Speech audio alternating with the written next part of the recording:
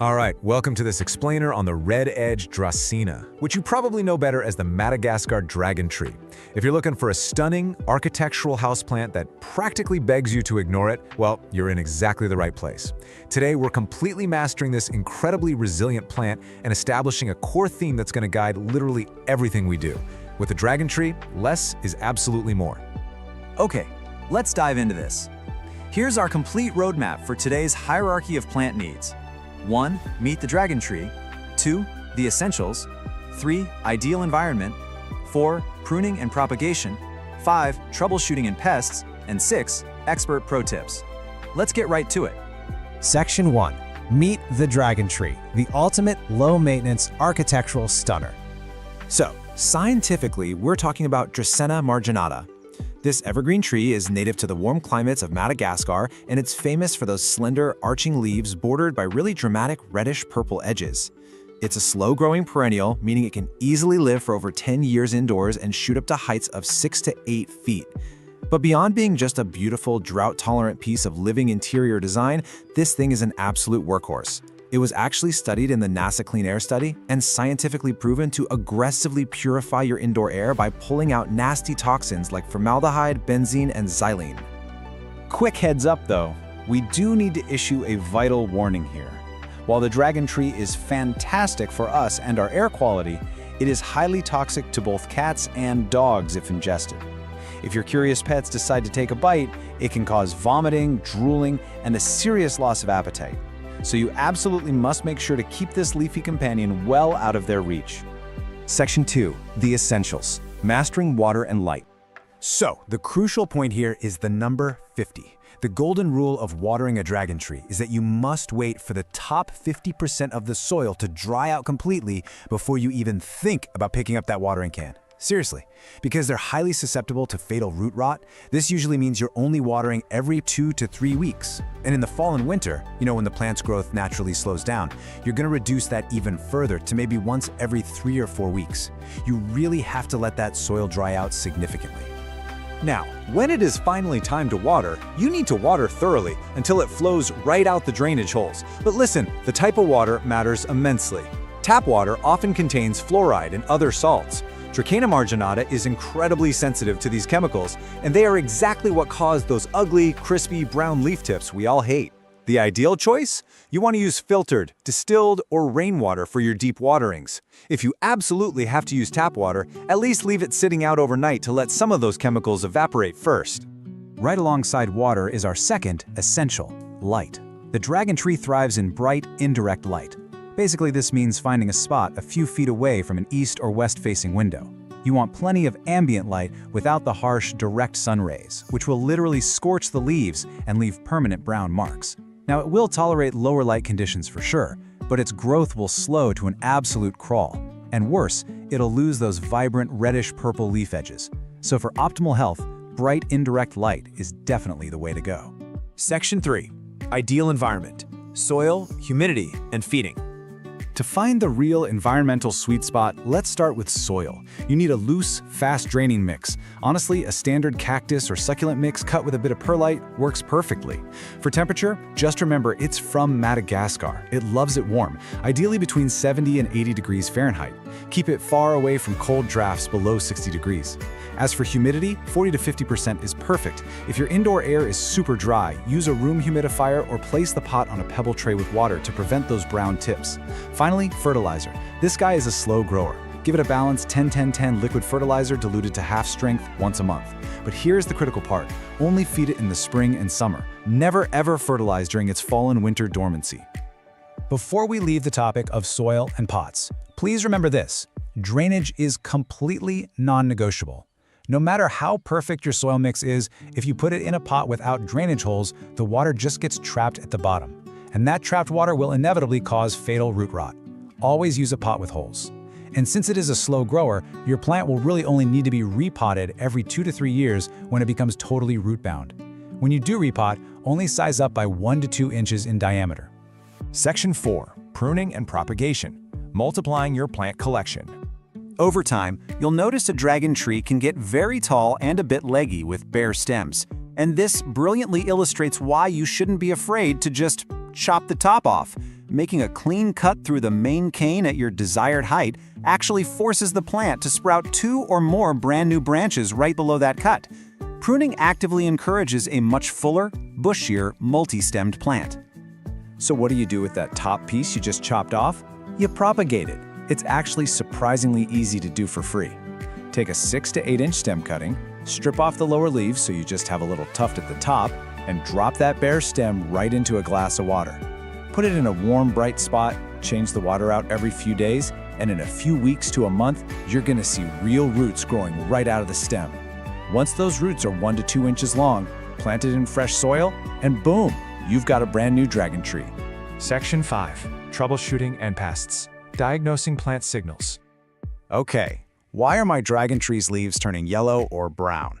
It is the most common question every single plant owner asks when panic starts setting in. Let's match those symptoms up so you know exactly what your plant is desperately asking for. The vast majority of the time, issues come down to water. If your plant has yellowing leaves, sudden massive leaf drop, and the stem feels brown and mushy, you are definitely overwatering. The roots are drowning and rotting. You need to let that soil dry out immediately. On the flip side, if the leaves are just wilting and drooping and the soil feels absolutely bone dry to the touch, it's underwatered. It just needs a thorough, deep drink of filtered water. Actually, quick aside, if just the lowest leaves are slowly turning yellow and dropping over time, that's just normal plant aging. We are looking for sudden, widespread changes here. Now what about pests? Thankfully, the dragon tree is fairly pest resistant, but keep a close eye out for 3 main culprits. Spider mites thrive in dry conditions. You'll want to look for fine webbing and stippled leaves, and treat them with neem oil. Mealybugs look like small, white, cottony masses hiding in the little crevices, and scale insects look like tiny, immobile brown bumps just stuck to the stems. For mealybugs and scale, a cotton swab dipped in rubbing alcohol will wipe them right out. But here is a massive pro tip. Literally step 1 upon seeing any of these pests is to isolate the plant immediately so they don't spread like wildfire to your other houseplants. Section 6. Expert Pro Tips. Taking your care to the next level. Let's do a rapid-fire rundown of the absolute best practices. Number 1. When in doubt, don't water. Seriously, just let it dry out. Number 2. Rotate the pot a quarter turn every single time you water. This ensures the plant gets nice, even light on all sides and grows straight up instead of leaning toward the window. Number 3. Gently wipe down those long, slender leaves monthly with a damp cloth. This removes dust, keeps them looking super glossy, and actively aids in photosynthesis. Definitely keep the plant far away from AC vents. And finally, use it as a vertical thriller in your home decor. Its spiky, modern texture looks incredible, contrasting with shorter, fuller plants. Ultimately, everything we've talked about today boils down to one core philosophy. Forget about it. Literally, this plant thrives on neglect.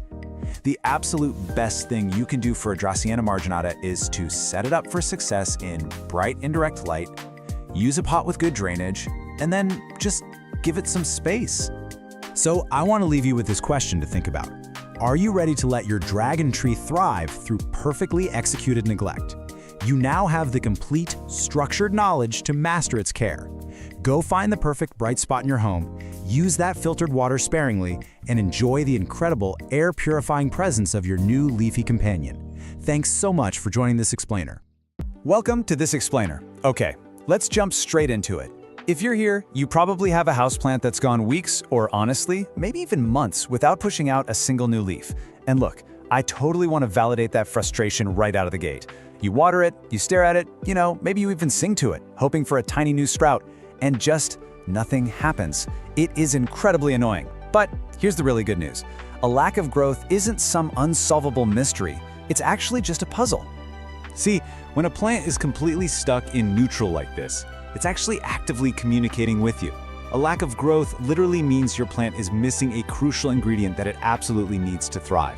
It's hit the pause button. So our job today is to put on our botanical detective hats and diagnose exactly what's holding it back based on the very clear signs it's giving us. So here's our roadmap for the explainer today. We're going to start by stepping inside the plant factory. Then we'll cover fixing light and water, troubleshoot nutrients and root space, look at normal pauses in growth, and wrap things up with some best practices for thriving plants. Okay, Section 1, Inside the Plant Factory. To really diagnose what's going wrong, I want you to completely change how you look at your potted friend. Think of your houseplant as a biological factory. And to run this factory and pump out new leaves and stems, it needs 3 absolutely non-negotiable inputs. Number 1, energy, which primarily comes from light via photosynthesis. Number 2, raw materials. We're talking water and soil nutrients like nitrogen and phosphorus. And number 3, space. Specifically, the room for its roots to actually expand and gather those materials. If your factory is shut down, I guarantee you, one of these 3 things is missing. Let's do a really quick diagnostic check to map out your symptoms. If your plant has leggy, stretched out stems and it's sitting in a dark corner, well, the cause is likely a lack of light. If you're seeing pale or yellowing leaves and it's been in the exact same pot for over a year, you should probably think nutrient deficiency. If the soil dries out incredibly fast after watering, it might be root-bound. Now, wilting or spots combined with either bone-dry or completely soggy soil, that points straight to improper watering. And hey, if it's fall or winter and the plant looks totally healthy otherwise, it might just be going through a natural dormancy. Moving on to Section 2, fixing light and water. Let's tackle the energy and operational functions of our factory. Right, so cause number 1, not enough light. I cannot stress this enough, this is the absolute most common reason for stunted growth. Light is literally the fuel for your plant's engine. Without enough of it, the plant just can't photosynthesize properly to create the energy required for new leaves. It doesn't drop dead immediately, it just kind of freezes in time. It maintains its current state, usually looking a bit washed out and leggy. The fix here is super straightforward. Give that engine more fuel. Move the plant to a brighter spot. The vast majority of houseplants thrive in bright, indirect light. An east-facing window is usually the absolute gold standard for this. Or pulling the plant just a few feet back from a really harsh south or west-facing window works wonders too. And listen, if your home just doesn't get good natural sunlight, don't sweat it. You can easily supplement your setup with a basic LED grow light. Next up is improper watering, which actually halts growth from 2 totally different directions. Underwatering creates a constantly thirsty, highly stressed plant. It reroutes every ounce of its energy into mere survival, so obviously there's nothing left for growth. Overwatering, on the flip side, is actually way more dangerous. It literally suffocates the roots and leads to root rot. That destroys the plant's physical ability to absorb the water and nutrients that are sitting right there in the soil. To fix this, you've got to find that Goldilocks zone. Adopt a consistent schedule, but, and this is key, don't just water on a Tuesday simply because it's Tuesday. You should water thoroughly only when the top 1 to 2 inches of the soil actually feel dry to the touch. And critically, you have to make sure your pot has good drainage holes. Excess water needs an escape route to prevent that dreaded root rot. Section 3, nutrients and root space. So what happens when the factory pantry is empty, or the building itself is just too cramped? This brings us to cause number 2, nutrient deficiency. It is so incredibly easy to forget that potting soil is finite. After a plant has been sitting in the exact same soil for about a year, it has essentially eaten everything available. The pantry is bare. Those essential minerals are just gone.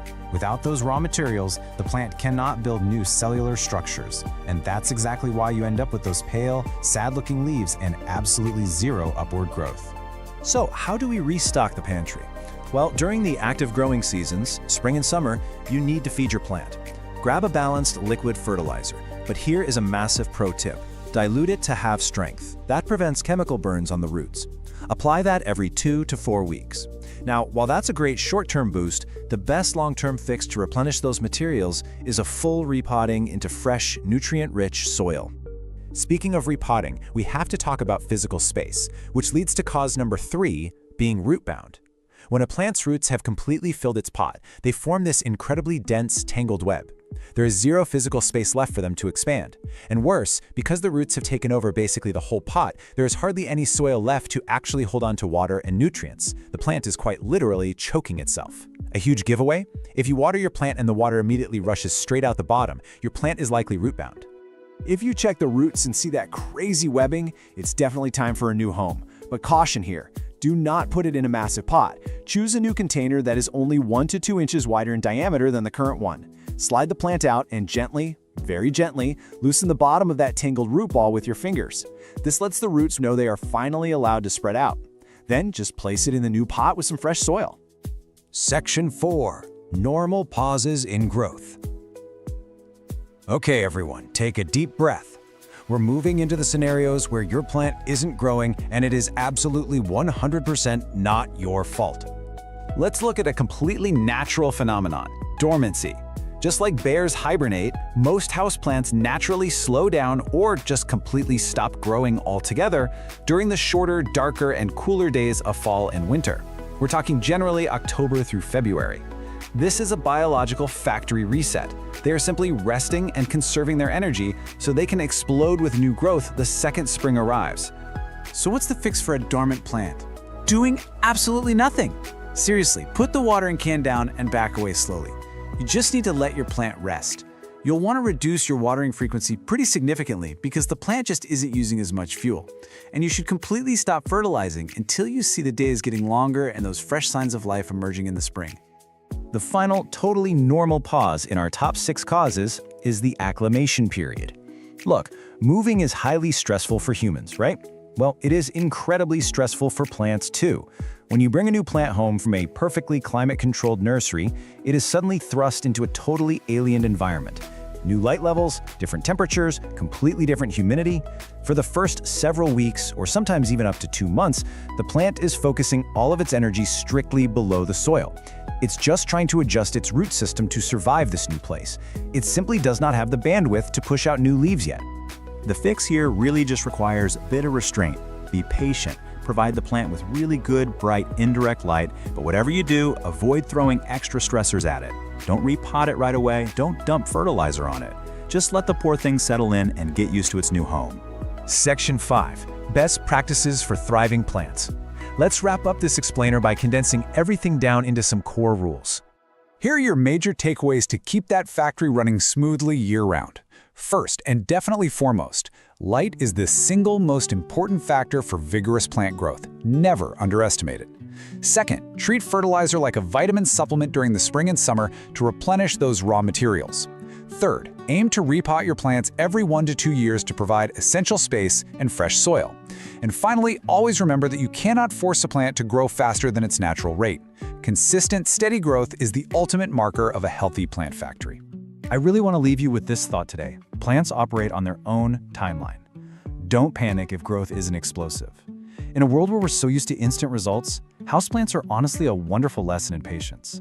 Observe them, diagnose them when they need help, but give them the grace to just grow at their own pace. So here is what I want you to do. Go look at that stubborn houseplant right now. Look at its location, physically feel the top of its soil, and check the bottom of the pot. Ask yourself, which essential element is missing from your plant's factory today? Find that missing piece, make the fix, and watch your plant thrive again. Thanks so much for learning with me today on this explainer, and hey, happy growing! Welcome to today's explainer. We're diving deep into what is arguably one of the most uniquely captivating houseplants you can possibly get your hands on, the bear's paw fern. Now, if you've seen one of these in person, you already know the vibe. They are totally famous for these thick, furry rhizomes that literally crawl right over the edge of the pot. I mean, it looks exactly like a little animal is trying to escape. It's a massive conversation starter. But keeping those paws plump and the fronds glossy, well, that takes a little bit of specific know-how. So today, we're taking you on a complete beginner to expert journey so you can confidently grow this stunning plant. Let's get right into it. Right out of the gate, we have to tackle the absolute #1 beginner mistake. Should you bury those furry paws in the dirt? The answer is a resounding absolutely not. No way. This is our golden rule for today, and we're going to come back to it a lot. Never bury the furry paws. They are meant to sit right on top of the soil. Because if you bury them, they'll stay way too wet and they will rot. It's really as plain and simple as that. So, with that golden rule established, here's our game plan. We'll properly meet the bear's paw fern, master its light and water needs, and then cover soil, humidity, and feeding. After that, we'll walk through a super simple pruning and propagation guide, troubleshoot some common problems, and finally wrap up with pro tips for ultimate growth. All right, section 1, let's officially meet the bear's paw fern. Getting to know its unique anatomy is actually the real secret to keeping it thriving in your living room. Okay, so the terminology here is pretty crucial because it tells us exactly how this plant behaves in the wild. The bear's paw fern, or Aglomorpha meianiana, if we're being scientific, is an epiphyte. What does that mean? Well, in its natural tropical habitat, it doesn't actually grow in deep dirt on the forest floor. Nope, it grows clinging to trees or mossy rocks. And those famous paws we keep talking about? Those are rhizomes. They're basically thick, creeping stems that store and absorb moisture and nutrients. Because it's an epiphyte with these creeping surface rhizomes, it naturally wants plenty of air circulating around its fuzzy feet. You know, you'll actually see this guy confused a lot with its cousin, the rabbit's foot fern. But they really have totally different vibes. The bear's paw is bold. It has incredibly chunky, thick paws and these large, leathery, deeply cut fronds.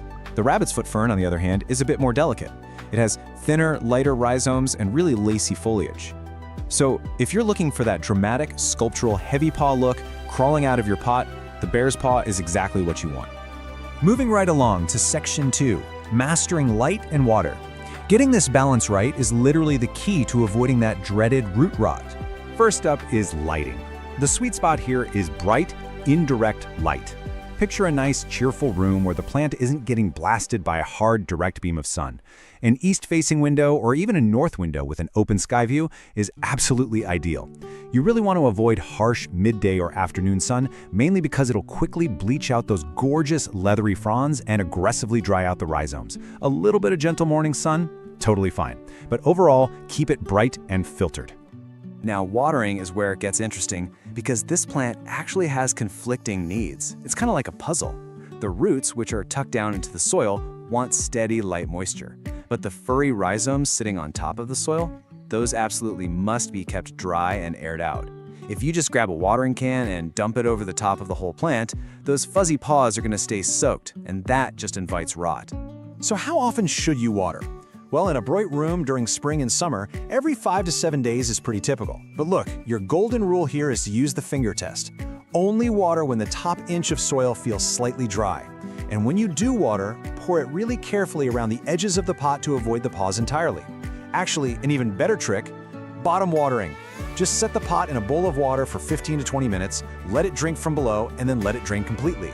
It's a total game changer. The roots get their drink, and the paws stay perfectly dry.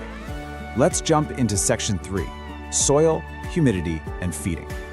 Replicating this fern's native tropical habitat is actually a lot easier than it sounds.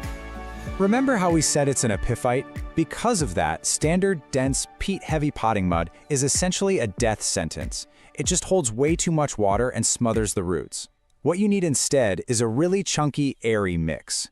A great DIY recipe you can whip up is 2 parts of a quality houseplant mix, 1 part fine orchid bark, and 1 part perlite or pumice. This combo is fantastic because it retains just enough moisture for the roots but provides massive airflow so the water drains fast. Plus, it gives the rhizomes a really nice textured surface to crawl on. As for humidity, 50 to 70% is the ideal range. The great news here is that those thick, leathery fronds make the bear's paw way tougher than those super dramatic, flimsy ferns like the maidenhair.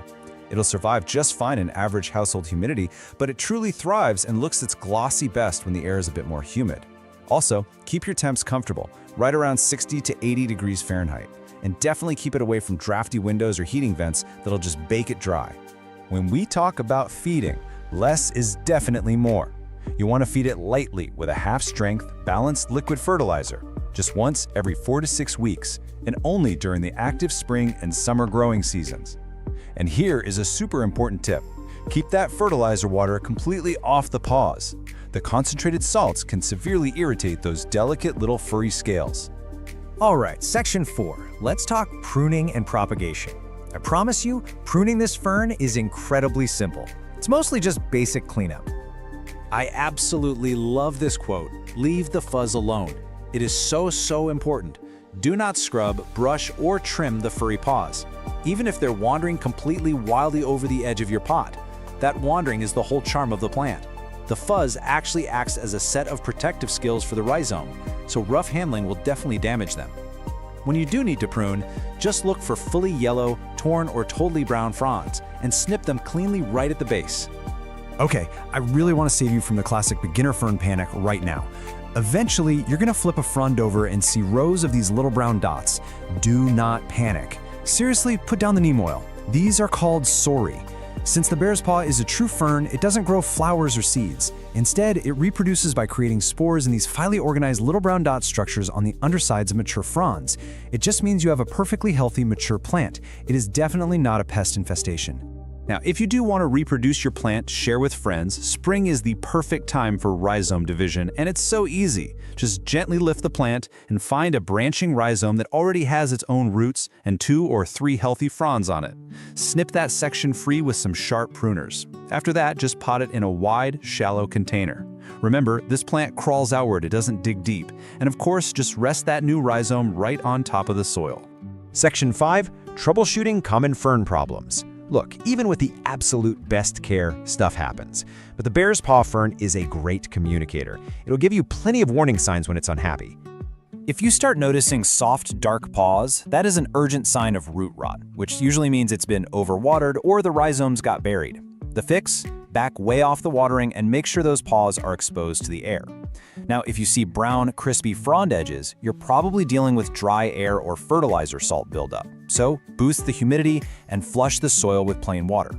And if those beautiful green leaves start looking faded and pale, it's getting blasted by too much direct sun. So, just pull it back into softer, indirect light. Quick side note on pests. If you ever spot spider mites or mealybugs, treat them really gently with a cotton swab of rubbing alcohol or insecticidal soap, but be super careful not to scrub or bruise the furry rhizomes while you're at it. Okay, final section. Section 6, Pro Tips for Ultimate Growth. We have covered a ton of ground today, so let's wrap up with a quick, rapid-fire summary of the absolute best practices. Here are your ultimate takeaways to guarantee success. Number 1, our golden rule. Keep those furry paws resting on top of the soil. Never ever bury them. Use wide, shallow pots filled with that chunky, airy epiphytic mix we talked about. When it's thirsty, water the roots around the edges, but keep the rhizomes completely dry. Give it bright, filtered, indirect light to keep the fronds glossy, and try to keep that humidity between 50 and 70%. And finally, this plant actually likes being a little snug, so you only really need to repot it every 2 to 3 years when the soil breaks down or the paws have totally overrun the edges. Which brings us to our final thought. Now that you've got all this beginner to expert knowledge, take a look around your space. Which empty, bright corner of your home is just waiting for the unique, dramatic character of a crawling bear's paw fern? It is just such a rewarding plant to grow once you understand its rules, and I highly encourage you to give it a try. Thanks so much for joining me on this explainer, and happy growing. Welcome to This Explainer. Today we're launching a tactical counteroffensive against one of the absolute most frustrating indoor invaders you can ever encounter, the mealybug. If you love your indoor houseplants, you're going to want to pay close attention because we're turning all this source material into your ultimate, complete guide on how to identify and get rid of mealybugs for good. Now, if you've ever stared at a beloved houseplant and just completely panicked over seeing this small, cotton-like fluff tucked right into the nooks and crannies of the stems, well, you've correctly identified a breach. Yes, that fluff is highly dangerous to your plant's health. But don't worry, take a deep breath. We have a battle plan to get your greenery back to safety. Here's our quick roadmap to secure your perimeter. 1. Identifying the enemy. 2. Causes of the invasion. 3. Step-by-step treatment plan. And 4. Preventing future infestations.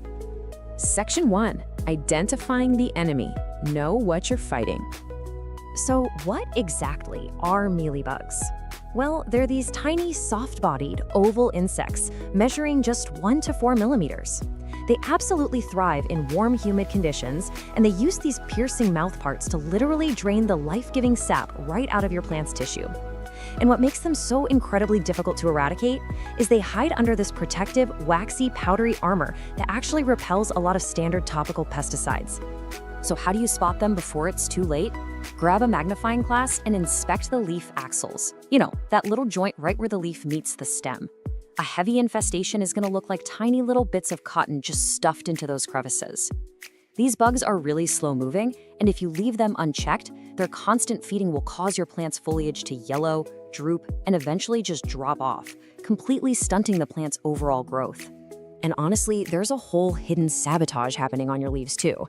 As they feed, mealybugs excrete this sticky, clear substance called honeydew. It makes the leaves look shiny and kind of tacky to the touch, and it does 2 terrible things. First, it grows a powdery black fungus called sooty mold, but second, it actually attracts ants. The ants will actively farm and protect the mealybugs from predators just so they can harvest that sweet honeydew. It is a highly organized alliance working right against your plant. Section 2. Causes of the invasion. How did they breach the perimeter? It really often comes down to overall plant health. An ideally balanced plant has strong natural defenses, but an overwatered plant, that's a stressed, weak plant. Put that in stagnant air, and pests can just settle in completely undisturbed. And if you add in way too much nitrogen fertilizer, the plant pushes out this incredibly lush, tender new growth. To a mealybug, that tender new growth is literally an all-you-can-eat buffet. But here's the crucial point. While weak plants definitely attract pests, the bugs still have to physically get inside your house somehow, right? The most common source of an invasion is actually a classic Trojan horse scenario. It's a beautiful, brand new plant you just brought home from a nursery or store, and it's secretly harboring a few hidden bugs. You absolutely must always quarantine and inspect your new arrivals before putting them anywhere near your existing collection. Section 3, Step-by-Step Treatment Plan, the Counterattack. All right, here is your 4-step mission directive to completely eradicate the infestation. We're going to move from immediate triage through manual and natural defenses all the way up to total elimination. Step 1 is non-negotiable. You have to isolate the infested plant immediately. Female mealybugs lay hundreds of eggs, and the newly hatched young, which are called crawlers, will actively travel to your nearby pots. Once it's isolated, step 2 is manual removal. Grab a Q-tip, dip it in 70% isopropyl alcohol, and touch it directly to every single visible bug and cottony egg sac you can see. The alcohol instantly dissolves their wax coating on contact and kills them. After that, just give the plant a rinse in lukewarm water to wash away the casualties. Moving on to step 3, you need to attack the invisible crawlers that your Q-tip definitely missed. Now, you can buy a commercial insecticidal soap to suffocate them, or you can mix up this highly effective DIY neem oil solution. Just combine 1 teaspoon of pure cold-pressed neem oil, a half teaspoon of mild dish soap to act as an emulsifier, and 1 quart of warm water. Shake it up constantly and spray the entire plant, stems, undersides of leaves, the whole shebang, until it is completely dripping wet. The neem oil acts as a really powerful repellent and growth disruptor. Now, the timeline required for victory is absolutely crucial here. Because mealybugs are such expert hiders and their eggs are so well protected, a one-and-done spray simply will not work. Consistency is key. You need to repeat your organic spray treatments every 5 to 7 days for several weeks. This specific timing interrupts their life cycle, making sure you kill the newly hatched crawlers before they have a chance to mature and lay even more eggs. But what if the invading force is just massive and absolutely resists all your manual and natural attacks? While step 4 is your chemical last resort. Systemic insecticides are absorbed directly into the plant's roots and tissues, literally making the plant's sap poisonous to the feeding mealybugs. However, these are really potent chemicals, so they must be used with extreme caution, especially indoors, and you must strictly follow every single label instruction. Section 4. Preventing future infestations, securing the perimeter. Having defeated the current enemy, your first line of defense moving forward is proactive care. Beyond meticulously inspecting any new plants you buy, you should physically wipe your leaves with a damp cloth pretty regularly. This doesn't just make your plants look great, it physically removes any early-stage pests before they can multiply. Also, be sure to avoid over-fertilizing so you don't push out overly tender growth, and promptly prune away dead or dying leaves, because those serve as the perfect hiding spots for these bugs. And while mealybugs will happily attack almost anything, you really need to pay special attention to high-risk targets. Mealybugs seem to consider plants like Hoya, jade, pothos, croton, orchids, coleus, and fiddleleaf figs to be absolute delicacies. So if you own any of these species, you need to double your vigilance and check their leaf axils basically every single time you water them. Now there is one final plot twist to be aware of. What if you've done everything right, you've isolated, swabbed, and sprayed for weeks, but the plant is still declining? Well, you might actually be dealing with root mealybugs. These are a specific species that live entirely underground and feed directly on the plant's root system. If you suspect this, you're going to need to unpot the plant, inspect the roots for that telltale white fuzz, thoroughly clean the root system, and repot it in entirely fresh soil using a sanitized pot. All right, you are now fully armed with the ultimate battle plan to identify, treat, and prevent mealybugs from destroying your indoor jungle. Remember, early detection is literally the only thing standing between a thriving jungle and a total loss. So the only question left for you today is, which of your precious houseplants are you going to go inspect right now? Keep your perimeters secure. Have you ever stood in your living room, just staring at a slightly sad-looking fern, wondering if you're about to save its life or literally drown it? Well, you are definitely in the right place. In today's explainer, we're tackling the absolute ultimate beginner frustration, how to keep your indoor jungle alive without relying on some magic watering number. It can be incredibly stressful when you're just trying to do the right thing for your greenery, right? So how often should you actually water your houseplants? It is the exact question that keeps well-intentioned plant parents up at night. I mean, it sounds so simple, but then you start reading the care labels. One says water regularly, another says allow to dry. And your plant? Well, it can't exactly speak up and tell you what it wants. No wonder things get confusing so fast. But what if I told you the answer isn't a number at all? Okay, we need to dive straight into a hard, totally paradigm-shifting truth. You've got to ditch the calendar. There is absolutely no universal watering schedule. I know, it's so tempting to just pick a day, like say Sunday morning, and make that your official watering day. But relying on a set day of the week to water your plants is a guaranteed path to eventually killing them. Section 1. Ditch the watering schedule. To really understand why a watering schedule fundamentally fails, just think about this idea. Setting a weekly alarm assumes that every plant and every single home environment is exactly the same, and they just aren't. A pothos sitting in a sunny June window drinks far faster than that exact same pothos sitting in a north-facing room in the dead of January. If you water by the calendar, sooner or later you're going to pour water into a pot that is still totally wet from last week, or you're going to leave one bone dry for days when it desperately needed a drink. Using a set day should only ever be a reminder to check your plants, never a command to automatically water them. Section 2. Testing for plant thirst. So, if we throw out the calendar, what do we actually do? We pivot to the golden rule of houseplant care, reading the soil. You have to water the plant that's sitting right in front of you based on what its soil is doing in that exact moment. Which brings us to a magic number, 2, as in 2 inches.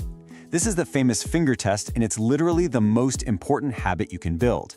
You just push a finger directly into the soil right up to your second knuckle, which is roughly 2 inches down. If damp soil clings to your skin when you pull it out, wait, do not water. But if it feels dry all the way down to that second knuckle, most of your plants are ready for a drink. This simple, completely free technique saves way more plants than any fancy tool you can buy. But hey, we can use our other senses too. Along with the finger test, you should really start lifting your pots. A freshly watered pot is heavy. It's loaded down with all that moisture. But a dry pot, it feels surprisingly, almost hollowly light in your hands. If you spend just a week doing the finger test while lifting the pots at the exact same time, your brain will start to recognize what a thirsty plant actually feels like. It's incredibly fast, and it saves you from digging in the dirt every single time. Now, while your fingers are for sure your best tools, a moisture meter is fantastic if you happen to have a massive plant collection to get through. It's also great for deep, decorative pots where your finger just physically can't reach the root zone. They take all the guesswork out of those really big containers and self-watering setups, checking the moisture way down deep where it actually matters. Section 3. Variables that change the clock. We also need to talk about the hidden variables that are constantly messing with your plant's internal clock. Just picture the contrast here. Brighter light and warm weather speed up a plant's growth, right? Which means the soil naturally dries out way faster. But the pot matters just as much. A porous, breathable terracotta pot bakes dry incredibly quickly. Now contrast that with a large, thick plastic pot sitting in a shady, cool corner during the winter. Plastic traps moisture, so a tiny seedling in clay on a sunny windowsill is on a completely different timeline than a massive plant in a plastic pot in a dark room. And of course, the plant's own biology is a huge factor. Succulents and snake plants literally store their own water right inside their leaves. They absolutely want their soil to dry out completely. On the flip side, things like ferns and calatheas, they prefer to stay lightly moist basically at all times. Knowing which biological camp your plant sits in is vastly more important than any set number of days on a generic store label. Section 4. The right way to water. Okay, so you've done the finger test, you've lifted the pot, and you've confirmed the soil is officially dry. It is time to water. But there is a right way and a very wrong way to physically execute this. Here are the steps for a perfect watering session. Step 1, you want to pour slowly until water actively runs out from the bottom drainage holes, and then stop. Step 2, this ensures you let the entire root ball soak, and this is vital. Giving it a quick little splash on top every few days only wets the top inch of soil, leaving those deeper roots totally parched. And finally, step 3, empty the saucer after about 15 minutes. That last step, emptying the saucer, is absolutely critical. Leaving a pot standing in a full saucer of water is the absolute quickest path to root rot. And root rot is a deadly condition where the roots literally suffocate from sitting in soggy, oxygen-deprived soil. This is exactly why a pot with no drainage holes at all is a massive hazard. If your pot doesn't drain, that is the very first thing you need to fix. Section 5. Overwatered or underwatered? Look, even with all this knowledge, mistakes happen to the best of us. And when they do, it leads to the most common beginner trap of all: misdiagnosing a struggling plant. When we see a sad plant, we almost always assume it's thirsty, and we instinctively drown it.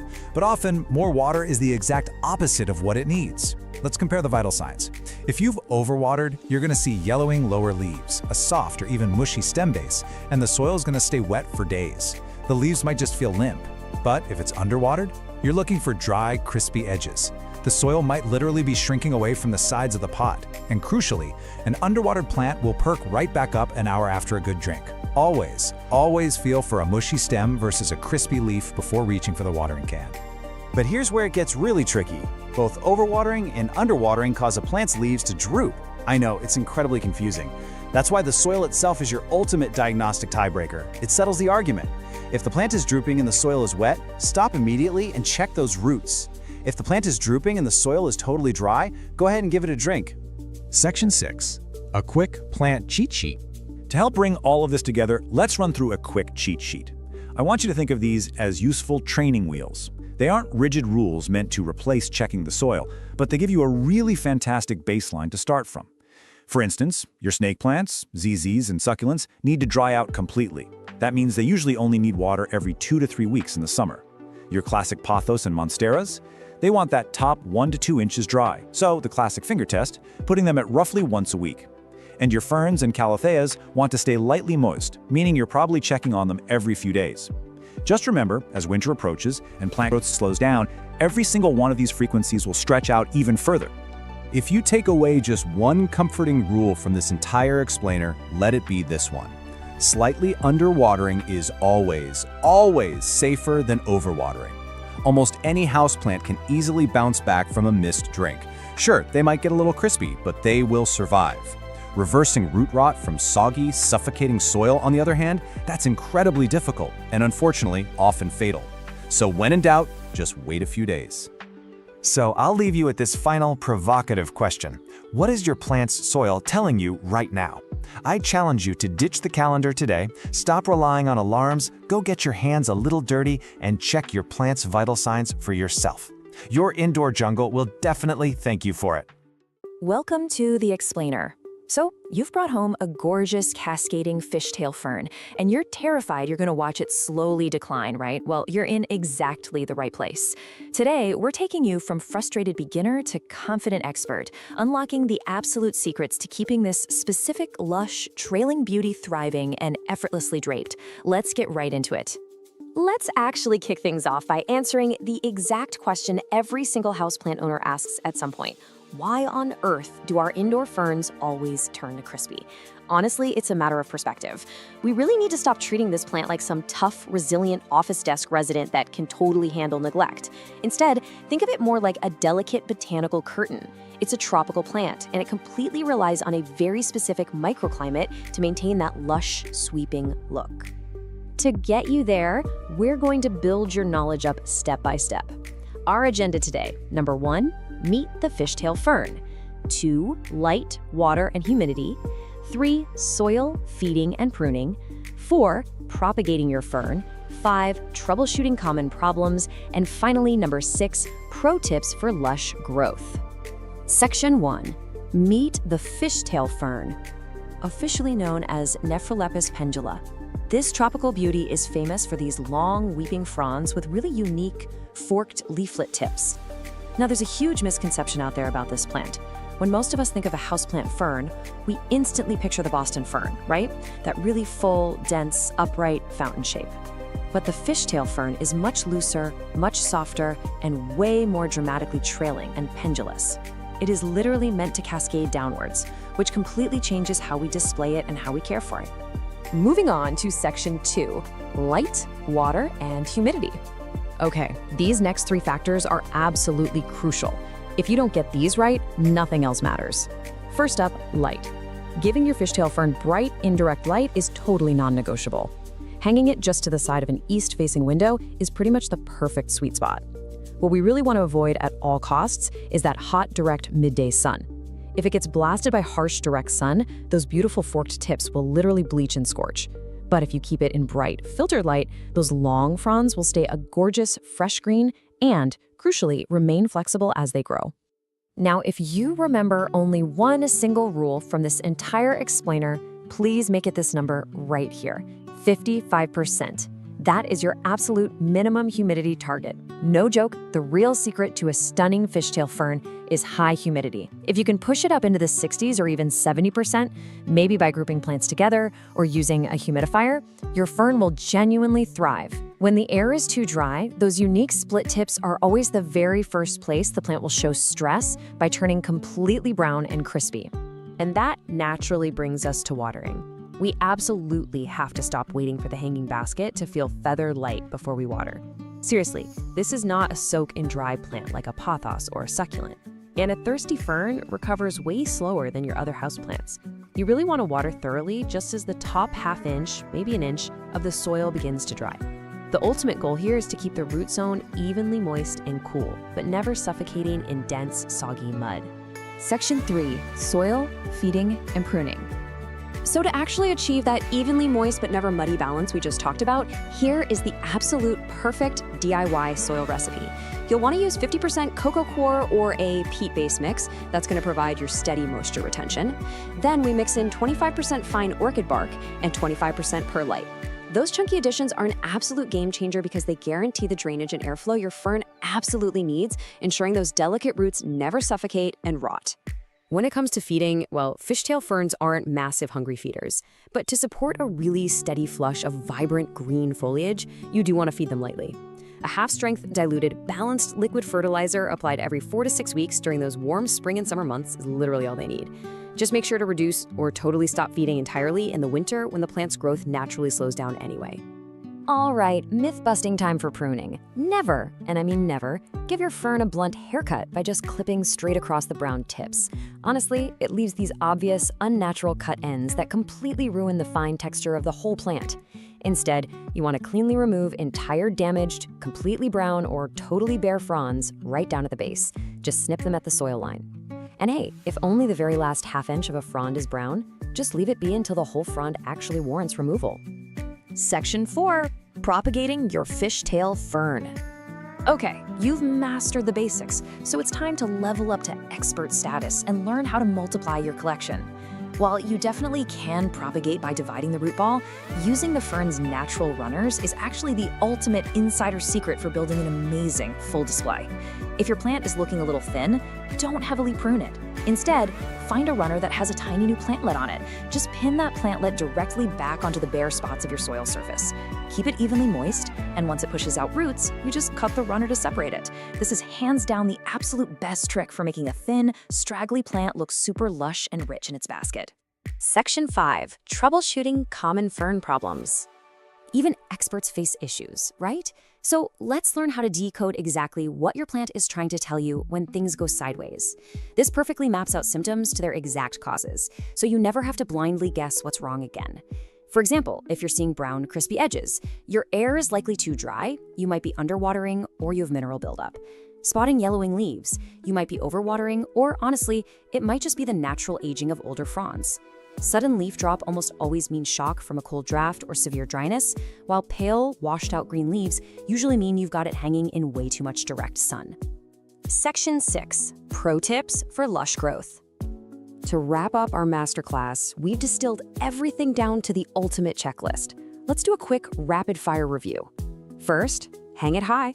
This plant earns its keep through its dramatic weeping movement, so give it the vertical space it deserves. Second, treat high humidity as totally non-negotiable. Third, flush the pot thoroughly with plain water every couple of months to wash away fertilizer salts and mineral buildup, which, remember, often cause those pesky brown tips. Fourth, keep the fern far away from harsh, dry heater blasts in the winter. And finally, judge your plant's overall health by monitoring the cinder crown for healthy, fresh new growth, rather than agonizing over a few old, slightly damaged ends. You now have all the tools, the perfect soil mix, the right watering rhythm, and the insider propagation secrets to keep your fishtail fern thriving from root to tip. So the only real question left is, where in your home will you hang this stunning, living botanical curtain? Find that perfect, bright, indirect, and humid spot and just watch it cascade. Thanks for hanging out with me for this explainer, and happy growing. Okay, picture this. You've got a houseplant you absolutely adore, right? But lately, it's looking like it desperately needs a new home. Maybe it's practically overflowing its pot, or maybe it's just completely stopped growing, and you know you've got to step in. But let's be real for a second. Repotting can be super intimidating. Well, we're going to change that today. In this explainer, we're going to completely demystify the step-by-step process of repotting a houseplant without killing it, turning it from a dreaded chore into a really satisfying, simple routine. So, are you terrified of repotting? If so, you are definitely not alone. Honestly, moving a beloved plant can feel incredibly risky. We all get that creeping anxiety, like what if I accidentally snap the roots? Or what if the plant goes into total shock and I end up killing the very thing I'm trying to save? It's completely normal to feel that way, because to us it looks like this violent disruption to the plant's life. But I want you to shift your perspective entirely. I absolutely love this analogy because it instantly lowers the stakes. Repotting feels like major surgery, but it's actually much more like giving your plant a new, comfortable pair of shoes. Think about it. When your feet are crammed into shoes that are 2 sizes too small, you can't walk, you can't grow, and you're just miserable. Well, plants are the exact same way. Moving them to a proper vessel is actually one of the absolute best things you can do for their long-term health and vitality. Okay, let's dive into this. Here is our roadmap for today. First, signs it's time. Second, the step-by-step guide. And third, plant aftercare and recovery. Part 1. Signs it's time. Basically, when to upgrade your plant's home. You know, houseplants are actually pretty terrible at hiding their discomfort. They'll tell you when they need an upgrade, and spring is typically the prime time they start sending out these little SOS signals. There are 3 telltale clues you really need to look out for. The first one is the most dramatic. Roots are literally escaping. If you lift your plant up and see roots actively growing out of the drainage holes at the bottom, yeah, they are desperately searching for more space. The second sign is that the plant is root-bound, which we'll define in just a second. And the third sign is a complete halt in growth. If it's the spring or summer growing season and your plant hasn't pushed out a single new leaf or stem in months, it's likely exhausted both the nutrients and the physical space in its current pot. Let's look a bit closer at that second sign. What does it actually mean to be root-bound? To check for this, you just gently slide the plant out of its current pot. If you look at the bottom and sides and see way more roots than soil, specifically if it's this tight, dense, almost brick-like mass of tangled roots, your plant is officially root-bound. It is literally suffocating in there, and it is definitely time for a repot. Part 2. The step-by-step guide. Time for getting your hands dirty. Now, before we begin the core operation, make sure you set up on a surface you can easily clean up, like an outdoor patio, a tarp, or maybe over a large sink, because you are absolutely going to spill some soil. Step 1 is choosing the right pot, and there's a golden rule here, 1 to 2. You should only ever select a new pot that is 1 to 2 inches larger in diameter than the current one. I know, it's incredibly tempting to just pop a small plant into a massive pot so you don't have to repot it again for years, but going too big is a massive and super common mistake. So the crucial point here is understanding exactly why a massive pot is so dangerous. A pot that's too large for the plant's root system holds way too much soil. And that excess soil acts like a giant sponge, staying wet for far too long, which quickly leads to root rot, and that's basically a death sentence for most houseplants. Stick to the 1 to 2 inch rule. And please, firmly remind yourself, the new pot absolutely must have drainage holes, literally no exceptions. All right, here's a high-level look at our simple 4-step process. We just covered step 1, choose the right pot. Next, we remove the plant. Then, we loosen the roots. And finally, we repot and water. When you break the whole shebang down into these 4 actionable steps, you can see just how easy and straightforward this operation really is. Let's focus on step 2, removing the plant. The key word here is gentle. Turn the plant sideways, support the stems gently with your hand, and tap the bottom of the pot until the plant slides out. If your plant is being stubborn and refusing to budge, whatever you do, don't yank it by the stems. Instead, simply squeeze the sides of the plastic nursery pot, or carefully run a blunt butter knife around the inside edge just to loosen up the soil. Now for step 3, loosening the roots. If your plant was root-bound, this step is absolutely vital. You need to encourage those roots to stop growing in a circle and start growing outward into their fresh new soil. To do this, gently massage the root ball with your fingers to loosen the tangled roots. If they're heavily coiled and fused together at the bottom, don't panic. Seriously, it's completely okay to physically untangle them, or even make a few vertical, shallow cuts with a clean knife to break the tension. Finally, step 4 is our assembly, and here's your quick checklist. First, add a base layer of fresh potting mix to the new pot. Second, set your loosened root ball inside, making sure the top of the root ball sits about 1 inch below the rim of the pot so water doesn't overflow later on. Third, fill in the empty space around the sides with fresh mix, gently patting it down. And fourth, water thoroughly. You want to water until it actively runs out those drainage holes. And this isn't just to give the plant a drink, it's absolutely crucial for helping the new soil settle snugly around the roots, eliminating any large, dangerous air pockets. Part 3. Plant aftercare and recovery, helping your plant settle in. All right, we've successfully repotted. But even though we were gentle, the plant just went through a really big structural change. It needs some specific TLC to settle into its new environment without, throwing a fit. Let's walk through the 4 critical aftercare rules. First, put it back in the exact same light conditions it enjoyed before. Don't add the stress of a new location on top of a new pot. Second, consider bottom watering for the first few weeks to ensure even moisture and help that root system establish itself downwards. Third, expect a little drama from your plant. And fourth, definitely hold off on the fertilizer. Now, what's really interesting about this slide is that the drama we just mentioned actually has an official name: transplant shock. If your plant looks a little droopy, wilted, or even drops a lower leaf or two in the week following a repot, do not panic. This is a completely normal biological response to having its roots disturbed. You didn't fail. Preemptively manage your expectations, stay patient, and just let the plant recover on its own timeline. And finally, let's look at the logic behind that last aftercare rule: holding off on the plant food. You actually need to wait 4 to 6 weeks before resuming your normal fertilizing routine. Why? Well, because that brand new, fresh potting soil you just packed in there is already loaded with fresh nutrients. If you add liquid fertilizer on top of that, you can accidentally burn the roots and overfeed your freshly potted, recovering plant. And there you have it. You now have the exact skills, the golden rules, and the confidence to properly upgrade your plants without any fear. But now that your plants are settling into their roomy new homes and gearing up for an absolute explosion of healthy growth, it begs a rather exciting question. Once they start thriving, are you ready to multiply them? Because taking healthy cuttings and learning the magic of plant propagation just might have to be your very next houseplant adventure. Welcome to The Explainer. So if you're looking to bring some incredibly lush, vibrant greenery into your space, you are in exactly the right place. Today we're focusing on an absolute classic, the brake fern. We're going to break down exactly what it takes to help this beautiful plant absolutely thrive. Okay, let's dive into this. Here's a quick look at our roadmap for today. First, we'll meet the brake fern, then move on to creating the perfect environment. After that, we've got water, soil, and feeding, followed by pruning and propagation. Then we'll do a bit of troubleshooting, and finally wrap up with some pro tips for success. Right, Section 1, Meet the Brake Fern.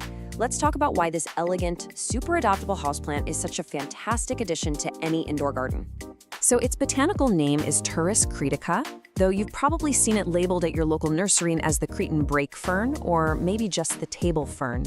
And what's really interesting here is that while it has these gorgeous, delicate, feather-like fronds, it is way more resilient than some of its notoriously fussy fern cousins. Yeah, I'm looking at you, maidenhair fern. It's honestly the perfect drama-free entry point if you're getting into indoor ferns. Okay, let's run through some quick stats. Indoors, they stay pretty compact, usually maxing out at about 1 to 2 feet tall. They've got a slow to moderate growth rate, and since they're perennials, they'll stick around for years and years. Now, this is absolutely crucial for the animal lovers out there. They are completely non-toxic to both pets and humans. Oh, and just a quick note, like all true ferns, they don't bloom. They reproduce via spores instead of flowers. Moving on to Section 2. Creating the perfect environment. Getting the stage set correctly with light, humidity, and temperature really is half the battle. When we talk about ideal light, think about trying to replicate a dappled forest floor. You want bright, indirect light, the kind you'd get right up against a north or east-facing window. Direct, intense sunlight? Yeah, that is the enemy here. It will literally scorch those delicate fronds, leaving them looking pale, faded, or just visibly burnt. 50 to 70%. That right there is the absolute secret to a happy fern. Now, sure, they can survive in average room humidity, but boosting the moisture in the air to hit this sweet spot, that's what's gonna give you that lush, vibrant, literal greenhouse quality growth. So how exactly do we hit that magical percentage? Well, a daily misting with room temperature water is a great quick boost. You can also use a pebble tray underneath the pot for some steady ambient moisture, or just run a cool mist room humidifier. Grouping it with other plants helps too, since they create a little shared microclimate. Fun fact, placing them in naturally humid rooms, like a bright bathroom, is absolute fern heaven. They'll just soak up all that steam from your daily showers. Let's talk temperature for a second. Unlike a lot of your tropical houseplants that just crave intense heat, brake ferns actually appreciate a slightly cooler house. They love temperatures sitting between 60 and 75 degrees Fahrenheit. In fact, they genuinely enjoy brief nighttime dips down to 50 degrees, which perfectly mimics their natural habitat. But, and this is a big but, keep them away from extremes. They absolutely despise hot drafts, radiators, heating vents, and AC units. All right, Section 3, water, soil, and feeding. Let's look at the routine maintenance required to keep this plant fueled and hydrated. The absolute golden rule for watering a brake fern is this: stay moist, not wet. They really don't have much drought tolerance, so you're going to want to water them thoroughly when just the top inch of soil feels slightly dry to the touch. But here's the major warning: never, ever leave them sitting in water. Discard any excess water in the saucer immediately. Standing water is basically a fast track to suffocating the roots and causing root rot. Also, if your tap water is on the harsher side, you might want to switch to filtered, distilled, or rainwater. And you know the soil you use plays a massive role in that whole watering routine. You're looking for a peat-based potting mix, but it needs to be amended with perlite or pumice so those roots can actually breathe. The soil has to retain moisture without turning into a soggy, dense mess. Oh, and a drainage hole in the pot? Completely strictly non-negotiable. As for feeding, brake ferns are what we consider light feeders. During their active growing seasons in the spring and summer, you really only need to feed them every 2 to 4 weeks. Now, because their root systems are actually quite sensitive, it's super critical to use a liquid houseplant fertilizer diluted to half strength. And always apply it to soil that's already moist so you don't accidentally burn the roots. Section 4, pruning and propagation. This is where we get into how to tidy up your plant, keep it healthy, and best of all, multiply it. Routine maintenance is honestly incredibly straightforward. If you spot any yellow or brown fronds, just snip them off with sharp scissors at the absolute base of the plant.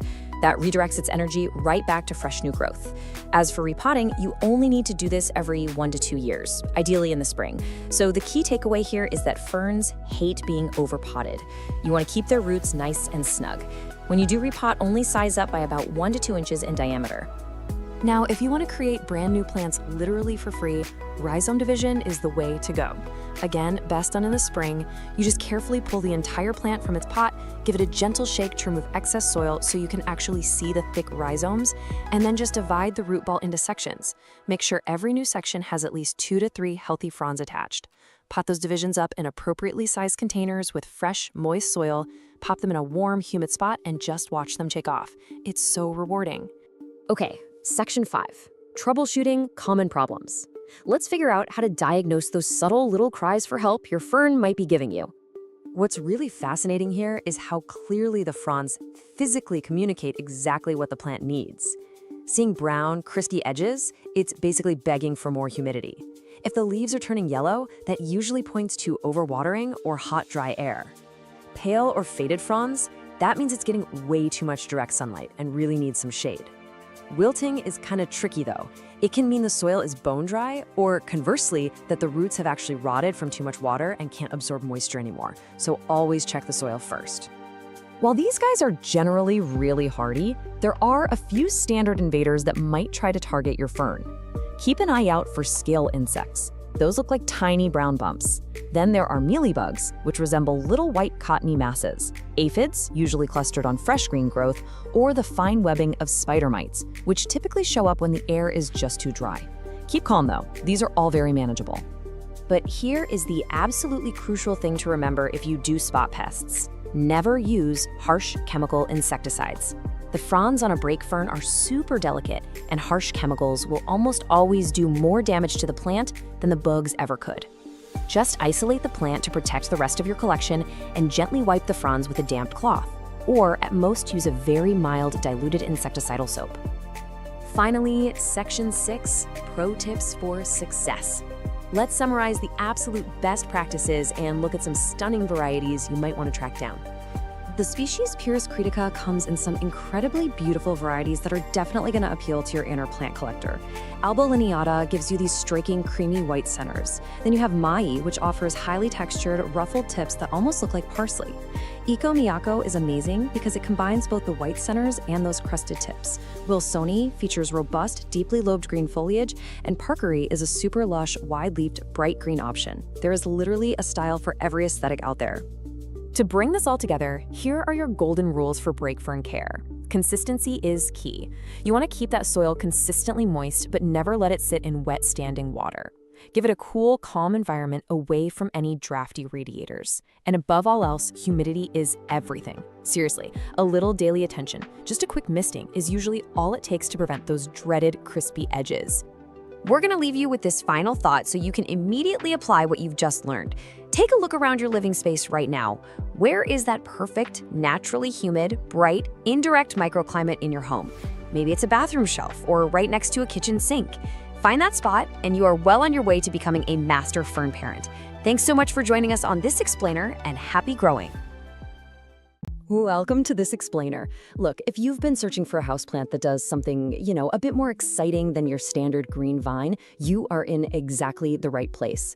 Today, we're going to learn how to transform you from a nervous beginner into a confident expert. We'll unlock the secrets to cultivating this incredibly popular plant so it develops its signature dramatic, deep blue-green fenestrations. Those are those really cool natural splits and holes in the leaves that plant collectors absolutely go crazy for. So here is our game plan for today.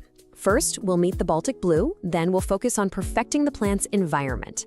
After that, we'll cover watering, soil, and feeding, followed by pruning and easy propagation. Then we'll troubleshoot from common plant problems, and finally, we'll wrap up with pro tips for expert growth. Let's jump right in. All right, Section 1. Meet the Baltic blue. Let's find out exactly what makes this specific Epipremnum pinnatum cultivar an absolute favorite for collectors. It might look fancy, but it's a pothos at heart, which means it's super forgiving. Now, if we compare the Baltic blue to its famous cousin, the Cebu blue, you're going to notice a few major differences. The Baltic blue has these slightly broader, arrow-shaped leaves with a stunning deep blue-green color. But honestly, here's the real kicker. The Baltic blue develops those coveted fenestrations, the splits, at a much younger age and a much smaller size than the Cebu blue. The Cebu has more of a silvery sheen and requires significantly more time to mature before it splits. So for houseplant lovers wanting that mature jungle look way faster, the Baltic blue is a massive win. Moving on to Section 2, perfecting the plant's environment. Let's look at how setting up a solid foundation is the key to massive success. You'll want to keep your plant in a nice, cozy sweet spot, right around 65 to 85 degrees Fahrenheit. That's about 18 to 29 degrees Celsius. The great news is that standard room temperature is absolutely perfect for this plant. But, and this is a big but, you have to avoid cold drafts. Keep it away from AC vents blowing directly on it, and definitely watch out for drafty winter windows or exterior doors. This is a tropical vine, and it absolutely despises the chill. Next up, let's talk humidity. While it totally tolerates average household air, which usually sits around 40%, hitting that ideal 50 to 70% sweet spot is going to encourage much larger, healthier leaves and way faster growth. You can easily boost this by grouping your tropical plants together, using a pebble tray filled with water beneath the pot, or just running a humidifier. You can actually skip the misting though. It really only provides a temporary boost, and having wet leaves all the time can invite fungal issues. Now, here's the deal. You absolutely cannot shove this plant in a dim, dark corner. Bright, indirect light is literally the secret ingredient here. Without it, like, say, placing it just a few feet back from a bright south or west-facing window, the leaves will just fade to an ordinary green, and they will never ever develop those amazing splits and holes. The plant literally needs that light energy to produce its mature leaf forms. It won't die in medium light, but if you want this plant at its absolute best, lighting is a top priority. All right, Section 3, watering, soil, and feeding. Nailing these daily care essentials is exactly what separates struggling plants from spectacular ones. So when it comes to watering, these guys actually store water in their thick stems and leaves. That means they handle a little drought way better than being waterlogged. Always rely on the classic finger test. Just stick your finger in the soil and only soak it thoroughly if those top 1 to 2 inches are completely 100% dry. And here is a crucial step so many people skip. Make sure to empty the saucer underneath the pot about 20 minutes after watering. Letting the pot sit in standing water is just a fast track to root rot. And speaking of healthy roots, to avoid that dreaded root rot, you really have to skip standard, dense potting soil straight out of the bag. It just holds way too much moisture. Instead, use a chunky, well-draining recipe like this DIY aeroid mix. When you combine standard potting soil with perlite and orchid bark, you're creating a soil structure filled with vital air pockets that literally let those roots breathe. Toss in a handful of horticultural charcoal if you have it, or if you don't feel like mixing it yourself, just grab a pre-made chunky aeroid mix from your local plant shop. Think of fertilizing like a little vitamin boost during the active growing season. It helps boost leaf size and maintain that gorgeous color. Using a balanced liquid fertilizer diluted to half strength just once a month is perfect, but definitely remember to stop feeding completely in the fall and winter. The plant naturally goes dormant then, and it just can't effectively process those extra nutrients. Section 4, Pruning and Easy Propagation. Are you ready to multiply that indoor jungle? This is honestly one of the best parts of plant parenthood. Propagating the Baltic blue is ridiculously easy. You just follow a few simple steps for water propagation. Find a healthy vine and snip about a 1/4 inch below a node. You know, that little bump on the stem where the leaf meets it? Strip off the bottom leaves, drop those bare nodes straight into a jar of clean water, and put it somewhere with bright indirect light. In about 1 to 3 weeks, boom, you'll see roots. And the best part? Taking these cuttings actually forces the mother plant to branch out at the cut site, making your original plant incredibly bushy and full. Which brings us to Section 5, Troubleshooting Common Plant Problems. Even the best of us run into issues, so let's build up your defensive shield to protect your vines. Think of this like a quick matching game, because your plant actually uses its leaves to talk to you. See yellowing, especially on the lower leaves? You're almost certainly overwatering. Let that soil dry out. Is that signature blue color starting to fade back to a standard green? Give it more light. And if the leaf edges are getting brown and crispy, the air is way too dry, so it's time to boost that humidity. Okay, now for the serious stuff. Root rot is the #1 killer of pothos plants, and it is caused entirely by overwatering and poor drainage. If you notice mushy stems at the soil line, rapidly yellowing leaves, or, worst of all, a foul, swampy smell coming from the pot, you have to act fast. You'll need to unpot the plant, trim away all the dark, rotted, mushy roots, and repot whatever healthy roots remain into fresh, dry, chunky soil. Now, the Baltic blue is a tough plant for sure, but you still need to keep a close eye out for common pests like mealybugs, spider mites, scale, and thrips. Early detection is absolutely key. Inspect the undersides of the leaves and those little joints where the leaves meet the stems. You're looking for white cottony masses, those are mealybugs, or tiny little dots and fine webs, which means spider mites. If you spot any of these guys, treat it quickly by wiping the leaves with rubbing alcohol or spraying the plant down with diluted neem oil. Finally, Section 6, Pro Tips for Expert Growth. Let's unlock the ultimate mature form of the Baltic blue. Now, you might be wondering, with all this perfect lighting, careful watering, and excellent humidity we've been talking about, are you gonna get beautiful tropical flowers blooming in your living room? Well, the blunt truth, getting this species to bloom indoors is almost impossible. It requires highly specific conditions that we just can't replicate in a house. But honestly, that is perfectly fine. The dramatic, naturally split, deep blue-green foliage is the real prize here. You're growing this for the incredible leaves, not the flowers. Before we get to the ultimate growth secret, just a really quick but absolutely crucial safety note. Like all pothos varieties, the Baltic blue contains calcium oxalate crystals.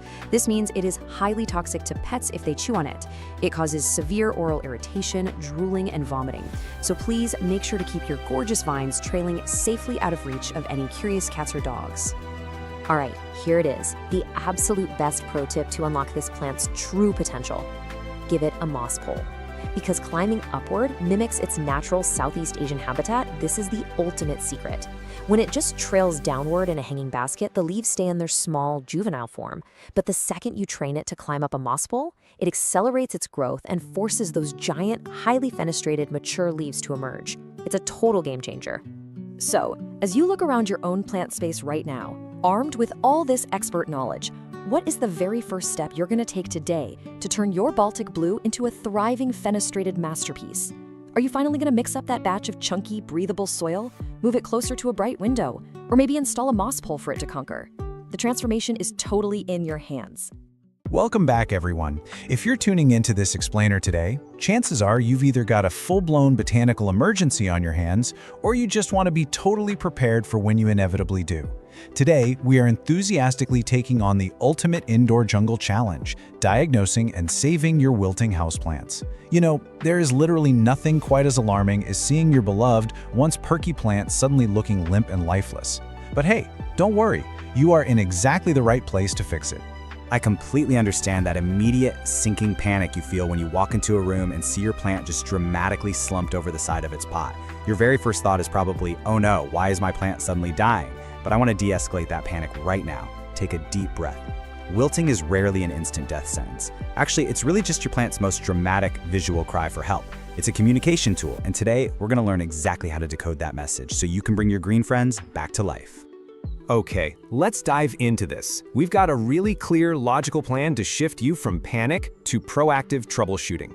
We'll kick things off with emergency plant triage. Look at the science behind wilting, fix over and underwatering, cure transplant and environment shock, tackle pests and low humidity, and finally, preventing future plant problems. Section 1. Emergency Plant Triage. All right, I need you to stop exactly what you're doing right now. Your very first instinct when you see a drooping plant is probably to reach straight for the watering can. But listen to me, without a proper diagnosis, that could be a fatal mistake. So, step 1, do not water it yet. Step 2, pick up the pot. Is it surprisingly light, or is it heavy and dense? Step 3, stick your finger about 2 inches down into the soil. We need to know if it's dry all the way down or if it's wet and soggy beneath the surface. Step 4, take a sniff. Yes, literally smell the soil. If you catch a musty, sour, or kind of swampy odor, we have a serious emergency on our hands. And finally, step 5, inspect the leaves. Look really closely at them. Are the edges crispy and dry, or are the lower leaves turning a soft, mushy yellow? Answering these specific questions is absolutely crucial. It's the only way to actually diagnose the issue. Section 2. The science behind wilting. Before we start fixing things, we need to understand the biological mechanics at play. Wilting almost always points to a disruption in how water moves from the roots all the way up to the leaves. To visualize this, I want you to think of your plant cells like millions of tiny little water balloons. When those balloons are completely full of water, they're firm, right? They're rigid. This internal water pressure is known as turgor pressure, and it is literally the thing holding your plant upright. But when the roots can't supply water as fast as the leaves are losing it, which happens through a natural process called transpiration, those tiny balloons start to deflate. And when the balloons deflate, the plant structure just can't support itself anymore, and boom, you've got a drooping plant. So our main job today is figuring out exactly what is disrupting that water supply line. Section 3. Fix over and underwatering. Now, what's really interesting about this is how perfectly these two opposite states contrast with each other. On one side, we have underwatering. The soil is bone dry all the way through. The pot feels remarkably light when you lift it, and the leaves are limp, sure, but they're still mostly green. The fix here is obvious, right? It just needs a good drink. But on the other side, we have the deceptive and incredibly dangerous overwatering. The pot feels heavy, the soil is totally soggy, and those lower leaves are getting soft and yellow. You might even notice that musty smell we talked about earlier. This is a cruel irony of nature, honestly, because when soil is constantly waterlogged, the roots suffocate and rot. And since dead roots can't absorb moisture, your plant is literally wilting from thirst while sitting in a giant puddle of water. Crazy, right? So, if you've done your triage and diagnosed underwatering, fixing it is pretty straightforward, but it does require a specific technique. Do not just pour water on top of the soil. Bone-dry soil can actually repel water, it'll just run right down the sides. Instead, we're gonna do what's called bottom watering. Just place the pot in a tray filled with a few inches of water and leave it alone for 30 to 60 minutes. The soil is gonna act just like a sponge, drawing up all the moisture it needs from below.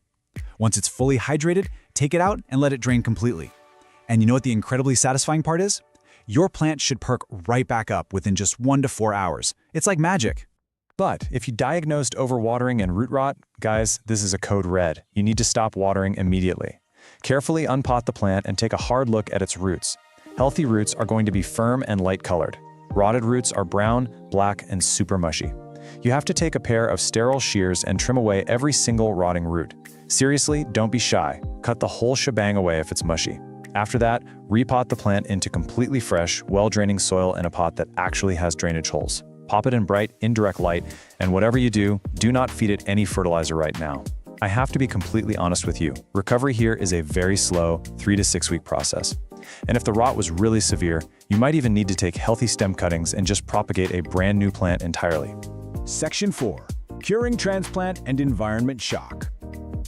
You know, plants really despise moving house, almost as much as we do.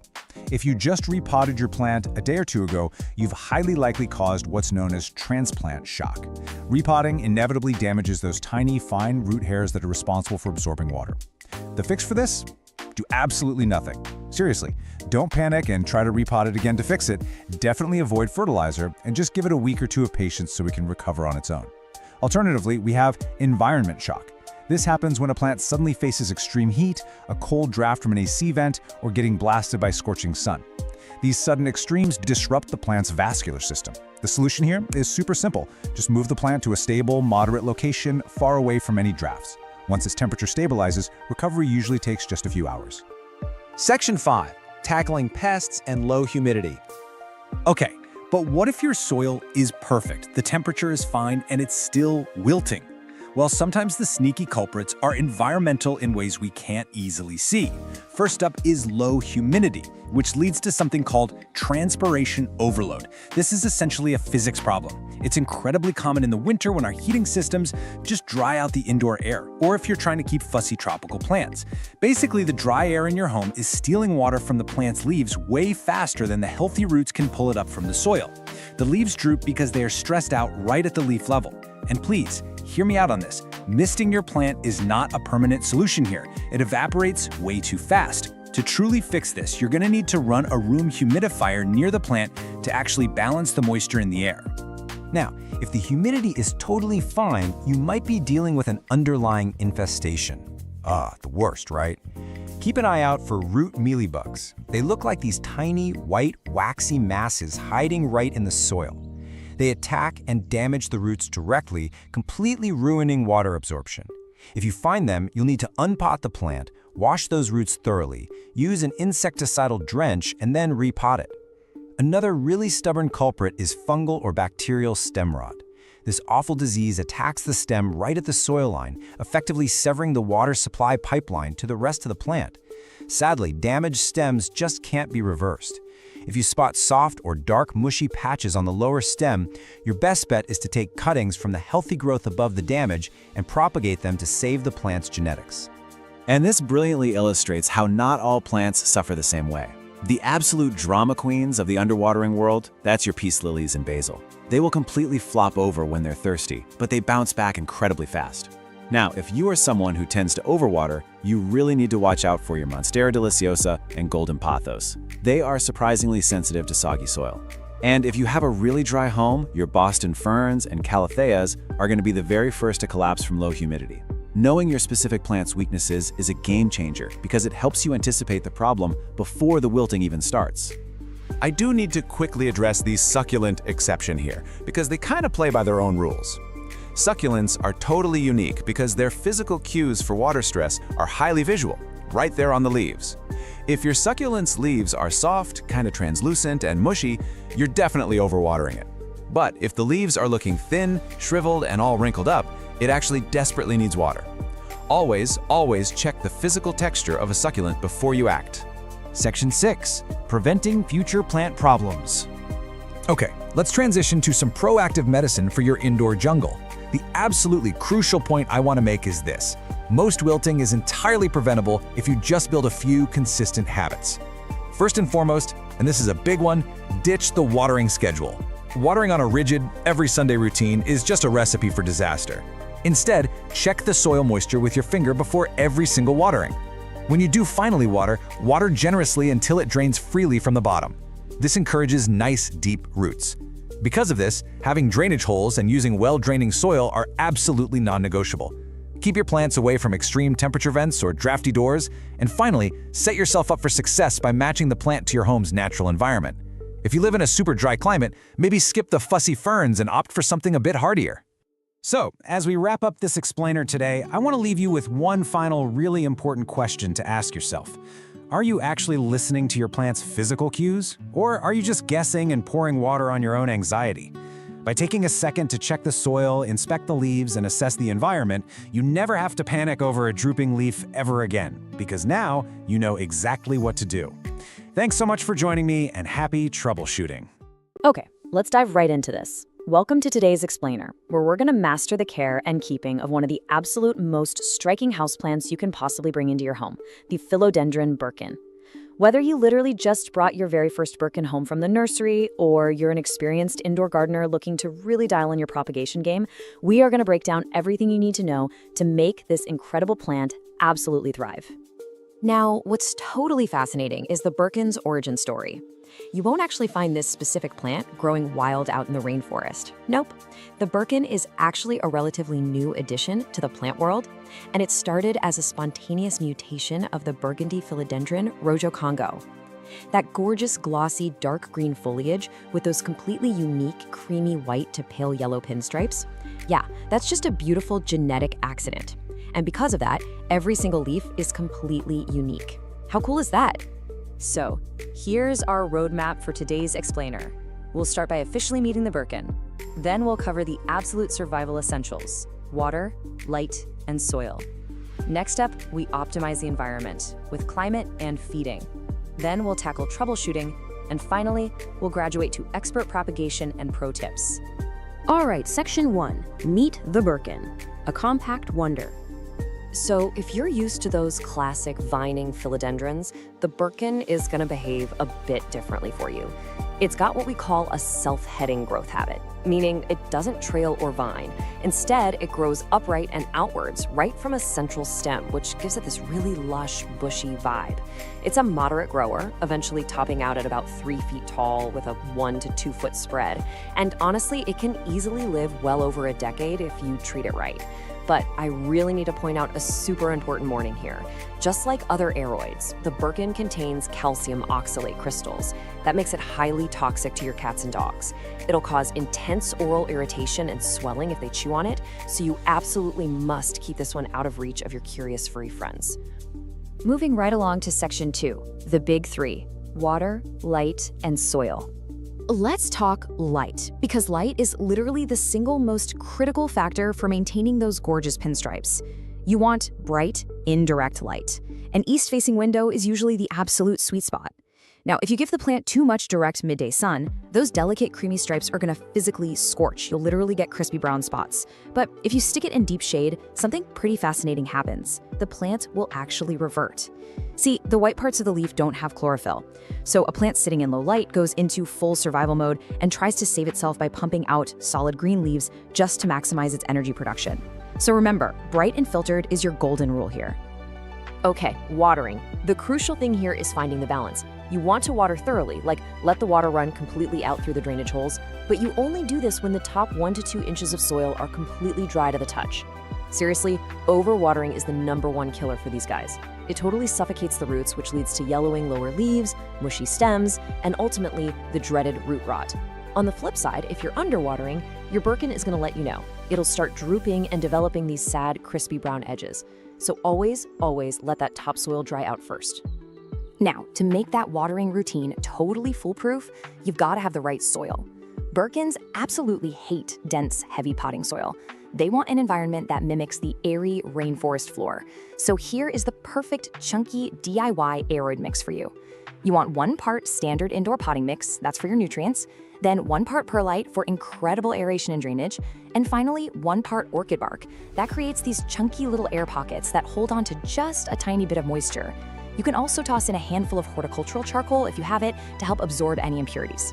A mix like this is a real game changer because it ensures excess water escapes quickly and essential oxygen can easily circulate right around those roots.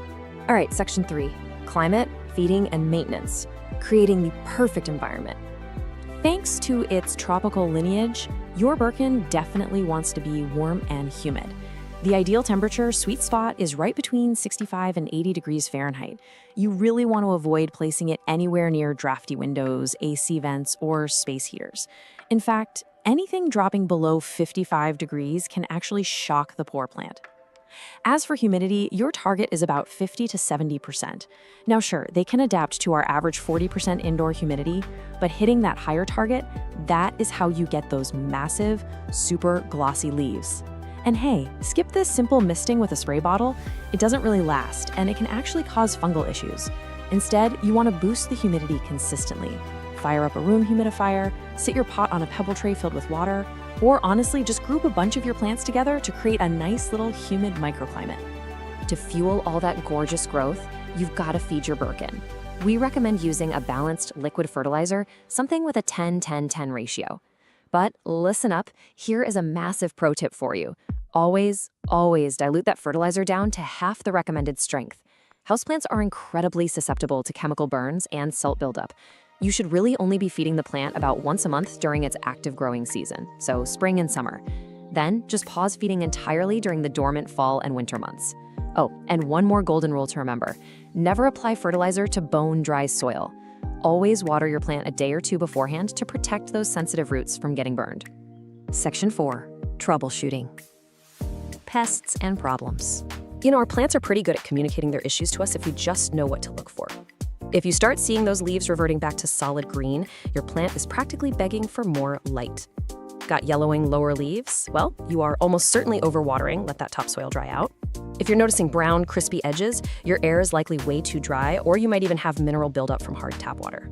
And finally, if the plant has this leggy growth with really long spaces between tiny little leaves, it's just stretching out looking for the sun. Just move it to a brighter spot and it'll sort itself out. Now, sometimes the problem isn't the environment at all, it's uninvited guests. You've got to keep a really close eye out for sap-sucking pests. Mealybugs, for instance, look like these little cottony masses, and they just love to hide deep in the tight crevices of new growth. Spider mites? They'll leave fine webbing under the leaves and give the plant this faded, stippled look. Thrips are a serious headache, leaving silvery patches and badly scarred, distorted new leaves. And hey, if you see tiny little flying insects hovering around the dirt, those are fungus gnats, which are almost always caused by keeping the soil a bit too wet. If you spot literally any of these, your immediate action plan is to isolate the Birkin away from all your other houseplants and treat the foliage thoroughly with insecticidal soap or neem oil. And finally, Section 5, Expert Propagation and Pro Tips. Multiplying your Birkin. I'll tell you, propagating a Birkin is incredibly rewarding, and water propagation is for sure the easiest method to start with. But the absolutely crucial point here is step 1. You must identify a healthy stem that has at least one node. A node is just that slight, swollen little bump on the stem where the leaves emerge. Without a node, roots will simply never grow. Period. Once you've got your node, take some sterile shears and make your cut about an inch below it. Then, just submerge that node into a jar of room temperature water, making sure to keep the actual leaves completely dry. Just change that water out every 3 to 5 days to replenish the oxygen and stop any weird bacteria from growing. And in just 2 to 4 weeks, bam, you'll see a healthy, brand new white root system starting to form. Now, when it comes to finally repotting either those brand new cuttings or your fully mature plant, I want you to remember this specific number, 1 to 2 inches. Philodendrons actually really prefer to be slightly root-bound. Because of this, you only need to repot them maybe every 1 to 2 years. And when you finally do, choose a new pot that is only 1 to 2 inches wider in diameter than the old one. If you put it in a massive pot, all that excess soil will just hold on to way too much water, and you're risking that dreaded root rot all over again. Okay, let's finish strong with some rapid-fire pro tips you can literally use today. First step, give your pot a quarter turn every single time you water it. This makes sure all sides get equal sunlight so you end up with a perfectly symmetrical plant. Second, remember that dust literally blocks photosynthesis, so gently wipe down those beautiful leaves with a damp cloth every few weeks. Third, do not be afraid to prune. If you see a fully reverted solid green or solid red leaf pop up, just snip it right off. That forces the plant to redirect its energy back into variegated growth. You can even prune the main top stem if you want to force the plant to become bushier from the base. And lastly, if your local tap water is super hard, make the switch to filtered or distilled water. It prevents mineral buildup and keeps those delicate leaf tips looking totally pristine. Well, we've covered the origins, we built the perfect chunky soil mix, went over precise watering techniques, and even learned how to clone the plant through propagation. You now have the exact expert blueprint to make this incredible pinstriped wonder completely flourish. So, the only question left is this. Your Birkin is ready to thrive, but is your brightest window ready for it? Thanks so much for joining me on today's Explainer. Go check your soil moisture right now, and I'll catch you on the next one. Welcome to today's Explainer. I am so thrilled you're here, because today we're talking about transforming your home into a living, breathing sanctuary. We're going to dig into the 2026 edition of the 21 Best Air Purifying Indoor Plants, and this is entirely backed by NASA-tested science. If you want to know how to naturally and beautifully detoxify the spaces where you sleep, work, and just hang out, well, you are exactly in the right place. Okay, let's dive right into this. Because honestly, this is a question that completely shifts how we think about our modern cozy homes. We tend to think of pollution as a problem that stays outside, right? Smog, car exhaust, city grime. But the shocking reality is that the air locked inside our well-sealed, climate-controlled apartments and houses, it can actually be significantly more polluted than the air on the city street right outside your front door. It's a hidden threat, and we are breathing it in every single day. So, let's get into Section 1, the invisible indoor problem. To understand how to fix this, we really need to understand exactly what is floating around in our living rooms and bedrooms, making the air so stale and, frankly, potentially harmful. The true villains here? They're called volatile organic compounds, or VOCs for short. Basically, these are harmful chemicals that literally off-gas, meaning they evaporate right into the air at room temperature from the most ordinary, everyday items you already own. You can't see them, and a lot of the time you can't even smell them, but they are constantly accumulating in your indoor atmosphere. Just take a look at these common sources. That brand new couch you just bought, your fresh coat of paint, even the heavy-duty cleaning supplies under the sink, or those new carpets you installed last year. They are all silently emitting toxins like formaldehyde, benzene, and trichloroethylene. And here's the real kicker. During those long winter months when we seal our windows tight to keep the cold out, yeah, we're trapping all of those VOCs right inside with us. Which brings us to Section 2, the NASA Clean Air Solution. But hey, don't worry, there is a brilliant, totally natural fix for this. Years ago, while trying to figure out how to keep astronauts breathing clean air in sealed space stations, literally a giant puzzle, scientists created a blueprint for fighting VOCs that works perfectly in our own homes. And that blueprint is green. Plants aren't just passive decorations. I mean, we all know they produce oxygen through photosynthesis, but the science shows their primary air cleaning benefit is actively pulling harmful chemicals out of the air. They absorb these VOCs right through their leaves and process them down into the root systems. They are literally living, breathing air filters. Now let's move on to Section 3, the heavy-hitting purifiers. Now, what's really interesting here is that not all plants are created equal when it comes to cleaning the air. So let's meet our specialized superhero squad of top-performing plants. First up is the absolute undisputed MVP of air purification, the snake plant. This plant is a true workhorse. It filters out the big three: formaldehyde, benzene, and xylene. But its absolute superpower is what it does when the lights go out. Through a unique mechanism called the CAM process, the snake plant continues to convert CO2 to oxygen at night. That makes it the ultimate bedroom companion. Plus, for all of you beginners out there, it completely thrives on neglect. It is practically indestructible. Let's contrast two other massive powerhouses, the peace lily and the spider plant. The peace lily is a gorgeous triple threat. It actively filters ammonia and absorbs airborne mold, which is absolutely perfect for human bathrooms. However, it is highly toxic to pets, and honestly, it's kind of a diva. It droops dramatically just to tell you it's thirsty. On the other hand, the spider plant tackles formaldehyde and xylene, is super easy to propagate by just snipping off its little babies, and best of all, it's completely pet safe.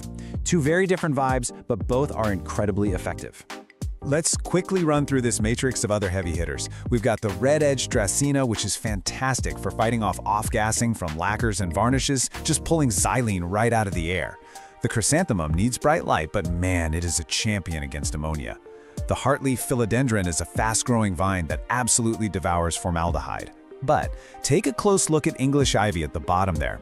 This elegant little vine has the surprising and highly beneficial ability to dramatically reduce airborne mold and even airborne fecal particles. Yeah, you heard that right, making it an absolute must-have for the bathroom. Moving along to Section 4, specialized plant squads. Let's see how this builds, because beyond the absolute heavy hitters, we have our highly adaptable team. We can actually group our plants into specific categories depending on your household's unique needs. The Chinese evergreen is beautiful and thrives in those tricky low-light corners while fighting benzene. The golden pothos actually tackles carbon monoxide and is, again, near indestructible. The bamboo palm acts as a pet-safe natural humidifier. And then there's the ZZ plant. If you are a forgetful waterer or a frequent traveler, this is your ultimate survivor. It filters toluene and xylene and genuinely seems to thrive on severe neglect. Next up, we have the high aesthetic and highly specialized purifiers. Look at the azalea. It specifically targets formaldehyde off-gassing from things like plywood and foam insulation. The Gerbera daisy helps filter out trichloroethylene, which, fun fact, is often brought into the home on your dry cleaning. The rubber plant uses its massive leaves to maximize surface area for pulling in formaldehyde. And of course, good old aloe vera pulls double duty. It filters benzene from the air while offering a handy healing gel right inside its leaves for those minor kitchen burns. And to round out our top 21, here's some rapid-fire advice for these fantastic tropicals. If you have dry winter air, the Boston fern and the truly spectacular bird of paradise both act as massive natural humidifiers. The anthurium is fantastic at pulling ammonia from the air while offering these gorgeous waxy blooms. And speaking of specific pollutants, did you just get new carpets? The weeping fig is your tree. Looking for elegance in the bedroom? The orchid, much like the snake plant, provides nighttime oxygen while absorbing xylene. And finally, the money plant acts as a great general filter for synthetic chemicals while standing as a wonderful symbol of good luck. All right, Section 5, maximizing your green filters. So the crucial point is, simply buying a plant and sticking it in a corner won't magically transform your air overnight. We have to transition from just owning plants to strategically deploying them to get maximum effect. Which brings us to the most practical question of all. To actually notice a difference in your air quality, how many plants do you really need to scale this solution? Well, the golden ratio is 2. You need at least 2 medium to large-sized plants for every 100 square feet of living space. That is the baseline you need to start effectively scrubbing those VOCs right out of your indoor environment. To really maximize their power, you'll want to follow these 3 steps. First, strategic placement. Put your plants right next to the sources of pollution, near that new couch, the electronics, or wherever you store your cleaning supplies. Second, create a jungle effect. Grouping plants together literally multiplies their filtering power and raises the localized humidity, which the plants absolutely love. And third, keep those leaves clean.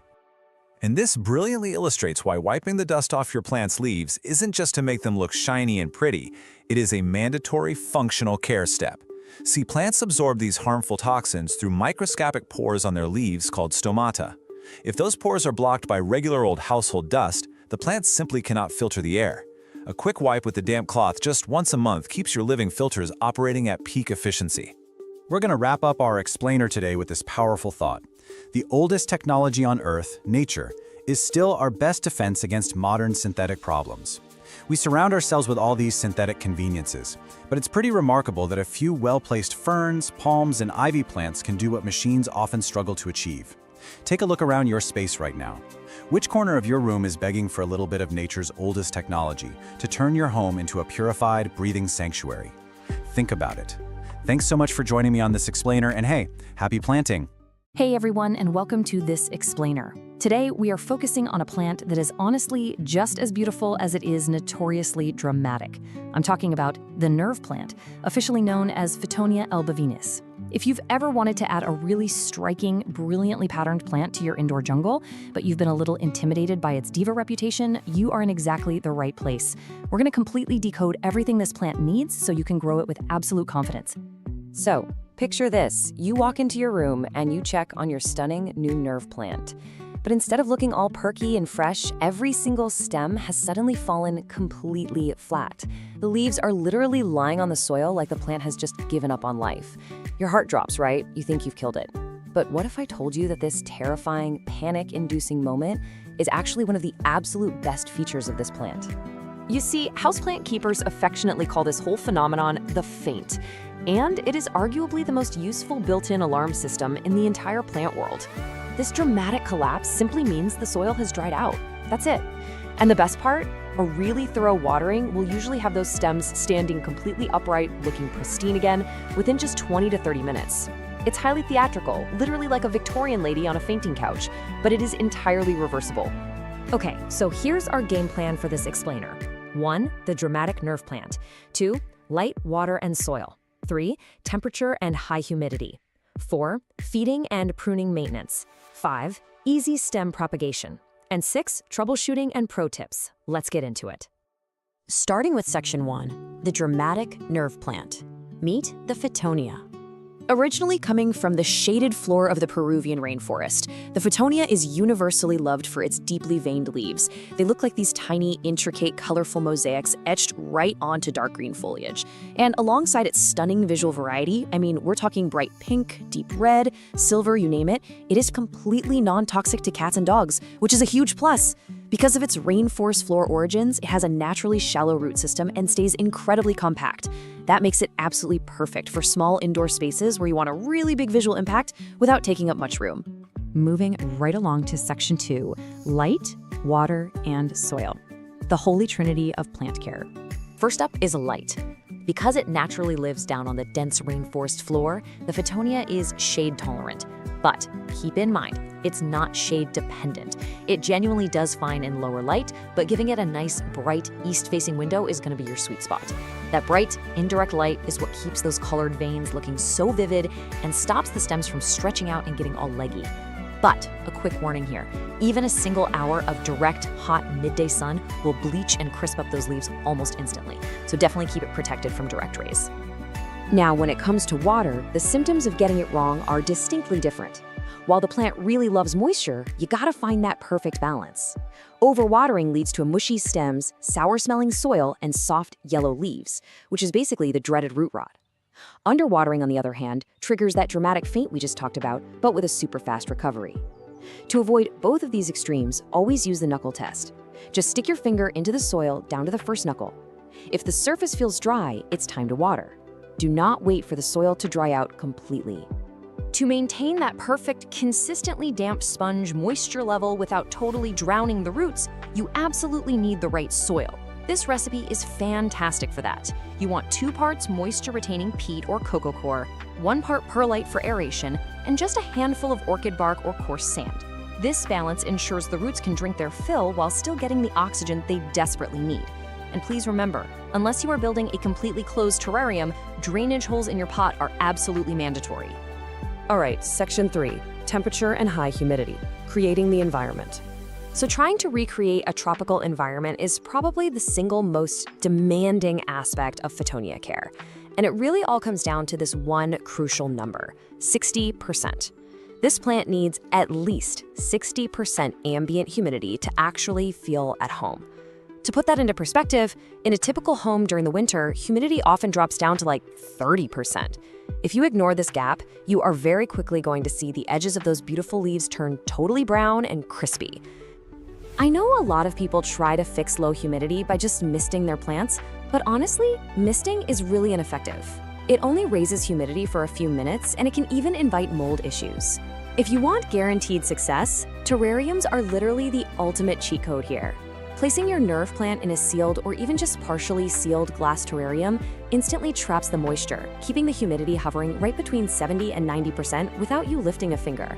Or as an alternative, a steamy, naturally humid bathroom makes a fantastic home for them too. Next up, Section 4, feeding and pruning maintenance. Pinch early, pinch often. This quote is your absolute golden rule for styling. Nerve plants naturally want to creep along the ground, but if you just leave them alone indoors, they can turn into a bit of a straggly mess. You should regularly snip or pinch off the tips of the longest stems, right above the leaf nodes. This really simple action literally forces the plant to stop growing long and instead branch outwards, laterally. It completely transforms it into a lush, dense carpet of color. Now, did you know this plant actually flowers? It totally does, but you should probably stop it. The flowers are these small, stiff spikes that really aren't particularly showy. And the catch is, when the plant focuses its energy on blooming, it completely stops producing those gorgeous patterned leaves we all love, and it can even get a bit leggy. So pinching those little flower spikes off the second you see them redirects all that vital energy right back into the foliage, where you actually want it.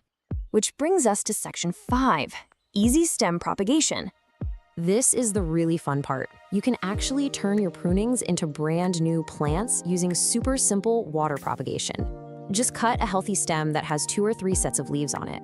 Carefully pinch off the bottom leaves so the nodes are exposed, then simply submerge those bare nodes into a glass of room temperature water. Put it somewhere with bright, indirect light, and within just 1 to 2 weeks, you'll see fresh roots starting to pop out. Once those roots get to be about 1 inch long, you just pot the cutting right back into your moist soil mix. It really is that fast and reliable. Finally, Section 6, Troubleshooting and Pro Tips.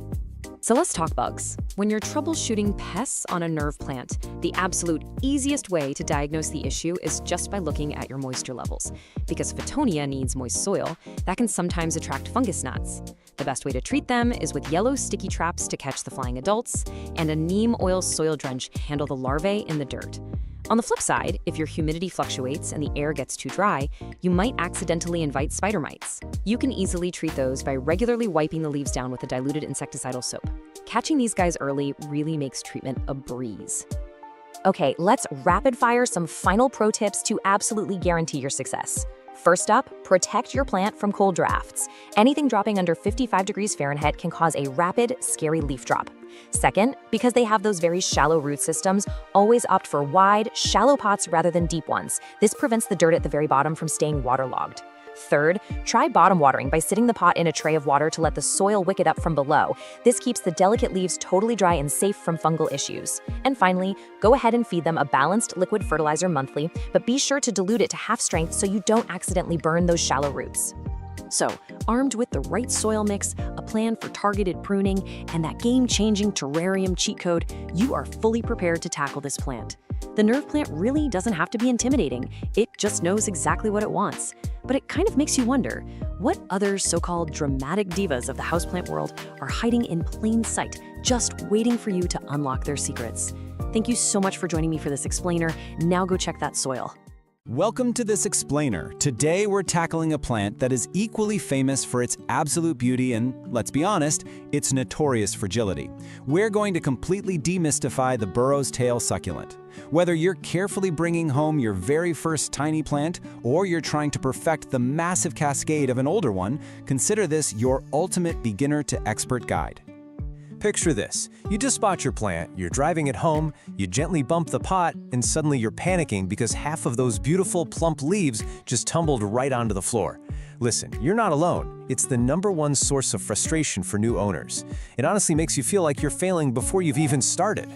But hey, take a deep breath. Seriously, don't panic. This extreme fragility is actually a natural survival mechanism. Out in the wild, rocky hillsides of southern Mexico, the plant literally relies on those leaves dropping easily. Why? Because every single fallen leaf will root itself and create a brand new plant. It's just trying to spread itself around. So instead of seeing a fallen leaf as a failure, you've got to look at it as free propagation material. To get you from beginner to expert, here's our masterclass agenda. 1. Creating the perfect environment. 2. Watering and soil essentials. 3. Pruning and infinite propagation. 4. Troubleshooting pests and problems. And 5. Pro tips for ultimate success. Let's get into it. And the reward for getting this right? It's literally massive. When you nail the care and leave this plant completely undisturbed, a mature burro's tail can trail 3 to 4 feet from a hanging basket. It's absolutely breathtaking. And since they can live for well over a decade, it really becomes this stunning, living curtain in your home. Just a quick heads up before we really jump in, you might actually see 2 different types of this plant out there. There's the standard burro's tail, which has longer, pointed, teardrop-shaped leaves, and then there's the sedum burrito, sometimes called the baby burro's tail, which has shorter, rounder, little jelly bean leaves. But don't worry, whether you have the teardrops or the jelly beans, this whole care guide applies perfectly to both. All right, part 1, creating the perfect environment. Think about where this guy comes from. To mimic that native cliffside habitat, you want to give your burro's tail bright, indirect light. An east-facing window is pretty much the holy grail here, offering that gentle morning sun without the harsh, scorching afternoon rays. Room temperatures between 65 and 80 degrees Fahrenheit are spot on, and since it's a desert native, it loves low to average humidity. That means absolutely no misting, 0. Oh, and huge bonus, it's completely non-toxic to your cats and dogs. Now, here is a crucial detail that almost everyone misses when they hang trailing plants.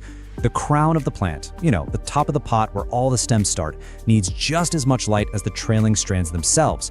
If you hang it too high up where the top is stuck in shadow while only the bottom gets sun, the top is going to stretch out, thin, and eventually go completely bald. You really have to make sure that light is hitting the actual soil line. Moving right along to part 2, watering and soil essentials. If there is one thing you take away from this explainer, let it be this. Overwatering is public enemy number one. It's the absolute quickest way to kill this drought-tolerant plant.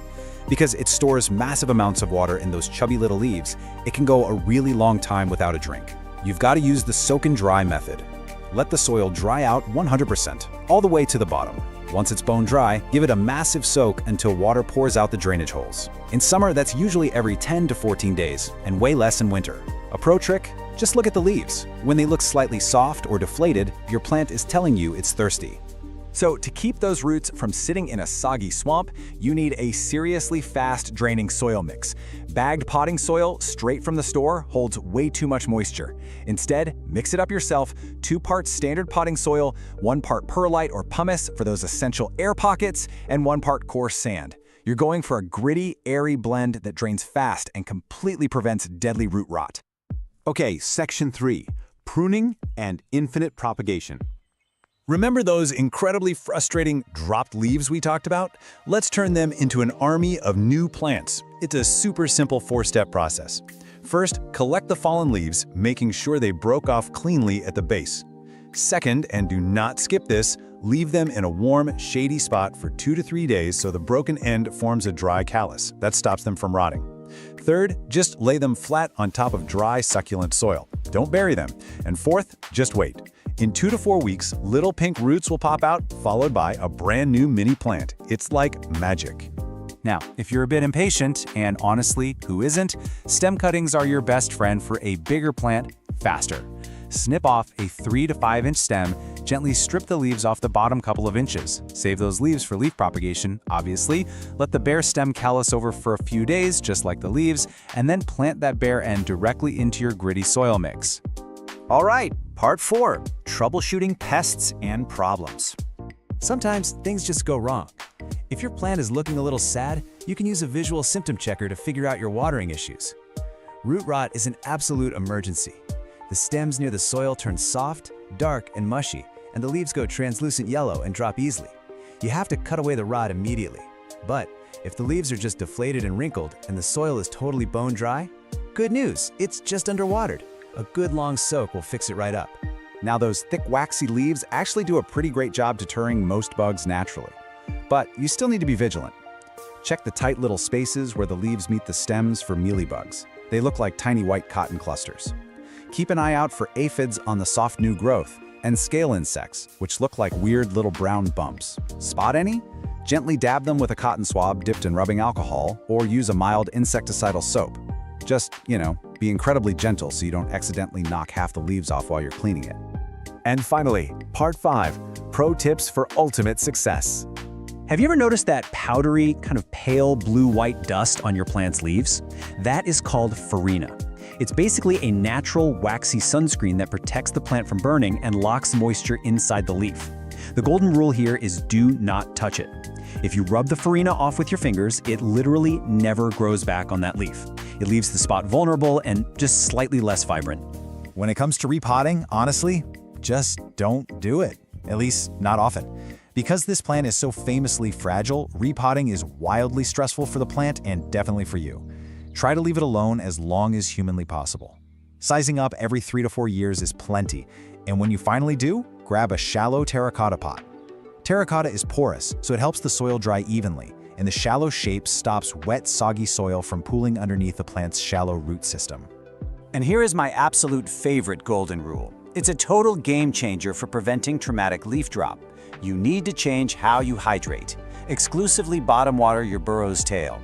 Top watering means pouring water over those fragile strands and bumping the pot, which almost guarantees you're going to lose leaves.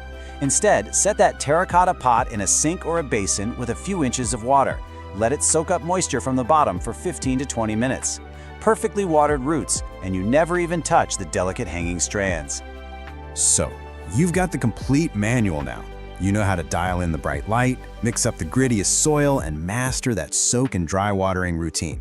Now, take a look around your space. Where is the absolute perfect spot to hang this stunning living curtain so that it literally never has to be moved again? Find that spot, set it up, step back, and get ready to enjoy an incredible cascade for years to come. Welcome to this explainer. Today, we're going to demystify one of the absolutely most stunning houseplants out there, the Cebu Blue Pothos. We're taking you on a complete journey from just basic beginner survival all the way to unlocking its expert-level thriving maturity. So whether you just brought home your very first little cutting or you're looking to elevate an older plant, well, you're in exactly the right place. Now, what's literally wild about the Cebu Blue is that it essentially gives you two totally different looks, and it depends entirely on how you care for it. Left to its own devices, it's this delicate, cascading, juvenile vine. But give it the right environment, boom, it transforms into a dramatic, climbing, mature plant that looks like it was plucked straight out of a tropical rainforest. It's basically two beautiful plants in one. Okay, here's our roadmap for today. We'll start by officially meeting the Cebu Blue. Then, we'll dive right into light and water essentials, move on to soil, humidity, and feeding, tackle pruning and easy propagation, troubleshoot some common problems, and finally, wrap up with those expert pro tips for getting fenestrations. All right, Section 1, meet the Cebu Blue. Let's officially introduce this stunning species and see why it's such a collector's dream that's actually surprisingly super forgiving for beginners. So, you're probably pretty familiar with the classic golden pothos, right? The one with those standard heart-shaped green and gold leaves? Well, the Cebu Blue completely flips the script. It sports these incredibly elegant, elongated, arrow-shaped leaves. But honestly, the real showstopper here is the color.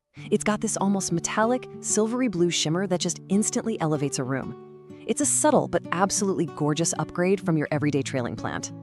Moving right along to Section 2, light and water essentials. Let's cover exactly what kind of lighting and hydration this plant actually needs to keep that spectacular color popping. Okay, the absolutely crucial thing to remember here is that light dictates color. That incredible silvery blue sheen, it's directly tied to the plant getting bright, indirect light.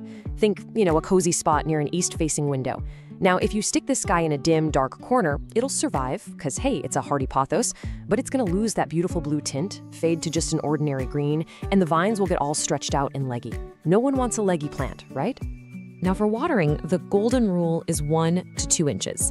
Just let the top 1 to 2 inches of soil dry out completely between waterings. Literally just stick your finger right into the dirt to check. It's that easy. These guys actually store water in their thick stems and leaves, so they're wonderfully forgiving if you're a bit of a forgetful waterer. Seriously, it's always way better to slightly underwater a Cebu Blue than to overwater it. But when it is time to water, don't just give it a tiny little sip. You want to do what we call the drench and drain cycle. Drench that soil thoroughly until water is freely pouring out of the drainage holes at the bottom. But here is the absolute most critical step. Immediately empty the saucer underneath. If you let the pot sit in a puddle of standing water, you are fast-tracking your way to deadly root rot, which is pretty much the #1 killer of these plants. Let's jump right into Section 3, soil, humidity, and feeding. We're gonna build the absolute perfect foundation here, starting with chunky aroid soil and mimicking that ideal tropical vibe. You have to remember where this plant comes from. In its native environment, it climbs up trees in the tropical forest of the Philippines. Because of that, it absolutely hates compacted, heavy dirt. So you're gonna wanna use the rule of 3 to mix your own soil. 2 parts standard potting soil, 1 part perlite, and 1 part chunky orchid bark. This airy, super well-draining aroid mix gives the roots all the oxygen they're craving and stops them from sitting in soggy, swampy conditions. And coming from the tropics, you bet this plant loves humidity. While it'll totally tolerate the average, slightly drier air in your house, hitting that 50 to 70% relative humidity sweet spot is the real secret sauce. You can easily pull this off with a simple pebble tray filled with water under the pot, or just by running a small humidifier nearby. Do that and it'll reward you with way faster growth and noticeably larger, super happy leaves. Now, fresh potting soil does have nutrients, but they definitely deplete over time. The Cebu Blue isn't exactly a super heavy feeder, but giving it a balanced liquid fertilizer, diluted to half strength, just once a month during its active growing season in the spring and summer, that acts like a perfect little vitamin boost. It keeps everything lush and vibrant. Just remember to stop feeding it completely in the winter when its growth naturally takes a break. All right, Section 4, pruning and easy propagation. Your plant's got a great foundation now, so let's talk about keeping its shape bushy and, honestly, my favorite part, multiplying your collection for absolutely free. So regular pruning isn't strictly required for the plant's health, but if you don't give it occasional trims, those beautiful vines are eventually going to get long and kind of stringy. The fix is super simple. Grab some clean scissors and snip the vine just above a node. That's the little bump where a leaf attaches to the stem. Doing that forces the plant to push out brand new, fuller branching growth right from that exact spot. And whatever you do, please do not throw away those cuttings. Propagating a Cebu Blue in water is practically foolproof and so incredibly rewarding. Just take your cutting, make sure you snip about a 1/4 inch below a node this time, strip off those bottom leaves, and drop the bare nodes right into a glass of clean water. In literally just 1 to 3 weeks, you're gonna watch brand new roots sprout right before your eyes. It is the coolest thing. Let's move to section 5, troubleshooting common problems. Because look, even the easiest, most forgiving houseplants hit a rough patch sometimes. Let's play plant doctor and figure out how to fix them fast. You really just have to listen to what your plant is telling you. For instance, yellowing, lower leaves combined with mushy stems, that almost always means you need to hit the brakes on watering. You're probably looking at root rot. On the flip side, if you're losing that signature silvery blue color, the plant is screaming for brighter indirect light. And what if you start seeing brown, crispy edges on the leaves? Well, your air is probably too dry or you're waiting just a little too long between waterings.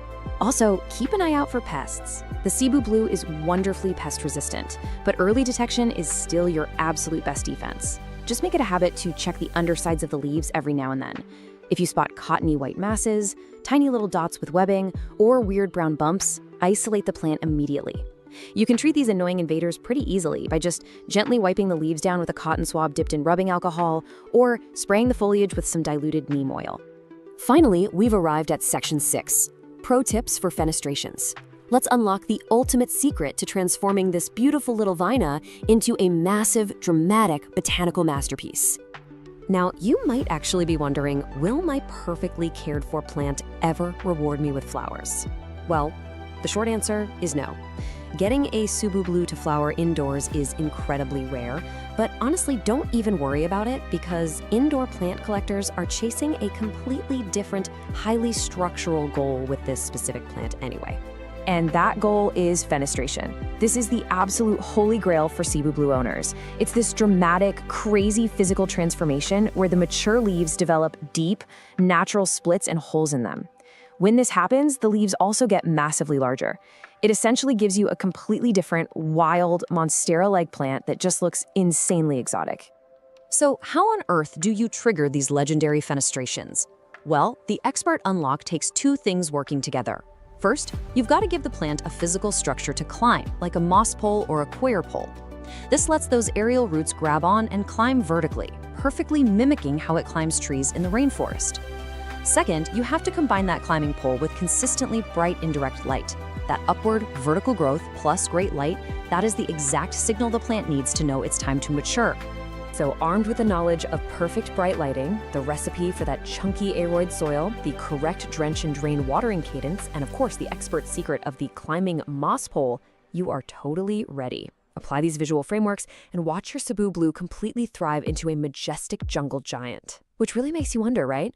What other totally ordinary houseplants sitting in your living room right now are secretly hiding a rainforest giant just waiting to be unleashed? Welcome to The Explainer. Let's dive right into things today. We're looking at a plant that absolutely, literally stops you in your tracks. I am talking about the Alocasia frydek. If you have ever seen one in person, you know exactly what I mean, right? It's got those deep, dark, velvety green leaves with electric, glowing white veins. Just pure jungle drama. But it definitely has a bit of a reputation as a diva in the houseplant community. You know, the kind of plant that drops a leaf if you just look at it wrong. Well, today we're going to demystify that intimidating reputation and show you exactly how to make this stunning plant thrive in your very own home. Here's our roadmap for today's explainer. We're breaking this care manual down into 6 clear steps. First, meet the jungle diva. Second, setting the perfect environment. Third, soil, water, and feeding. Fourth, pruning and propagation. Fifth, troubleshooting common problems. And finally, pro tips for success. Let's get to it. Section 1. Meet the jungle diva. So what exactly is the Alocasia frydek? Well, it's a tuberous perennial native to the warm, humid tropical rainforests of the Philippines. You might actually see it sold under the name green velvet alocasia. And yeah, while it definitely requires a bit of extra structured care compared to, say, your standard pothos or snake plant to maintain those magnificent leaves, the reward is totally incredible. It's an absolute showstopper that adds this touch of luxurious, exotic beauty to any indoor collection. Which brings us to our golden rule for today's explainer. The key to a happy fry deck is consistency. I really want you to remember this. Success with this plant isn't about being born with some magic green thumb. Not at all. It is entirely about creating consistent, stable environmental conditions that mimic its natural habitat. If you can provide stability and avoid wild swings in your care routine, this diva will reward you endlessly. Section 2. Setting the perfect environment. Look at that target humidity range, 60 to 80%. This is absolutely non-negotiable if you want perfection. Seriously, high humidity is the biggest secret to keeping a fry deck happy. Think of it like a high-end daily spa treatment for your plant. If your air drops below this range, you are on a fast track to those dreaded brown crispy leaf edges. You can hit these numbers pretty easily though. Use a room humidifier, place the pot on a pebbled tray, or group it tightly with other humidity-loving plants to create a nice little microclimate. Beyond humidity, we gotta talk about foundational lighting and temperature. You want bright, indirect light. An east-facing window is usually the absolute sweet spot. The crucial point here is to avoid harsh, direct sunlight. Direct sun will quickly scorch those beautiful velvety leaves and fade their amazing color. Temperature-wise, keep things cozy, right between 65 and 85 degrees Fahrenheit. It's vital that you protect it from cold drafts, AC vents, or leaky windows. If temperature drops below 60 degrees, this plant is going to be highly stressed. Section 3. Soil, water, and feeding. Now this is tricky because both overwatering and underwatering can cause your plant's leaves to droop or wilt. So how do you know which is which? Well, overwatering usually shows up with yellowing lower leaves and a mushy stem base, while underwatering leaves the topsoil completely bone dry. The absolute golden rule here: always physically touch the top 1 to 2 inches of the soil before you water. Literally stick your finger in there. If it's dry, give it a thorough soak. If it's still wet, wait. Letting it sit in soggy soil is a guaranteed recipe for root rot. And speaking of healthy roots, let's talk about soil. Standard indoor potting soil on its own is way too dense. It'll hold way too much water and just suffocate the root system. Instead, you want to whip up this ideal DIY chunky soil mix. Take equal parts of a high-quality potting mix, perlite, and orchid bark. You can also throw in some cocoa coir or worm castings for extra nutrients if you want. This creates an airy, chunky texture that drains really quickly, but still retains just enough moisture for the plant to drink. To fuel those massive, stunning leaves, you'll also need a solid feeding regimen. Fertilize your fry deck once a month during its active growing seasons, so that's spring and summer. Use a balanced liquid fertilizer like a 10-10-10 or 20-20-20, but dilute it to half strength. And here's an absolutely critical tip: always apply it to already moist soil to avoid burning the delicate roots. Once fall and winter roll around, you need to stop feeding completely because the plant's growth naturally slows down. Section 4. Pruning and propagation. Unlike a lot of houseplants, you can't propagate a fry deck from a simple leaf cutting. Instead, you propagate through corms. When you repot your plant, you'll likely find these little bulb-like corms hiding in the soil, right attached to the root system. Gently detach them and peel off that brown, papery outer layer. That helps them sprout faster. Then, nestle them in moist sphagnum moss or perlite and cover them with a plastic dome to trap in that high humidity we talked about. Keep them in a warm, bright spot and just wait. It requires some patience, sometimes weeks or even months, but growing brand new baby plants this way is incredibly rewarding. Section 5. Troubleshooting common problems. Okay, let's look at the most common freakouts you might face with this diva. If you see brown, crispy edges, your air is simply too dry. Pump up that humidity immediately.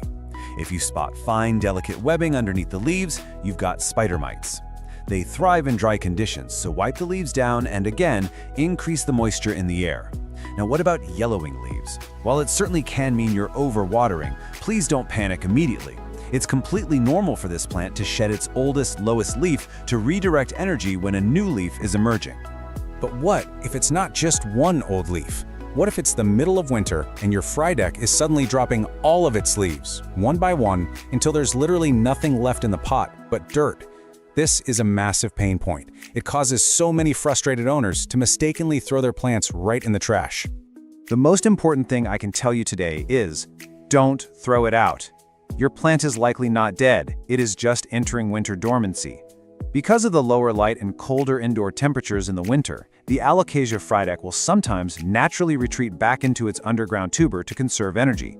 As long as that tuber in the soil feels firm and not mushy, the plant is still very much alive. Just significantly reduce your watering, leave it be, and it will make a triumphant, stunning return when spring arrives. Section 6. Pro Tips for Success. Let's rapid fire through these pro care tips. First, try to use filtered or rainwater. Alocasias can be quite sensitive to the minerals and chemicals in standard tap water. Second, give the pot a quarter turn every time you water so it doesn't lean heavily towards your window.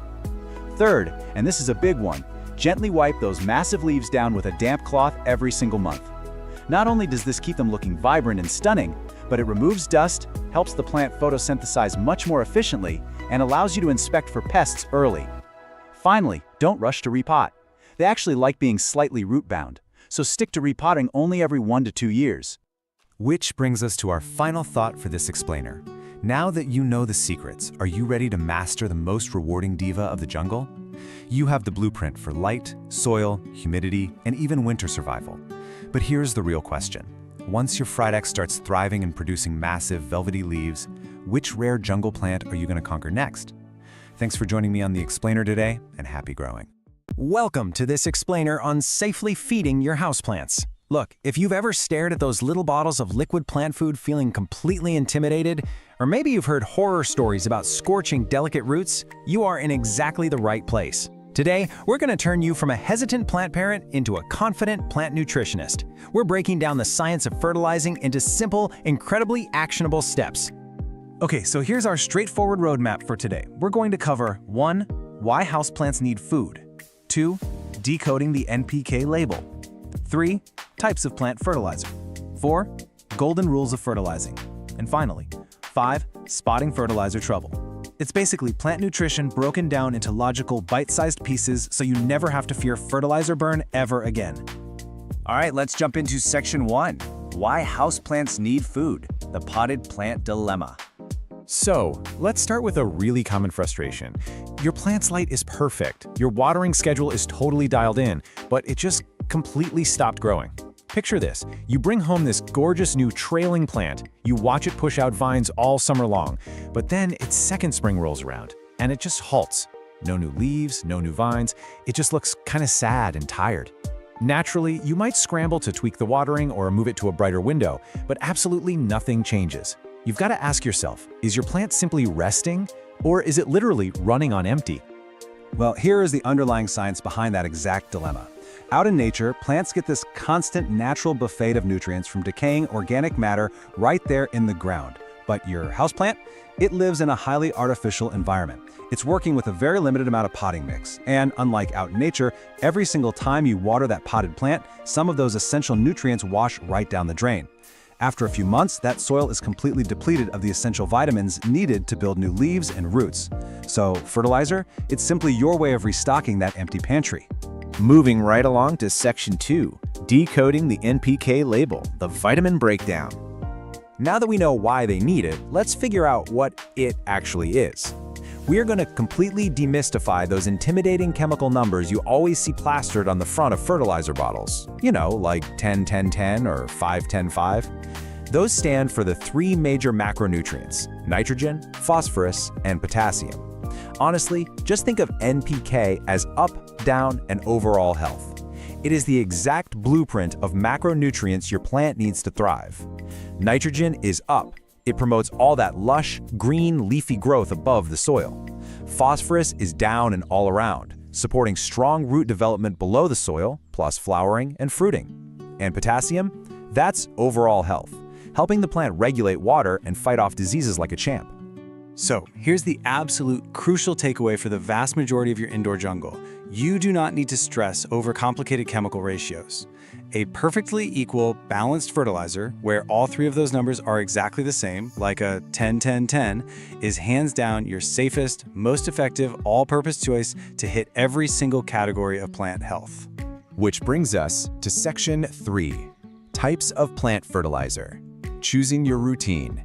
let's figure out how you can choose the right delivery method for these nutrients based entirely on what works for your personal schedule. You generally have two paths here, and honestly, both are completely valid. Over on the left, we've got liquid fertilizer. These are concentrates you mix right into your watering can. They're incredibly fast-acting and offer brilliant control if you're the diligent type, mainly because you can adjust the strength with every single watering. But yeah, they do require a regular routine. Now, on the right, we have slow-release fertilizer, which usually comes in granules or spikes. These are fantastic if you want a totally hands-off approach. You basically set it and forget it for months at a time, and it'll last a whole growing season. The flip side, though, is they're much harder to control once they're in the soil, and they can be a bit of a hazard if you have curious pets or kids who love digging in the dirt. All right, section 4, golden rules of fertilizing, how to feed safely. Okay, now that we've got our plant food and understand how it works, we absolutely must follow a few golden rules to ensure we're nourishing our plants rather than harming them. Seriously, this is the most important part of your routine. You've got to execute this chronological process every single time to avoid a disaster. Step 1, ensure it's actually spring or summer. Plants go completely dormant in the winter. Do not feed a sleeping plant. Step 2, mix a heavily diluted solution. Honestly, forget what the bottle says right off the bat. Start with just half the recommended strength. Step 3, and this one is huge, thoroughly wet the soil with plain water first. Never ever pour fertilizer on bone-dry soil. And finally, step 4, apply your diluted fertilizer to that pre-moistened soil to protect those delicate roots from scorching. It all boils down to this brilliantly simple safety motto: weekly, weekly. The absolute #1 cause of fertilizer burn is just using way too much product. A very weak dilution fed more frequently is always a safer, superior approach than hitting your plant with a rare, highly concentrated, heavy dose. Just treat it like a gentle, ongoing vitamin supplement rather than slamming an intense energy drink. Let's move to our final section, section 5, spotting fertilizer trouble, listening to your plant. Look, even with the absolute best intentions, things can sometimes go awry. So, let's learn how to decode the distress signals your plant might be sending you. Because your plant will absolutely tell you if it's getting too much food. If you notice a crusty white salt buildup sitting on the surface of your soil or around the rim of your terracotta pots, yeah, that is unabsorbed fertilizer. Even more alarmingly, if you see dark brown or black, crispy leaf edges, even when you know you're watering perfectly, you have likely overdone it and caused fertilizer burn. Other big red flags include sudden wilting or completely stunted growth. If you see any of this happening, stop feeding immediately and flush the soil with lots of plain water to wash all those excess salts away. I want to leave you with this absolutely vital thought for your plant care journey. Always ask yourself, does your plant actually need to be fed right now? Or is it simply winter and time for a well-deserved rest? Before you ever reach for that bottle of fertilizer, check the season, check the soil, and really listen to what your plant is telling you. Because if it's spring and it's primed to grow, you now have the exact knowledge to fuel it safely and beautifully. So, what's your plant trying to tell you today? All right, let's dive right into this explainer. If you're looking for the ultimate forgiving houseplant to finally cure that dreaded black thumb, you are in exactly the right place. Today we're doing a deep dive on the amazing Echeveria. Listen, if you've ever, accidentally killed 3 plants in a row and just started to believe you're completely cursed with a black thumb, let me stop you right there. It honestly happens to the absolute best of us. But today, we're looking at one very specific succulent that is pretty much your perfect path to plant redemption. Say hello to Echeveria elegans, or as most people call it, the Mexican snowball. This is this beautifully rugged, palm-sized rosette succulent that has these amazing chalky blue-white leaves. And why is it so incredibly tough? Well, just look at its native habitat. It comes from the harsh, shaded limestone cliffs of central Mexico, sitting way up in the mountains, like 5,500 to 9,000 feet up. So this plant is literally built from the ground up to survive some really tough conditions, which means, for us, it will absolutely thrive on a little indoor neglect. So here's our roadmap for this explainer. First, we'll hit the holy trinity of survival, then environment and upkeep. After that, blooms and babies, followed by a quick troubleshooting section, and we'll wrap it all up with some pro tips and a conclusion. All right, section 1, the holy trinity of survival: light, water, and soil.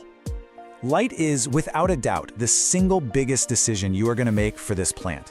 If you look on the left, you'll see a perfectly healthy rosette. See how tight it is? It's got that chalky blue-white color with just a faint pink blush right on the edges. That is exactly what happens when it gets its ideal 4 to 6 hours of direct sun. Now look on the right. That is what happens in low light. It completely loses its shape and just stretches upward into this sad, leggy green pole with widely spaced leaves, basically because it's desperately reaching for the sun.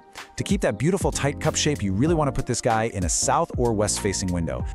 Now, this is wild, but overwatering actually kills way more echeverias indoors than literally every other care mistake combined. You have to practice tough love here. A thirsty plant, it just gets slightly wrinkled bottom leaves and maybe a softer rosette. And honestly, it bounces right back within a single day of a deep soak. No big deal. But an overwater plant, well, the leaves turn this gross translucent yellow, they go completely mushy, and they'll peel off with basically zero resistance. You want to wait a good 10 to 14 days between waterings, use a wooden chopstick to double check that the soil is totally bone dry from top to bottom before you even think about soaking it again. When it comes to soil, you're going to want an exact equal parts gritty recipe. We're talking 1/3 standard succulent mix, 1/3 coarse pumice or perlite, and 1/3 coarse sand or fine gravel. Here's the tip. Most store-bought cactus mixes were actually still way too peaty for an echeveria straight out of the bag. The real test? If you squeeze a damp handful of your finished mix, it should completely fall apart the exact instant you open your fingers. It needs to drain in seconds to mimic those rocky Mexican cliffs we talked about. Moving right along to Section 2, Environment and Upkeep. Everything from temperature to pruning. The good news here is normal room temperatures, so 65 to 80 degrees Fahrenheit, are absolutely perfect during active growth. As for humidity, basic household levels around 30 to 45% are totally ideal. But please keep them far, far away from those cute sealed glass terrariums. I know they look great on social media, but they are basically humid death traps that will rot your echeveria in a matter of weeks. Feeding is incredibly simple. Just a half-strength low-nitrogen fertilizer maybe 2 or 3 times a year. And pruning, it's practically non-existent. You literally just pull off any crispy, shriveled bottom leaves every once in a while to keep things tidy, and you're good to go. Okay, Section 3, Blooms and Babies. We're talking flowers and propagation. So you might be wondering, how do I get those incredible flowers? The absolute secret to unlocking echeveria blooms is all about a mandatory winter rest. Here is the process. Step 1. During winter, you have to give the mature plant about 8 to 10 weeks of a cool, almost bone-dry rest. We're talking temperatures around 45 to 55 degrees Fahrenheit. Step 2. In early spring, move it back into the warmth and just start gentle watering again. Step 3. By late spring, you'll be rewarded with these stunning, slender pink stems completely covered in vivid coral orange bells. It's totally worth the wait. Honestly, if your healthy indoor plant isn't blooming, it's almost definitely because it missed that cool winter rest. Now what if you want infinite plants? Well, this step-by-step leaf propagation method is practically foolproof. First up, gently twist a plump, healthy lower leaf side to side until it pops off cleanly. Second, you let that leaf just sit in a warm, shaded spot for 3 to 5 days. This lets the wound completely callus over. Third, lay it totally flat on top of some dry, gritty mix. Important note here, do not bury it, just lay it on top. Finally, just wait. Mist the soil lightly, but only once you start seeing tiny pink roots appear. Remember, every single healthy fallen leaf is like a 80% chance at a completely free baby plant. It's awesome. All right, Section 4, Troubleshooting. These are just some easily fixable plant hurdles. Nobody likes pests, but the treatments for the most common ones are incredibly straightforward. If you spot mealybugs, they basically look like tiny white cotton tufts hiding deep down in the tight center folds of the rosette. Just dab them with a cotton swab dipped in 70% rubbing alcohol. Super easy. If you see green clusters of aphids popping up on your new flower stems, a sharp blast of water will knock them right off. And what about the fine webbing from spider mites that you might get during hot, dry summers? A really quick rinse and a pass with some insecticidal soap clears them right up. Simple, effective, and totally manageable. We absolutely do have to talk about the silent killer though, root rot. By the time the base of the stem feels soft and those translucent yellow lower leaves start peeling off, the rot has usually climbed up well past the roots. It sounds bad, right? But the cool thing is, you are completely empowered to rescue it. All you do is take a sterilized blade and slice cleanly through the stem right above the rot. You're essentially beheading the clean top of the plant. Let that newly cut surface callus in the shade for at least 5 days, and then just lay it right back on some fresh, dry grit so it can re-root. Boom, you've just saved your plant. Finally, Section 5, Pro Tips and our conclusion for guaranteed success. Let's run through these final pro tips. First, especially during your first year, use a terracotta pot. The clay naturally wicks the moisture right out, giving you a massive safety margin against accidental overwatering. Second, try top dressing the soil with pale gravel. Not only does it look fantastic, but it actually reflects sunlight back up under the rosette. Third, always quarantine any new succulents you buy for a month. You really don't want sneaky root bugs invading your whole collection. But listen, the most important tip of all, never, ever wipe the chalky white bloom off the leaves. That coating is called farina, and it acts as the plant's permanent natural sunscreen and water repellent. Once you rub it off, it will literally never grow back on that leaf, so hands off. If you take away absolutely nothing else, the core philosophy of Echeveria care is this: lean, dry, always. If you're standing there holding the watering can and you are not 100% sure whether to water, just wait 3 more days. That right there is your golden rule. So just look at everything we've covered today. With the proper sunlight, perfectly gritty soil, and a whole lot of tough love with that watering can, you are fully equipped for this. So, what do you say? Are you ready to grow your own indoor desert? I really hope this explainer has given you the knowledge and, honestly, the newfound confidence to head down to your local plant nursery and give the Mexican snowball a try. Thanks so much for learning with me today, and hey, enjoy your new greenery. We are jumping right into this explainer because, let's be honest, if you're a houseplant parent, you already know the heartbreak. You bring home this gorgeous, vibrant green plant, right? And then, a few weeks later, you look closely and there they are, those dreaded, brown, crispy, curled up tips right on the ends of the leaves. It's incredibly frustrating. But look, you are absolutely not alone. Today, we're tackling this head on. We're going to answer the ultimate question. Why are my plant leaves getting brown, crispy tips? We'll cover the top 5 causes and exactly how to fix it. Okay, let's dive into this. Why are your plant's leaves getting so crispy in the first place? It's really easy to look at a ruined leaf and feel like you've somehow failed. But I want you to completely reframe how you look at this.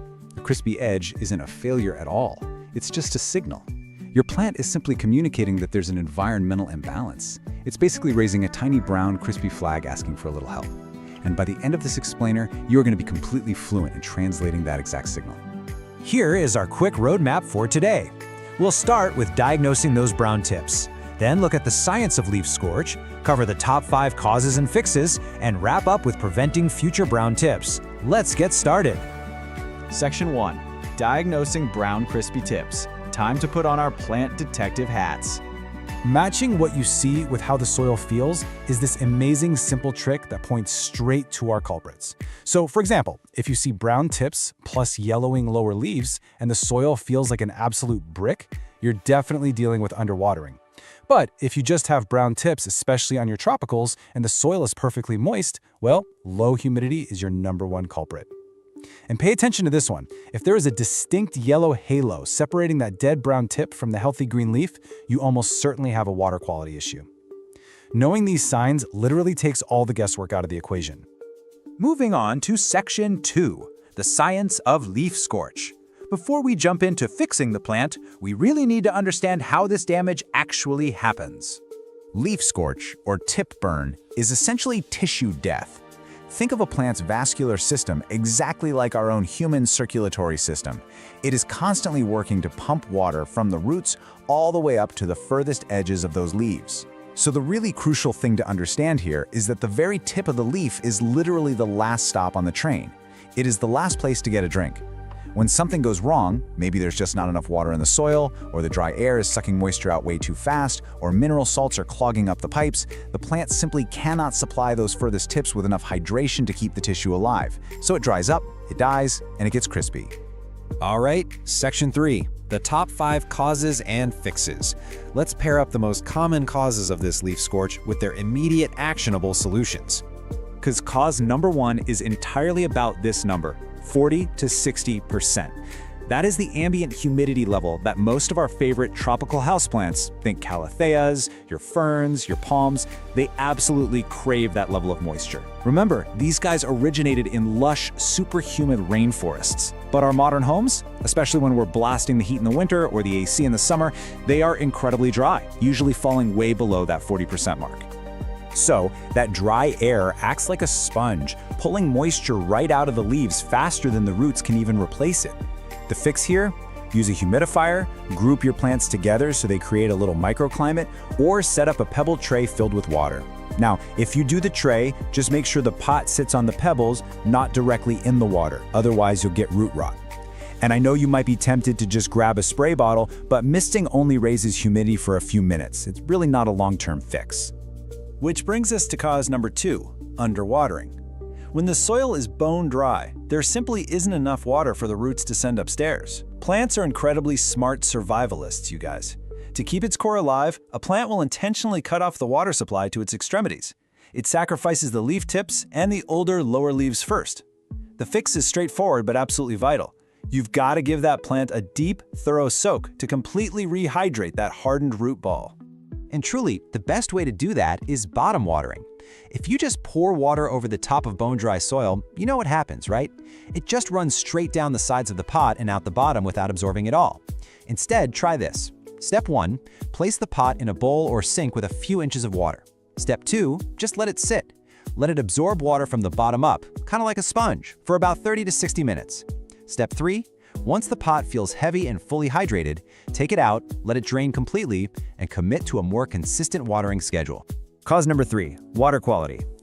Tap water is often full of heavy mineral salts, fluoride, and chlorine. These actually accumulate at the edges of the leaves over time, eventually reaching toxic levels and burning the tissue. This famously shows up as that brown tip with the yellow halo we talked about earlier. The fix is easy. Switch to distilled, filtered, or rainwater. Oh, and a quick heads up. Just leaving tap water out for 24 hours? Yeah, that only evaporates the chlorine. It does absolutely nothing for fluoride or heavy minerals, so filtering really is the way to go here. Luckily, cause number 4 is super easy to spot: too much direct sun. Believe it or not, your plants can absolutely get a sunburn. Intense, direct sunlight heats up those delicate tropical leaves, causing them to burn through their water stores incredibly rapidly, which kills the cells.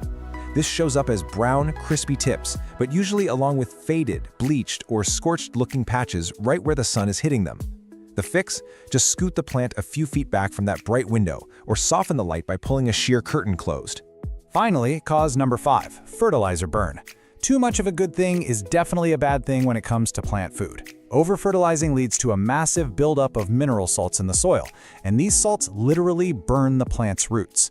If the roots are damaged, they can't absorb water properly, and boom, we're right back to vascular failure and those brown, crispy tips. You'll usually see this happen a week or 2 after you fed a plant, especially if you gave a full-strength dose while the soil was totally dry. So, how do you rescue a plant with fertilizer burn? You have to flush the soil. Pick up your plant and take it straight to the sink or the shower. Turn the water on lukewarm, never hot, never freezing cold, and just let a slow, steady stream run continuously through the soil and out the drainage holes for several minutes. This literally washes those excess fertilizer salts right out of the dirt. It is a total lifesaver. After you do this, hold off on feeding it for at least 1 to 2 months so the roots can heal. When you do resume fertilizing, always dilute it to half strength.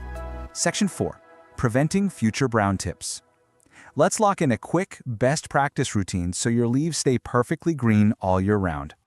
Okay, here are your core best practices. First, prioritize humidity. Investing in a small humidifier is a total game changer for tropicals.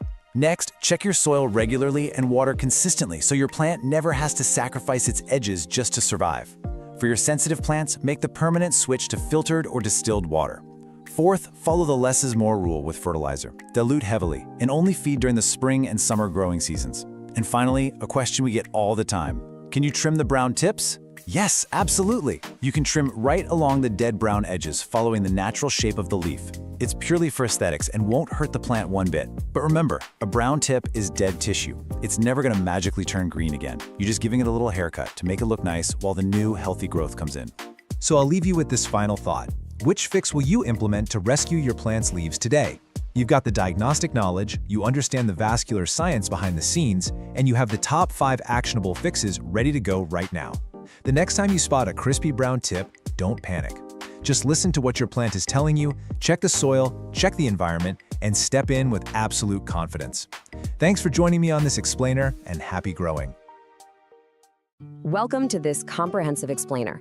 Look, if you've ever struggled with keeping a fern looking lush and vibrant, you are definitely in the right place. We're going to equip you with the exact knowledge you need to turn the sometimes finicky or Boston fern into an absolutely thriving centerpiece of your home. Today, we're breaking down the whole shebang, from basic requirements all the way up to expert-level propagation. Okay, let's just dive right into our roadmap. We'll be hitting 1. Meeting the area and fern. 2. The perfect environment. 3. Watering, soil, and feeding. 4. Pruning and propagation. 5. Troubleshooting. And finally, pro tips for success. Section 1. Meet the Ariane fern, a lush, pet-safe classic. To start off, let's get a little better acquainted with this specific cultivar. The Ariane is basically a beautifully compact, really graceful version of your classic Boston fern. And what's absolutely incredible about it is that it's not just stunning living decor, right? It's actually a highly functional addition to your space. For all you pet owners out there, this is a massive win. It is 100% non-toxic to cats and dogs. It's also an outstanding air purifier. Plus, it's a super fast grower with a lifespan that can easily top 10 years with proper care. So if you stick it in a naturally humid spot, say a bathroom or a kitchen, it is going to reward you with those gorgeous arching fronds year after year. Section 2. The perfect environment, mimicking the forest floor. So the absolute secret to your success here is setting up a foundation that replicates the fern's native tropical habitat. Think about the forest floor for a second. Dappled sunlight filtering through a canopy of tall trees. That's the exact gentle, indirect light you want to replicate. Placing your fern near an east-facing window for that soft morning sun, or maybe behind some sheer curtains, is absolutely perfect. But on the flip side, you want to avoid extremes. Direct, intense midday sun will literally scorch those delicate fronds, leaving them bleached and crispy. And conversely, if you just shove it in a dark corner, you're going to see sparse, weak, and leggy growth as the poor thing just stretches for the light. Now, if you take nothing else away from today, remember this number: 50%. That is the absolute minimum humidity threshold you must maintain to keep an Ariane fern happy. In a perfect world, they actually prefer it somewhere between 50 and 80%. Because they crave that moisture in the air, utilizing a few specific methods is going to be essential to preventing those dreaded brown, crispy edges. Running a humidifier nearby is definitely your best bet. But creating a pebble tray, where your pot sits on a layer of pebbles just above the water line, that works wonders too, as the water evaporates up into the foliage. You can also group multiple plants together to trap transpiration, or just rely on the natural humidity of your bathrooms. And a quick note on misting. While it feels great and the plant likes it, it's really just a temporary supplementary boost, not a complete long-term solution. Section 3. Watering, soil, and feeding. The daily routine. Now that your environmental foundation is solid, let's talk routine maintenance. This is all about finding the perfect moisture and nutrient balance. The golden rule: you want to water thoroughly whenever the top inch of soil feels slightly dry to the touch. But you've really got to watch out for warning signs on both extremes. See, Boston ferns absolutely hate drying out completely, but they're also super prone to root rot if you leave them sitting in a soggy swamp. So if your fern is wilted but the soil is wet, or if you catch a musty, damp smell, you are overwatering. Act away from the watering can. On the other hand, if those fronds are turning kind of a grayish color, getting crispy, and the soil is literally shrinking and pulling away from the sides of the pot, you're underwatering. It's a bit of a dance to find that consistent, moist sweet spot. If you're the type to mix your own soil, this recipe is a total game changer. Boston ferns need a slightly acidic pH, usually between 6.0 and 6.5. Doing 2 parts peat moss, or cocoa coir, provides that acidity, along with some excellent moisture retention. Then add 1 part all-purpose potting soil for nutrients and 1 part perlite. That perlite is crucial because it ensures the mix stays really well aerated and drains freely, which prevents the root rot we were just talking about. Ultimately, you want the soil to feel nice and light and spongy, never heavy or dense. All right, let's talk feeding. During the active growing season in spring and summer, giving them regular nutrients really supports those lush green fronds. But here is a critical, absolute must-follow rule. Always, always dilute your balanced liquid fertilizer to half strength. And make sure you actually water the plant first before feeding. If you apply full-strength fertilizer directly to dry soil, you run a huge risk of chemically burning those super sensitive roots. Section 4. Pruning and propagation. Growing your collection. As you graduate to expert-level care, don't be shy about pruning. Trimming off yellow or brown fronds right at the base naturally redirects the plant's energy into fresh, new growth. And once you have that massive, healthy plant, well, it's time to multiply it. When it's time to repot, usually every year or two, propagation by division is literally the easiest way to multiply your collection for free. You just take the whole thing out of the pot in the spring, gently pull that root mass apart into 2 or more sections, making sure each new section has healthy roots and a few good fronds, and then just pot them up in that custom soil mix we went over. Or actually, here's another really cool method: propagation by runners, also known as stolons. You've probably noticed these long, kind of fuzzy vines trailing off the sides of your fern. Instead of just snipping them off, you can take the little leafy tuft at the end and pin it down into a small neighboring pot filled with moist soil. Leave it attached to the mother plant for a few weeks while it grows its very own root system. Once it's established, you just cut the cord and boom, you have a completely new self-sustaining plant. Section 5. Troubleshooting. Pests and problems. Okay, let's be real, even the experts run into trouble. Boston ferns can be notoriously dramatic when they get stressed out. So let's decode what they're trying to tell you. This question right here, probably the single most common panic-inducing moment for new fern owners. Why are the leaves getting crispy and dropping everywhere? First off, take a deep breath. Do not panic. A stressed fern will shed its leaflets because of dry air or maybe a sudden temperature shift from a cold draft. Think of the shedding as a communication tool, definitely not a death sentence. It's simply the plant's way of telling you to check your humidity levels and make sure that soil hasn't completely dried out. Now for the slightly less fun part. That beautiful, dense foliage is basically a 5-star resort for common pests. If the air in your home gets too dry, watch out for the super fine webbing of spider mites. Seeing what looks like tiny bits of white cotton shoved down in the crown? Unfortunately, that's mealybugs. Hard brown bumps on the stems, scale insects. And if you brush past the plant and a cloud of tiny moth-like bugs flies up in your face, you've got whiteflies. Also, keep an eye out for fungus gnats buzzing around the moist soil. You really need to inspect your plant regularly. If you spot any of these invaders, immediately isolate the fern away from your other plants and treat it thoroughly with insecticidal soap or neem oil. Section 6. Pro Tips for Success. Elevating your care game. Let's wrap this up with a few rapid-fire advanced pro tips that will absolutely guarantee a stunning plant. First up, rotate your fern a quarter turn every single week. I know, it sounds almost too simple, but doing this regularly ensures that all sides of the plant receive even ambient light. It promotes this perfectly balanced, gorgeous 360-degree shape and keeps the plant from leaning awkwardly toward your window. Next tip, take your fern to the shower. Seriously, every month or two, a gentle rinse with lukewarm water is a massive game changer. It cleans the dust off those delicate fronds so the plant can actually photosynthesize efficiently, and it gives the fern a massive temporary boost in humidity that it will absolutely love. Okay, this one is huge. Pot choice matters. While unglazed terracotta pots look beautifully rustic, they are highly porous. They literally wick moisture right out of the soil, and for a moisture-loving fern, that dries them out way too fast. Do yourself a favor and stick to plastic or glazed ceramic pots to really lock that essential hydration in. And finally, water quality.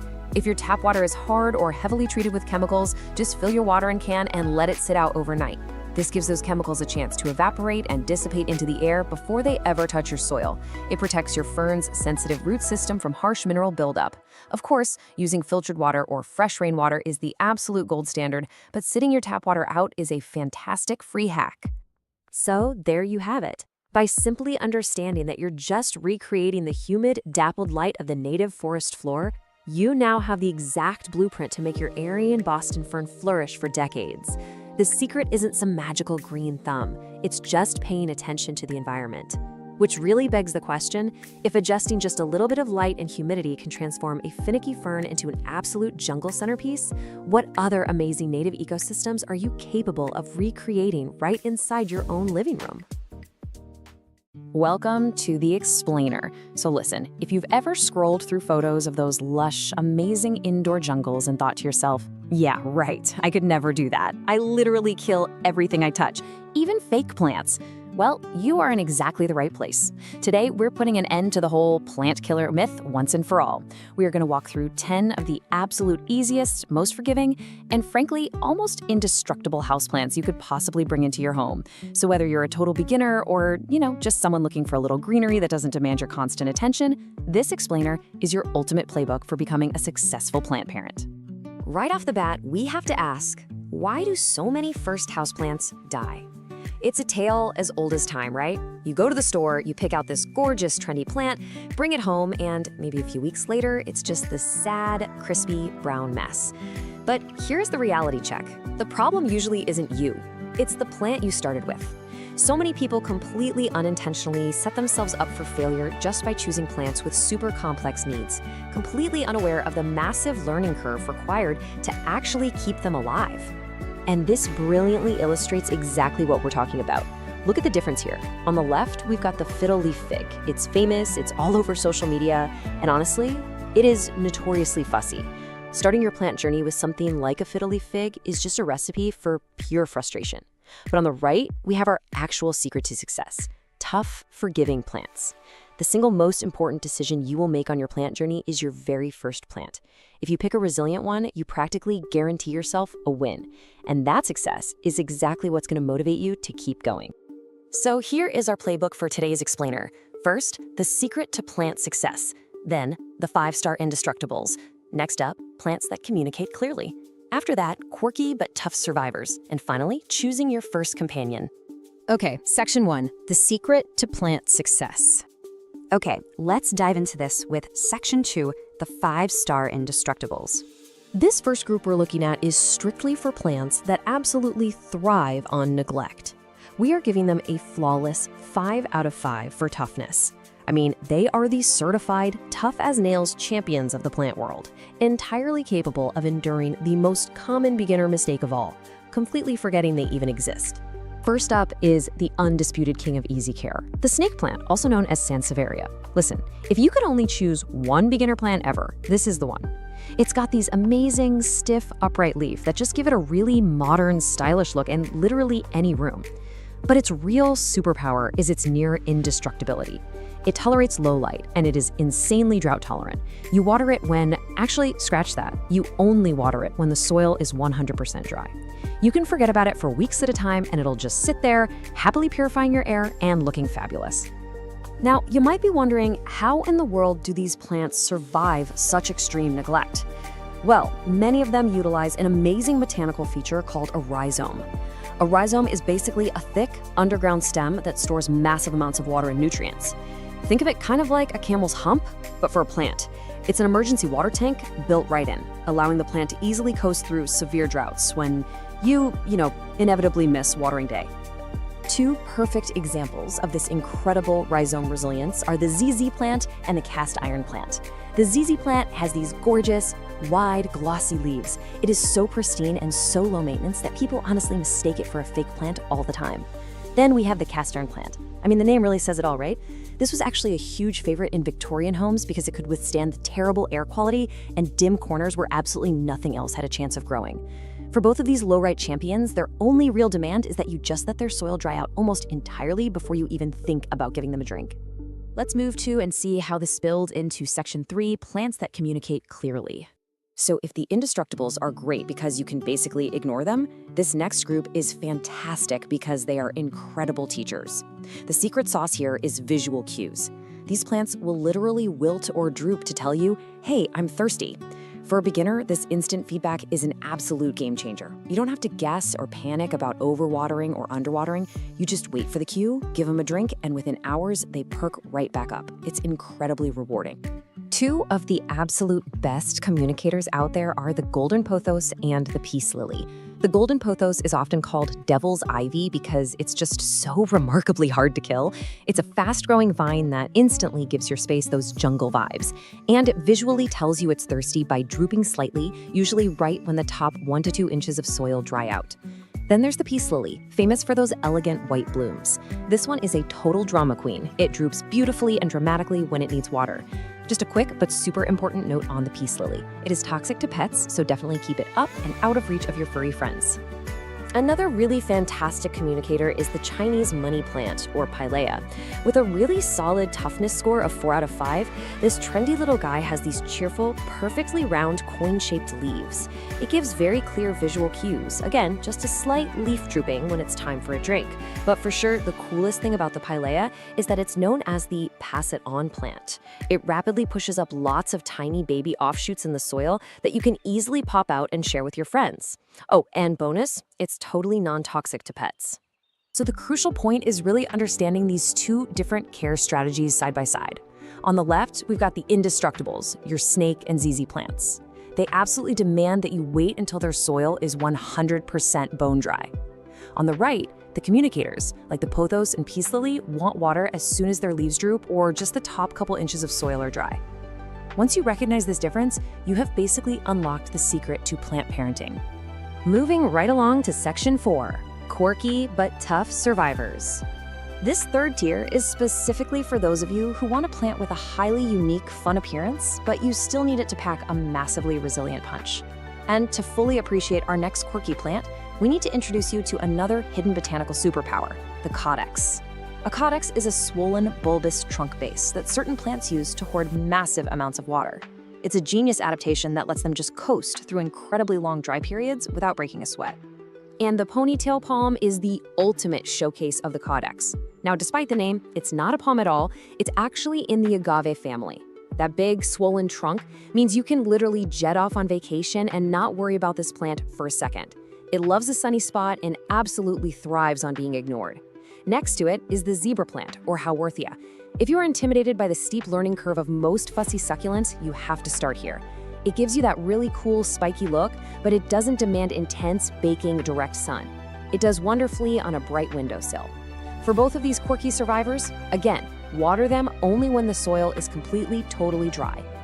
Rounding out our quirky list, we have two classics, the spider plant and the parlor palm. The spider plant is this cheerful, grassy companion that produces endless, adorable, dangling babies or spiderettes. It is literally the plant that keeps on giving, and it's completely non-toxic. The parlor palm, on the other hand, is perfect for anyone dreaming of bringing an indoor tropical oasis to life. It stays relatively small, and unlike a lot of its really fussy palm cousins, it is incredibly adaptable to lower light and just normal everyday home humidity. For both of these guys, a good rule of thumb is to water just when the top inch of soil feels dry. And finally, section 5, choosing your first companion. We've covered a ton of ground in this explainer, and now what's really interesting about this slide is how easily you can match one of these plant categories directly to your specific lifestyle. Look, if you know you are a forgetful owner or you just have very low light in your space, the indestructibles are hands down your best bet. Just wait for that soil to be 100% dry. Now, if you're a bit more attentive and you want a plant that actually gives you instant feedback and teaches you how to water, grab a communicator and wait for that visual droop. And hey, if you want something with totally unique looks that can adapt to varied light setups, the quirky survivors are definitely calling your name. The absolute core takeaway from all of this source material can really be summed up perfectly right here. Success is the best motivation. Choose one and you're on the path. It's that simple. Please don't overcomplicate it. Don't go out and start with some high-maintenance diva plant. Just pick one forgiving plant that fits your space and let that initial, manageable win drive your confidence for the rest of your gardening journey. So you have the playbook, you know the biological secrets, and you've seen the 10 absolute easiest houseplants that are practically impossible to kill. The only question left is, which of these unkillable companions are you going to bring home today? Take the leap, pick your plant, and start your green journey. Thanks so much for joining me on this explainer, and hey, happy planting! Welcome to this explainer. You know, summer brings us those beautiful, long days and just an absolute ton of bright light. We love it, right? But for our indoor gardens, man, the scorching summer months can feel like an absolute battlefield. If you want to make sure your indoor jungle doesn't just survive, but actively thrives during the absolute hottest parts of the year, well, you are in exactly the right place. Let's get our plants ready for the heat. Okay, let's dive into this. It's kind of a harsh reality, but those exact same gorgeous, long summer days that give us so much energy, yeah, they can actually cause sudden, fatal stress to your vulnerable indoor plants. And I mean, sometimes the damage happens literally overnight. A plant that looked perfectly healthy on a Tuesday can look completely devastated by Wednesday afternoon, just because the temperature spiked in your living room. To prevent that kind of heartbreak, here's our action playbook for today. We're gonna cover 1. Spotting summer heat stress, 2. Adjusting your watering routine, 3. Boosting humidity and airflow, 4. Managing intense summer sunlight, and 5. Protecting your highly sensitive plants. Step 1. Spotting summer heat stress. When temperatures rise indoors, plants react, and they react fast. You've got to be able to read the early warning symptoms. You might see leaf scorch, those ugly brown, crispy spots on the foliage, maybe some crispy edges, sudden yellowing, or you might notice the soil is drying out way quicker than usual. But the absolute most alarming sign? Wilting leaves. And here is the crucial takeaway. If your plant's leaves stay limp even after a thorough watering, that plant is actively suffering from acute heat stress. And why is it absolutely crucial we spot this so early? Because heat stress can escalate in just 1 to 2 days. You literally do not have a week to figure this out. Immediate action is required the very second you see these signs on your foliage. Step 2. Adjusting your watering routine. If you've spotted the stress, or honestly, if you simply want to prevent it, we have to start with the single most critical element, water. Here is the golden rule of summer. Check the top 1 to 2 inches of soil daily. You need to treat this as absolute law. I'm serious. The topsoil in your pots can dry out within hours during a severe heat wave. That means your tropical plants especially require daily monitoring. And actually, even your succulents and cacti, which usually like to dry out completely, they might need water way more frequently than you're used to giving them in the winter. So the crucial point is exactly when and how you apply that water. Ideal watering happens early in the morning or late in the evening. This strategic timing is huge. It gives the roots actual time to absorb the moisture before the intense midday sun just evaporates the whole shebang.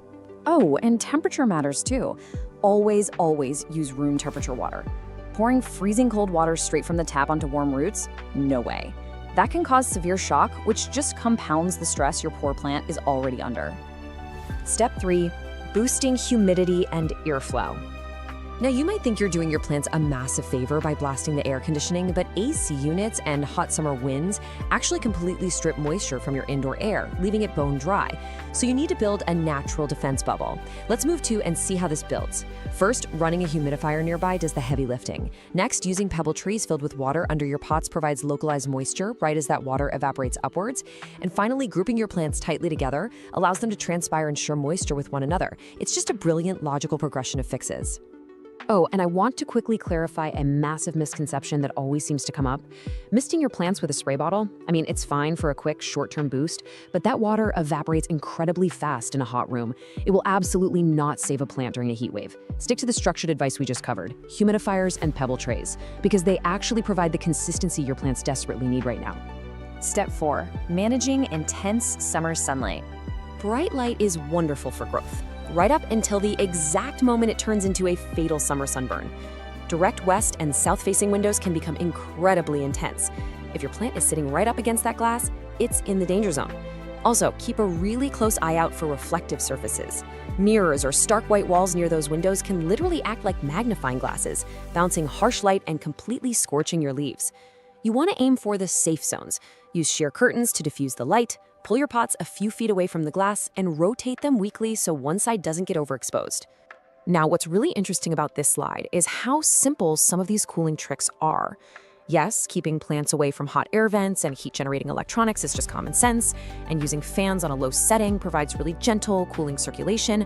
But get this, just taking a potted plant off a high shelf and placing it directly on the floor can drop the ambient temperature around its leaves by a few crucial degrees. It's a temporary trick, sure, but it is highly effective during peak heat. Step 5. Protecting highly sensitive plants. Look, not all plants are created equal when it comes to summer survival. While your hardy succulents might handle the heat just fine, we need to establish a strict watch list for the absolute most vulnerable species in our indoor jungle. Ferns, like your Boston or maidenhair, calatheas, peace lilies, anthuriums, and a lot of orchids, these are the divas of the summer. They are highly sensitive. If a sudden heat wave strikes, these specific plants simply must be relocated to cooler rooms with stable temperatures, higher humidity, and gently filtered light. They won't tough it out, they will suffer. So, armed with this knowledge, take a quick walk around your home right now. Look at your soil, check out your leaves, feel the heat coming off your windows. Which of your plants needs rescuing today? Seriously, don't wait for the wilt to set in. Apply this explainer's playbook immediately. Adjust your routines, and let's save your indoor garden from the summer heat. Welcome to this explainer. Look, today we are going to completely de-escalate your plant parent panic and diagnose exactly why those precious leaves are hitting the floor. We've literally all been there, right? You walk into the room and your absolute favorite houseplant has suddenly shed a whole layer of foliage. It's heartbreaking, and honestly, it usually sends us into a total spiral of overcaring. But today we're taking a structured, scientific approach to figure out the top 6 causes of leaf drop, and much more importantly, how you can fix every single one of them. So let's dive right in by reframing the situation entirely. Your plant isn't betraying you, and it honestly isn't necessarily dying. When a plant drops its leaves, it's actually performing a highly calculated act of self-preservation. Think of it like a captain ordering the crew to abandon ship on a specific deck just to keep the rest of the vessel afloat. You see, leaves are a plant's power stations for photosynthesis, but they're also where the plant loses the most water through transpiration. When a plant is under severe stress, maintaining all of that lush foliage becomes this massive energy drain it simply can't afford. So it sheds leaves to conserve energy and survive. And this brilliant biological mechanism really proves that point. Leaf drop isn't just a leaf getting weak and randomly falling off, it's an active process. When stressed, whether that's from bad watering, dying roots, or just environmental shock, the plant purposefully builds a tiny wall of cells, called the abscission layer, right at the base of the leaf stem. This layer effectively severs the leaf from the plant's vascular system. It's literally cutting its losses to focus all of its remaining resources on core survival. Understanding this completely changes how we diagnose the problem. Here's our agenda for today's Plant ER Triage. First, the science of leaf drop. Second, diagnosing water issues. Third, environmental shock and stress. Fourth, natural aging versus pests. And finally, pro tips for prevention. Section 1. The science of leaf drop, identifying the symptoms. Now consider this your ultimate cheat sheet. Before you start pouring water everywhere or impulsively repotting, look closely at which leaves are dropping and how they feel. If your lower leaves are turning yellow and feel soft or limp, you're probably overwatering. But if the leaves are yellow but feel dry and crispy, your plant is underwatered. A sudden, massive shower of leaves often points to acclimation shock, while a sudden drop of perfectly green leaves usually means temperature stress. And if it's just the oldest bottom leaves falling off one by one, well, that's just natural aging. Keep these symptoms in mind as we break down each specific cause. Section 2. Diagnosing water issues, the most common culprits. Okay, so watering issues are the #1 reason plants shed leaves. And contrasting these two extremes makes it incredibly easy to diagnose if yours is drowning or completely parched. Actually, go ahead and check your soil right now. If it's constantly wet and soggy and the base of the stem feels a bit soft, your roots are likely rotting. They're dying and can no longer support the foliage, so the plant sheds its lower leaves. That's overwatering. On the other hand, if you pick up the pot and it feels surprisingly light and the soil is bone dry and rock hard, your plant is in a severe drought. It's sacrificing its dry, crispy leaves just to keep its main stems alive. That's underwatering. If you diagnosed overwatering, here's your exact fix to stop those lower leaves from dropping. Step 1, and I know this is the hardest thing for us plant parents, stop watering immediately. Just step back. Allow that soil to dry out completely. You also really need to verify that your pot actually has drainage holes, because if water can't escape, the roots are literally suffocating. If the soil smells swampy or the base of the plant feels mushy, you're dealing with severe root rot. In that case, you've got to play surgeon. Unpot the plant, carefully snip away the black, mushy, dead roots, and repot it in fresh, dry, well-aerated soil. On the flip side, if your plant is underwatering and shedding crispy leaves just to survive the tiny desert you've accidentally created in your living room, you need to rehydrate it immediately. Give it a really deep, thorough watering. Now, if the soil is so bone dry that the water just runs down the sides of the pot and out the bottom without even absorbing, you're going to want to use bottom watering. Just set the pot in a bowl of water for about 30 minutes and let the soil soak it up from the bottom like a sponge. Once it's rehydrated, commit to a consistent watering schedule so it never has to face that kind of drought stress again. Section 3. Environmental shock and stress when things change too fast. This perfectly explains our third cause, acclimation shock. Just think about where your plant came from for a second. It was likely raised in this perfect climate-controlled nursery or greenhouse with optimal humidity and light. So when you buy it, shove it in your car and place it in a dim corner of your house, that is an incredibly jarring transition. Sensitive plants, particularly the notorious fiddly fig, will throw an absolute tantrum, much like a dramatic teenager, and drop a significant number of leaves as they struggle to adjust to these new, less than ideal conditions. To fix acclimation shock, the answer is usually less action, not more. You simply need to establish a stable environment. Find a forever home in your house that provides the right light for that specific species, set the pot down, and seriously, stop moving it around. Don't drag it from room to room chasing the sunlight. Keep your watering routine stable and just be patient. Expect a little bit of drama for the first few weeks. Once it realizes its environment is secure, the dropping will absolutely stop and it'll acclimate. Now let's see how this builds into cause number 4, temperature stress. If you walk into a room and notice your plant has suddenly dropped a handful of perfectly healthy, bright green leaves, look around. Is there a drafty window right there? Did someone leave a door open? Is it sitting directly in the path of an air conditioning vent? A sudden chill is a major shock to tropical houseplants, and shedding green leaves is an acute, immediate defense mechanism against that sudden plunge in temperature. The prescription here is incredibly straightforward. Just protect your tropical plants from the chill. Relocate the plant immediately away from any source of cold air or intense temperature fluctuations. They want a steady, warm environment, just like they'd have in their native habitats. Section 4. Natural aging versus pests, the inevitable and the invasive. It's really vital to distinguish between cause number 5, which is natural aging, and cause number 6, pests. Natural aging is literally just the circle of life. It is perfectly normal for a healthy, thriving plant to occasionally turn 1 or 2 of its very oldest, lowest leaves yellow and drop them. It's simply redirecting its energy upward to push out new growth at the top. If the rest of the plant looks amazing, do nothing, just clear the leaf away. However, if the leaf drop is severe and you're seeing fine webbing, sticky residue on the leaves, or tiny visible insects like spider mites or scale, your plant is under attack. These pests are physically draining the life and energy from the plant, forcing it to drop foliage it can no longer support. If pests are stealing your plant's energy, you gotta act like a botanical ER doctor right now. Step 1, isolate the patient immediately so the bugs don't spread to your entire indoor jungle.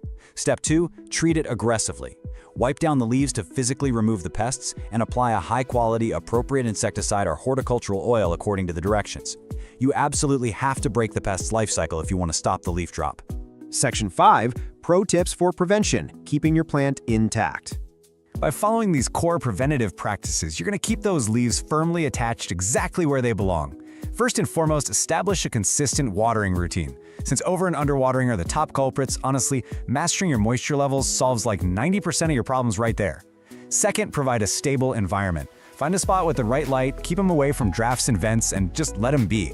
And finally, when you bring a new plant home, expect a little drama. Provide good care and just give it the time it needs to adjust. And as we wrap up this explainer, we absolutely have to address the most heartbreaking question every single plant owner asks after sweeping up a pile of fallen foliage from the floor. Will those beautiful leaves ever grow back on the bare stem? Well, the hard truth is, no. A plant won't regrow a leaf in the exact same spot where one has fallen off. But hey, you shouldn't be discouraged by that. The entire goal of our triage today wasn't to magically reverse the past, but to fix the root cause and stop any further dropping. Because of your excellent care, your plant now has the energy and stability to push out beautiful, fresh, new growth right at the top. By understanding the real science behind why plants drop their leaves, you've totally leveled up as a plant parent. Which really makes you wonder, if your plants can tell you this much just by dropping a single leaf, what other secret languages are they using right now that you haven't even learned to speak yet? Let's jump right into this explainer. If you've ever wanted to bring a vibrant, living, breathing piece of the forest indoors without having to run the vacuum literally every single day to clean up dead leaves, well, you are exactly in the right place. Today, we're breaking down a complete beginner to expert care guide for the absolutely stunning Asian sword fern. Here's our blueprint for today. First, we'll officially meet the Asian sword fern. 2, we'll cover light, temperature, and humidity. 3, hydration and soil mastery. 4, feeding, pruning, and propagation. And finally, number 5, troubleshooting pests and problems. All right, let's get started. Section 1, meet the Asian sword fern. Scientifically known as Nephrolepis brownie, you'll also see this beauty sold under its popular trade name, the Kimberly Queen fern.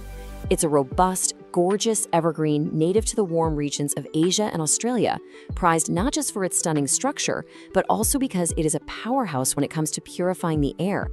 Honestly, this plant is like a massive upgrade to the classic Boston fern. You know how Boston ferns just kind of sprawl out everywhere and drop tiny leaflets the exact second they feel even a little bit dry? Yeah, it's a mess. But the Asian sword fern, it boasts these upright, narrow, sword-shaped fronds that actually stay put. It completely ditches the dramatic shedding, plus it's totally non-toxic, so it's perfectly safe if you have cats or dogs roaming around. Moving on to Section 2, light, temperature, and humidity. To get this plant truly thriving, our strategy is actually pretty simple. We're going to translate its native forest floor environment straight into your living room. When it comes to lighting, I want you to think about the dappled sunlight filtering through a thick forest canopy. That gentle, filtered glow is exactly what your fern wants. Bright, indirect light is the goal here. Setting it near an east-facing window for some soft morning sun is pretty much ideal. Or you can pull it back a few feet from a brighter south or west-facing window. Whatever you do, keep it out of harsh, direct afternoon sun. That'll scorch those delicate fronds in no time, turning them a bleached yellow or crispy brown. Oh, and pro tip, rotate the pot a quarter turn every couple of weeks so it grows nice and even, rather than leaning toward the light. For temperature, consistency is your best friend. You'll want to keep things comfortable, right in that 60 to 75 degree Fahrenheit sweet spot. That's about 16 to 24 degrees Celsius. The main thing is protecting it from sudden drafts. Keep it away from drafty winter windows, frequently open doors, and absolutely do not put it in the direct line of an AC or heating vent. And hey, if you decide to put it out on the patio for the summer, just remember it is not frost tolerant. You've got to bring it back indoors long before that first fall frost hits. Now here is a crucial number you absolutely have to remember: 50%. Just like most ferns, this guy is a total humidity junkie. It needs a bare minimum of 50% humidity to thrive and to keep those gorgeous fronds from getting brown, crispy edges. The problem is, in most homes, especially in the dead of winter with the heater blasting, our indoor air is just way too dry. But don't worry, if your house is dry, it's super easy to fake that damp forest vibe. You can mist the fronds with room temperature water a few times a week, set the pot on a tray filled with pebbles and water, or group it together with your other plants to create a little shared microclimate. Honestly, running a small humidifier nearby is a total game changer. Yes, your plant might end up with a more demanding daily skincare routine than you do, but the lush results are 100% worth it. Oh, and if you have a bright bathroom, that is a naturally perfect spot. Section 3, hydration and soil mastery. This is where we learn how to build a rock-solid, resilient root system through proper watering and soil composition. Let's talk about the top-inch rule.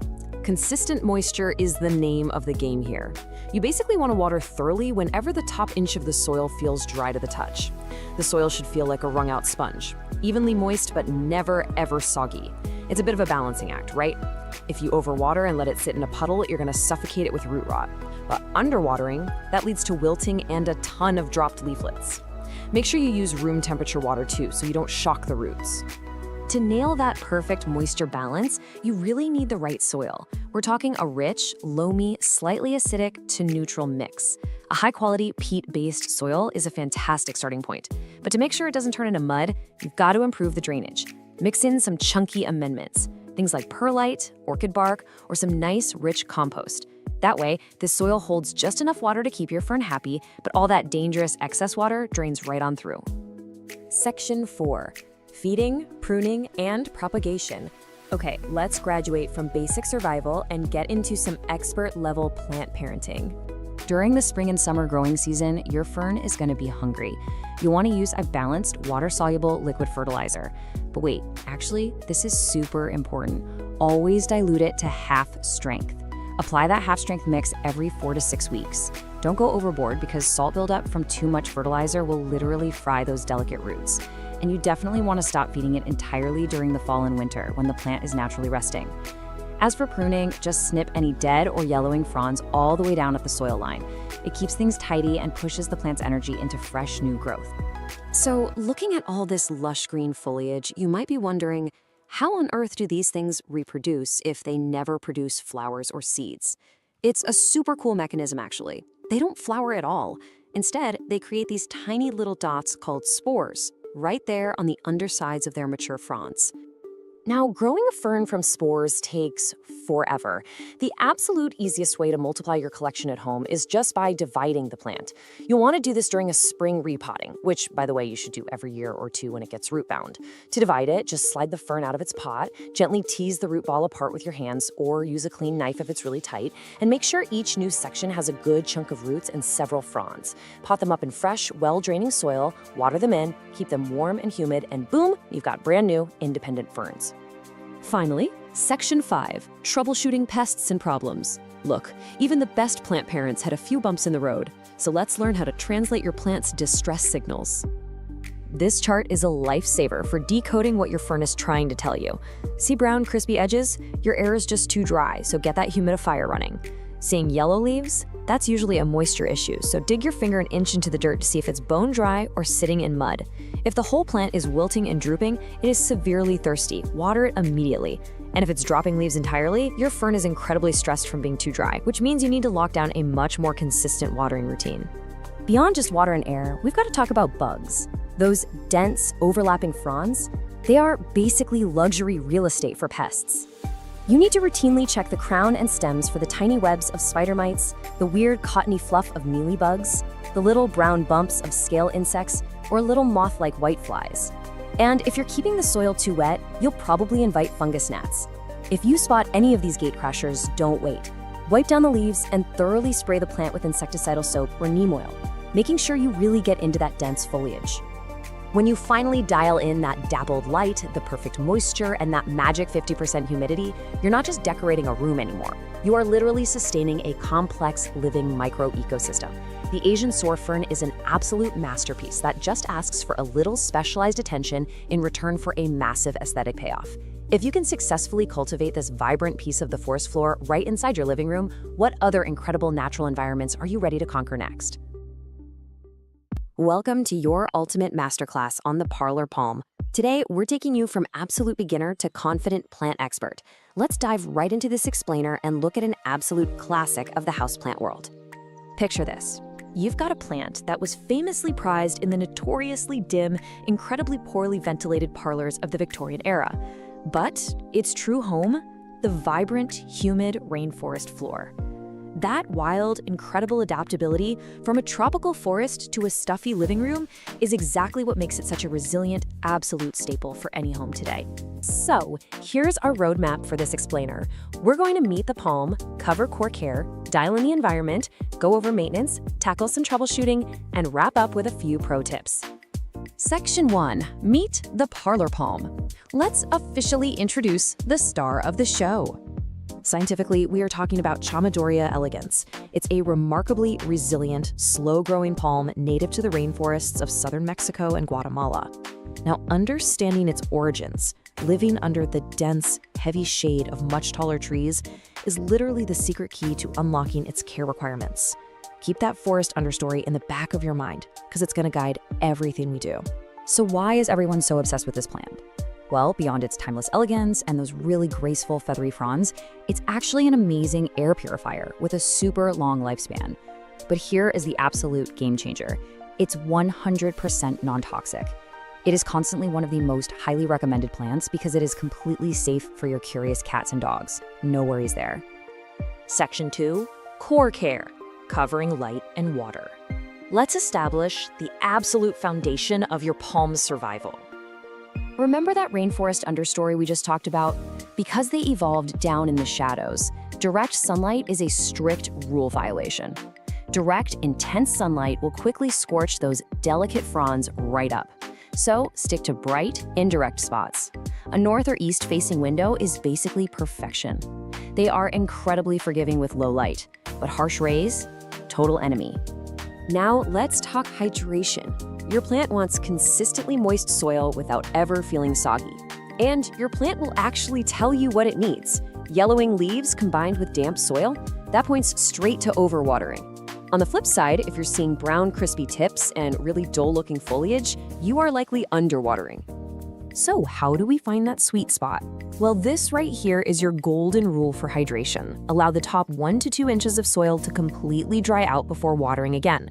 When you do water, water it thoroughly until it drains out the bottom, but never ever let the pot sit in a tray of excess water. Waterlogged soil leads to root rot, and root rot is fatal. Moving on to Section 3, the environment.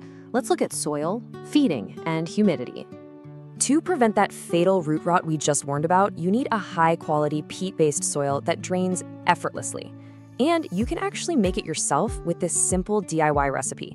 Just mix 2 parts peat moss or coco coir, 1 part standard all-purpose potting soil, and 1 part perlite. This creates a beautifully light, airy medium that holds just enough moisture without turning into a heavy, compacted brick. As for the climate in your room, they are pretty chill.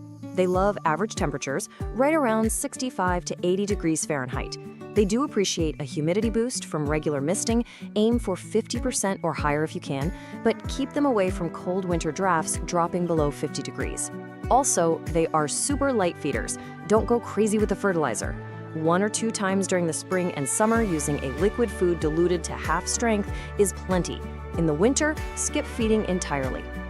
Section 4, maintenance. Let's talk about potting, pruning, and propagation. Because these guys are incredibly slow growers, they actually prefer to be slightly pot-bound, so you only need to tackle repotting maybe every 2 to 3 years in the spring. Just follow a simple 4-step process. Crucially, step 1, never choose a pot more than 1 to 2 inches wider than the current one, or all that extra soil will hold way too much water. Gently slide it out, pop it in the new pot with your fresh peat mix, and give it a good drink. Okay, listen closely to this one because it's an absolute non-negotiable rule. When you're pruning away normal aging yellow or brown leaves at the base, you're totally fine, but never top prune your palm. Palms grow from a single central point called the crown. If you decide to chop off the top to try and make it shorter, you will literally kill the entire plant. Just don't do it. And what about making more plants? I know it's super tempting to divide those cute clustered clumps in your pot to propagate them, but here's the reality. Their root systems are incredibly delicate. Tearing them apart usually results in losing everything. These beauties are actually propagated commercially from seed, so just enjoy the one you have and leave the multiplying to the professionals. Section 5, troubleshooting pests and problems. Let's armor you up against common indoor threats. Let's identify the usual suspects. Spider mites are enemy number 1 here. Why? Because they thrive in dry air, and as we know, the palm hates dry air.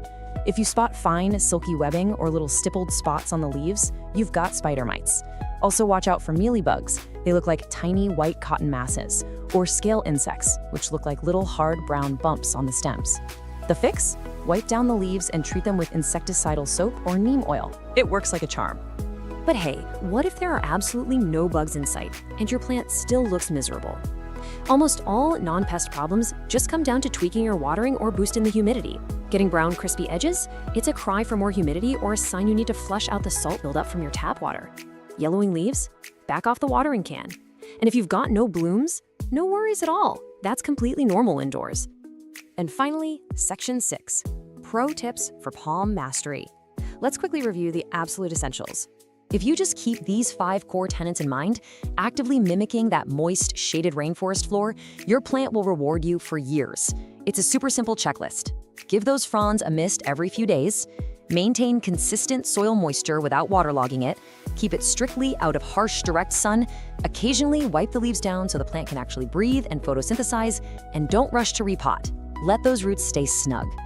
Fun fact for you, there are actually over 100 species in the Chamaedorea genus, including things like the bamboo and cat palms. But you now know exactly why the elegans remains the undisputed champion of the indoor parlor. It is perfectly adapted to thrive right alongside us, bringing a literal piece of the tropical understory indoors. You're no longer a beginner, you're a confident expert. You know the exact light it needs, the perfect airy soil mix, and the secret to a properly moist environment. So take a look around your home right now. Where is that perfect, gently lit corner just waiting for a piece of the rainforest? Thanks so much for joining me for this explainer, and happy growing! Okay, let's dive into this. We all want that lush, vibrant feeling of a tropical rainforest right in our living rooms, don't we? But, turning dry indoor spaces into thriving tropical oases isn't just about pouring water into your pots. It's a bit more nuanced than that. Today, we're walking through the 12 best plants that absolutely love humidity, and we'll look at how giving them that moisture in the air can completely transform their growth into something genuinely spectacular. Now, if you're an avid plant parent, you have definitely asked yourself this exact question. Why do my plant's leaves keep turning brown and crispy? Seriously, it's a universal pain point. It can drive you crazy.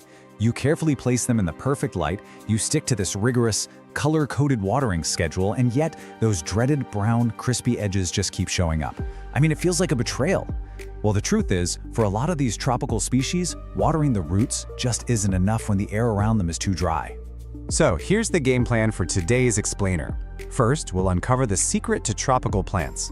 Then, we'll break down our top 12 into 3 fun groups: the humidity drama queens, the bathroom superstars, and rainforest giants and bloomers. Finally, we'll wrap the whole thing up with 3 super easy ways to boost humidity right in your own home. All right, section 1, the secret to tropical plants and why they crave all that moisture. I want you to picture the natural habitat for many of our absolute favorite houseplants. Think of the tropical rainforest floor. Beneath that dense canopy of ancient trees, the air is incredibly thick, almost heavy with moisture, right? These plants have evolved over millennia to absorb life-giving water, not just through their root systems buried in the dirt, but directly through their leaves. Now contrast that lush jungle with our typical winter homes. With the central heating blasted to keep us warm, our houses are basically deserts to these plants. The air severely lacks the moisture they're hardwired to expect. Grasping this stark, honestly kind of shocking contrast is your very first step to solving that crispy edge mystery. Moving right along to section 2, the humidity drama queens. These are the high moisture demanders. Let's meet our first 3 plants. First up, the Calathea. This is the undisputed drama queen of the houseplant world, hands down. Take the Calathea orbifolia with those elegant, sweeping silver stripes. Without high, consistent humidity, those pristine leaves will practically crisp up if you just look at them wrong. Next is the Marinta, affectionately known as the prayer plant. They genuinely need about 50 to 60% humidity to keep their delicate leaves soft enough to do their fascinating nocturnal praying movements, where they literally fold up for the night. And then we have the architectural alocasia. Keeping alocasias bathed in 60 to 80% humidity isn't just about keeping them pretty, it's actually their absolute best natural defense against devastating spider mites. So, the crucial point to remember here is this. Alocasias intensely love moisture, but they absolutely hate what we call wet feet. It's a really delicate dance. You want the air surrounding that broad foliage to be wet and heavy, mimicking the rainforest, but the soil down at the roots must be well-draining, and you have to let it dry out slightly between waterings. If you don't maintain this critical balance, you're directly inviting root rot, and trust me, root rot will take down a beautiful, expensive plant even faster than dry desert air will. Section 3 brings us to the bathroom superstars, the ones that thrive in the steam. If any plant was quite literally made to live in a bathroom, it's the classic Boston fern. Hang one in a bright spot near your shower where it can actively soak up the daily steam. These beauties wildly thrive when ambient humidity hits up to 80%. Then there's the elegant peace lily. This one is a true functional superstar because it actively pulls and absorbs airborne mold spores right out of damp areas. It's basically a household helper and a beautiful piece of decor all in one.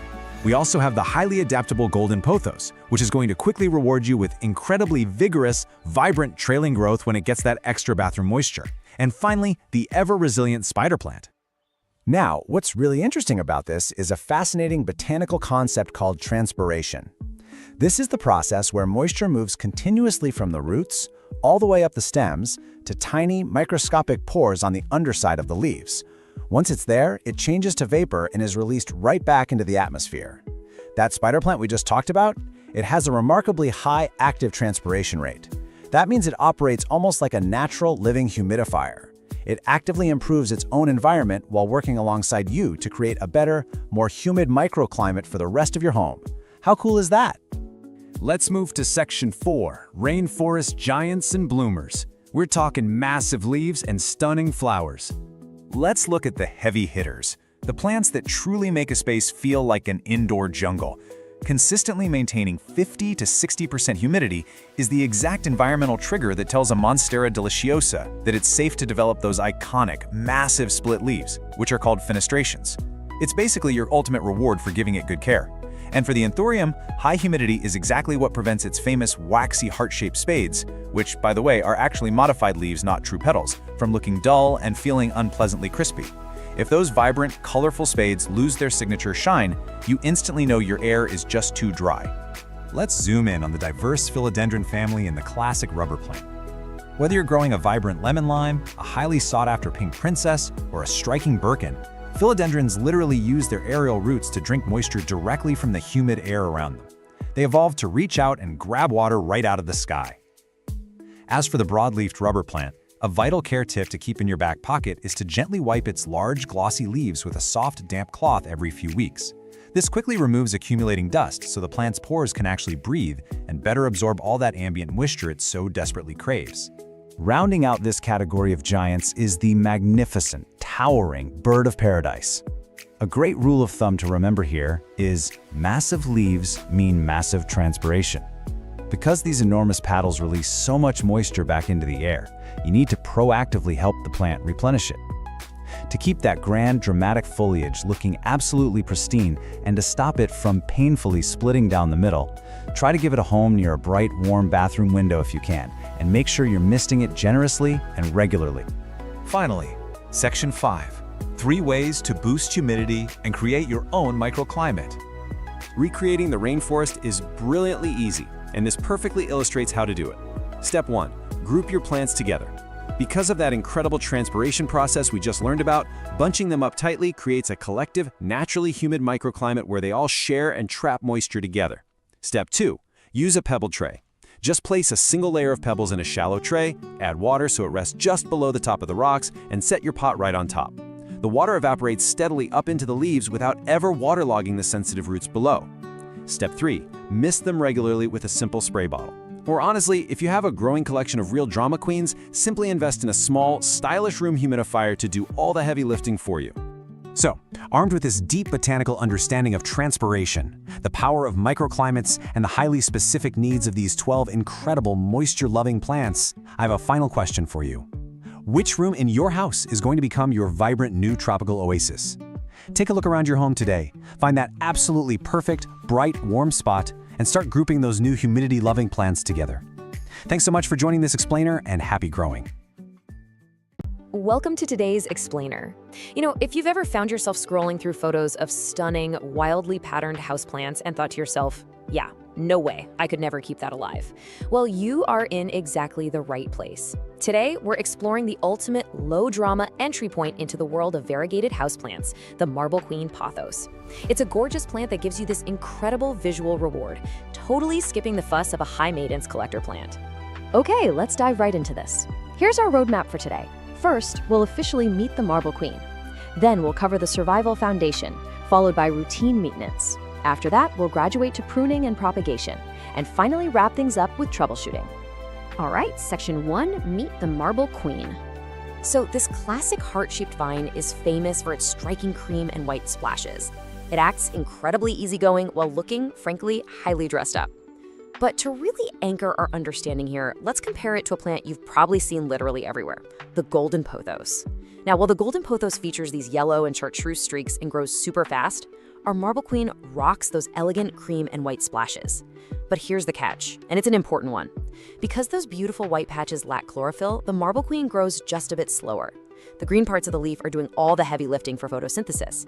Basically, if pure speed matters to you, pick the golden. But if looks are your priority, the Marble Queen is your winner, for sure.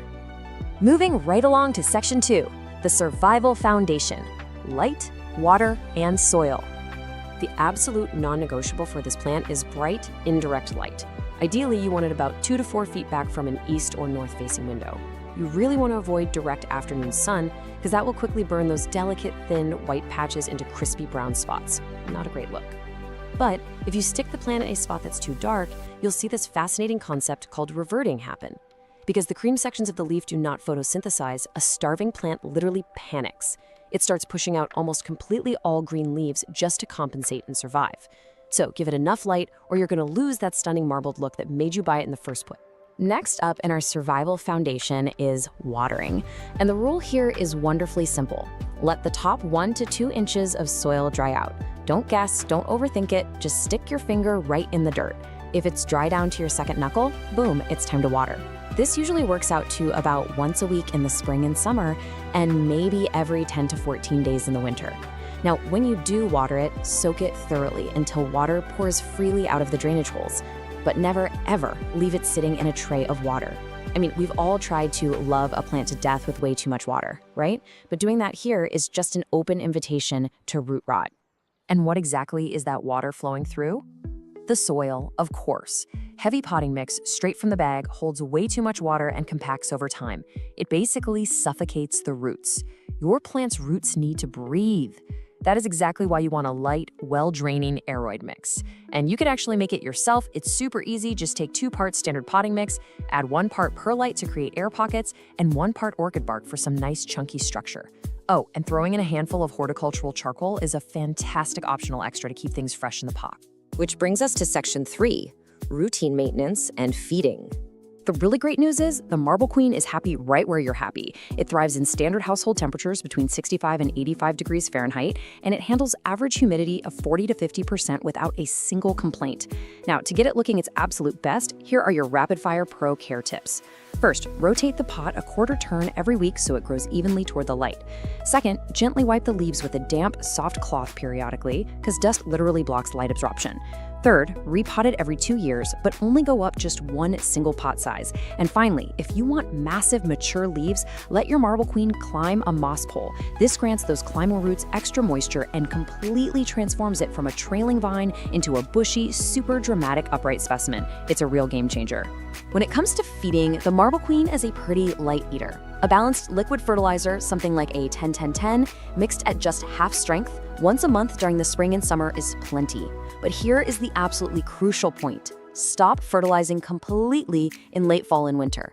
The plant isn't actively growing then, and feeding it can cause unused fertilizer salts to build up in the soil. That's going to burn the roots and leave you with crispy brown leaf tips. Oh, and a quick aside, always water the plant before you add liquid fertilizer just to prevent shocking those roots. All right, time to level up. Section 4, expert level, pruning and propagation. This is where you learn to actually multiply your plants and control how it looks by trimming back those leggy or reverted vines. But before we reach for the scissors, we need to know exactly where to make our cuts. You are looking for a node. A node is that small little bump on the stem directly opposite a leaf. It is basically the magical spot where new roots and new foliage emerge. When you prune, you want to cut just above a node on the main plant. And if you're aiming for a bushier plant instead of long, stringy vines, simply pinch off the growing tips. That forces the node right below it to push out side branches, which fills the plant out beautifully. Now let's take those cuttings you just made and multiply your collection. Water propagation is incredibly simple. Just find a healthy vine and cut just below a node, so your cutting has a node right at the bottom. Remove the lowest leaf to fully expose that node. Drop it into a jar of room temperature water, making sure any remaining leaves stay completely dry above the water, and just wait. Roots are going to appear in 2 to 3 weeks. And here's a brilliant little pro tip for you. Cuttings with stronger green tones actually root faster than mostly white cuttings. Why? Because they have way more chlorophyll energy to fuel that root production. Almost there. Section 5, troubleshooting common problems. Look, even the experts run into issues sometimes. But the difference is, they know how to read the plant and confidently diagnose the problem without panicking. For instance, here's one of the most common beginner questions we get. Why is my beautiful Marble Queen turning solid green? Well, remember that concept of reverting we talked about earlier? That is exactly what's happening. The plant is literally telling you it is starving for light. The quick fix? Move the plant closer to a window and trim back those solid green vines so it redirects its energy back into producing that beautiful, variegated growth. You can actually reverse engineer your entire care routine based strictly on what the leaves are telling you. Think of it like a puzzle. If you see yellow lower leaves and mushy stems, you're overwatering. Let the soil dry out, and if it's really severe, you might need to trim away black, rotting roots. Now, if you see crispy brown edges, you're either underwatering or the air is way too dry, so give it a thorough soak. And if the vines are looking leggy with huge gaps between tiny leaves, yep, it needs more light. Just by checking these symptoms, you're going to know exactly how to pivot your care strategy. Now, the Marble Queen isn't a massive pest magnet, but you definitely still need to keep your eyes peeled. Mealybugs look like little bits of white, cottony fluff tucked right into the joints. Spider mites leave behind this really fine webbing. Scale looks like tiny brown bumps stuck to the stems. If any of these show up, don't panic. A simple cotton swab dipped in 70% isopropyl alcohol or a weekly spray with some insecticidal soak will clear them right up. There is one totally vital troubleshooting question we absolutely must cover. Is this plant safe for pets? The answer is firmly absolutely no. Like all pothos, the marble queen contains calcium oxalate crystals. These are highly toxic and very irritating to cats and dogs if they chew on the leaves. So if you have curious pets running around, this plant has to be displayed way up high in a hanging basket or completely out of their reach. And there you have the whole shebang. You have officially graduated to expert marble queen parent. You now know how to provide the perfect light, mix the ideal soil, prevent reverting, and even multiply your plant through propagation. Which really leaves me with one final, very important question for you today. Once you trim those vines and root those incredibly easy cuttings, who is going to get your very first marble queen baby? Think about it. Thank you so much for joining me on this explainer, and happy growing. Welcome to today's explainer. We are jumping right into a complete masterclass on the anthurium. If you've been searching for a striking tropical plant that gives you the vibrant beauty of a fresh floral bouquet, but with the incredible longevity of a houseplant, well, you are in the exact right place. Today, we're breaking down literally everything you need to know to take your anthurium from simply surviving to absolutely thriving. So let's dive right in. Here's our game plan for this explainer. We're going to start by meeting the plant, then we'll lock down the foundation, that's your soil, water, and light.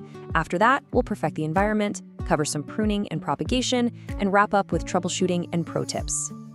All right, section 1, meet the anthurium, famously known as the flamingo flower. So these guys are native to the tropical rainforests of Colombia and Ecuador, and they are famous for those bold, glossy colors. But here's a wild fact for you. Most people think that bright red, pink, or white heart-shaped part is the flower. It's actually not. That is a spathe. It's a modified, waxy leaf that basically just acts as a vibrant backdrop. The true flowers, they're actually those tiny little bumps covering that fleshy, finger-like spike right in the center, which is called the spadix. Now, before we go out and buy a dozen of these, we need to talk safety. This is absolutely crucial. Every single part of the anthurium is toxic to cats, dogs, and humans if ingested. The plant contains these things called insoluble calcium oxalate crystals, and they can cause severe oral irritation, swelling, and a bunch of other really unpleasant symptoms. So while they are gorgeous for sure, always make sure to place this beauty safely out of reach of curious paws and small hands. Moving on to section 2, let's build our foundation with the big 3: soil, water, and light. To really understand how to pot and water your anthurium, you kind of have to look at how it grows in the wild. Anthuriums are naturally epiphytic. What that means is instead of growing down in deep, dense soil on the ground, they actually grow up on the branches of other trees, surrounded by loose forest debris. So the main takeaway here is that their thick roots demand oxygen. If you stick an anthurium into standard, heavy houseplant potting soil, you'll literally suffocate the roots and they'll rot away. Because they're epiphytes, chunky soil is the name of the game. You need an extremely well-draining, slightly acidic aeroid mix. If you want to make this yourself, which I highly recommend, you're going to mix 1 part orchid bark, 1 part perlite or pumice for that extreme drainage, and 1 part peat moss or cocoa coir to hang on to just a bit of moisture. Throw in a handful of horticultural charcoal if you've got it. This exact recipe perfectly mimics that loose, airy debris of the rainforest floor. Okay, so you've got your airy soil, but how do we water it? Think about a tropical rainstorm. They get heavily soaked, and then they dry out. You want to replicate that cycle. When you water, you want to drench the soil thoroughly until water is freely flowing out of the drainage holes, and then immediately toss any excess water in the saucer. Never let it sit in a puddle. During the spring and summer growing season, you're looking at doing this every 1 to 2 weeks. Just wait until the top 1 to 2 inches of soil feel completely dry. When fall and winter roll around, just back off the frequency as the plant's growth naturally slows down. Now, if you nail the soil and the water, you're going to have a surviving, healthy plant. But a super common frustration we see all the time is folks staring at this beautiful, bushy green plant and asking, why won't it bloom? The answer? It's almost always light. Light is the absolute trigger for blooming. Pushing out those massive, colorful spathes takes a ton of energy. You want to give your anthurium bright, indirect light. An east-facing window with some gentle morning sun is perfect, or maybe pull it a few feet back from a south or west window. Just remember, direct, harsh sunlight is your enemy here. It will scorch and burn those gorgeous leaves. But on the flip side, without enough indirect light, your plant is just going to stubbornly refuse to flower. All right, let's jump to section 3, perfecting the environment. We're talking temperature, humidity, and feeding. Since they hail from the humid tropics, these plants absolutely crave moisture in the air. 60% is your magic number. You really want an ambient humidity level of at least 60%. If your air is too dry, you're going to start seeing brown, crispy edges ruining those beautiful, glossy leaves. You can easily hit this target by running a humidifier, setting up a simple pebble tray with water, or just keeping the plant in a naturally humid space like a bright bathroom. To truly perfect that environment, you've got to keep temperatures warm and stable, ideally hovering between 70 and 85 degrees Fahrenheit. Keep them far, far away from cold winter drafts or blasting AC vents. And to really fuel that incredible growth, feed your plant a liquid, high-phosphorus fertilizer. You'll want to dilute it to about a quarter or a half strength and apply it every 4 to 6 weeks during the spring and summer. That extra phosphorus, that's the secret sauce for encouraging a steady supply of new spaves. Section 4, pruning and propagation. Basically, how to maintain the plant you have and how to make more of them. When you treat an anthurium right, the payoff is just massive. A single one of those colorful spates can last an incredible 2 to 3 months before it starts to fade. That honestly makes it one of the longest blooming houseplants you can possibly get your hands on. But, eventually all good things come to an end, and you're gonna have to do a little maintenance. When a bloom finally does fade, or if a leaf starts turning yellow, just take some sharp, clean shears and snip it all the way down at the base of the stem. This instantly redirects the plant's energy right back into pushing out new growth. As for repotting, anthuriums are actually pretty slow growers, and get this, they prefer being slightly root-bound. So save yourself some work. You only need to repot them every 2 to 3 years in the spring, and only bump up the pot size by about an inch or two. Now, once your plant is mature and thriving, you'll probably want to multiply your collection.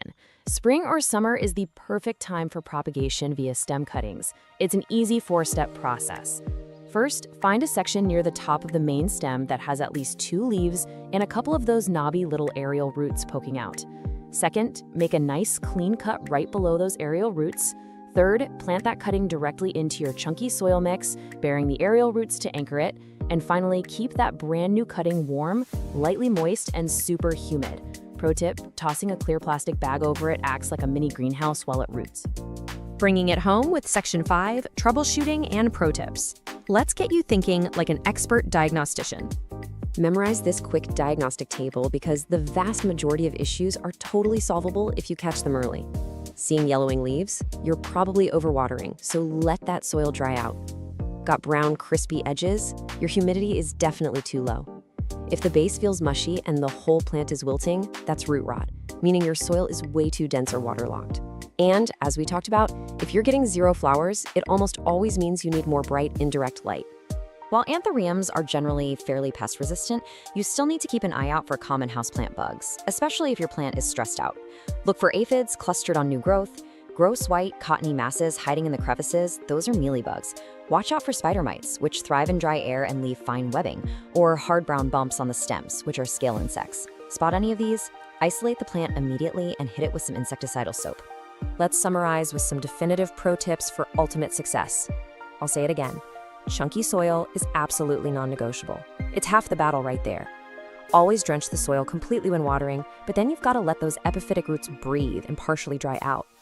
Also, keep those large, glossy leaves dust-free by wiping them down with a damp cloth every now and then. It really helps them photosynthesize efficiently. And for a quick design tip, try styling your anthurium in a minimalist, neutral-colored pot, like a matte white or black. It makes the bold colors of this fave pop like crazy. So, there you have it. You now possess the complete expert blueprint for anthurium care. You know exactly how to make them thrive. But I want to leave you with one final thought. While the classic red flamingo flower is undeniably stunning, growers have been breeding these plants into some truly incredible varieties. We're talking dramatic dark purples, near blacks, pure crisp whites, and even varieties like the livium that feature these striking white veins stretching across a red spathe. So with all these amazing options out there, which stunning anthurium variety are you going to bring home next? Welcome to This Explainer. Okay, today we are taking the ultimate journey to indoor plant mastery.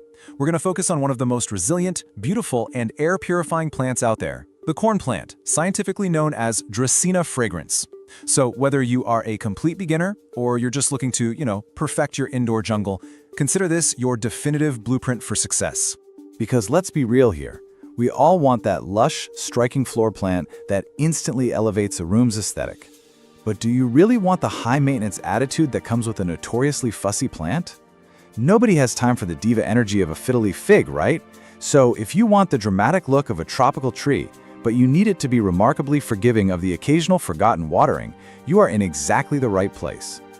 So, here's our roadmap for today. 1. Meet the corn plant. 2. Core care, light and water. 3. Environment basics. 4. Pruning and propagation. 5. Troubleshooting. And 6. Expert tips. We are going to build your confidence step by step. Let's dive right in.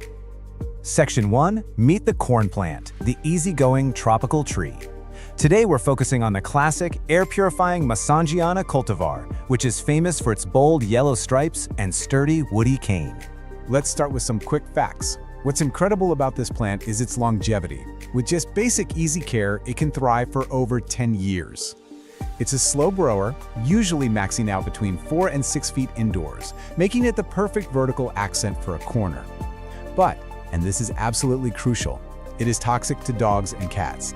If ingested, it can cause severe issues. So if you have furry friends running around, you definitely have to be mindful of where you place it in your home. Moving right along to Section 2, core care, mastering light and water. Basically, if you can nail these two fundamental needs, everything else is just a bonus. Look, the corn plant is famously adaptable, but it definitely has its boundaries. The absolute sweet spot is bright filtered light. Think, a few feet back from an east-facing window. This ideal light is exactly what keeps that striking yellow stripe vibrant. On the flip side, direct afternoon sun will literally scorch the leaves, leaving them with dry, brown patches. And while it tolerates low light like a total champion, complete darkness is a no-go. It'll cause its beautiful colors to completely fade out. Now, let's address the elephant in the room. If you've owned a corn plant for more than a month, you've probably asked yourself the single most common and frustrating question in corn plant care. Why on earth are the tips of my leaves turning brown and crispy? Well, the culprit is almost always fluoride sensitivity. Dracaenas have this extreme, almost traumatic reaction to the fluoride, chlorine, and salt hiding in everyday tap water. When you water them straight from the sink, those minerals build up and actually burn the leaf tips. To prevent this dreaded browning, a real game changer is to switch up your watering routine and strictly use filtered, distilled, or rainwater. And that brings us to our golden watering rule. Water thoroughly, but only when the top 1 to 2 inches of soil feel completely dry to the touch. Because this plant is naturally drought tolerant, you can expect to water it maybe every 1 to 2 weeks during its active spring and summer growing season. But in the dormant fall and winter months, you gotta cut back significantly.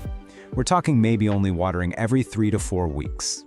All right, Section 3, environment and feeding basics, creating the perfect home. Let's look at soil, temperature, and feeding to get that environment just right. The main takeaway here is that the corn plant perfectly enjoys the exact same comfortable environments that you do.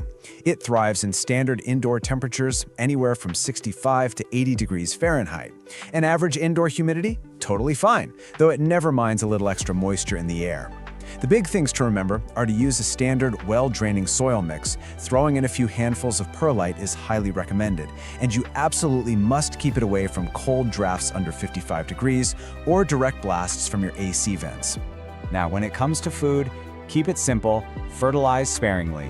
This guy is a very light feeder. You only need to feed it 1 or 2 times during the entire spring and summer, and always dilute your balanced liquid fertilizer to half strength. Seriously, do not overfeed this plant. Excess fertilizer will quickly burn those beautiful leaf tips right off. Up next, Section 4, pruning and propagation, managing growth and creating new plants. Once you have the basics down, it is time to graduate to intermediate skills. First rule, don't fear the pruner. I know this can feel incredibly intimidating, but if your plant is getting lanky and hitting the ceiling, you just have to be brave. Take some clean pruning shears or a saw and chop straight through that woody cane to control the height. It is entirely safe. In fact, chopping off the top portion actually encourages new, bushier leaf buds to pop right out of the cane just below where you made your cut. And what do you do with that piece you just chopped off? Well, you propagate it. It's like getting a brand new plant for free. Just make sure your cane cutting is at least 6 inches long. Place the bottom end in a jar of water. Just remember to change that water weekly or stick it directly into moist soil. Keep it in bright, indirect light, and boom, in a few weeks, you'll see a healthy new root system starting to form. Okay, Section 5, Troubleshooting. Diagnosing common plant issues. Let's arm you with the knowledge to instantly figure out what your plant is trying to tell you. Here's a super handy diagnostic cheat sheet. See yellowing leaves? You're probably overwatering. If the leaves are suddenly just dropping off entirely, your plant is in shock, likely from a cold draft. Now, a mushy cane base is the absolute worst-case scenario. That signals root rot from severe overwatering. And if you spot white or brown dry patches right in the middle of the leaves, that's sunburn, which means you need to pull it back from direct light immediately. We also got to talk about pests. Corn plants are fairly resistant, for sure, but they can occasionally attract spider mites, mealybugs, and scale. You want to inspect the little crevices where the leaves meet the cane. If you see fine webbing or little white cottony bumps, simply wipe them away with a cotton swab dipped in some rubbing alcohol. For anything bigger, an insecticidal soap or neem oil will do the trick perfectly. Finally, Section 6, Expert Tips. Pro secrets for a thriving plant. To wrap up this explainer, I've got a couple of overarching secrets that truly make all the difference. Here is a brilliant pro tip. Dust those large leaves monthly with a damp cloth.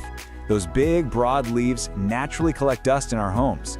And cleaning the foliage isn't just about making it look nice and shiny, it physically removes a layer of debris that actually blocks sunlight, which hinders the plant's ability to photosynthesize and breathe. And get this, here is one of the coolest hidden features of the Dracaena fragrans: rare blooms. While it's exceedingly rare indoors, giving perfect care to a highly mature plant might eventually reward you with a spray of incredibly fragrant white flowers. In many cultures, a blooming corn plant is actually considered a major sign of impending good fortune. So if you take away absolutely nothing else from this entire explainer today, I want you to remember this golden rule. When in doubt, don't water. Really, that's the secret. This plant's native habitat makes it built to survive droughts. Underwatering is always safer than overwatering. If the soil feels even a little bit moist, just wait a few more days. You now have the complete blueprint for success. Armed with the right water, the right light, and the courage to prune when you need to, you can totally enjoy the stunning beauty of a thriving corn plant in your home for years to come. So now that you know the secrets to keeping one of these alive and thriving for a decade or more, which room in your house is going to become your new indoor jungle? Hey everyone, and welcome to this explainer. Today, we are focusing on a plant that is honestly just as beautiful as it is notoriously dramatic. I'm talking about the nerve plant, officially known as Fittonia albovinis. If you've ever wanted to add a really striking, brilliantly patterned plant to your indoor jungle, but you've been a little intimidated by its diva reputation, you are in exactly the right place. We're going to completely decode everything this plant needs so you can grow it with absolute confidence. So, picture this. You walk into your room and you check on your stunning new nerve plant. But instead of looking all perky and fresh, every single stem has suddenly fallen completely flat. The leaves are literally lying on the soil like the plant has just given up on life. Your heart drops, right? You think you've killed it. But what if I told you that this terrifying, panic-inducing moment is actually one of the absolute best features of this plant? You see, houseplant keepers affectionately call this whole phenomenon the faint, and it is arguably the most useful built-in alarm system in the entire plant world. This dramatic collapse simply means the soil has dried out. That's it. And the best part? A really thorough watering will usually have those stems standing completely upright, looking pristine again, within just 20 to 30 minutes. It's highly theatrical, literally like a Victorian lady on a fainting couch, but it is entirely reversible. Okay, so here's our game plan for this explainer. 1. The dramatic nerve plant. 2. Light, water, and soil. 3. Temperature and high humidity. 4. Feeding and pruning maintenance. 5. Easy stem propagation. And 6. Troubleshooting and pro tips. Let's get into it. Starting with Section 1, the dramatic nerve plant. Meet the Fittonia. Originally coming from the shaded floor of the Peruvian rainforest, the Fittonia is universally loved for its deeply veined leaves. They look like these tiny, intricate, colorful mosaics etched right onto dark green foliage. And alongside its stunning visual variety, I mean, we're talking bright pink, deep red, silver, you name it, it is completely non-toxic to cats and dogs, which is a huge plus. Because of its rainforest floor origins, it has a naturally shallow root system and stays incredibly compact. That makes it absolutely perfect for small indoor spaces where you want a really big visual impact without taking up much room. Moving right along to Section 2, light, water, and soil. The holy trinity of plant care. First up is light. Because it naturally lives down on the dense rainforest floor, the Fittonia is shade tolerant.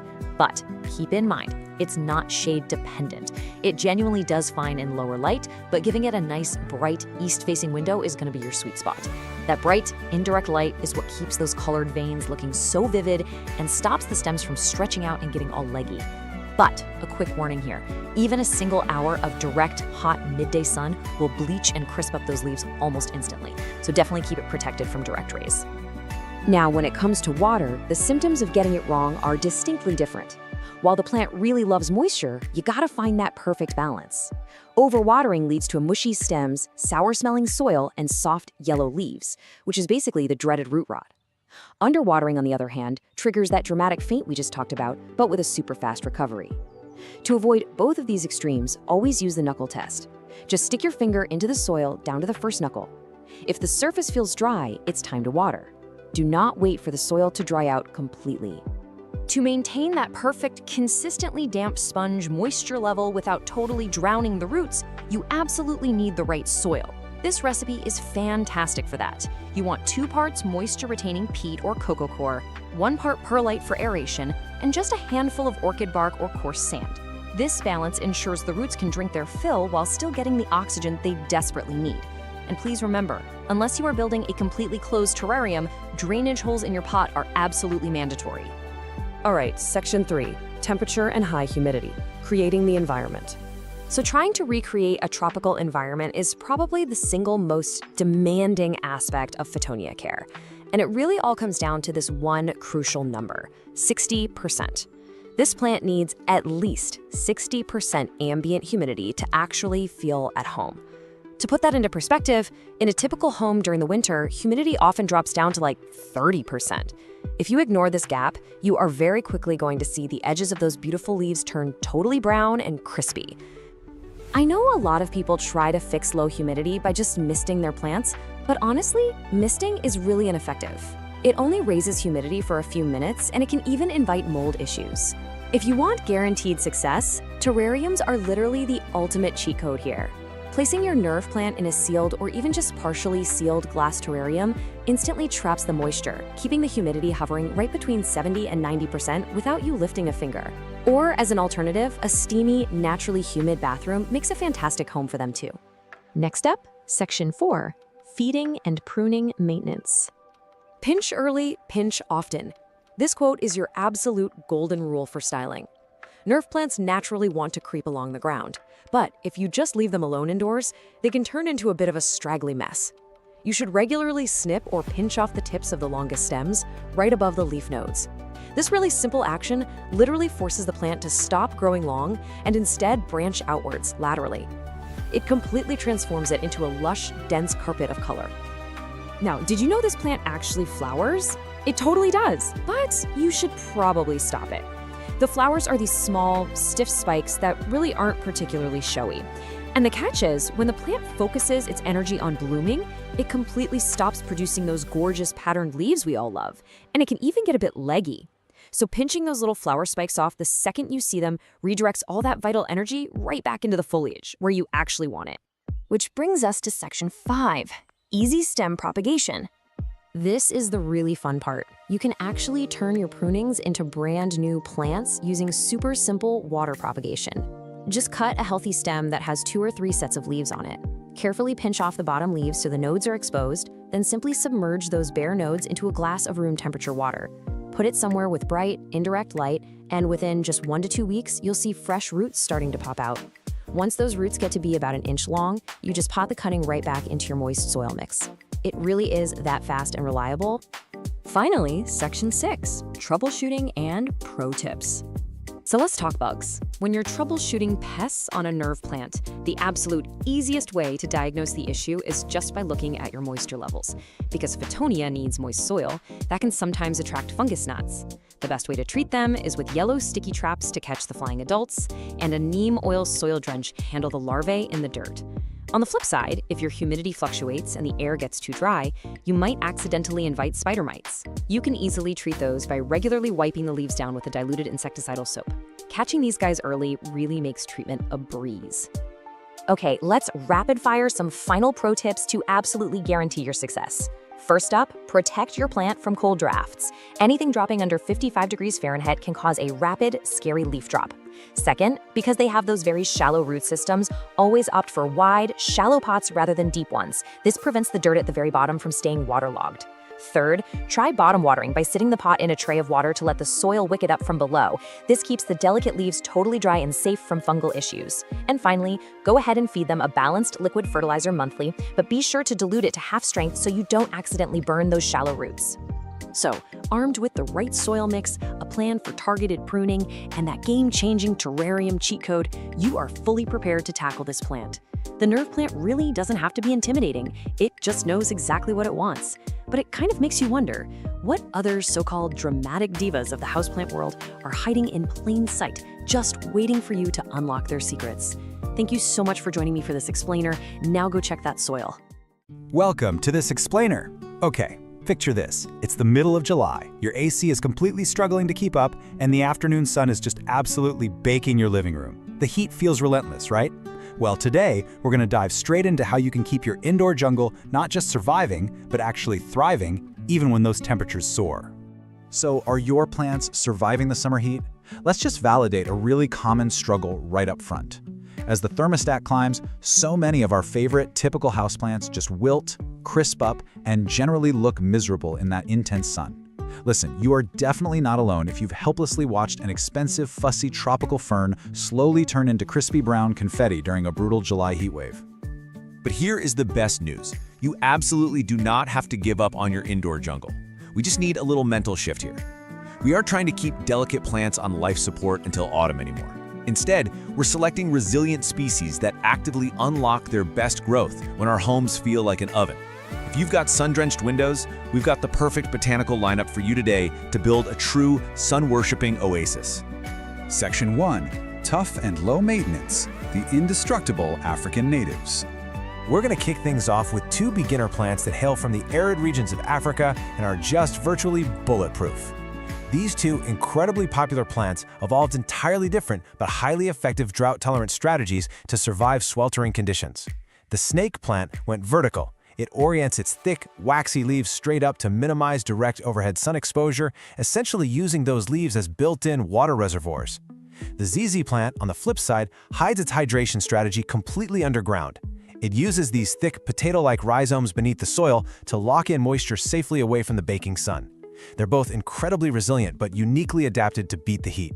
What's amazing is that both the snake plant and the ZZ plant easily thrive in up to 90-degree heat. Plus, they share a remarkable ability to adapt to a massive variety of lighting conditions, from dim corners all the way to very bright spaces without needing constant watering. Honestly, in the peak of summer, you're still only watering that snake plant every few weeks, and the ZZ plant every 7 to 10 days. The golden rule here is simple but absolute. Let that soil dry out completely first. Why?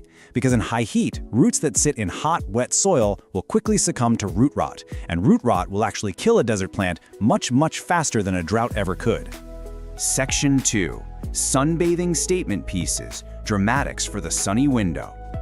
Now we're moving from the tough beginners to the striking architectural plants that actively demand the hottest, brightest spots in your home. But before we meet them, we need a quick botanical vocab word: caudex. A caudex is a swollen, bulbous trunk at the base of a plant that's used to store water. It is absolutely bizarre and wonderful. When you think about it, it's essentially a built-in water bottle. Understanding this specialized water-storing trunk is crucial to knowing why our next two plants survive extreme heat. It acts exactly like a camel's hump, slowly releasing moisture when the surrounding soil goes completely bone dry. Enter the desert rose and the ponytail palm. These guys are perfect for that punishing hot south-facing window. The desert rose literally loves up to 100-degree heat and needs at least 6 hours of direct sun to pump out its stunning, vibrant flowers. And the ponytail palm? Fun fact, it's actually a succulent from Mexico, not a true palm at all, and it easily handles temperatures well above 80 degrees. You'll want to water both of them generously in the summer, but again, let them dry out entirely. Oh, and a critical word of caution for your home: the beautiful desert rose harbors highly toxic sap, so you absolutely must keep it out of reach of your pets and kids. And we definitely can't forget the sago palm. This plant is literally a living fossil. It's an incredibly adaptable ancient cycad from Japan that's been around since the time of the dinosaurs. I mean, if this botanical survivor could make it through the Jurassic period, it can for sure survive your sunny living room in July. Thanks to this ancient pedigree, it can handle staggering temperature spikes up to 110 degrees Fahrenheit, provided you give it bright, indirect light, and, you guessed it, absolutely do not overwater it. But just like the desert rose, be extremely careful, because this one is also highly toxic to curious pets. Section 3. Classic succulents and vines. Sun lovers for shelves and sills. Let's explore our final plant group, fleshy classics and trailing beauties that look completely fantastic draped over your shelves and sitting on your windowsills. These plants brilliantly illustrate the diverse ways succulents adapt to the heat. Take the tree-like jade plant native to South Africa. It can tolerate a staggering 100 degrees by using its fleshy, glossy leaves to store water. You'll definitely want to put this one in a well-draining terracotta pot. Terracotta is essential because it's porous and breeze, which prevents the roots from essentially boiling in wet, hot soil. Now contrast that with the string of pearls from Southwest Africa. It prefers a slightly milder 70 to 80 degrees and perfectly drapes its modified water-storing beads out of an east-facing window to catch that gentle morning sun while minimizing evaporation. Section 4. Essential hot weather care. Survival rules for the heat wave. All right, knowing which plants to buy is only half the battle. Now we've got to equip you with some universal defensive strategies to keep any plant alive during a severe summer heat wave. First off, hot air dries out soil faster, sure, but remember our golden rule. Desert plants still hate wet feet. Always check the soil before you water, and try to water in the morning to beat the afternoon evaporation. Use sheer curtains if your window acts like a giant magnifying glass, and keep the air moving with an indirect fan. But here is the absolute most critical point. Hold off on all fertilizer. When a plant is in a heat wave, it goes straight into survival mode. Pushing it to grow by adding fertilizer is like forcing someone to run a marathon in a sauna. The plant simply cannot absorb the nutrients, and those fertilizer salts will just build up and severely burn the stressed roots. Now here's a surprising danger and a really common mistake you might not even consider. Beware the air conditioner. While you might be melting and craving that icy blast of air, your tropical plants absolutely despise it. You've got to keep your green friends out of the direct path of cold AC vents.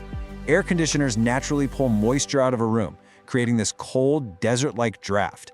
This cold air freezes plant cells, completely shocks the plant system, and strips all the vital humidity right out of the air. Look, even with the absolute best care, things happen, so you need to keep an eye out for these visual cues as an urgent diagnostic checklist.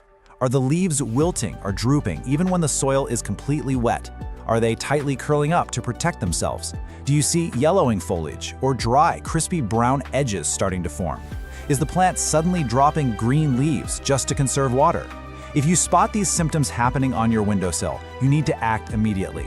Intervene by moving the plant a few feet back from the hot glass before permanent, irreversible cellular damage occurs. Now maybe you're thinking, hey, I'll just give my heat-loving plants an outdoor summer vacation. That's a wonderful idea, but you absolutely cannot just throw them straight onto a hot, sun-baked patio. You must follow these exact steps to slowly acclimate them, a process known as hardening off. See, indoor leaves simply do not possess the biological sunscreen that outdoor leaves naturally develop. So first, place them in absolute full shade for a few days. Then, gradually introduce them to more light over 1 to 2 entire weeks. If you skip this crucial hardening off process, you're going to give your plant the equivalent of an immediate, severe, and irreversible sunburn. Before we wrap up, I want to share a really fascinating biological fact with you. Have you heard of transpiration? It's the process where plants release moisture vapor directly from their leaves. It is essentially the botanical version of sweating to cool down. What's incredible is that large-leafed plants actually act as natural humidifiers while they do this. They release that moisture and can literally have a minor, localized cooling effect on your sweltering room, creating a beautiful, humid microclimate. I mean, they won't completely replace your AC, but they certainly help condition the air right around them. Pretty amazing, right? Now that you have the ultimate summer survival guide, it's time to completely transform that hot, empty room into a lush, thriving environment. So, take a look at your brightest, most punishing window right now. Instead of seeing a dead zone where delicate plants go to crisp up, I want you to see a blank canvas for a spectacular desert oasis. Will you keep fighting the summer heat, or will you invite the right plants in to conquer it with you? Which resilient sun worshiper are you gonna add first? Thanks so much for joining this explainer, and happy growing. Let's dive right into something literally every single plant parent has experienced. You walk up to your favorite houseplant, ready to admire all that lush, green new growth, and your heart just sinks. Right there, glaring back at you, is a bright yellow leaf. Boom. Immediate panic, right? Well, take a deep breath. In this explainer, we're going to unpack exactly why your plant's leaves are turning yellow by walking through the top 7 causes, and more importantly, giving you the exact fixes to get your indoor jungle thriving again. You know, a lot of people see a yellow leaf and immediately think, well, that's it, my plant is dying. But I want you to totally reframe how you look at this. That yellow leaf, it's not a death sentence. It's actually a distress signal. Your plant is actively trying to communicate with you. So rather than freaking out, we're going to put on our detective hats and investigate exactly what that signal means. The science behind what you're seeing here is actually super fascinating. It's a process called chlorosis. Think of your plant's leaves like tiny solar panels. They use chlorophyll, that's the green pigment, to photosynthesize and generate energy. But when a plant gets stressed out, it literally stops producing chlorophyll in certain leaves to conserve its resources. And as that green color fades away, it reveals the yellow pigments that were actually hiding underneath the entire time.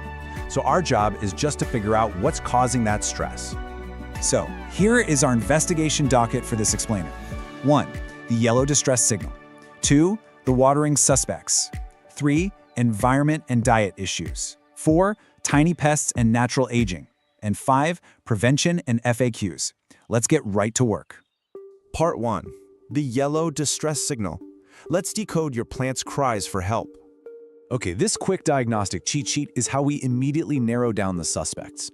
It combines 2 absolutely crucial pieces of evidence, what the leaf looks like and what the soil feels like. So if you see soft, wilting lower leaves and the soil is soggy, you're likely looking at overwatering. But if those leaves are crispy and the soil is bone dry, that's underwatering. What if you have a general pale yellow across all the leaves but the soil feels totally fine? Think nutrient deficiency. Seeing tiny little spots or webbing? That's definitely pests. And if it's just the very oldest bottom leaves turning yellow one by one, that's usually just natural aging. This is your baseline right here. Moving on to part 2, the watering suspects. These are the #1 killers in the lineup. So the trick here is understanding the difference between loving your plant to death and accidentally neglecting it. First up, overwatering.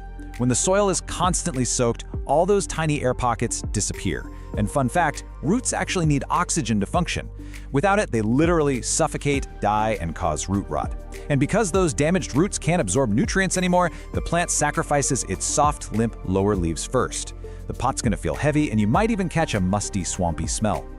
Now contrast that with underwatering. When severely dehydrated, a plant will drop its oldest leaves to conserve whatever water it has left for new growth. The soil will be bone dry, rock hard, and it might even pull away from the sides of the pot. The pot will feel incredibly light, and those yellow leaves, they'll be super crispy and brittle, not soft and limp. If you've identified overwatering, which honestly is the #1 culprit 9 times out of 10, you've got to act fast. Stop watering immediately. Give that soil time to actually dry out. And I cannot stress this enough, make sure your pot has drainage holes. Now, if your plant has been sitting in a swamp for weeks and you suspect root rot, you have to get hands-on. Gently unpot it, use some sterile scissors to trim away any roots that are black and mushy, and repot it in fresh, well-draining soil so it can finally breathe again. But what if your soil is completely bone dry from underwatering? Just pouring a glass of water on top isn't gonna cut it. The water will just slide right down the sides of that hard soil and straight out the bottom. Instead, we do a rescue mission called bottom watering. Pop your plant's pot in a sink or a tray filled with a few inches of water and just let it sit there for about 30 to 60 minutes. The soil is gonna act like a giant sponge, absorbing the water through the drainage holes and rehydrating from the bottom up. It is seriously so satisfying to watch. Part 3, environment and diet issues. Time to investigate nutrients, light, and temperature. Just like us, plants need a healthy diet. And over time, a plant will completely exhaust all the nutrients that came in its original potting soil. When there's a lack of essential nutrients, especially nitrogen, you aren't just going to see one yellow leaf. You'll see this uniform paleness or a general yellowing across the entire plant, plus stalled growth. Nitrogen is actually mobile within the plant, meaning it will pull it from the older leaves to try and feed the new ones. So if it's been over a year since you repotted or fertilized, this is absolutely a prime suspect. The fix here is super straightforward, but timing is literally everything. During the active growing season, so spring and summer, feed your plant with a balanced, all-purpose liquid fertilizer. But make sure to dilute it to half strength to avoid burning the roots. And actually, scratch that. Never ever fertilize a plant when it's dormant in the winter or if it's currently heavily stressed by something else. Alternatively, you can just give it a fresh start by repotting it into new, nutrient-rich soil. That's a great long-term fix. Next up, lighting. Both extremes here will give you yellow leaves. If your plant is getting too little light, it simply can't photosynthesize, so it drops the leaves furthest from the light source to save energy. On the flip side, if a low-light plant is sitting in a blazing sunbeam, the sun will literally scorch the leaves, bleaching them out into this pale, washed-out yellow or even white. Check your specific plant's light requirements online and just shift its location. Easy fix. We also can't forget about temperature stress. Houseplants are surprisingly sensitive. A sudden exposure to a cold draft from a breezy open window or an AC unit, or even a blast of hot, dry air from a heating vent can totally shock a plant. And what happens when they go into shock? Yep, they quickly turn yellow and drop their leaves. The fix? Just slide your plant over to a more stable, comfortable spot away from those drafts. Part 4. Tiny pests and natural aging. From living invaders to totally normal life cycles. Okay, you might need a magnifying glass for this one. Tiny, sap-sucking insects drain the plant of its nutrients and chlorophyll, but they don't usually cause a perfectly uniform yellowing. Instead, keep an eye out for yellow spots or a weird speckled stippling effect. Inspect the undersides of the leaves for tiny moving dots, fine webbing, which means spider mites, sticky residue called honeydew left by aphids, or white fuzzy bits that scream mealybugs. If you spot these little invaders, step 1 is non-negotiable. Isolate the plant immediately. You do not want these pests spreading like wildfire to the rest of your indoor jungle. Once it's quarantined, give the leaves a really thorough rinse to knock off as many bugs as possible, and then treat it with insecticidal soap or neem oil. Keep repeating that until the whole infestation is gone. And now for our final cause, which is actually a massive relief: natural aging. Sometimes a yellow leaf is literally nothing to worry about. It's totally normal for a plant to just retire and shed its oldest bottom leaves to make room for new growth. If it's just 1 or 2 of the lowest leaves turning yellow and the top of the plant looks super lush and green, don't even sweat it. You don't need to fix a thing. The plant is just doing exactly what nature intended. Finally, Part 5, Prevention and FAQs. This is your prescription for future plant health. All right, let's talk prevention so we can avoid yellow leaves altogether. First up, ditch the strict watering schedule. Plants don't know what a Tuesday is. Instead, use the finger test. Stick your finger an inch or 2 into the soil. Only water when those top couple of inches are actually dry. For bigger pots, grab a moisture meter. Make sure your pots have drainage, match your lighting, fertilize in season, and always do a quick visual check for pests every time you water. This brings us to probably the most frequently asked question out there. Should I cut off the yellow leaves? The answer is a resounding yes. Will they ever turn green again? Unfortunately, no way. That process of chlorosis is totally permanent. Leaving a completely yellow leaf on the plant is just stealing energy that the plant could be using for new growth. So once it's fully yellow, grab some clean shears and prune it right off. I want to pause right here for one incredibly stern piece of advice. If your plant is living in a pot with no drainage holes, it is a ticking time bomb. Period. This is the primary cause of overwatering. When you water it, the water has absolutely nowhere to go. It just pools at the bottom and suffocates those poor roots. Proper drainage is absolutely non-negotiable for houseplant survival. If you don't have holes in your pot, you gotta repot it into a container that does. So, what does this all mean? Well, the next time you spot a yellow leaf, remember, you're looking at a distress signal, not a total failure. It's just a puzzle waiting to be solved. And now you've got the exact diagnostic tools to understand what your plants are trying to tell you. The only question is, will you listen and save them, or will that next yellow leaf be their last? Thanks for hanging out for this explainer, and happy growing. The goal is to give it a stable place to live and then stay out of its way. You know, that might just be the absolute most brilliant piece of plant care advice out there. Today, we're looking at the Kentia palm.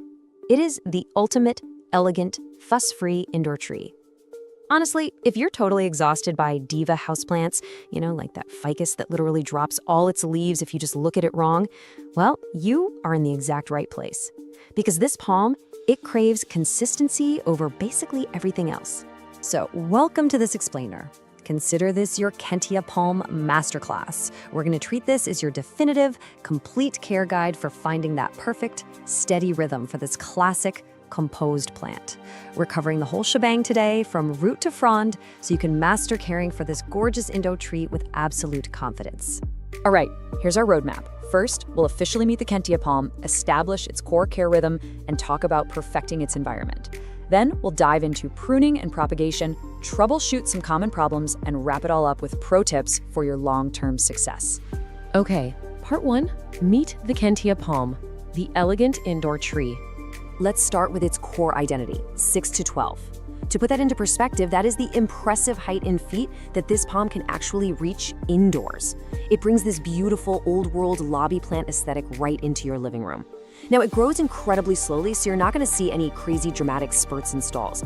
Instead, it rewards your patience with a really calm, vertical, architectural presence. Oh, and a massive bonus, it is completely 100% non-toxic to cats and dogs.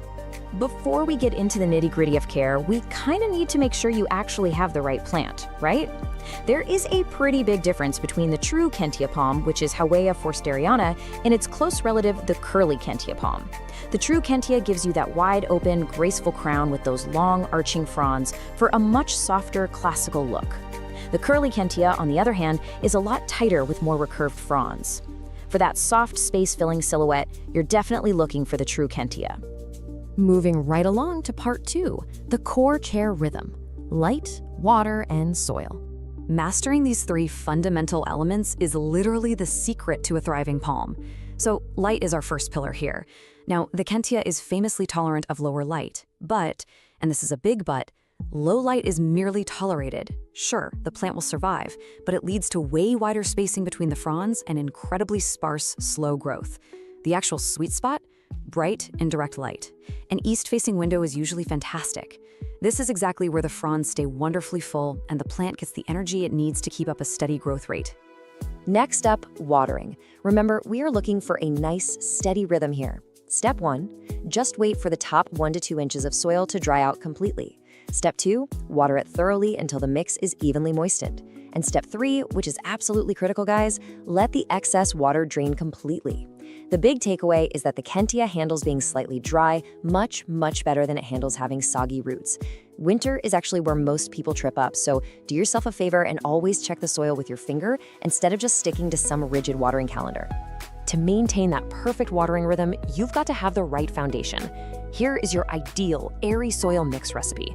2 parts of a quality indoor potting mix, 1 part coco coir, or peat if that's what you have on hand, just to hold a little moisture, and 1 part perlite or pumice to make sure the roots can actually breathe.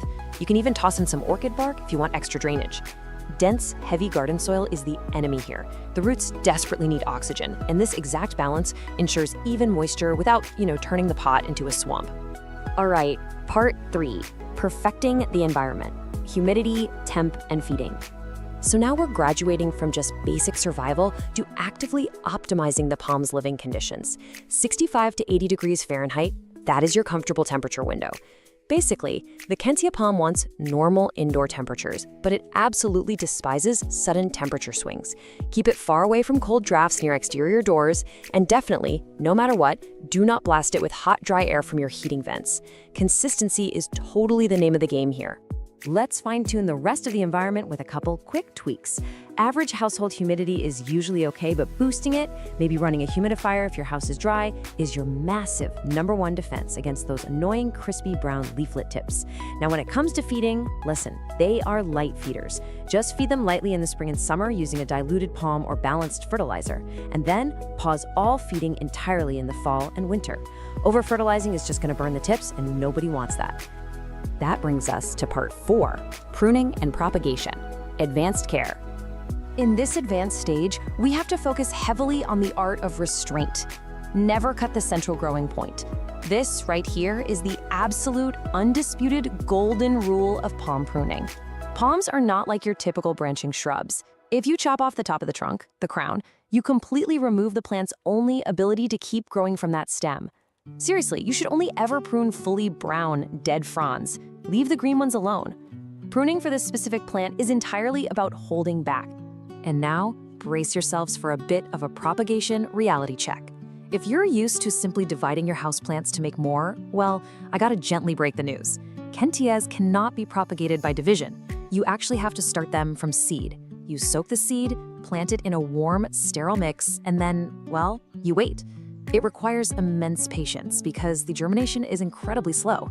Honestly, between you and me, if you want a beautiful specimen anytime soon, just buying a healthy mature plant is definitely the smarter move.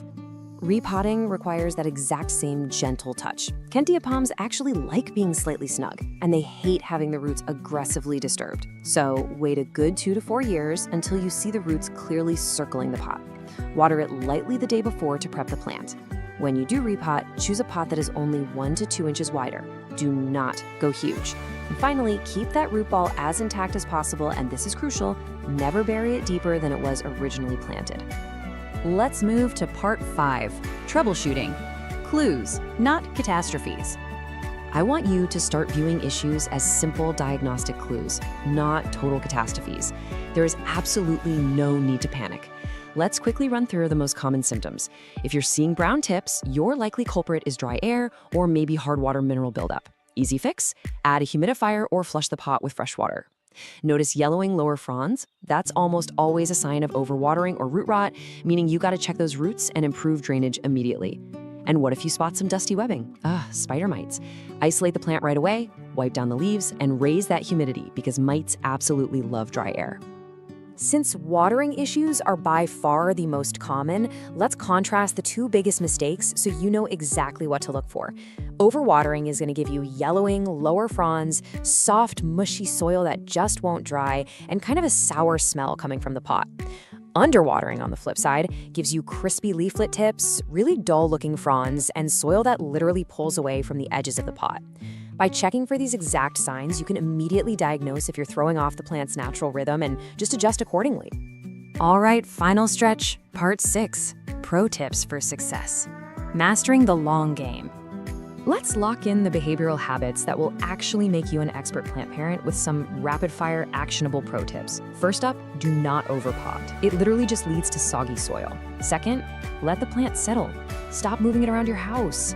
Third, rotate the pot just a little bit every few weeks to keep the crown from leaning heavily toward the light. Fourth, wipe the dust off those fronds so the plant can actually photosynthesize efficiently. And above all else, think in years, not weeks. Patience and minimal interference will give you a stunning display that lasts for decades. Which brings us perfectly to our final core takeaway. Care for the Kentia palm is a rhythm guide, not a rescue guide. Honestly, mastering the steady basics, just providing the right light, a consistent watering pattern, and letting those roots breathe is truly all this elegant indoor tree ever requires from you. So that leaves us with one final question for you. Are you ready to find your Kentia palm's rhythm?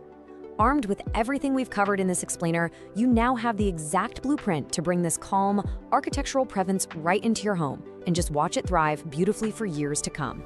Thanks so much for joining me on this deep dive today, and hey, happy growing! Welcome to This Explainer. Today, we're unpacking absolutely everything you need to know about growing and thriving with the fascinating artillery fern. Whether you're literally holding your very first houseplant right now, or you're a seasoned green thumb looking for a textural new challenge, we are going to dive into all the details you need to make this incredible plant totally flourish. Okay, let's kick things off with a massive botanical plot twist. Despite its name and that super delicate, lacy appearance, the artillery fern isn't a fern at all. Seriously, if you've ever struggled to keep high-maintenance ferns alive with, constant misting and needing utterly perfect conditions, you are going to absolutely love this revelation. It's actually a species known as Pilea microphylla, which is a flowering plant in the nettle family. Because it's a pilea, it's tough, it's totally pet safe, and honestly, way more forgiving than true ferns. Instead of reproducing via dusty spores on the undersides of leaves and unfurling from those tightly coiled fiddleheads, the artillery fern operates completely differently. It has smooth stems, cute semi-succulent leaves, regular root systems, and get this, it even produces tiny little flowers. Here's our roadmap for today's explainer. We'll meet the artillery fern, cover light and water basics, move into soil and humidity, learn pruning and propagation, tackle troubleshooting, and finally wrap up with some pro styling tips. Section 1. Meet the artillery fern, the botanical pollen cannon. You've got to hear exactly how it earned that aggressive name. When those tiny, almost invisible pinkish flowers mature, their stamens are held under incredible, microscopic tension. A gentle touch, or even just a warm breeze, causes them to spring open explosively. It literally fires a visible cloud of pollen into the air. You can trigger this explosive release just by tapping the stem on a warm day. It's completely harmless in your living room and honestly a fantastic party trick to show your plant friends. Section 2. Light and water basics. Minimums for survival. Let's talk survival, starting with light. You're going to want to give this guy bright, indirect light. An east or north-facing window hits the nail on the head here. It can even take a bit of direct morning sun without burning at all. But if you shove it into a dark, sad corner, the stems will stretch way out, reaching for light, making the canopy look incredibly sparse and leggy. And hey, if natural light is an issue in your space, no worries. This highly adaptable plant thrives continuously under full-spectrum LED grow lights for 12 to 14 hours a day. Now for watering. The absolute golden rule here is to check the top half-inch of soil first to prevent soggy roots. You really want to keep the soil evenly moist during the active growing season. For most of us, that means watering every 5 to 7 days in the summer and pulling way back to every 10 to 14 days in the winter. And it actually comes with a great built-in alarm system. If it gets too dry, the entire plant visibly deflates and wilts. But don't panic, just give it a good soak and it almost always perks right back up within an hour. Section 3. Soil, feeding, and humidity. Optimizing the environment. All right, building on those basics, let's talk dirt. Never use pure garden soil for indoor plants. Instead, aim for a standard peat or cocoa coir mix heavily amended with perlite. That 75 to 25 split is your golden ratio. The perlite is an absolute game changer because it prevents the soil from compacting over time and ensures excess water drains away instantly. Artillery ferns grow fast, and those delicate little root systems need to breathe just as much as they need a drink. Moving on to humidity, you want to target at least 50%. To put that in perspective, that's way more tolerant of just an average indoor living room than those humidity-obsessed true ferns are. While it won't just crisp up and instantly die if your air gets a little dry, hitting that 50% mark really keeps the foliage lush. If winter heating drops your humidity too low, you might notice some crispy brown leaf tips. Simply grouping it with other plants or moving it to a naturally humid, bright bathroom works wonders. As for food, these guys burn through soil nutrients fast because they grow so quickly during the spring and summer. So provide a balanced liquid fertilizer once a month, but make sure it's diluted to half strength so you don't burn that fine root system. And this is crucial. Pause feeding completely in the winter. If you don't, you'll end up with a nasty, crusty white buildup of unused fertilizer salts in your soil. Section 4. Pruning and propagation, multiplying your collection. Okay, let's get into active management. You absolutely have to tip prune this plant regularly. Because it's a fast grower, pruning is just a necessity. Otherwise, it eventually looks stringy and unkempt. Here is the magic trick. By regularly snipping just the top pair of leaves off a stem, making a clean cut right above a leaf node, you are practicing geometric branching. Every time you snip a tip, the plant is forced to grow 2 new branches right below it. One stem becomes 2, 2 become 4, and suddenly you have this beautifully dense, mounded display. And please don't throw those trimmings away. The artillery fern is arguably one of the easiest houseplants in the world to multiply. Just take a 3 to 4 inch cutting, strip the tiny leaves off the bottom couple of inches so they don't sit and rot, and pop the cut end right into a jar of room temperature water. Keep it in bright, indirect light, and boom, in just 7 to 14 days, you'll see a healthy root system emerge, ready for potting in soil. Brand new plants for free. Section 5. Troubleshooting common problems. Identifying and defeating pests. Even the easiest plants have bad days, right? So let's decode what your plant is telling you. Because the foliage is so dense and fine, pests can hide deep inside before you ever spot them. Get in the habit of gently parting the stems to look closely. If you see a dusty haze or superfine webbing, you've got spider mites, which love dry winter air. Just rinse the plant off and apply neem oil. White cottony masses, mealybugs, dab them with alcohol. And remember, yellowing lower leaves paired with wet soil is almost always a red flag for overwatering and root rot. Just follow the symptoms and you can reverse almost any issue. Section 6. Pro tips and styling. Displaying like a master. Let's wrap up with the fun stuff, styling. Because of its incredibly fine, lacy texture, this plant is an absolute showstopper, cascading out of a hanging basket. But a quick pro tip, that smaller soil volume up in the warmer air will dry out incredibly fast, so check it daily in the summer. For a truly effortless zero-maintenance display, use a glass terrarium. The enclosed glass creates perfectly high humidity, making the tiny leaves look like a miniature prehistoric jungle, perfect for fairy gardens. It also looks incredibly striking sitting next to broad, smooth-leaved plants like a dumb cane. The textural contrast makes both plants look so much more dramatic. So there you have it. You are officially equipped to thrive with the artillery fern. We've covered the ideal light, the precise watering rhythm, exactly how to prune for maximum bushiness, and how to spot trouble before it even starts. It's forgiving, it's fast-growing, and it is endlessly fascinating. The only question now is, when you finally bring one home, are you brave enough to tap the stem and trigger that famous pollen cannon yourself? Thanks for tuning in to this explainer, and happy growing! Welcome to today's Explainer. We're diving deep into the ultimate care manual for the truly beautiful architectural button fern. If you've ever wanted to bring that lush woodland feel indoors, but, without committing to a massive hanging basket, you are in exactly the right place. We're going to walk through everything you need to know to keep this stunning plant thriving. All right, let's just address the elephant in the room right off the bat.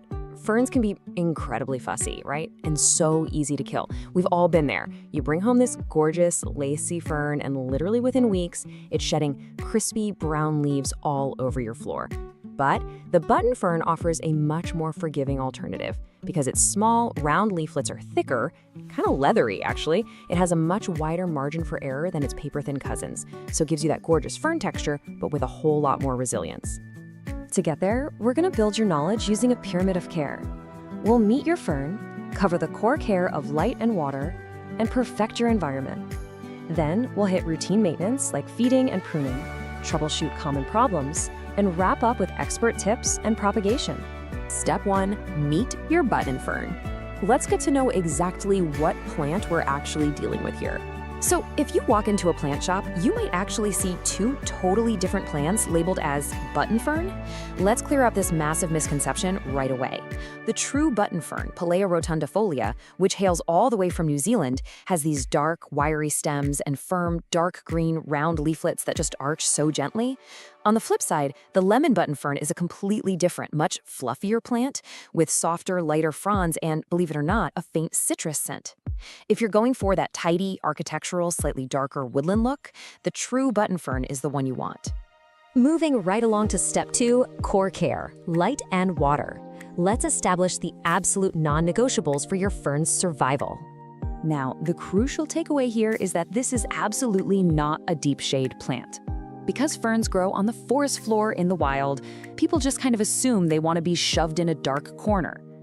But indoors, it needs bright, indirect light to maintain that dense, glossy look we all love. An east-facing window is literally ideal. I really want to stress that. That gentle morning sun is absolutely perfect. If you blast it with direct, harsh afternoon sun, those leathery leaves are going to bleach and crisp up. But on the other hand, too little light leaves you with sparse, slow growth and these really unattractive wide gaps between the leaflets. Oh, and don't forget to rotate the pot every week or two so your fern doesn't start aggressively leaning toward the window. When it comes to watering, your absolute golden rule, the easiest mental model you can use, is a wrung-out sponge. The soil needs to be evenly moist, never a bone-dry desert, and never a swampy puddle. Because the button fern is a bit tougher, sometimes growers make the mistake of treating it like a semi-drought plant, and that just causes the clump to thin right out from the inside. But if you keep it constantly saturated, you cut off the oxygen to the roots, and you're practically inviting root rot. So remember, wrung-out sponge. To achieve that perfect balance, just check the surface of the soil with your finger. When the top half-inch feels barely dry, you're good to water. Pour room temperature water over the top, nice and slow, until the excess drains right out of the bottom. And this is key. Never, ever leave the pot sitting in a saucer full of runoff water. Okay, step 3, environment. Specifically, soil and humidity. Let's figure out how to perfect the physical space for those roots and fronds. Because listen, water and light are totally useless if the soil and air are actively working against your plant. This specific soil recipe ensures the roots stay evenly damp but open enough to get vital oxygen. Dense, regular potting soil is just going to suffocate those roots, while a super chunky aeroid mix will dry out way too fast. By mixing moisture-retaining peat or core with fine bark for structure and perlite for drainage, you're giving this fern exactly what it naturally craves. When you mix it up, it should feel really springy and light in your hands. Now, let's talk about the number 50. That represents the absolute minimum percentage of humidity your button fern needs to thrive. It definitely prefers the 55 to 70% range, but dipping below 50 is where you're going to start seeing trouble. When the air gets too dry, it actually sheds its older fronds from the inside out just to conserve moisture, and those leaf edges turn a really dull brown. To fix this, you can use a humidifier, group it with other plants, or even put it in a bright bathroom. And hey, little industry secret just between us, misting is really just a temporary cosmetic boost. It doesn't actually fix chronically dry air, so don't rely on it. Temperature stability is also absolutely vital. You want to keep the indoor temps comfortably between 60 and 75 degrees Fahrenheit. Keep it away from cold drafts below 50 degrees, and definitely keep it away from heating vents or hot summer glass, which will unravel its health so quickly. A bright room that stays fresh and evenly temperate usually suits it beautifully. It actually appreciates the slightly cooler side of normal household conditions a lot more than many other tropical plants. Moving on to step 4, maintenance, focusing on feeding and pruning. Your fern is surviving, so let's keep it pristine. Now, button ferns are very light feeders. Honestly, in this case, overfeeding is so much more dangerous than underfeeding. Too much fertilizer will result in scorched leaf tips and this nasty salt crust building up on the soil. So feed it lightly, just once a month when it's actively growing in the spring and summer. Use a balanced liquid fertilizer, but dilute it down to half or even quarter strength. And a quick pro tip, always water the plant first, then apply the fertilizer to the moist soil. That stops you from accidentally burning that delicate root system. When it comes to pruning, you don't need to shape button ferns like a hedge. Pruning here is purely about removing spent foliage. You always want to cut the fully yellow, brown, or damaged fronds cleanly right at the base. That's what actually encourages fresh replacement growth from the crown. Whatever you do, never just shear or trim random healthy tips off the ends of the fronds. And keep in mind, if your fern is constantly thinning out, you really can't prune your way out of that problem. You've got to look back at your humidity and watering habits. All right, step 5, troubleshooting common problems. Even with the best intentions, things can go sideways. So let's diagnose the issues. Think of this as your personal cheat sheet for figuring out exactly what environmental factor has drifted off course. Because button ferns rarely just fail randomly. If you're seeing dry, crispy brown edges, think low humidity or underwatering. Soft, yellow, collapsing leaves, that almost always means you're drowning the roots. Thin, spaced out, weak new growth means it is absolutely starving for light. And if you get sudden leaf drop, that usually points to a severe cold shock or a pot that went completely bone dry. And of course, we have to talk about pests. A stressed plant naturally attracts them, so maintaining that perfectly balanced environment we've been talking about is your absolute best defense. If your air is too dry, you're rolling out the red carpet for spider mites. If your soil stays swampy and wet, fungus gnats are going to move right in. You really want to regularly inspect the dense center of the plant clump, because that is exactly where pests like mealybugs and scale insects love to hide out before the damage becomes super obvious. Finally, step 6, expert tips and propagation. We've reached the top of the pyramid to manage the long-term life cycle of your plant. This is where you go from just keeping it alive to truly mastering it. First up, if you suddenly notice these highly organized, tidy little brown dotted bands on the underside of the leaves, do not panic. Put the bug spray down. These are called sori, and they are totally natural.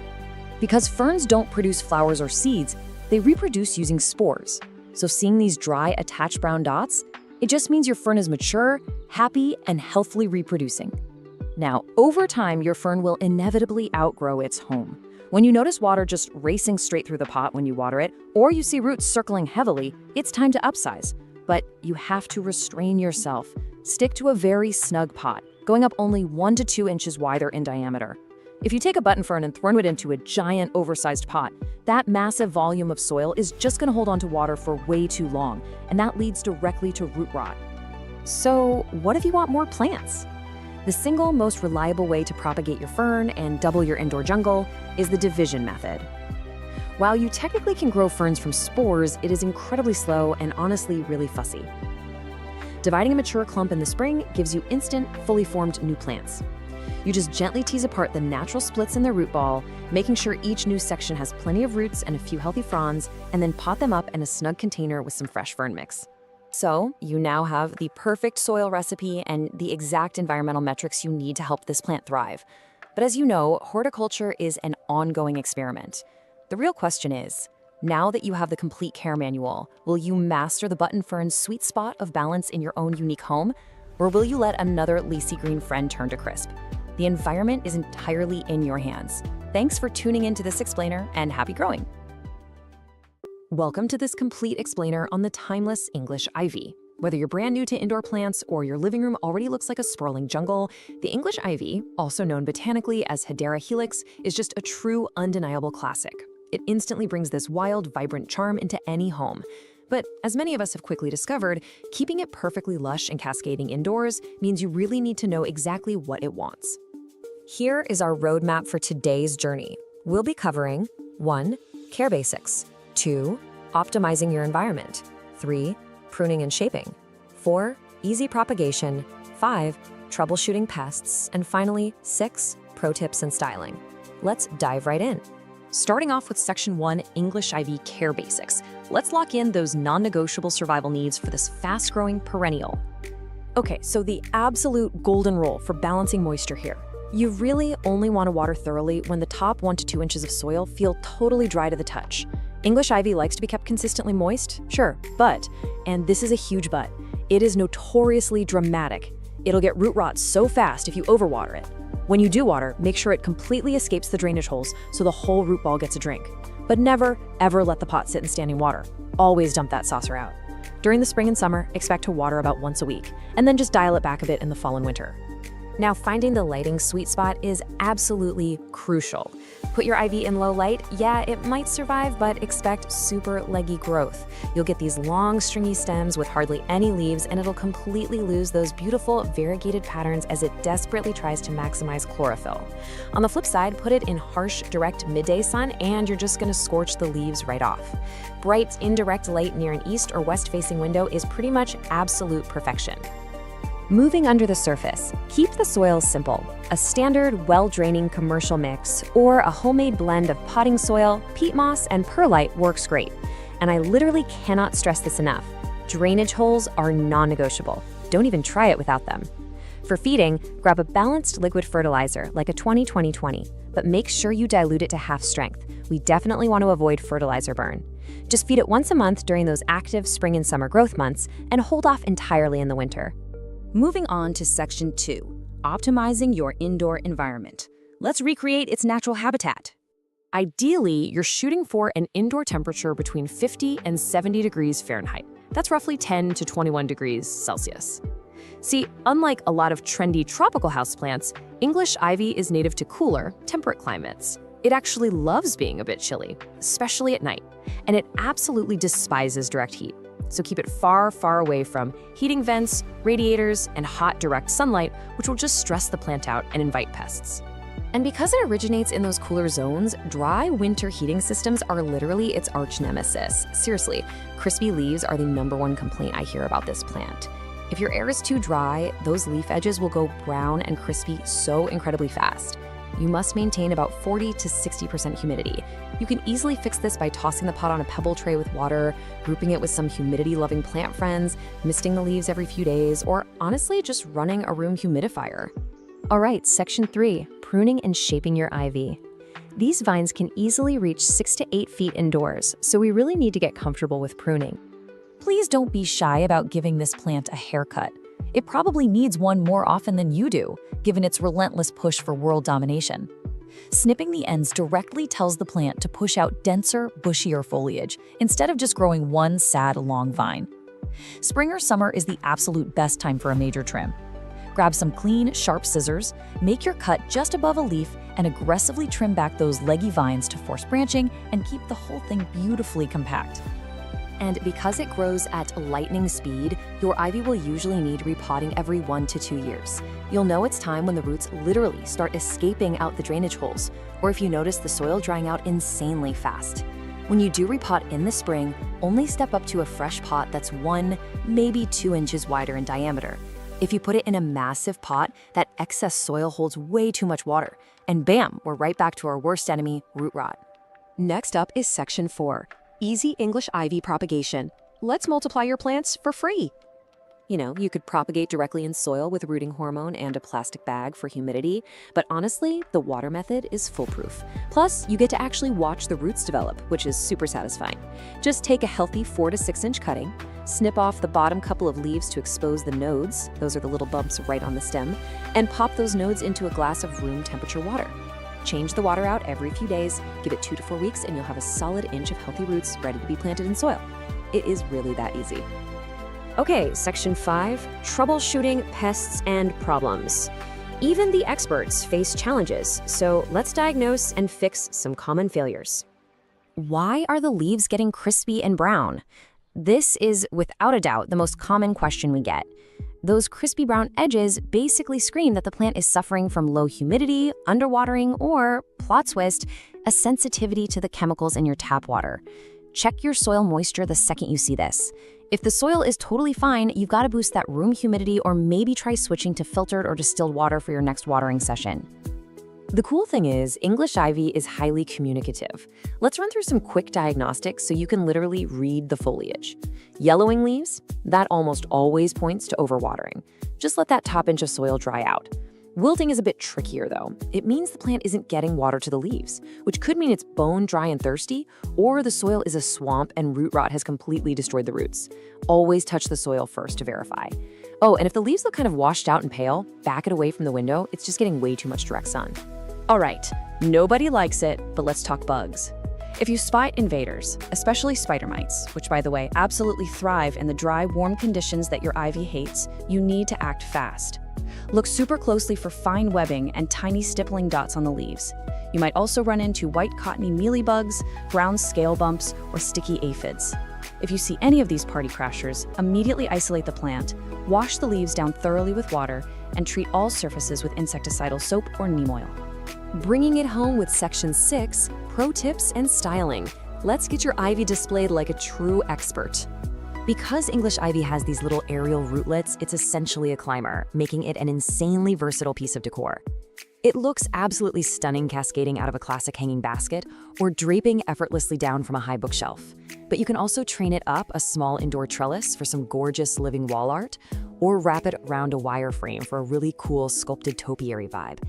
It also plays super nicely in mixed planters, trailing beautifully right alongside ferns or a peace lily. A quick safety check before you place your plant. Remember to keep this toxic beauty well out of reach of curious cats, dogs, and small children, as the foliage can definitely cause vomiting and drooling if ingested. Once you've got a safe, bright spot picked out, make a habit of rotating the pot a quarter turn every single time you water it. That ensures all those gorgeous lobed leaves get perfectly even lighting. And a final pro tip, treat your ivy to a gentle shower once a month. It washes the dust right off, helps the plant breathe, and knocks away any sneaky pests. So, armed with these exact steps, from hunting down that perfect bright indirect light, all the way to propagating your own brand new vines, you are completely ready to master this classic houseplant. Now, take a look around your home right now. Which room are you going to completely transform with its classic cascading vines? Get growing, and I'll catch you in the next explainer. Okay, let's dive right into this. Welcome to today's explainer, where we're going to master the care and keeping of one of the absolute most striking houseplants you can possibly bring into your home, the philodendron birkin. Whether you literally just brought your very first birkin home from the nursery, or you're an experienced indoor gardener looking to really dial in your propagation game, we are going to break down everything you need to know to make this incredible plant absolutely thrive. Now, what's totally fascinating is the birkin's origin story. You won't actually find this specific plant growing wild out in the rainforest. Nope. The birkin is actually a relatively new addition to the plant world, and it started as a spontaneous mutation of the burgundy philodendron Rojo Congo. That gorgeous, glossy, dark green foliage with those completely unique, creamy white to pale yellow pinstripes. Yeah, that's just a beautiful genetic accident. And because of that, every single leaf is completely unique. How cool is that?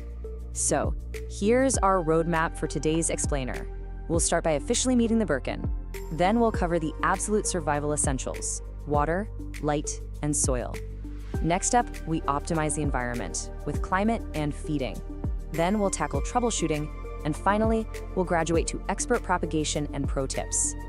All right, Section 1, Meet the Birkin, a compact wonder.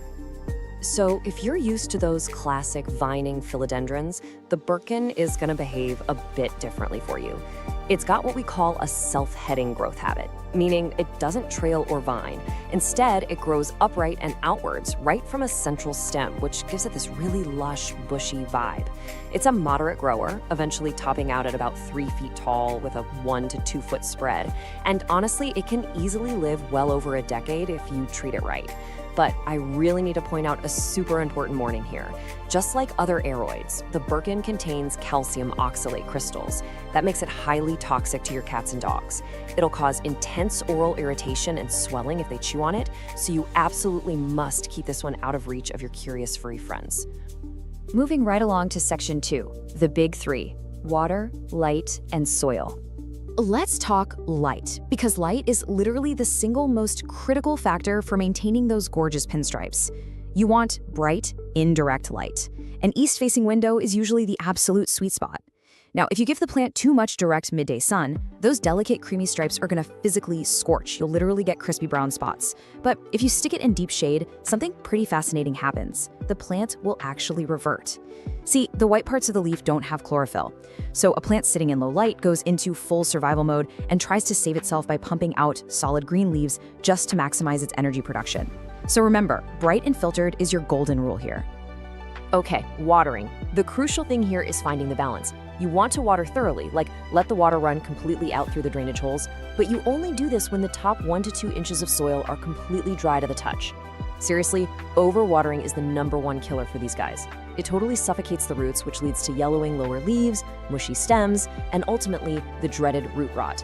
On the flip side, if you're underwatering, your Birkin is going to let you know. It'll start drooping and developing these sad, crispy brown edges. So always, always let that topsoil dry out first. Now, to make that watering routine totally foolproof, you've got to have the right soil. Birkins absolutely hate dense, heavy potting soil. They want an environment that mimics the airy rainforest floor. So here is the perfect chunky DIY aroid mix for you. You want 1 part standard indoor potting mix, that's for your nutrients, then 1 part perlite for incredible aeration and drainage, and finally 1 part orchid bark. That creates these chunky little air pockets that hold on to just a tiny bit of moisture. You can also toss in a handful of horticultural charcoal if you have it to help absorb any impurities. A mix like this is a real game changer because it ensures excess water escapes quickly and essential oxygen can easily circulate right around those roots. All right, section 3, climate, feeding, and maintenance, creating the perfect environment. Thanks to its tropical lineage, your Birkin definitely wants to be warm and humid. The ideal temperature sweet spot is right between 65 and 80 degrees Fahrenheit. You really want to avoid placing it anywhere near drafty windows, AC vents, or space heaters. In fact, anything dropping below 55 degrees can actually shock the poor plant. As for humidity, your target is about 50 to 70%. Now sure, they can adapt to our average 40% indoor humidity, but hitting that higher target, that is how you get those massive, super glossy leaves. And hey, skip this simple misting with a spray bottle. It doesn't really last, and it can actually cause fungal issues. Instead, you want to boost the humidity consistently. Fire up a room humidifier, sit your pot on a pebble tray filled with water, or honestly, just group a bunch of your plants together to create a nice little humid microclimate. To fuel all that gorgeous growth, you've got to feed your Birkin. We recommend using a balanced liquid fertilizer, something with a 10-10-10 ratio. But listen up, here is a massive pro tip for you. Always, always dilute that fertilizer down to half the recommended strength. Houseplants are incredibly susceptible to chemical burns and salt buildup. You should really only be feeding the plant about once a month during its active growing season, so spring and summer. Then just pause feeding entirely during the dormant fall and winter months. Oh, and one more golden rule to remember. Never apply fertilizer to bone-dry soil. Always water your plant a day or two beforehand to protect those sensitive roots from getting burned. Section 4, troubleshooting. Pests and problems. You know, our plants are pretty good at communicating their issues to us if we just know what to look for. If you start seeing those leaves reverting back to solid green, your plant is practically begging for more light. Got yellowing lower leaves? Well, you are almost certainly overwatering. Let that topsoil dry out. If you're noticing brown, crispy edges, your air is likely way too dry, or you might even have mineral buildup from hard tap water. And finally, if the plant has this leggy growth with really long spaces between tiny little leaves, it's just stretching out looking for the sun. Just move it to a brighter spot and it'll sort itself out. Now, sometimes the problem isn't the environment at all, it's uninvited guests. You've got to keep a really close eye out for sap-sucking pests. Mealybugs, for instance, look like these little cottony masses, and they just love to hide deep in the tight crevices of new growth. Spider mites? They'll leave fine webbing under the leaves and give the plant this faded, stippled look. Thrips are a serious headache, leaving silvery patches and badly scarred, distorted new leaves. And hey, if you see tiny little flying insects hovering around the dirt, those are fungus gnats, which are almost always caused by keeping the soil a bit too wet. If you spot literally any of these, your immediate action plan is to isolate the Birkin away from all your other houseplants and treat the foliage thoroughly with insecticidal soap or neem oil. And finally, Section 5, Expert Propagation and Pro Tips. Multiplying your Birkin. I'll tell you, propagating a Birkin is incredibly rewarding, and water propagation is for sure the easiest method to start with. But the absolutely crucial point here is step 1. You must identify a healthy stem that has at least one node. A node is just that slight, swollen little bump on the stem where the leaves emerge. Without a node, roots will simply never grow. Period. Once you've got your node, take some sterile shears and make your cut about an inch below it. Then, just submerge that node into a jar of room temperature water, making sure to keep the actual leaves completely dry. Just change that water out every 3 to 5 days to replenish the oxygen and stop any weird bacteria from growing. And in just 2 to 4 weeks, bam, you'll see a healthy, brand new white root system starting to form. Now, when it comes to finally repotting either those brand new cuttings or your fully mature plant, I want you to remember this specific number, 1 to 2 inches. Philodendrons actually really prefer to be slightly root-bound. Because of this, you only need to repot them maybe every 1 to 2 years. And when you finally do, choose a new pot that is only 1 to 2 inches wider in diameter than the old one. If you put it in a massive pot, all that excess soil will just hold on to way too much water, and you're risking that dreaded root rot all over again. Okay, let's finish strong with some rapid-fire pro tips you can literally use today. First step, give your pot a quarter turn every single time you water it. This makes sure all sides get equal sunlight so you end up with a perfectly symmetrical plant. Second, remember that dust literally blocks photosynthesis, so gently wipe down those beautiful leaves with a damp cloth every few weeks. Third, do not be afraid to prune. If you see a fully reverted solid green or solid red leaf pop up, just snip it right off. That forces the plant to redirect its energy back into variegated growth. You can even prune the main top stem if you want to force the plant to become bushier from the base. And lastly, if your local tap water is super hard, make the switch to filtered or distilled water. It prevents mineral buildup and keeps those delicate leaf tips looking totally pristine. Well, we've covered the origins, we built the perfect chunky soil mix, went over precise watering techniques, and even learned how to clone the plant through propagation. You now have the exact expert blueprint to make this incredible pinstriped wonder completely flourish. So, the only question left is this. Your Birkin is ready to thrive, but is your brightest window ready for it? Thanks so much for joining me on today's Explainer. Go check your soil moisture right now, and I'll catch you on the next one. You know that feeling when you go to water your favorite houseplant, and suddenly, bam, this little cloud of tiny, annoying flies just buzzes right up into your face, or right up your nose? Yeah, it's incredibly frustrating, right? If you're vigorously nodding your head right now, trust me, you are definitely not alone. Welcome to This Explainer. Today, we're diving into exactly how to handle this. Consider this your ultimate, actionable guide on how to identify and get rid of fungus gnats on houseplants. We are going to walk through exactly how you can take your plants back and banish these little pests for good. Now don't panic, because we've got a clear roadmap to solve this infestation together. First, we'll meet the fungus gnat. Second, we'll uncover the root of the problem. Third, we launch our step-by-step eradication plan. And finally, we'll go over preventing future infestations. All right, let's jump right into Section 1. Meet the fungus gnat, identification, and the unseen threat. So, let's clear up a massive misconception right off the bat. People see tiny flies in their house and they immediately think, oh, fruit flies. But look at the difference here. Fruit flies, they hang out in your kitchen, usually swarming that overripe banana you forgot about. Fungus gnats, on the other hand, stick strictly close to your houseplants and the moist soil. They're tiny, about 2 to 3 millimeters long. They've got dark bodies and honestly, they're notoriously weak flyers. They kind of just hover. So, the absolute key here is location. If they are swarming your beautiful monstera, they're not fruit flies. Now, what's really interesting and honestly kind of alarming is this number right here, 200. No way, right? But yes, a single adult female fungus gnat can lay up to 200 eggs at one time.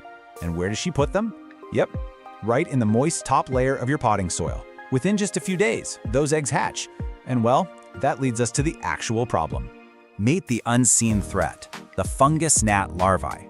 These guys are tiny, like 4 to 5 millimeter clear or whitish worms with little black heads.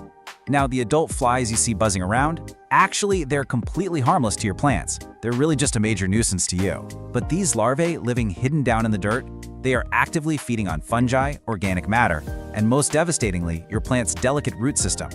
It's literally like they're eating your plant from the inside out. If your houseplant suddenly has yellowing leaves, unexpected wilting, or just stunted growth, well, these hungry little worms are very likely the culprit. Which brings us to section 2, the root of the problem. Why did they choose my plant? So how do they even get there in the first place? Well, the number one culprit, absolutely, is overwatering. These pests are a direct symptom of soil that just stays way too damp for way too long. Consistently damp soil creates the literal perfect breeding ground for soil fungi, which, as we just learned, the larvae absolutely rely on to survive. Other major causes include poor drainage, like using a pot without drainage holes, or a really heavy, dense soil mix, or sometimes it's just infested soil. Yeah, sometimes these pests actually hitchhike their way inside via a brand new plant or a fresh bag of potting mix right from the store. Okay, so now that we know exactly who the enemy is, let's look at Section 3, Step-by-Step Eradication Plan, the two-front war. I call this a two-front war because, think about it, if you only swat at the flying adults, those 200 eggs in the soil are just going to hatch tomorrow anyway. You absolutely have to battle the adults in the air and the larvae in the soil at the exact same time. So here is our highly effective 4-step action plan. Step 1, let the soil dry out. Step 2, set sticky traps. Step 3, kill the larvae in the soil. And Step 4, start bottom watering. Let's break these down a bit. Step 1, let the soil dry out. This is brilliantly simple, but I cannot stress enough how absolutely critical it is. Fungus gnat larvae simply cannot survive in dry soil, period. By letting the top 1 to 2 inches of your potting mix dry out completely between waterings, you are actively starving the larvae of the moisture they desperately need to live. It is your single most powerful weapon, and the best part? It costs exactly $0. All right, Step 2, target the adults with yellow sticky traps. Remember how we said the adults are the ones laying up to 200 eggs? We have got to capture them before they ever get the chance. And it turns out fungus gnats are irresistibly drawn to the color yellow. It's like a magnet for them. Just place these sticky cards on little stakes in the soil, or you can even just lay them flat right on the soil surface. Because they are such weak flyers, they literally just clumsily bumble right into the trap and get permanently stuck. Now for Step 3, killing the larvae that are already in the soil. You've got 2 highly effective options here. First is kind of the gold standard, mosquito bits, also known as BT. It's actually a naturally occurring bacterium that is highly toxic to gnat larvae, but totally harmless to your plants, your pets, and you.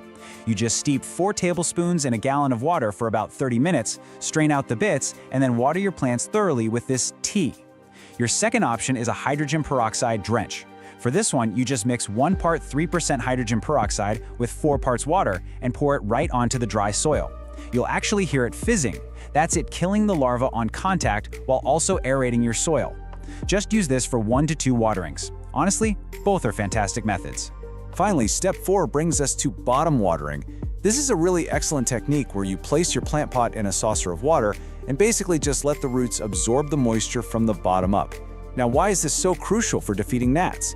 Because it leaves that entire top layer of soil completely dry.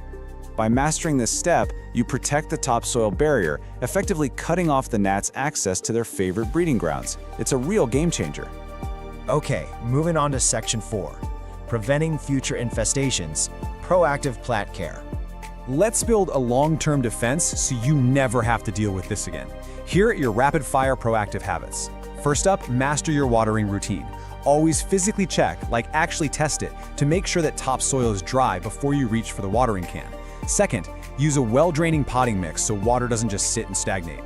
Third, and this is a brilliant hack, add a top dressing. Just putting a half-inch layer of horticultural sand or some decorative pebbles on top creates a physical barrier that makes it nearly impossible for gnats to even reach the soil. And finally, always inspect your new plants and soil bags for hitchhikers before you bring them indoors. As we wrap up this explainer, I really want to give you one final piece of reassurance.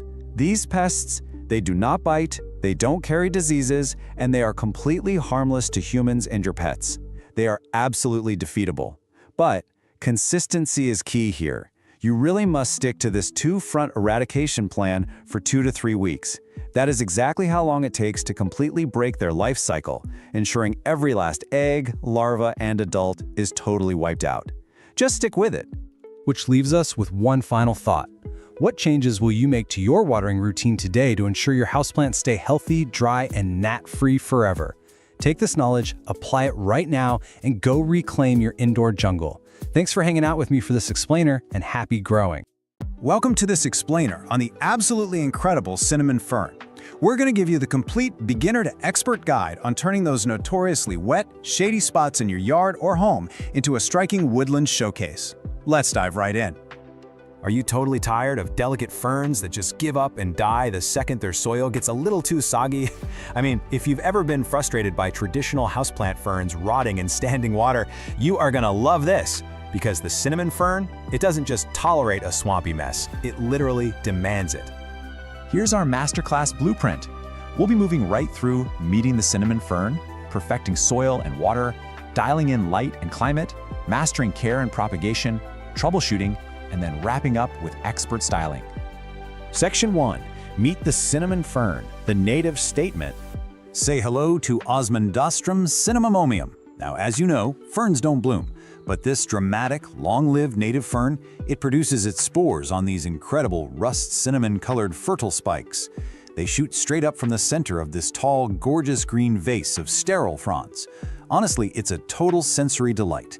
In the spring, you get these silvery white, woolly fiddleheads that emerge and unroll into lush green leaves right alongside those rusty cinnamon sticks that give the plant its name. It's basically a sculptural statement piece, perfectly designed for those swampy spots where your other plants would simply drown. Section 2. Perfecting soil and water for these bog-loving ferns. You know those standard houseplant rules we all follow? Yeah, go ahead and throw those right out the window. Usually, we let plants dry out a bit between waterings in nice, well-draining soil. But the cinnamon fern evolved in cool, wet bogs. It actually wants to be consistently wet. It thrives in heavy, acidic bog soil. And get this, it actively loves sitting in a saucer of standing water. A typical Boston fern would turn to mush in a week under these conditions, but the cinnamon fern, it absolutely eats it up. So the real secret here is getting that highly specific soil dialed in. The ultimate DIY cinnamon fern mix needs to be a highly acidic, moisture-retentive recipe that mimics its natural forest floor habitat. We're talking 2 parts peat moss or cocoa peat as your base, 1 part composted leaf mold or pine bark, 1 part standard potting soil, and just a ½ part perlite or coarse sand. Whatever you do, avoid lean, alkaline potting soils or succulent mixes at all costs. A good rule of thumb, if you squeeze a handful of this mix, it should hold together just like a wet sponge cake. Section 3. Light and climate. Dialing in the temperature and humidity. When it comes to light, the cinnamon fern is a true, undeniable shade lover. We're talking part to full shade here. Think a north-facing window, a deeply shaded porch, or maybe dappled shade beneath a high canopy tree. Direct afternoon sun is literally your worst enemy. Just one single day of unfiltered summer afternoon sun will bleach those beautiful green sterile fronds to a flat, sad yellow. Worse, it'll burn, tan scorch patches right into the leaves, and honestly, they simply won't recover. So for sure, stick to deep or dappled shade. 60. That is your magic number. 60% is the absolute minimum ideal humidity for this plant when it's actively growing. If you're keeping it indoors, that hot, dry winter air in our centrally heated homes, that is the fastest possible way to kill this fern. If the humidity drops below 45%, the tips are going to go brown. Below 35%, the plant suffers severely. You absolutely have to use pebble trays, cool mist humidifiers, or just keep it in a naturally damp outdoor environment near some water. It's absolutely crucial to understand this plant's life cycle. As the saying goes, a cold winter rest is what triggers reliable fertile fronds the next spring. Seriously, you cannot keep this plant warm year-round. If you do, it just completely skips its famous cinnamon-colored show and only pushes out green leaves. It actually wants to go fully dormant in a cool spot. It can even survive freezing outdoor temperatures. It needs that chill to reset for next year's spectacular display. Section 4. Care and propagate, feeding and pruning. Maintenance for the cinnamon fern is actually delightfully low fuss, but it is highly specific. Once that first hard frost hits in autumn and the fronds collapse, you want to cut everything completely down to the ground. But be careful here. Make sure you cut about an inch above the rhizome so you aren't slicing into the knobby trunk itself. Then, when early spring rolls around, give it a light organic feeding by top dressing with about an inch of compost or leaf mold. Stay away from heavy liquid feeds, they'll just give you weak floppy fronds. This light, organic approach is exactly what builds that strong, upright vase shape the plant is famous for. Now, if you're growing these in containers, you're going to need to step up your fern every 2 to 3 years into a larger 5 to 15-gallon pot. It's a bit of a process, but here's how you do it. First, soak the parent pot the day before so the rhizome doesn't crack on you. Second, tip it and gently ease that heavy plant out. Third, take some sterile scissors and trim away any black or mushy roots. Fourth, settle it into that fresh peaty mix we talked about earlier. And this is key. Make sure the top of the rhizome sits exactly at the soil surface. If you bury it too deep, you're looking at instant crown rot. Finally, just backfill, water it deeply, and add your mulch. Okay, but what if you want more ferns? Who wouldn't, right? The primary propagation method here is dividing mature clumps that are at least 4 to 5 years old. You want to tackle this in early spring, right as those woolly fiddleheads start pushing up. Dig up the parent plant and rinse the soil off so you can clearly see the joins between the crowns. Then take a sterilized knife or even a saw and cut straight down through that woody rhizome. Plant those new divisions at the exact same depth as the parent, water them deeply, and make sure you keep them shaded for about 2 weeks so they can recover. Section 5. Troubleshooting those common fern problems. Pests are actually super rare for this fern, which is great. But environmental issues, yeah, those are pretty common. Let's look at a few visual symptoms and their direct cures so you can instantly save your plant. Got brown, crispy edges? Well, that's dry air or dry soil. You want to soak the root ball and get a humidifier going. What about mid-season yellowing on the inner fronds? That usually means your soil dried out, or maybe the pH drifted a bit too alkaline. Just top dress with composted pine bark or peat to bring that acidity right back. And if you spot tanned, scorched patches, sunburn, no question. Move the plant to deep shade immediately because those burned fronds are gone for good. Section 6. Expert styling and our final ProCare tips. All right, here are some rapid-fire expert tips to totally elevate your fern game. First up, style this plant against a dark backdrop. Think a dark-stained fence, a mossy boulder, or an evergreen hedge. It really makes those rust cinnamon fertile fronds just pop visually. You can also pair it with ostrich ferns for height or Japanese painted ferns for a gorgeous silvery contrast. Now always water before it droops, because a deep dryout will often ruin the current season's foliage entirely. And here's a fun one. Whatever you do, leave that silvery fill head fuzz alone. Hummingbirds and yellow warblers actually harvest it to line their nests. How cool is that? Finally, for containers, absolutely avoid terracotta. It just pulls moisture right out of the soil. Stick to those big 5+ gallon glazed pots instead. So, having seen the whole shebang, I have to ask, are you ready to bring the ancient beauty of the forest floor right into your own space? The cinnamon fern definitely demands a highly specific environment, but once you provide that cool, wet, acidic shade, it is going to reward you with a spectacular sculptural show year after year, literally for decades. Apply what we've covered today, and you'll be well on your way to mastering this incredible plant. Thanks so much for joining me on this explainer, and hey, happy planting! Welcome to This Explainer. Okay, today we are tackling what is probably the single most intimidating part of bringing a piece of nature indoors. Listen, if you've ever stood over a potted plant with a watering can, totally paralyzed by the fear of doing the wrong thing, you are in the exact right place. We're going to completely shift your mindset today and give you a totally foolproof guide to keeping that indoor jungle of yours absolutely thriving. By the time we're done here, you won't be guessing anymore. You'll know exactly what your plants are trying to tell you. Okay, let's dive into our roadmap for today. We'll hit the #1 mistake, the golden watering rule, how to spot thirst, 2 ways to water, and finally, overwatered or underwatered. Section 1, the #1 mistake, killing with kindness. So be honest with me for a second. Have you ever loved a plant to death? It's literally the most common story in the book. You pick out this beautiful, tiny little succulent, you bring it home, and you just want it to be so happy. So how do we show that love? Well, by hovering over it with a watering can every single day. And yeah, you can probably guess how that ends.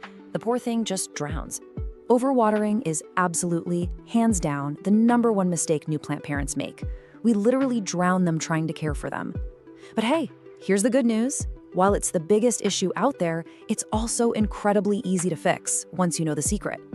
We just need a total paradigm shift in how we think about providing that water. Which brings us to section 2, the golden watering rule. Ditch the schedule. So the crucial point here, and if you take literally only one thing away from this entire explainer, make it this, is the golden rule. Check the soil first, and do not water on a schedule. Forget the rigid routines, no more guessing games. We have to actually start listening to our plants instead of blindly following the calendar. Trust me, watering every Sunday is a total recipe for disaster. And here's exactly why those schedules fail. A plant's thirst isn't just some static thing. It is constantly changing based on its environment. Just look at these factors. First up, light levels. A plant sitting in a bright, sunny window, it's going to dry out significantly faster than one tucked away in a dim corner. Then you've got the season. Plants actively drink so much more during their spring and summer growth spurts, and they need way less when they go dormant in the fall and winter. Oh, and pot type is huge. Porous terracotta actually breathes and wicks moisture away, while plastic or glazed pots trap it right in. Throw in hot, dry air from temperature and humidity changes, and, well, you can see why that Sunday schedule makes absolutely zero sense. All right, section 3, how to spot thirst. Become a soil detective. So, we're replacing that calendar schedule with a quick assessment phase. The absolute most foolproof, classic way to do this is simply called the finger test. Literally, all you do is stick your index finger about 1 to 2 inches deep right into your plant's potting soil. If you pull it out and the soil feels moist, or if it's actively sticking to your skin, your plant is totally fine. Stop right there. Don't water it yet. Just leave it alone and check back again in a few days. But on the flip side, keep this in mind. If the soil feels dry and crumbly, it is time to water. You really want to pay attention to that physical texture. Dry and crumbly is your plant literally giving you the green light to grab the watering can. It's a super simple, undeniable physical cue. Now, I get it. Maybe you don't want to get dirt under your nails every time. You've got 2 other really great options here. For your smaller plants, try the lift test. You just get a feel for how heavy the pot is right after you water it. Then pick it up every few days. When it feels noticeably lighter, boom, the soil is dry. Or if you want a more scientific approach, grab a moisture meter. You just stick the probe right into the dirt, and the dial instantly tells you if it's dry, moist, or wet. It totally keeps your hands clean and takes all the guesswork out of it. Moving right along to section 4, 2 ways to water, top versus bottom. The real secret to watering, no matter how you decide to do it, is being incredibly thorough. Let's look at top watering first, since that's what most of us are familiar with. Step 1, slowly pour water over the whole surface of the soil until it starts running freely out of the drainage holes at the bottom. Step 2, let the pot sit for a few minutes so it can drain completely. But step 3, this is where so many beginners mess up. You absolutely must, crucially, dump out any of that excess water pooling in the saucer below. I'm serious. Leaving a plant sitting in a puddle of water is the absolute fastest way to give it root rot. Don't let them sit in the puddle. Okay, let's move to and see how this builds our toolkit with a totally different technique, bottom watering. This is actually a fantastic method because it prevents overwatering and really encourages these strong, deep roots. First, you take your pot, and yes, it absolutely must have drainage holes for this to work, and place it into a sink or a deep tray filled with a few inches of water. Next, you just let it hang out there for about 15 to 30 minutes. It's gonna drink that water right up from the bottom until you physically see the top layer of soil turn dark and moist. Finally, take it out of the water, let it drain off, and pop it back in its spot. It's an incredibly effective way to make sure the entire root ball gets evenly hydrated. And finally, section 5, overwatered or underwatered, reading the signs. Now, what's really interesting about this is how you can play detective and cross-reference multiple symptoms to nail down the perfect diagnosis. Plants are actually amazing communicators if you just know what to look for. For example, if you see yellow leaves that are soft and mushy, especially down near the bottom, yeah, that usually means you're overwatering. But if those yellow leaves are crispy and dry around the edges, they're probably underwatered. You've got to look at the whole picture. If the plant is drooping and the soil is wet, it's suffocating from too much water. Drooping and the soil is bone dry, it's just really thirsty. Check out the soil condition itself too. Constantly damp, musty soil means overwatering, while soil pulling hard away from the sides of the pot means underwatering. And finally, check the stems. Mushy, black stems at the base are a classic sign of rot from too much water, while dry, brittle, shriveled stems point to severe dehydration. All right, you are officially equipped. You know that overwatering is the ultimate trap. You know to throw away that rigid schedule. You know how to read the soil and the leaves, and you know exactly how to deliver the perfect drink. You aren't guessing anymore. You are a full-on active soil detective. So now that you possess the real secret to a thriving indoor jungle, which plant are you going to go check first? Go get your fingers a little dirty, listen to what your plants are telling you, keep exploring, and we will see you in the next explainer. Welcome to this explainer. Today, we're going to demystify one of the absolutely most stunning houseplants out there, the Cebu Blue Pothos. We're taking you on a complete journey from just basic beginner survival all the way to unlocking its expert-level thriving maturity. So whether you just brought home your very first little cutting or you're looking to elevate an older plant, well, you're in exactly the right place. Now, what's literally wild about the Cebu Blue is that it essentially gives you two totally different looks, and it depends entirely on how you care for it. Left to its own devices, it's this delicate, cascading, juvenile vine. But give it the right environment, boom, it transforms into a dramatic, climbing, mature plant that looks like it was plucked straight out of a tropical rainforest. It's basically two beautiful plants in one. Okay, here's our roadmap for today. We'll start by officially meeting the Cebu Blue. Then, we'll dive right into light and water essentials, move on to soil, humidity, and feeding, tackle pruning and easy propagation, troubleshoot some common problems, and finally, wrap up with those expert pro tips for getting fenestrations. All right, Section 1, meet the Cebu Blue. Let's officially introduce this stunning species and see why it's such a collector's dream that's actually surprisingly super forgiving for beginners. So, you're probably pretty familiar with the classic golden pothos, right? The one with those standard heart-shaped green and gold leaves? Well, the Cebu Blue completely flips the script. It sports these incredibly elegant, elongated, arrow-shaped leaves. But honestly, the real showstopper here is the color. It's got this almost metallic, silvery blue shimmer that just instantly elevates a room. It's a subtle but absolutely gorgeous upgrade from your everyday trailing plant. Moving right along to Section 2, light and water essentials. Let's cover exactly what kind of lighting and hydration this plant actually needs to keep that spectacular color popping. Okay, the absolutely crucial thing to remember here is that light dictates color. That incredible silvery blue sheen, it's directly tied to the plant getting bright, indirect light. Think, a cozy spot near an east-facing window. Now, if you stick this guy in a dim, dark corner, it'll survive, because hey, it's a hardy pothos, but it's gonna lose that beautiful blue tint, fade to just an ordinary green, and the vines will get all stretched out and leggy. No one wants a leggy plant, right? Now for watering, the golden rule is 1 to 2 inches.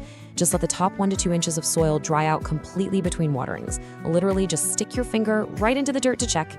It's that easy. These guys actually store water in their thick stems and leaves, so they're wonderfully forgiving if you're a bit of a forgetful waterer. Seriously, it's always way better to slightly underwater a Cebu Blue than to overwater it. But when it is time to water, don't just give it a tiny little sip. You want to do what we call the drench and drain cycle. Drench that soil thoroughly until water is freely pouring out of the drainage holes at the bottom. But here is the absolute most critical step. Immediately empty the saucer underneath. If you let the pot sit in a puddle of standing water, you are fast-tracking your way to deadly root rot, which is pretty much the #1 killer of these plants. Let's jump right into Section 3, soil, humidity, and feeding. We're gonna build the absolute perfect foundation here, starting with chunky aeroid soil and mimicking that ideal tropical vibe. You have to remember where this plant comes from. In its native environment, it climbs up trees in the tropical forest of the Philippines. Because of that, it absolutely hates compacted, heavy dirt. So you're gonna wanna use the rule of 3 to mix your own soil. 2 parts standard potting soil, 1 part perlite, and 1 part chunky orchid bark. This airy, super well-draining aeroid mix gives the roots all the oxygen they're craving and stops them from sitting in soggy, swampy conditions. And coming from the tropics, you bet this plant loves humidity. While it'll totally tolerate the average, slightly drier air in your house, hitting that 50 to 70% relative humidity sweet spot is the real secret sauce. You can easily pull this off with a simple pebble tray filled with water under the pot, or just by running a small humidifier nearby. Do that and it'll reward you with way faster growth and noticeably larger, super happy leaves. Now, fresh potting soil does have nutrients, but they definitely deplete over time. The Cebu Blue isn't exactly a super heavy feeder, but giving it a balanced liquid fertilizer, diluted to half strength, just once a month during its active growing season in the spring and summer, that acts like a perfect little vitamin boost. It keeps everything lush and vibrant. Just remember to stop feeding it completely in the winter when its growth naturally takes a break. All right, section 4, pruning and easy propagation. Your plant's got a great foundation now, so let's talk about keeping its shape bushy and, honestly, my favorite part, multiplying your collection for absolutely free. So regular pruning isn't strictly required for the plant's health, but if you don't give it occasional trims, those beautiful vines are eventually going to get long and kind of stringy. The fix is super simple. Grab some clean scissors and snip the vine just above a node. That's the little bump where a leaf attaches to the stem. Doing that forces the plant to push out brand new, fuller branching growth right from that exact spot. And whatever you do, please do not throw away those cuttings. Propagating a Cebu Blue in water is practically foolproof and so incredibly rewarding. Just take your cutting, make sure you snip about 1/4 inch below a node this time, strip off those bottom leaves, and drop the bare nodes right into a glass of clean water. In literally just 1 to 3 weeks, you're gonna watch brand new roots sprout right before your eyes. It is the coolest thing. Let's move to section 5, troubleshooting common problems.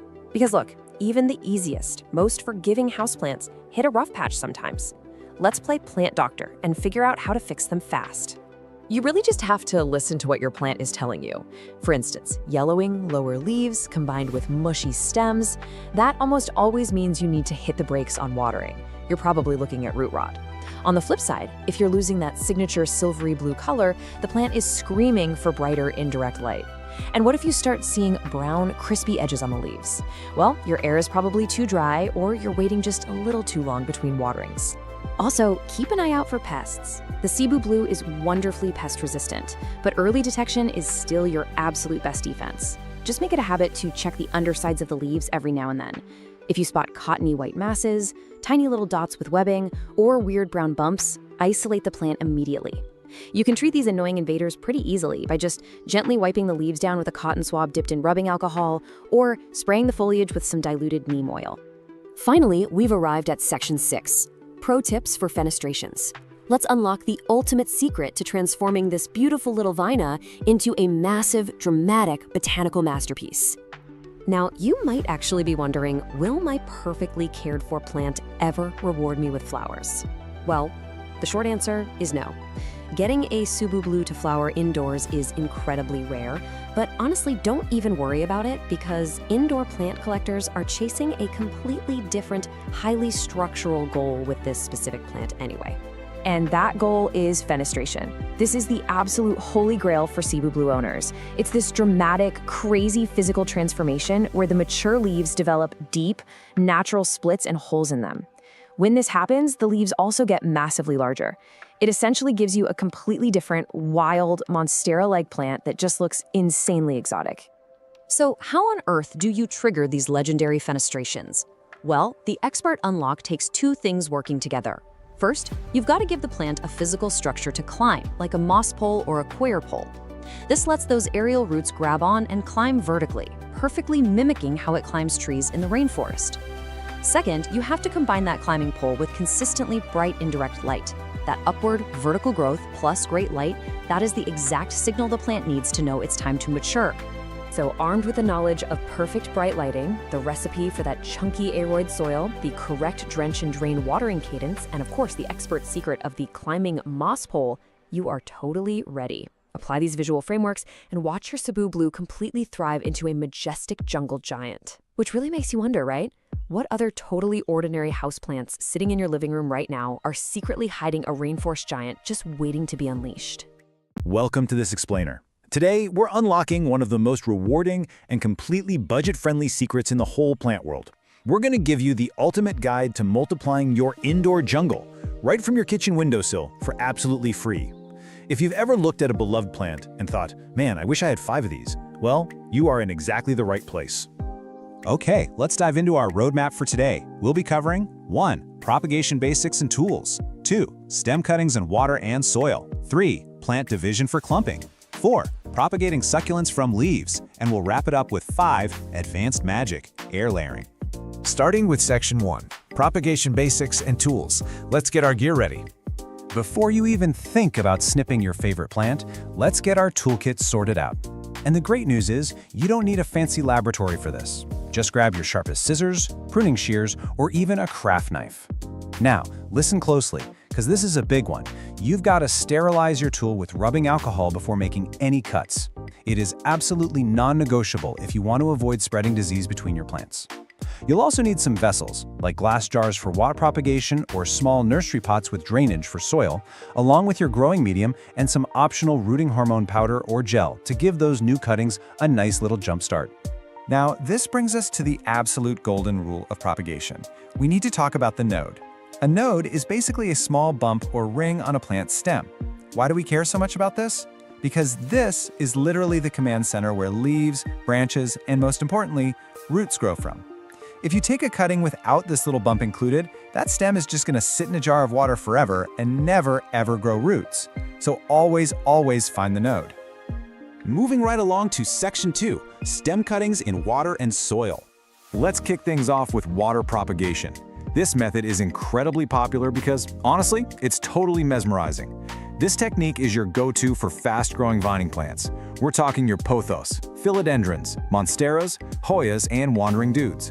The best part? You get a front row seat to watch the roots develop day by day right through the glass. It's like a tiny, daily science fair project on your shelf. The process itself is a breeze. Step 1, cut a healthy stem, making sure you leave a leaf or two and, of course, that all-important node we just talked about. Step 2 is super important. Strip off any lower leaves. If those sit below the waterline, they'll just rot and gross up your fresh water. Step 3, pop the cutting in the water, making sure the node is completely submerged. And finally, stick it in bright, indirect light, and remember to swap out that water every few days to keep things fresh and oxygenated. But hey, water isn't the magic bullet for everything. While your vining plants love a good soak, plants that rot easily, like snake plants, ZZ plants, begonias, and rubber plants, really need to go straight into soil. Bypassing the water actually gives them stronger, more robust roots right out of the gate, so they don't have to suffer through the shock of transitioning from a water environment to a dirt environment later on. So how do we pull off soil propagation? Take your healthy stem or leaf cutting, and here's where that optional rooting hormone comes into play for step 2. Dipping the cut end into that powder gives your plant a massive biological boost. Once it's dusted, plant it about an inch deep into moist, well-draining soil. The real trick here for step 4 is balance. You want to keep that soil lightly moist, definitely not soggy, and let it chill in a warm, bright spot while those roots go to work underground. All right, Section 3, Plant Division for Clumping. Let's look at probably the most straightforward method of all. If the idea of cutting your plants makes you a little nervous, you're going to absolutely love plant division. This isn't really a science experiment. It's basically just splitting one massive clumping plant into several smaller, ready-made plants. This is perfect for things that naturally grow in dense clusters right from the base. Think calatheas, ferns, peace lilies, or popping those little pups off spider plants. This one is super tactile. First, just gently wiggle the entire mother plant out of its pot. It might look like a totally tangled mess, but don't panic.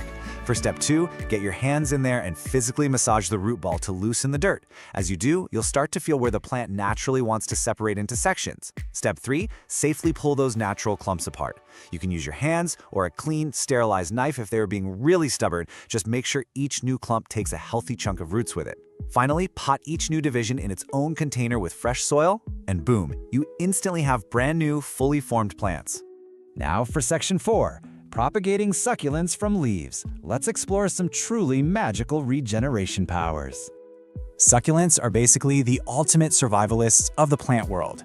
If you've got fleshy ones like Echeveria, sedum, or jade plants, you don't even need a whole stem. You can literally grow a perfect tiny new plant from just a single naturally fallen leaf. It is wild. Now this takes a little patience, but it's so fun to watch. First, if a leaf hasn't fallen on its own, gently twist a healthy one right off the main stem. Step 2 is critical. Leave that leaf alone in a shady spot for 2 to 3 days so the torn end can dry out and form a protective callus. Now look closely at step 4. After you lay that callus leaf flat on top of dry, succulent soil, you absolutely do not water it. Seriously, don't do it. Watering it now will just make it rot. Just give it bright, indirect light and wait. In a few weeks, tiny pink roots in a baby plant will magically pop out from the end of the leaf looking for moisture. Okay, but what do you do when your indoor tree has gotten way too tall, lost all its lower leaves, and it's just looking, well, awkwardly leggy in the corner of your living room? Standard stem cuttings just aren't gonna cut it here. That brings us to Section 5, Advanced Magic, Air Layering. Air layering sounds a little intimidating, I know, but it is brilliant. This method is specifically designed for woody or thick-stemmed plants like your fiddle leaf figs, rubber plants, and those giant heavy monsteras. It actually lets you create a brand new root system for the top part of the plant before you ever chop it down. Let's walk through how to pull off this clever trick. First, pick the spot on that tall stem where you want your new plant's base to be. Make a careful, upward slanting cut about 1/3 of the way through the stem. Step 2. Take a handful of moist sphagnum moss and wrap it completely around that wound. Then, wrap the moss tightly in plastic wrap and secure it. You are essentially tricking the plant into growing a whole new root system inside that plastic-wrapped moss ball, all while it is still perfectly attached to and supported by the mother plant. After a few months, when you see roots filling up the plastic, you just execute Step 5. Chop the stem off right below your new root ball and pot up your awesome new, shorter plant. Propagation truly is the magic of turning one plant into 2, 3, or even 10. It completely shifts how you see your collection, turning you from a consumer into a creator. So grab those sterilized scissors and ask yourself, which beautiful plant are you going to multiply for free today? And once you master this, you've really got to wonder what other incredible survival secrets are just sitting there, hidden right inside your plant's DNA. Welcome back to The Explainer. Today, we're taking a look at one of the absolutely most striking and unusual houseplants you could possibly bring into your space. We're talking about the Microsorm usifolium, better known to you and me as the crocodile fern. Now, if you want a plant that instantly sparks a conversation, this is it. But keeping it thriving, well, that requires a very specific approach, something we're going to call the rainforest replicator care strategy. Okay, let's dive into this. I mean, just look at those broad, leathery fronds. They're covered in this incredibly distinct network of dark green veins, and it creates this embossed texture that literally looks exactly like crocodile skin. It is a total prehistoric masterpiece.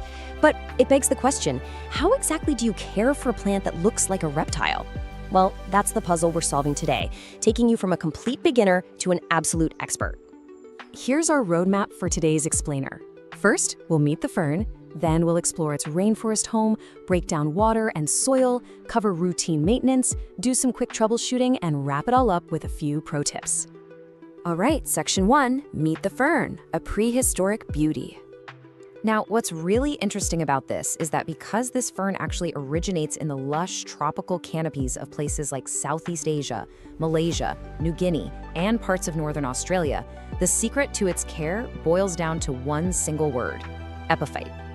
See, in the wild, this plant doesn't actually grow in the dirt. It anchors itself right onto the branches and trunks of other trees way high up in the canopy. It literally just gathers moisture and nutrients from the air and the organic debris around it. Keep this epiphytic nature in mind because it completely dictates everything we're going to do from here on out. Moving right along to Section 2, Rainforest Home, Recreating the Canopy. Since your living room probably isn't a literal Southeast Asian jungle, our goal here is to fake it. We want to simulate that environment as closely as we can. So let's talk about light. Up in that tree canopy, the fern gets dappled, filtered sunlight. If you blast this poor plant with direct, intense afternoon sun, it's going to quickly scorch those delicate fronds and completely wash out that beautiful crocodile patterning. Dappled shade is exactly what you want. An east-facing window giving it some gentle, cool morning sun, that is absolute perfection. Next up is humidity, and I really cannot stress this enough. 60 to 80% humidity is absolutely non-negotiable for this guy. Remember, it's a rainforest plant. If your home drops below that, especially in the wintertime when the heaters are blasting, you are going to struggle. So to hit that sweet spot, you can group your plants together to create a little microclimate. You can place the fern's pot on a pebble tray filled with water, or honestly, better yet, just run a room humidifier right nearby. Warmth is just as crucial. You're aiming to maintain a nice, stable indoor temperature between 65 and 80 degrees Fahrenheit. And stable is the key word there. Sudden temperature swings will severely stress out a crocodile fern. So keep it far, far away from sudden cold drafts near your doors or windows, and make double sure it's nowhere near a direct AC or heating vent. Section 3. Water and Soil, the epiphyte diet. And this brilliantly illustrates exactly what we mean by an epiphytic diet. Because this fern naturally lives on tree branches, its roots absolutely need to breathe. If you pack them into heavy, standard potting soil, they'll just suffocate. So, to mimic its natural home, here is the ultimate super airy soil recipe you need. It's a blend. 1 part peat moss or cocoa coir to hold on to a bit of moisture, 1 part orchid bark for that absolutely crucial aeration, and 1 part perlite so it drains rapidly.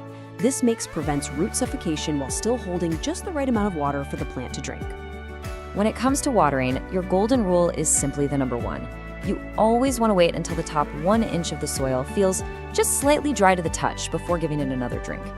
Please, don't rely on a strict weekly schedule. Just let the soil be your guide here.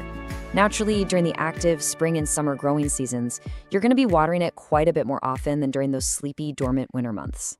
So when that top inch is finally dry, give it a really thorough watering with lukewarm, filtered water. Tap water can sometimes hold chemicals that are just a bit too harsh for ferns. Soak it until you see water draining right out the bottom. But, and listen closely here, make sure you dump out any excess water from the saucer immediately. Letting this epiphytic plant sit in a soggy puddle of standing water is basically a one-way ticket to fatal root rot. Section 4. Maintenance, repotting, and propagation. So how do we keep this exotic beauty growing strong over its long lifespan? Well, it turns out they're actually surprisingly low maintenance if you've already nailed their environment. Crocodile ferns are very light feeders. You only really need to feed them once a month during the spring and summer, and you'll want to use a balanced liquid fertilizer diluted down to half strength. When fall rolls around, cut the fertilizer completely. As for grooming, just grab some sterile shears and snip off any dead or yellowing fronds right at the base. And since they are slow-growing epiphytes, they actually kind of enjoy being slightly root-bound. You're only looking at repotting them maybe every 2 to 3 years, basically just when you see roots visibly circling the pot. Let's move to and see how this builds into propagation. The absolute easiest way to multiply your fern is through rhizome division. While you're doing that spring repotting, you just carefully unpot the fern and take a good look at that thick, creeping rhizome right at the base. Find a natural division point, somewhere with a few healthy fronds and roots attached, snip it cleanly with those sharp shears, and then pop the new section shallowly into some fresh epiphytic mix. And remember, never ever bury that rhizome deep down in the soil or it is going to rot on you. Oh, and a super quick note on reproduction.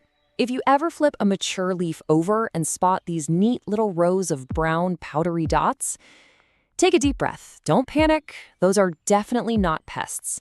They're actually called sori, and they hold the fern's spores. Since ferns don't grow flowers, this is just their entirely natural way of reproducing. It's actually this really fascinating sign that you have a happy, fully mature plant on your hands. Section 5. Troubleshooting, translating distress signals. Look, even with the absolute best care in the world, plants get stressed out. So here's how to quickly translate those distress signals so you can course correct before it's too late. Seeing brown, crispy edges, your humidity is probably way too low or you're underwatering. If the fronds are turning yellow, you're likely going the other way, overwatering and suffocating those roots. If that gorgeous, striking crocodile pattern is suddenly looking all pale and faded, move the plant. It's getting way too much direct sunlight. And lastly, if the base rhizome feels mushy and smells kind of foul, yeah, that's root rot. You need to act immediately to dry it out. Though I have to be honest, root rot is very often fatal. You're also going to want to keep a sharp eye out for pests, especially the ones that thrive in dry indoor climates. We're talking spider mites, mealybugs, and scale. They absolutely love to hide right on the textured undersides of those fronds. But hey, the good news? Maintaining that strict 60 to 80% humidity we talked about earlier is honestly your best natural defense against spider mites. If you do happen to spot any pests though, just wipe them down early on with some insecticidal soap. And finally, Section 6, Pro Tips, Mastering the Crocodile Fern. So, the crucial point is, let's quickly summarize those expert takeaways that will take you from just keeping this plant alive to watching it truly flourish in your home. Rule 1, always mimic the rainforest. That high humidity is your absolute secret weapon. Rule 2, remember to plant shallowly. Keep that rhizome right near the surface. Rule 3, keep the soil airy. Please toss out that dense standard potting soil. And here is a truly fantastic bonus fact for all the animal lovers out there. The crocodile fern is 100% non-toxic to both cats and dogs, which makes it a totally safe, worry-free addition to your indoor jungle. Which really leaves us with one final question for you. Is your home ready for a prehistoric rainforest touch? Yes, it takes a little bit of extra effort to dial in the humidity and get the soil just right, but the reward of those incredible, textured, reptilian fronds arching right across your living room, it's absolutely unmatched. Take these structured steps, apply the rainforest replicator strategy, and go grow your very own exotic masterpiece.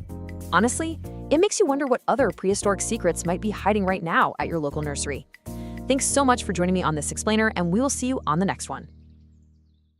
Okay, have you ever wanted a houseplant that's like practically immortal? One that actually thrives when you completely forget about it and then out of nowhere rewards you with these stunning chocolate-scented flowers? Well, welcome to this explainer. Today, we're diving into the complete care guide for the Hoya carnosa, better known as the wax plant. We are going to walk through the ultimate survival and reward guide for a true heirloom plant. If you can just master the simple art of neglecting this plant the right way, you'll have a botanical companion for decades. So here's our roadmap for today. First, we'll meet the immortal wax plant. Second, we're going over the essential Hoya care rules. Third, we'll learn the taco test for watering. Fourth, defeating common Hoya pests. Fifth, unlocking those porcelain blooms. And finally, propagating your heirloom plant. Let's get right into it. Section 1. Meet the immortal wax plant, a lifelong heirloom companion. Imagine a plant that's basically the perfect hybrid. It gives you the lush, trailing vibe of a pothos, but with the extreme drought tolerance of a jade plant. It's wild. To really grasp what we're dealing with here, look at this quote from plant expert Anastasia Bermeslow. She talks about having a Hoya propagated from a cutting taken all the way back in 1985. She calls them heirloom plants. So we're not talking about some trendy, delicate little thing that you buy and throw away when it dies a year later. This is a multi-decade investment. Honestly, it routinely outlives its owners. All right, Section 2, Essential Hoya Care Rules, Building the Foundation. To really succeed with a Hoya and build that foundation, we actually have to completely untrain ourselves from standard houseplant care. Seriously, standard potting soil and your normal watering schedule, that'll quickly kill this plant. Instead, we've got to look at how the Hoya carnosa lives in the wild. It's an epicite. What does that mean? Well, in the wild subtropical forests of East Asia and Australia, it doesn't even grow in the dirt. It actually grows clinging to tree trunks and branches, with its roots just exposed to the breeze.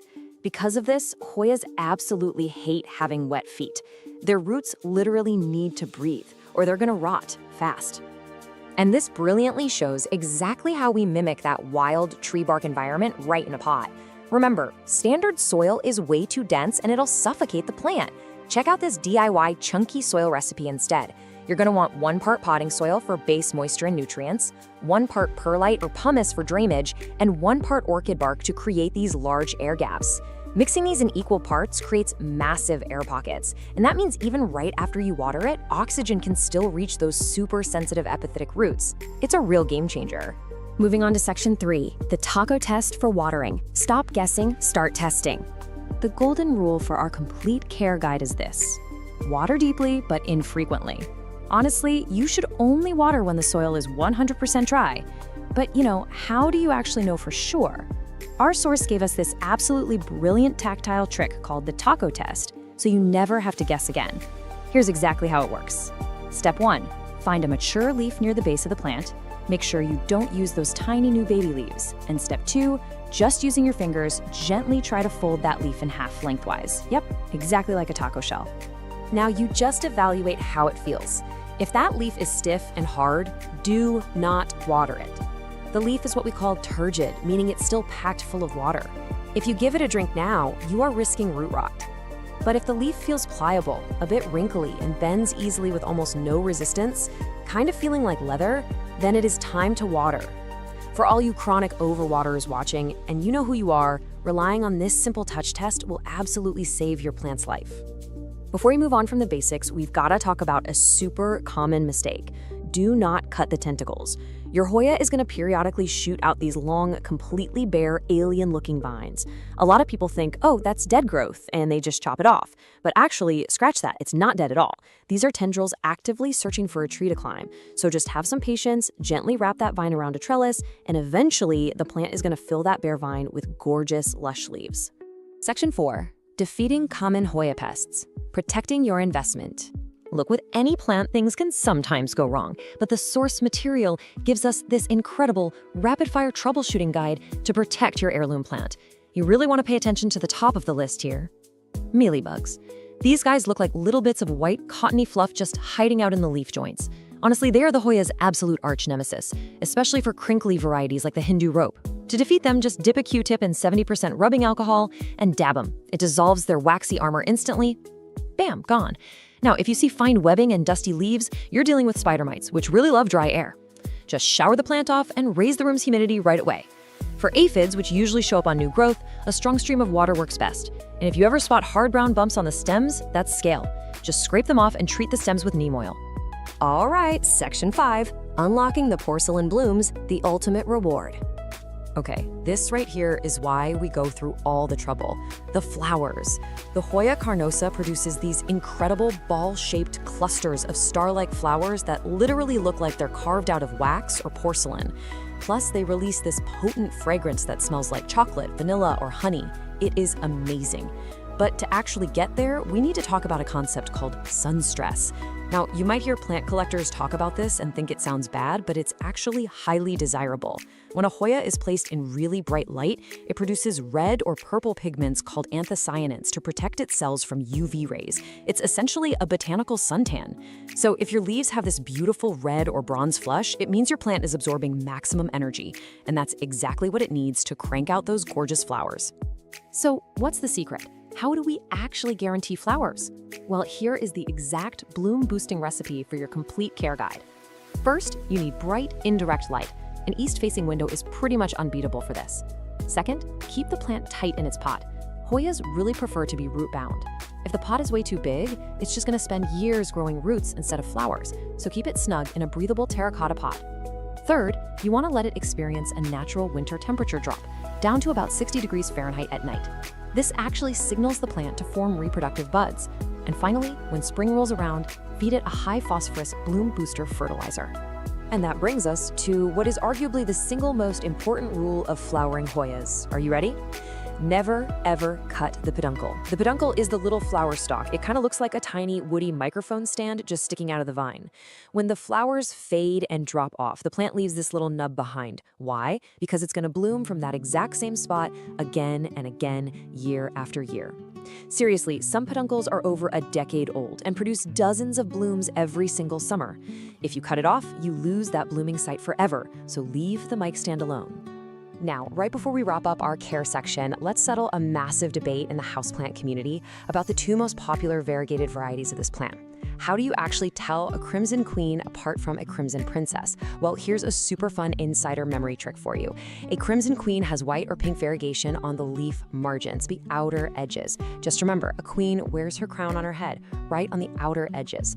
On the flip side, a Crimson Princess has the variegation right in the center of the leaf. Remember, a princess wears her gown in the middle. Boom, now you're a Hoya expert. Section 6. Propagating your heirloom plant. Cloning your Hoya. Because this plant lives for so long, you are inevitably going to want to take cuttings to share with your friends and family. You're basically cloning your Hoya. The most foolproof method outlined in our source is the sphagnum moss method. So, step 1, just snip a stem that has at least 2 nodes. Those are the little bumps where the leaves grow.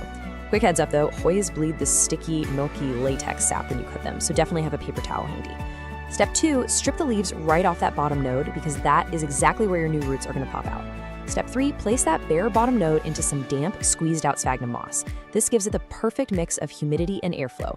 And step 4, just wait 3 to 4 weeks for some strong roots to develop before you pot it up in that chunky soil mix we talked about earlier. We have covered a lot today. We've talked about the soil, the taco test, dealing with pests, and the secrets to getting those incredible porcelain flowers. Because the Hoya carnosa is just so drought tolerant and remarkably resilient, it truly becomes an investment piece for your home, which really leaves us with one final fascinating thought for you to consider as you kick off your Hoya journey. If you follow this complete care guide, there's a very good chance your plant will actually outlive you. So with a lifespan spanning multiple decades, who will inherit your Hoya? Welcome to this complete explainer. You know, if you're a focused learner looking to truly master the art of indoor horticulture, you've landed in the exact right place today. We are tackling a houseplant that is famous for being incredibly beautiful, but let's be honest, it's also notorious for being a little bit of a diva. Yep, we're talking about the Maranta leuconura, better known as the prayer plant. Now, while it absolutely demands a specific environment to thrive, cracking its code is a super rewarding journey. It's going to take you from a total novice to a true plant enthusiast.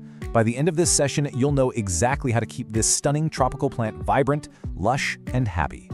All right, here's our quick roadmap for today. Number 1, meet your prayer plant. 2, the 4 pillars of care. 3, maintenance, feeding, and pruning. 4, troubleshooting common plant problems. And 5, propagating new plants. Let's dive right in.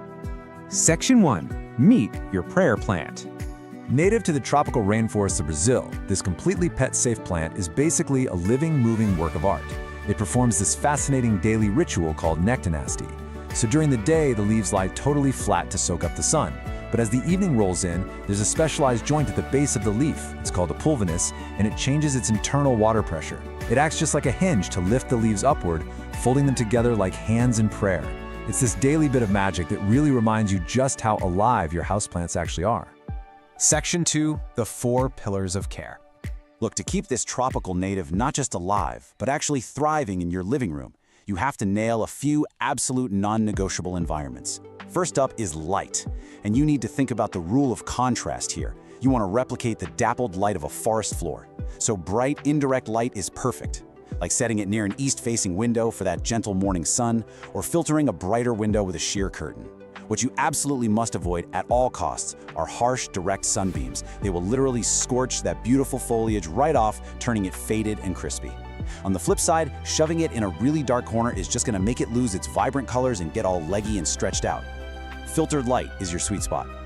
Okay, moving to our second pillar, humidity. This 50% mark, that's your golden rule. Remember, it comes from a rainforest. Dry household air is public enemy number 1 for the prayer plant.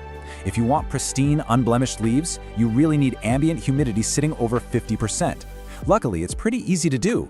Just run a small humidifier nearby, set the plant's pot on a tray filled with pebbles and water, or simply cluster a few different plants together to create a naturally humid little microclimate. Pillar 3 is hydration, and heads up, these plants are total divas about what they drink.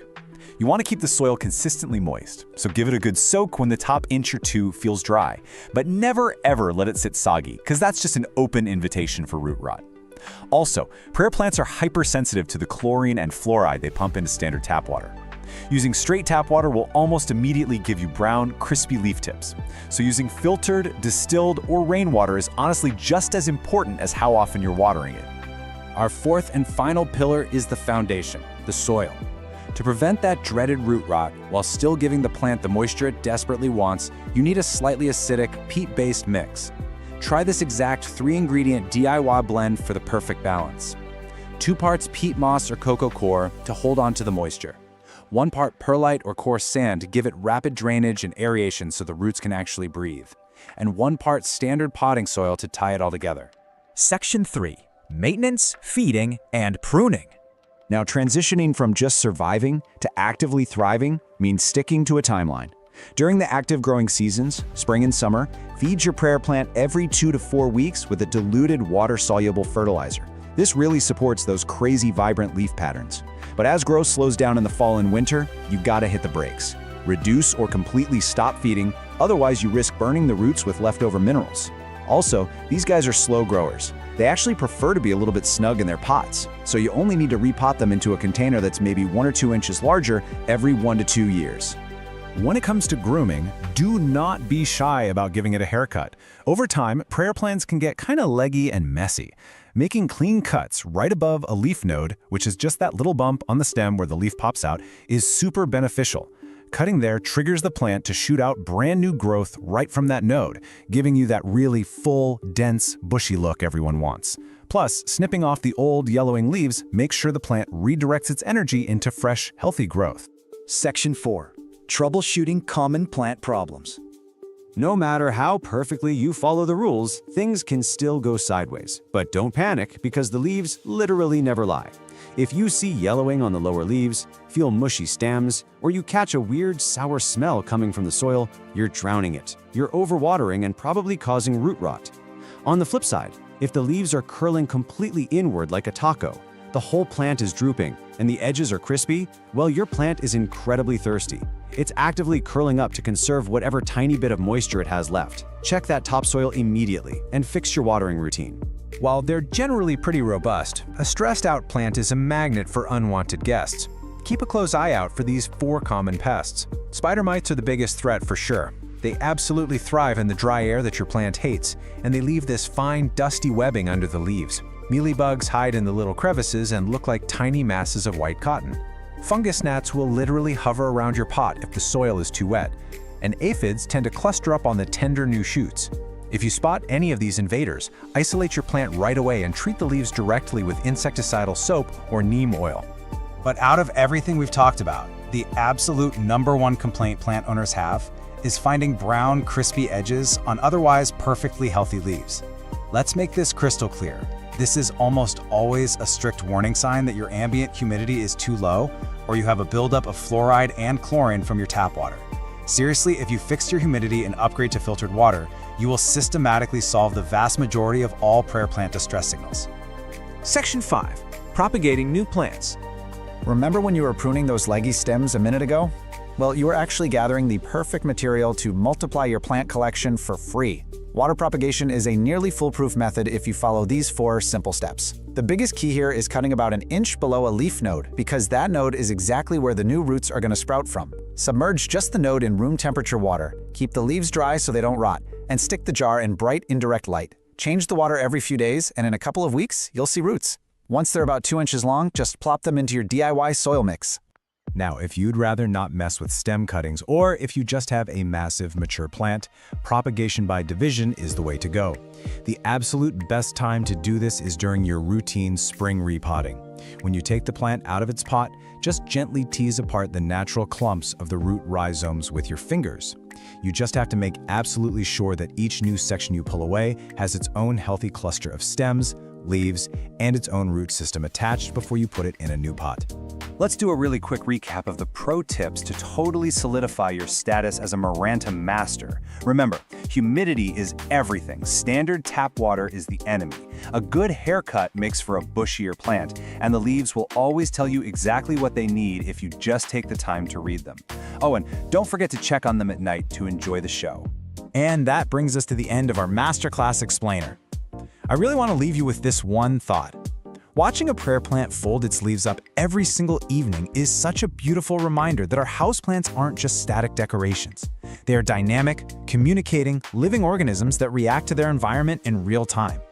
If you apply the structured care guidelines we went through today, you aren't just keeping a plant alive, you're providing the perfect environment for it to put on a spectacular show for years and years to come. Thanks for hanging out, and happy growing! The goal is to give it a stable place to live and then stay out of its way. You know, that might just be the absolute most brilliant piece of plant care advice out there. Today, we're looking at the Kentia palm. It is the ultimate, elegant, fuss-free indoor tree. Honestly, if you're totally exhausted by diva houseplants, you know, like that ficus that literally drops all its leaves if you just look at it wrong, well, you are in the exact right place. Because this palm, it craves consistency over basically everything else. So, welcome to this explainer.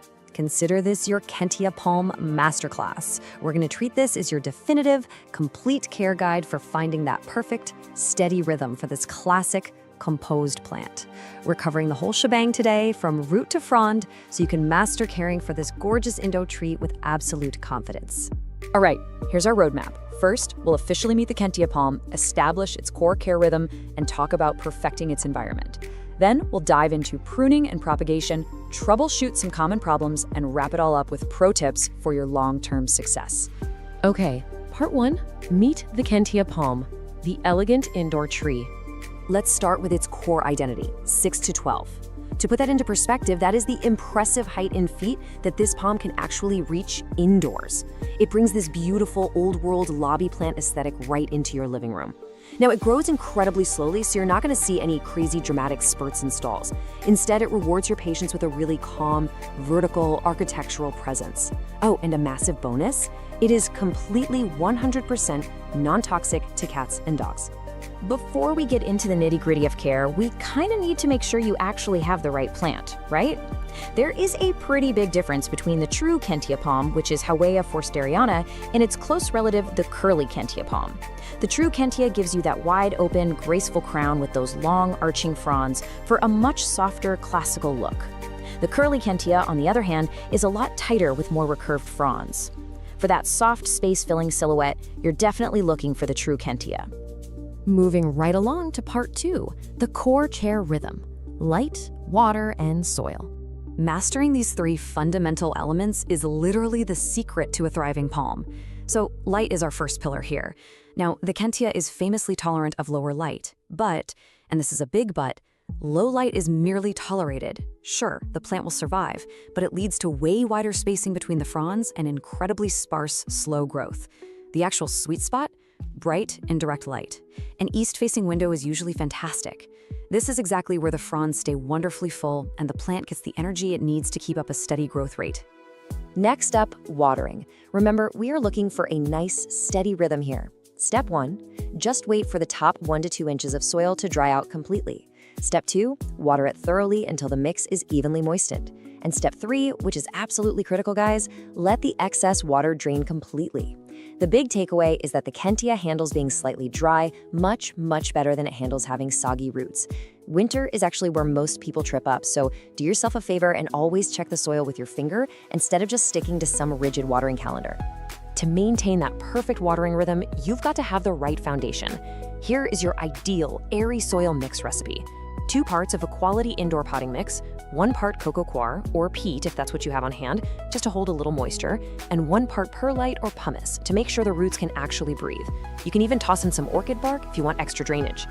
Dense, heavy garden soil is the enemy here. The roots desperately need oxygen, and this exact balance ensures even moisture without, turning the pot into a swamp. All right, part 3, perfecting the environment: humidity, temp, and feeding. So now we're graduating from just basic survival to actively optimizing the palm's living conditions. 65 to 80 degrees Fahrenheit, that is your comfortable temperature window. Basically, the Kentia palm wants normal indoor temperatures, but it absolutely despises sudden temperature swings. Keep it far away from cold drafts near exterior doors, and definitely, no matter what, do not blast it with hot, dry air from your heating vents. Consistency is totally the name of the game here. Let's fine-tune the rest of the environment with a couple quick tweaks. Average household humidity is usually okay, but boosting it, maybe running a humidifier if your house is dry, is your massive #1 defense against those annoying crispy brown leaflet tips. Now, when it comes to feeding, listen, they are light feeders. Just feed them lightly in the spring and summer using a diluted palm or balanced fertilizer, and then pause all feeding entirely in the fall and winter. Over-fertilizing is just going to burn the tips, and nobody wants that. That brings us to part 4, pruning and propagation, advanced care. In this advanced stage, we have to focus heavily on the art of restraint. Never cut the central growing point. This right here is the absolute, undisputed golden rule of palm pruning. Palms are not like your typical branching shrubs. If you chop off the top of the trunk, the crown, you completely remove the plant's only ability to keep growing from that stem. Seriously, you should only ever prune fully brown, dead fronds. Leave the green ones alone. Pruning for this specific plant is entirely about holding back. And now, brace yourselves for a bit of a propagation reality check. If you're used to simply dividing your houseplants to make more, well, I gotta gently break the news. Kentias cannot be propagated by division. You actually have to start them from seed. You soak the seed, plant it in a warm, sterile mix, and then, well, you wait. It requires immense patience because the germination is incredibly slow. Honestly, between you and me, if you want a beautiful specimen anytime soon, just buying a healthy mature plant is definitely the smarter move. Repotting requires that exact same gentle touch. Kentia palms actually like being slightly snug, and they hate having the roots aggressively disturbed. So wait a good 2 to 4 years until you see the roots clearly circling the pot. Water it lightly the day before to prep the plant. When you do repot, choose a pot that is only 1 to 2 inches wider. Do not go huge. And finally, keep that root ball as intact as possible, and this is crucial, never bury it deeper than it was originally planted. Let's move to part 5, troubleshooting. Clues, not catastrophes. I want you to start viewing issues as simple diagnostic clues, not total catastrophes. There is absolutely no need to panic. Let's quickly run through the most common symptoms. If you're seeing brown tips, your likely culprit is dry air or maybe hard water mineral buildup. Easy fix: add a humidifier or flush the pot with fresh water. Notice yellowing lower fronds? That's almost always a sign of overwatering or root rot, meaning you gotta check those roots and improve drainage immediately. And what if you spot some dusty webbing? Spider mites.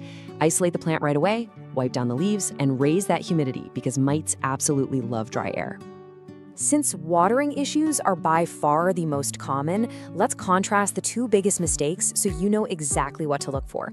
Overwatering is going to give you yellowing, lower fronds, soft, mushy soil that just won't dry, and kind of a sour smell coming from the pot. Underwatering, on the flip side, gives you crispy leaflet tips, really dull-looking fronds, and soil that literally pulls away from the edges of the pot. By checking for these exact signs, you can immediately diagnose if you're throwing off the plant's natural rhythm and just adjust accordingly. All right, final stretch, part 6, pro tips for success. Mastering the long game. Let's lock in the behavioral habits that will actually make you an expert plant parent with some rapid-fire, actionable pro tips. First up, do not overpot. It literally just leads to soggy soil. Second, let the plant settle. Stop moving it around your house. Third, rotate the pot just a little bit every few weeks to keep the crown from leaning heavily toward the light. Fourth, wipe the dust off those fronds so the plant can actually photosynthesize efficiently. And above all else, think in years, not weeks. Patience and minimal interference will give you a stunning display that lasts for decades. Which brings us perfectly to our final core takeaway. Care for the Kentia palm is a rhythm guide, not a rescue guide.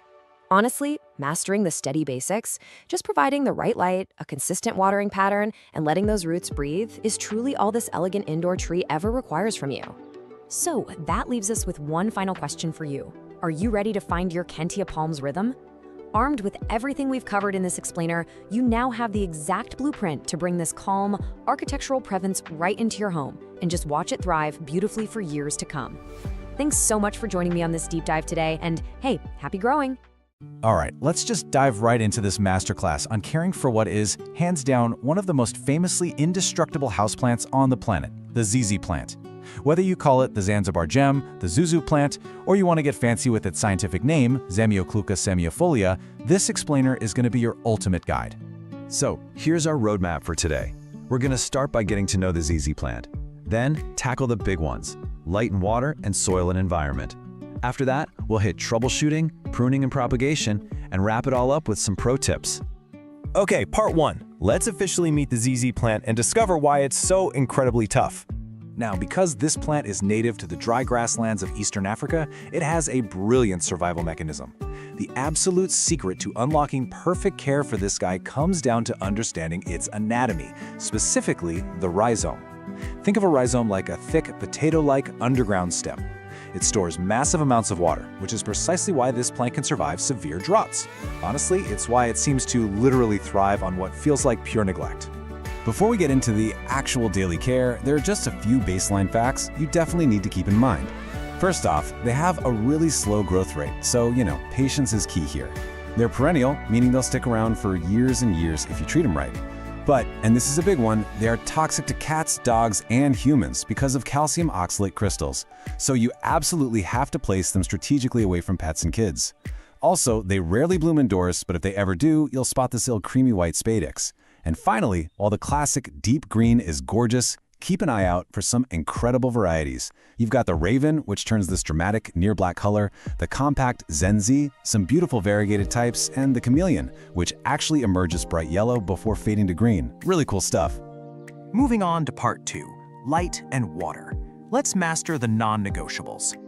Okay, so while the ZZ plant is totally famous for tolerating those sad, dark corners of your house, it actually grows best and fastest in medium to bright, indirect light. Think near an east or north-facing window.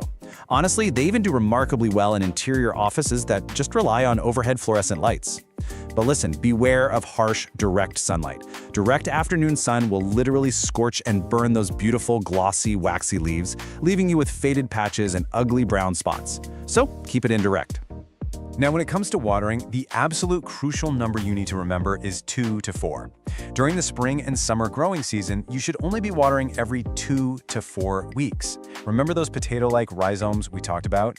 Right, they are doing all the heavy lifting for you. You must wait until the soil is 100% dry from top to bottom before you even think about watering again. And in the dormant fall and winter months, you can probably stretch that to once a month, maybe even less. When you do water, give it a really thorough soak until water runs out the bottom, but never, ever let the pot sit in a saucer of water.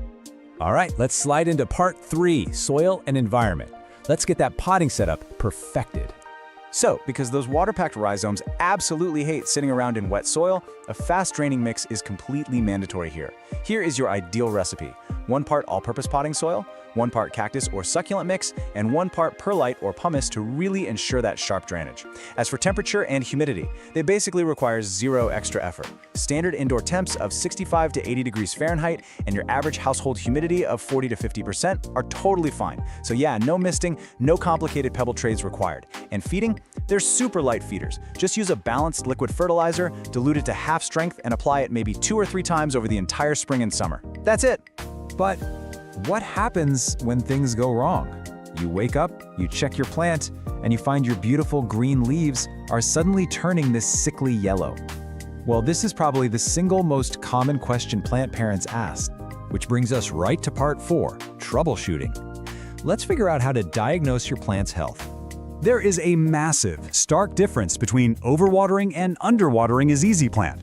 If those leaves are turning yellow, especially down near the base, and the stems feel mushy, or worse, there's a foul smell coming from the damp soil, that is an overwatering emergency. That leads straight to deadly root rot.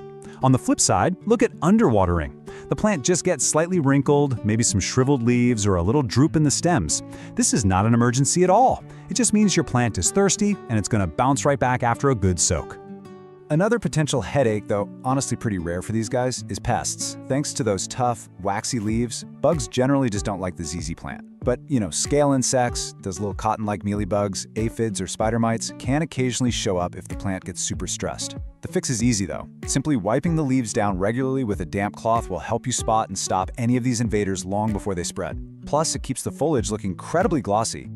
Okay, let's level up. Part 5, pruning and propagation. Time to graduate to expert status. So, the absolute fastest and most reliable way to propagate your ZZ plant is by division.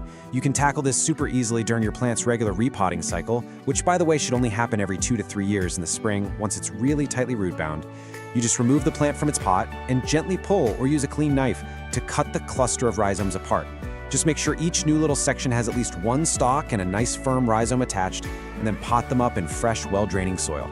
Easy as that. Now, what if you don't want to unpot the whole entire plant? Well, you can absolutely use a stem cutting. Just cut off an entire stalk right at the base, let it callus over for a few hours so it doesn't rot, and pop it into a jar of water. Just remember to change that water weekly. But I have to warn you, be prepared to wait. It takes many, many months for a new rhizome and roots to form in water before you can finally move it into soil, so patience is 100% required here. Finally, part 6, pro tips. Let's go over the real secrets for long-term success. These pro tips are super simple, but they're highly effective habits. First, always choose a pot that's only 1 to 2 inches larger than the root ball. Anything bigger, it's just going to hold way too much wet soil. Next, try to rotate your plant a quarter turn every single month. That stops it from leaning toward the light and gives you that nice symmetrical upright growth. Like we mentioned, keep wiping that dust off the leaves with a damp cloth. It actually maximizes photosynthesis. Also, don't stress over how slow it grows. That's just its nature. And finally, you never need to prune this plant to encourage bushier growth. Just use clean scissors to snip off any dead or yellowing stalks cleanly down at the soil line.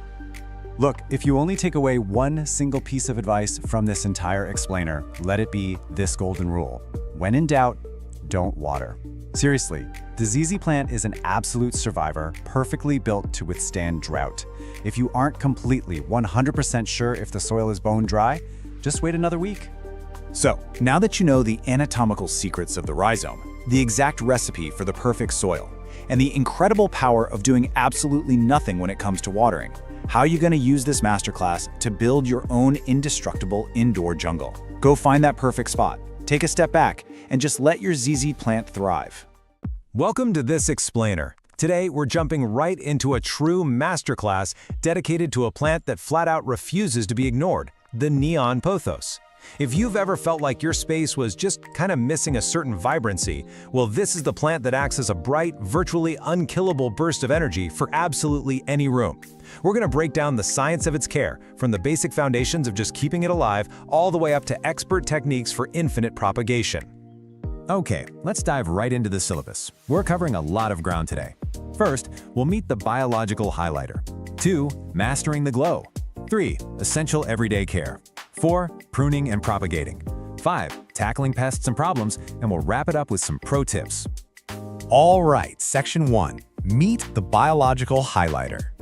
So let's get to know the absolute energetic powerhouse that is the Epipremnum aureum neon. This plant doesn't just survive, it has this sheer, stubborn determination to push through some of the absolute harshest indoor conditions. Seriously, it's famous for staying alive in those depressing, windowless break rooms where most plants would just immediately give up. It has this incredibly tough, resilient spirit, but it's wrapped up in a shockingly bright exterior. I absolutely love this description. A lamp that runs on water. Because honestly, with its electric shock of chartreuse yellow, placing this plant in a dark corner gives you an instant burst of brightness without even needing an electrical outlet. It's an incredible tool for interior design. It offers this dramatic, eye-catching contrast against dark walls, think charcoal or navy, or when you plant it in deep dark pots where that yellow foliage can just truly pop. Moving right along to Section 2, mastering the neon glow. Now, this is arguably the most critical aspect of caring for the neon pothos. We have to understand exactly how and why it keeps that signature, shocking color. Because if we get this wrong, the plant literally loses its entire unique appeal, and the science behind the glow is actually fascinating. You see, the neon color is technically an unstable chlorophyll mutation. The plant lacks the dense, dark green pigment that you'd find in a standard plant. So in highlight, the plant gets plenty of energy, meaning it can afford to be kind of inefficient and keep its brilliant chartreuse color. But in low light, it panics. It goes straight into survival mode and starts producing sunblock, that dense, dark green chlorophyll, just to capture every single scarce photon it can find. Basically, if you don't give it enough bright, indirect light, your glowing neon plant is going to revert into a standard dark green pothos. Now, what's really interesting here is the identity crisis this plant constantly faces in nurseries.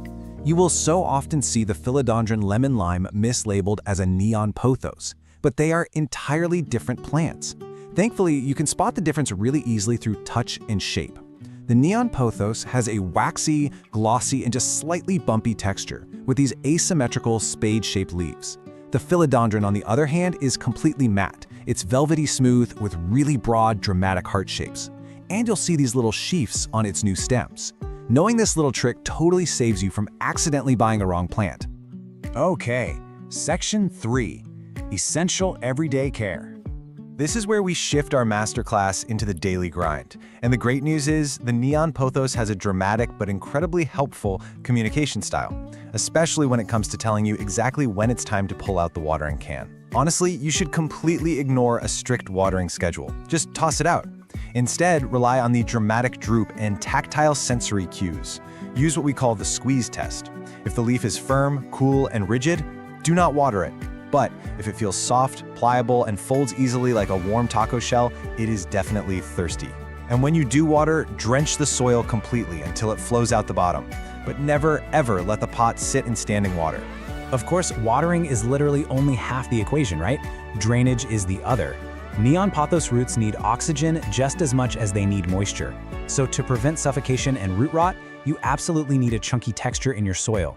A perfect DIY mix for this is 60% high-quality potting soil, 30% perlite or pumice for that vital aeration, and 10% orchid bark to kind of simulate the natural forest floor. And a quick but super important warning, never use heavy outdoor garden or topsoil indoors. It will instantly suffocate your plant, no exceptions. Let's talk climate and fuel. Hailing all the way from French Polynesia, this plant loves it warm. We're talking ideally between 70 and 90 degrees Fahrenheit. The ultimate danger zone for it is a cold draft dropping below 55 degrees. That will cause irreversible black spots in the leaves, which we definitely don't want.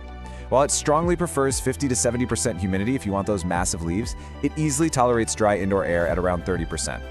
As for fuel, you'll want to use a nitrogen-focused fertilizer in the spring and summer to really support those stunning yellow leaves. Remember, this plant isn't going to bloom indoors, so all its energy is going straight to the foliage. And whatever you do, always remember to stop feeding it in the winter so you avoid burning the roots. Next up, Section 4, Pruning and Infinite Propagation. This is where you graduate to the next stage of plant parenthood. We're going to look at how to tame a wild, sprawling vine, and even more excitingly, how to create endless clones. 10+ feet. That is the massive, fast-growing potential of these vines, especially when you give them a moss pole to climb. The act of climbing actually triggers hormones that make the leaves grow exponentially larger. But there's a catch. You have to watch out for the dreaded baldness problem. If you just leave it to hang and grow as a single leggy string, the vine will very often lose all its base leaves. That leaves you with a really sad, bald-looking stem near the soil. So how exactly do we fix that baldness while simultaneously multiplying our collection? Well, by pruning the vine just above a node, you're actually forcing the mother plant to branch out and become much bushier. Then you take that cutting you just made, trim off the bottom leaf, and literally just stick the node in water. Seriously, in just 7 to 10 days, roots are going to explode from that stem. It's an almost foolproof cloning method that lets you create 10 lush plants out of just one single vine. All right, Section 5. Troubleshooting pests and problems. Look, even the toughest plants face challenges, right? And the bright, electric leaves of the neon pothos unfortunately act as a bit of a beacon for certain unwanted guests. But don't worry, we're your definitive plant coach here to help diagnose and treat these issues. Let's break down the sap-sucking enemies drawn to your plant. First, if you see white, fluffy cotton spots tucked right where the leaf meets the stem, you've got mealybugs. Treat those with a strong shower blast or insecticidal soap. Scale, on the other hand, looks like hard brown bumps on the stems. For those, granular systemic insecticides mixed right into the soil are your best bet. Finally, spider mites. They leave this really fine webbing and tiny specks on the undersides of leaves, especially when the air is dry. A routine spray of neem oil every 5 to 7 days will clear them right out. Beyond the creepy crawlies, the leaves themselves are actually communicating with you when your care routine is a bit off. If you start seeing crispy brown edges, it usually means your watering is too erratic, like you're letting it dry to the bone and then completely drowning it. Or your air is just way too dry. But you really need to beware of mushy yellow leaves. Now, a single old leaf turning yellow near the soil, that's just natural aging. But sudden, widespread, mushy yellowing all across the vine, that is a dire, flashing warning sign of overwatering and root rot. Finally, we've made it to Section 6, Pro Tips for Thriving. Okay, we've covered survival, we've covered maintenance, and we've covered problem solving.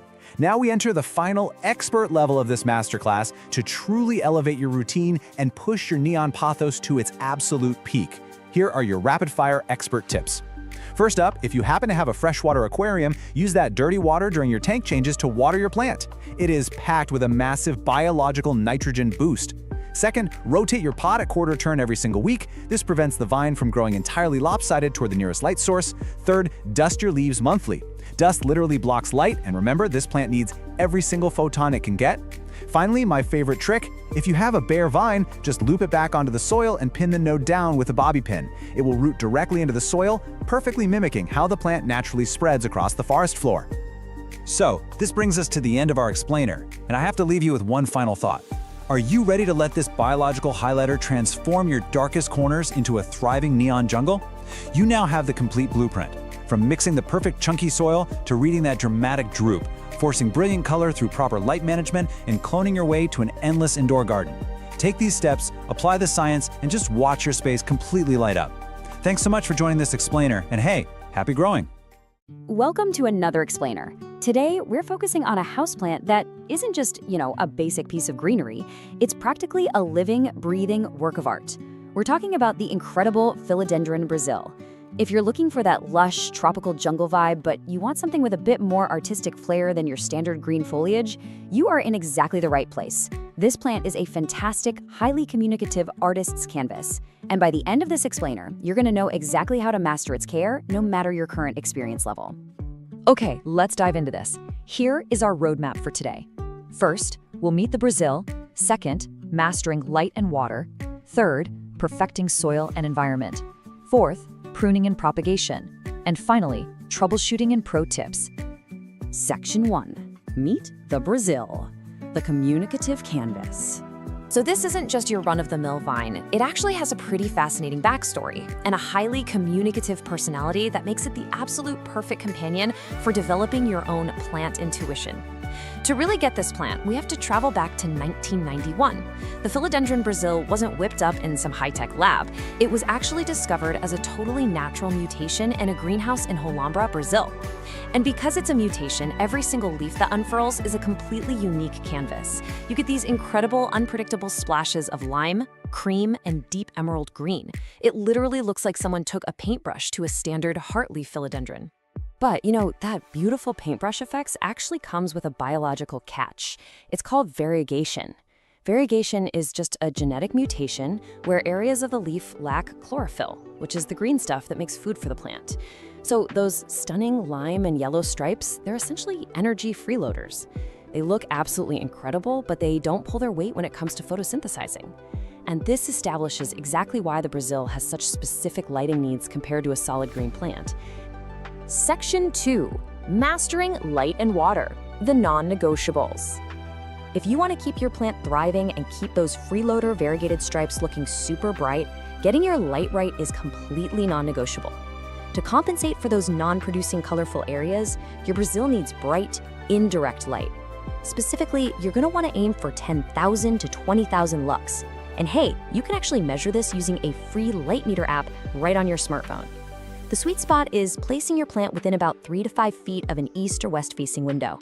A little gentle morning sun is fantastic, but you really must avoid hot, direct afternoon rays, or those beautiful yellow parts, which lack protective pigments, will scorch right up and turn papery. All right, let's talk watering, because this builds right into keeping the roots healthy. We're looking at the soak and dry method versus frequent sipping. Like most aroids, the Brazil is super susceptible to root rot if it just sits in wet soil all the time. You should only water when the top 50 to 75% of the soil is dry to the touch. But when you do water it, don't just give it a little sip. You need to soak it completely until water flows right out of the drainage holes. This flushing action actually mimics a tropical downpour. It ensures every single root gets a drink, and it washes out any built-up salts from tap water and fertilizers. And guys, this brilliantly illustrates exactly why I call the Brazil a communicative plant. If you aren't quite sure if it's time to water, just look for the philodendron curl.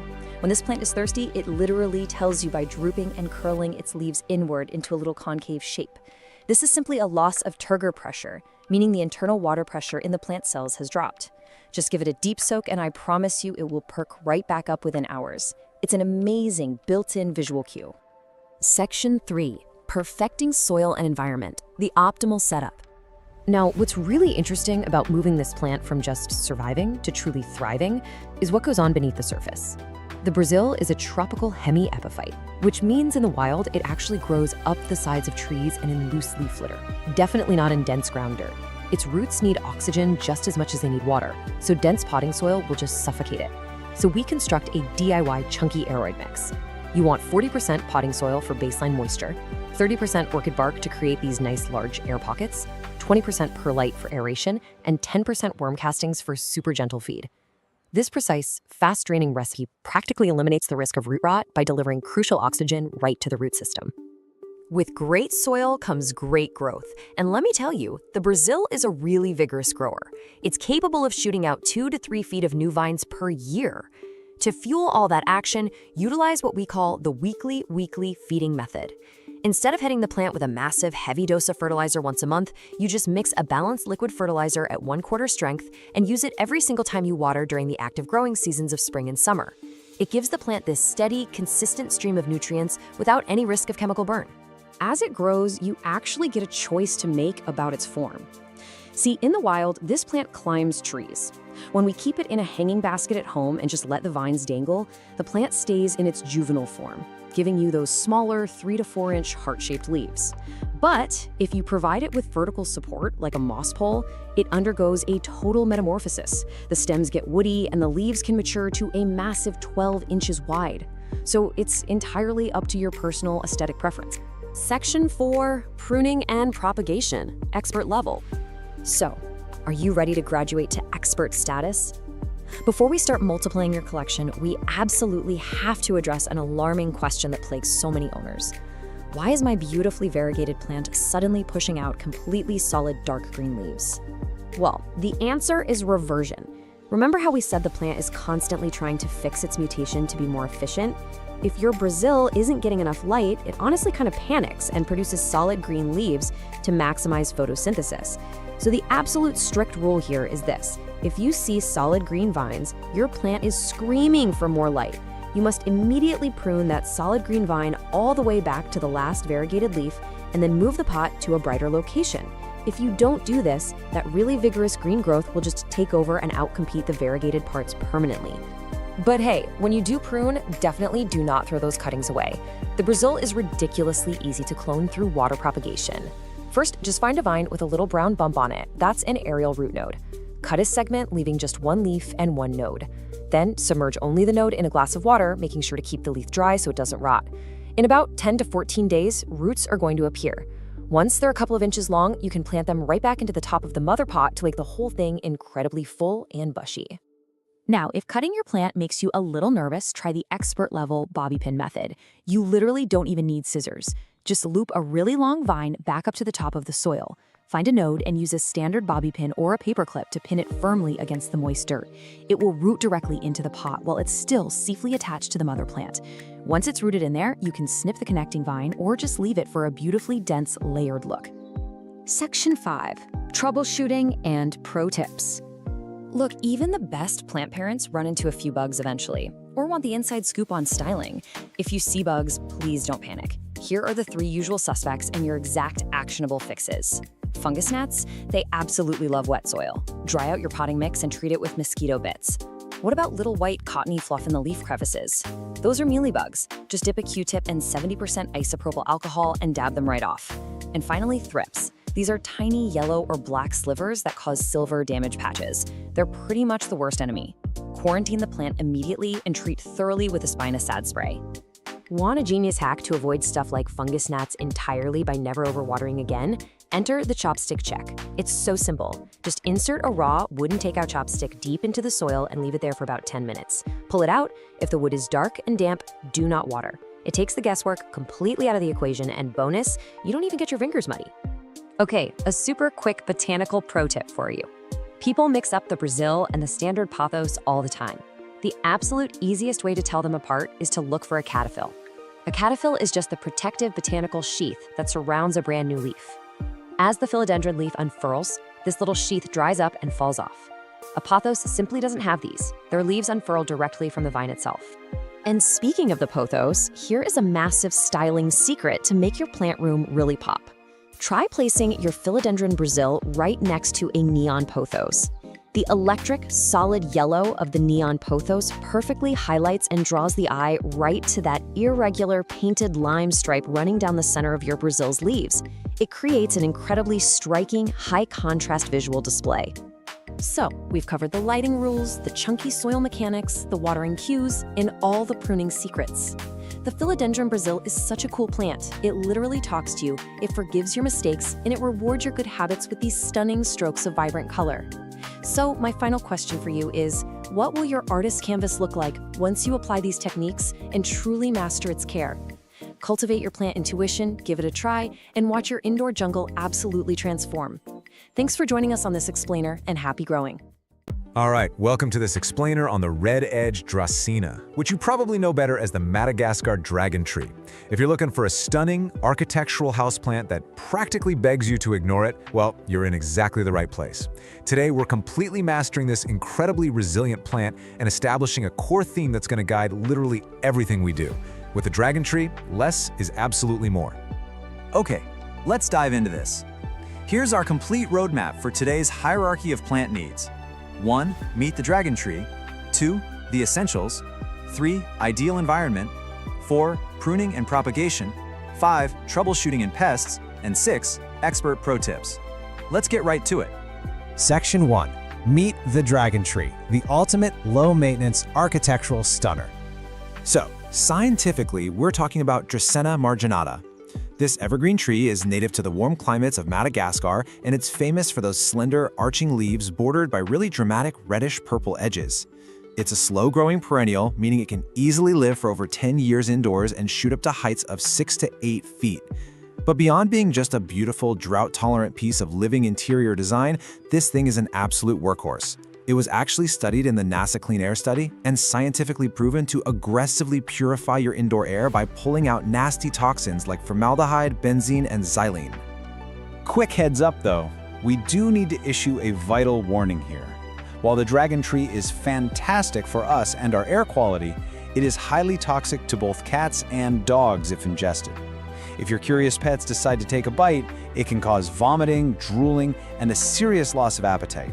So you absolutely must make sure to keep this leafy companion well out of their reach. Section 2. The Essentials. Mastering Water and Light.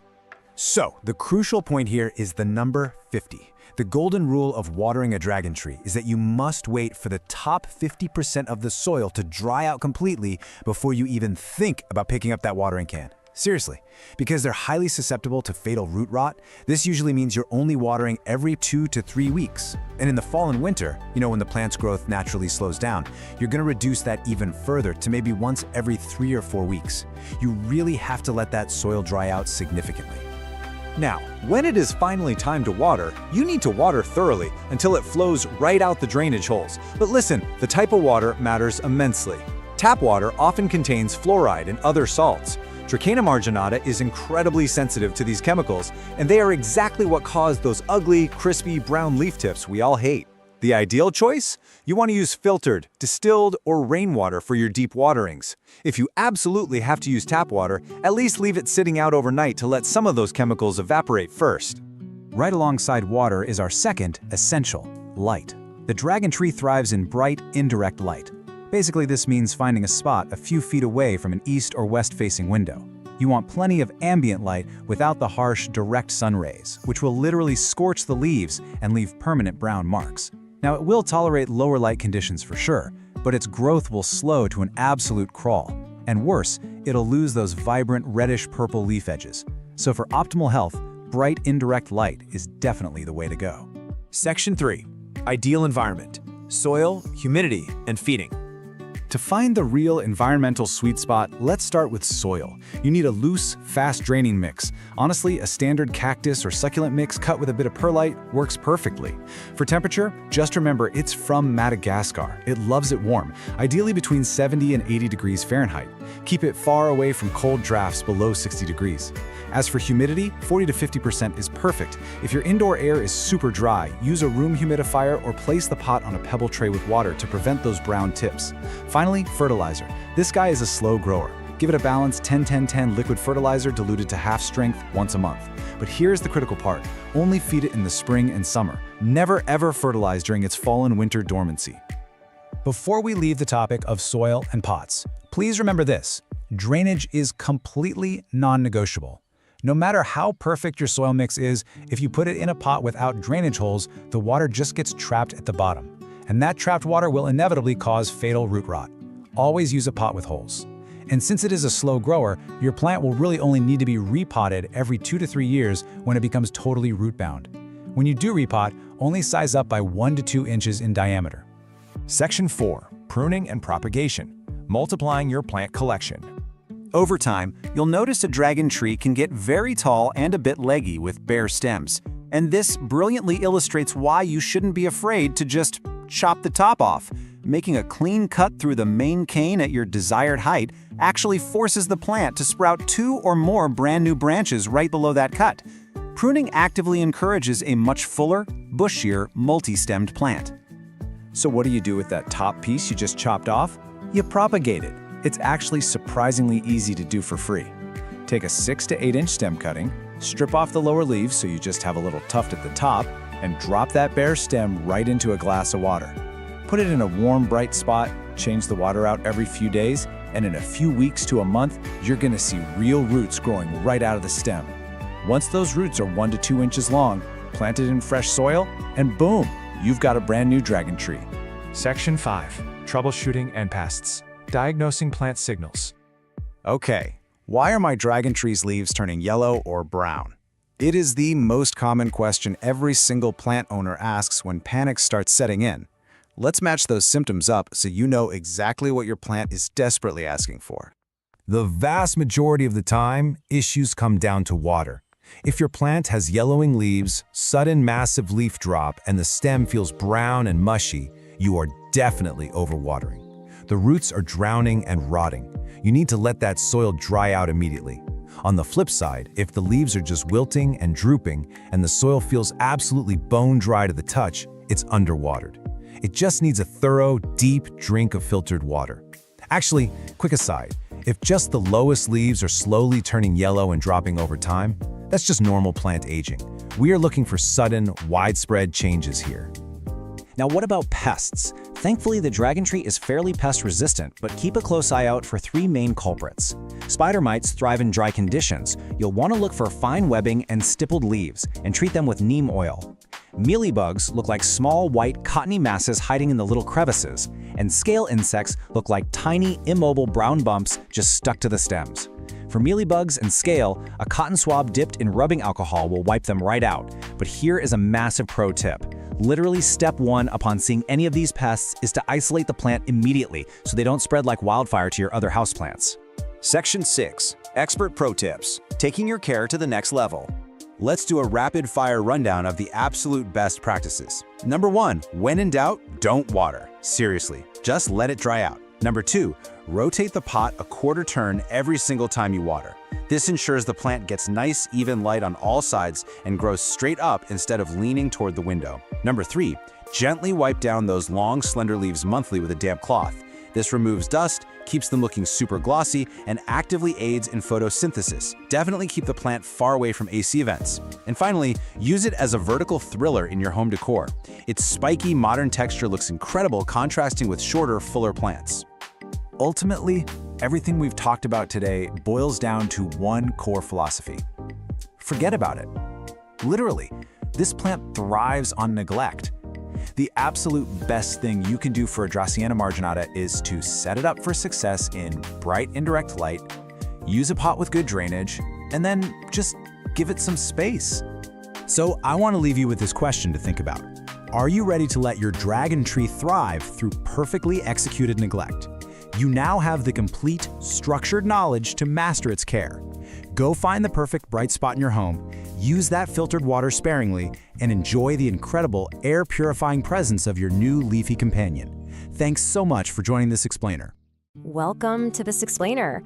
Look, summer is literally built for getting out of the house, going on adventures, and just exploring.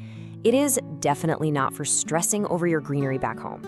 So today, we're gonna look at how you can fully enjoy your summer travel without feeling even a single ounce of plant parent guilt. We've all been there, right? You're booking this fantastic summer getaway, but there's that nagging anxiety creeping in at the back of your mind. Can you really leave your houseplants completely alone for up to 3 weeks? Or are you just doomed to return from your vacation, unlock the front door, and walk into a sad graveyard of wilted, crispy leaves? Well, I've got some fantastic news for you. The answer is a massive, resounding yes. You absolutely do not need to hire an expensive plant sitter, and you definitely don't need to bother your neighbors to come over with a watering can. You just need the right plants. So today we're going to walk through a specific crew of 7 truly indestructible companions that genuinely do not care whether you're home or not. Section 1. The ultimate water hoarders. Plants that pack their own hydration. Okay, before we meet the specific plants, it really helps to understand how they pull this off. It's all about their survival mechanics. See, some plants have these built-in underground water tanks called rhizomes. A rhizome is a thick, often kind of potato-like underground stem, and it hoards water and nutrients specifically to help the plant survive extended dry spells out in nature. First up is the ZZ plant, and it uses those exact rhizomes to easily go 2, even 3 weeks without a single drop of water. Because it stores its moisture underground like that, it is highly drought-proof. In fact, giving it too much water is really the only way you're going to harm this thing. Add in the fact that it has these gorgeous, glossy leaves and is incredibly tolerant of low light conditions, you've got yourself the absolute perfect travel companion. Next up is the snake plant, which is basically the ultimate set-and-forget sidekick. Now, instead of underground rhizomes, it uses its thick, waxy leaves to hold on to its water supply. Just like the ZZ plant, it easily goes 2 to 3 weeks without a drink. And it's amazingly versatile. It tolerates almost any lighting condition you have in your home, from a dim hallway all the way to bright, indirect sun. Just water it deeply right before you go, and it'll barely even notice you're gone. Now, some plants take this water hoarding to a whole new level by actually preferring to dry out. Enter the succulent. This is a plant with thick, fleshy leaves or stems that are uniquely adapted to hoard water in arid, desert-like conditions. Honestly, they consider your neglect a favor. Aloe vera falls right into this succulent category. It hoards water right in its plump leaves, meaning a 2 to 3 week vacation without water is entirely comfortable for an established plant. It actively prefers to dry out between waterings. The one trick for travelers, though, because it normally loves a really bright spot, you'll want to pull it back slightly from scorching hot window glass before you leave. That just helps avoid any summer sunburn while you're away. And this next one brilliantly shows off nature's clever design. Looking at the ponytail palm, you might think it requires typical fussy palm care. But despite its name, it's actually a succulent. If you notice its bulbous base, that essentially serves as a built-in water tank for your busy travel calendar. It enjoys bright light and minimal fuss, making it a highly sculptural, nearly indestructible plant. Section 2. The flexible, forgiving survivors. Plants that bounce back from neglect. First among these flexible survivors is the famously easygoing pothos. I love this one because it's so communicative. It'll tell you exactly when it's thirsty by drooping just a little bit, but the magic here is that it perks right back up after a solid watering. It easily survives a week or more alone.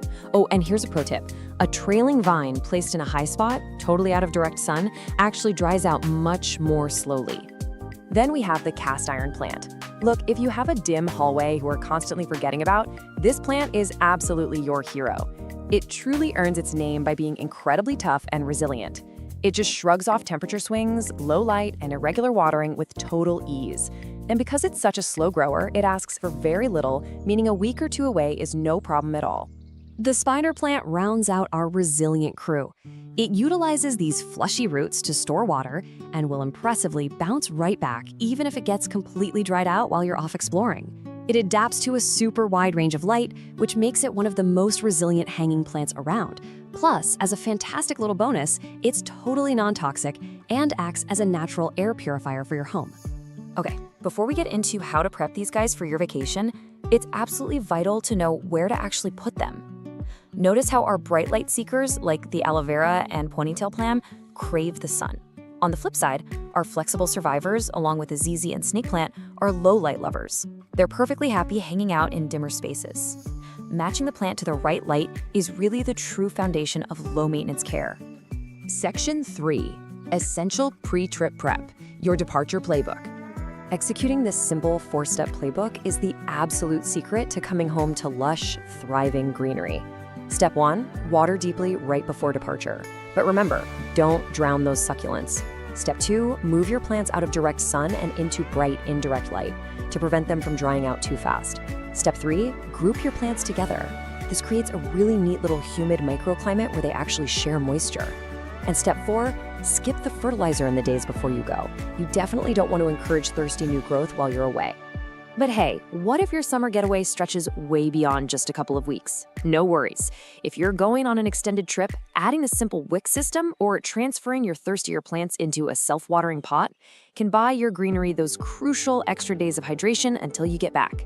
Section 4. Redefining plant care. It's about the right match, not the greenest thumb. So I want to leave you with a thought today. Are you truly a bad plant parent, or do you just need lower maintenance plants?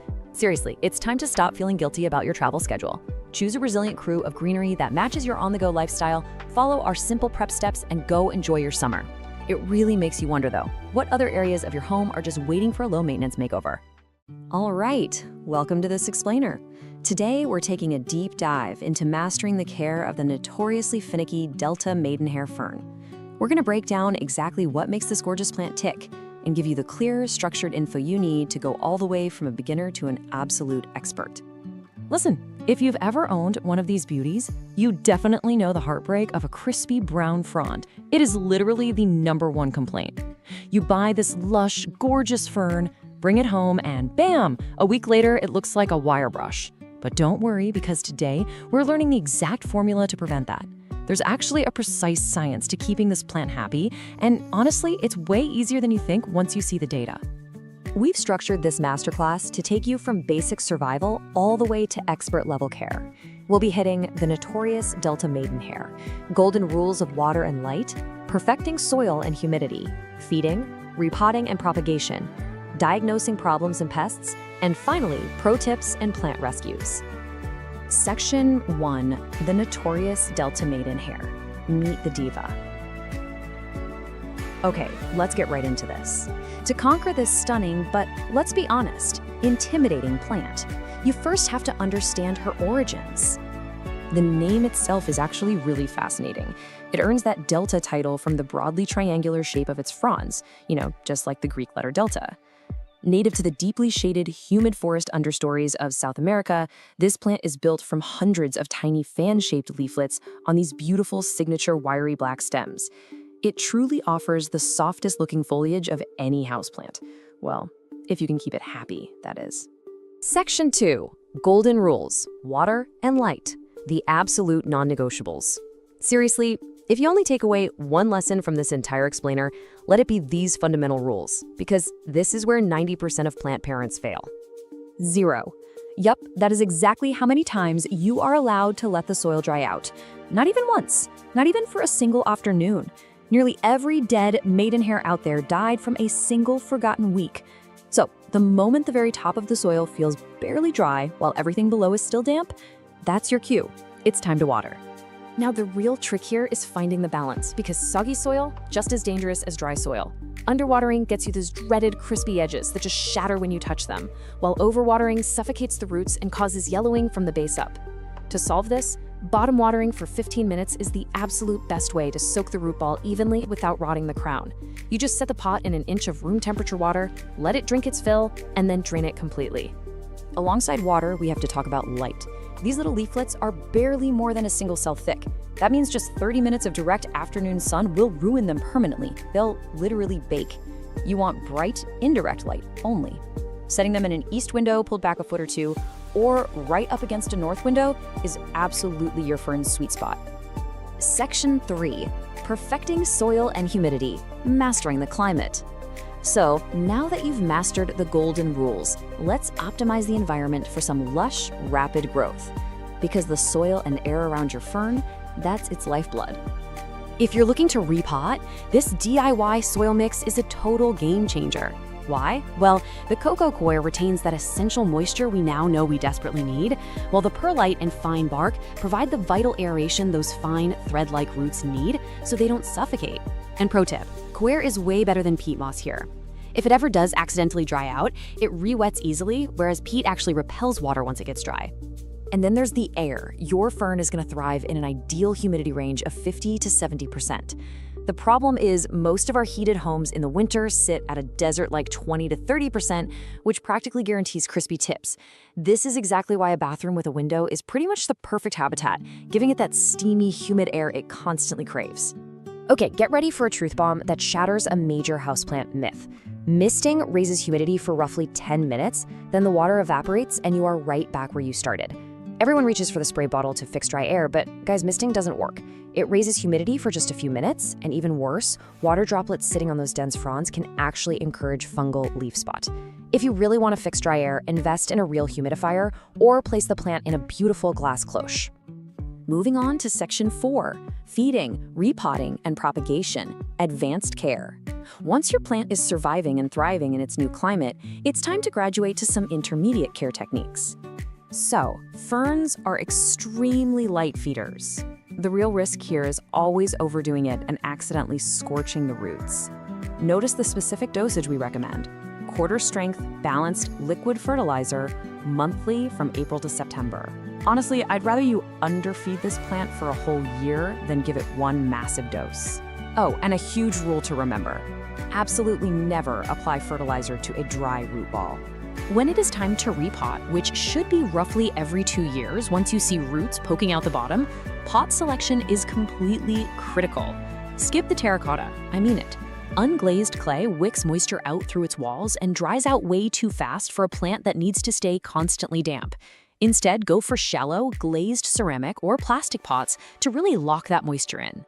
Now, if your plant is getting massive and you want more of them, propagation is incredibly rewarding. Dividing the creeping rhizome in early spring works wonders.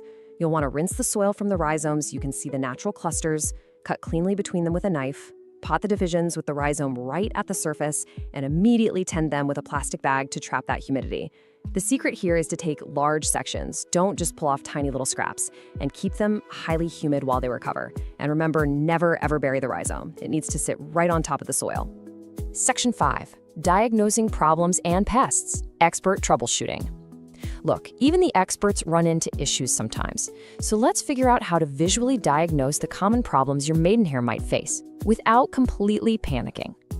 So many new owners completely panic and grab the insect spray the second they see these little brown spots under the leaves. But hold on a second, these are just sori, tucked safely under a folded flap of the leaf called a false indusium. This is just the fern's natural, ancient way of reproducing, using spores instead of seeds. Nothing to worry about. And this is why learning to read your plant is absolutely crucial, so you don't accidentally treat a perfectly healthy, reproducing fern for a bug infestation. Look at the difference. Spores follow a neat, repeating pattern strictly on the outer margins of the leaflets. Scale insects, on the other hand, they're randomly scattered, they usually favor those black stems, and they scrape right off with a fingernail. Knowledge really is power here. Finally, Section 6, Pro Tips and Plant Rescues, the ultimate hacks.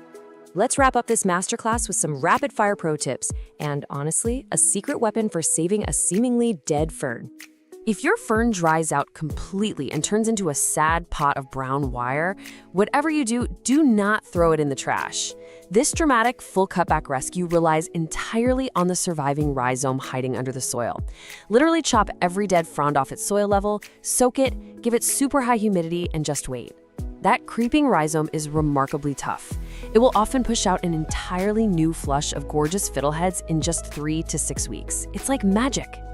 To really cement your expert status, stick to these simple habits that keep the foliage looking absolutely pristine. Bottom watering on a fixed schedule, like every 3 to 4 days, totally removes the guesswork.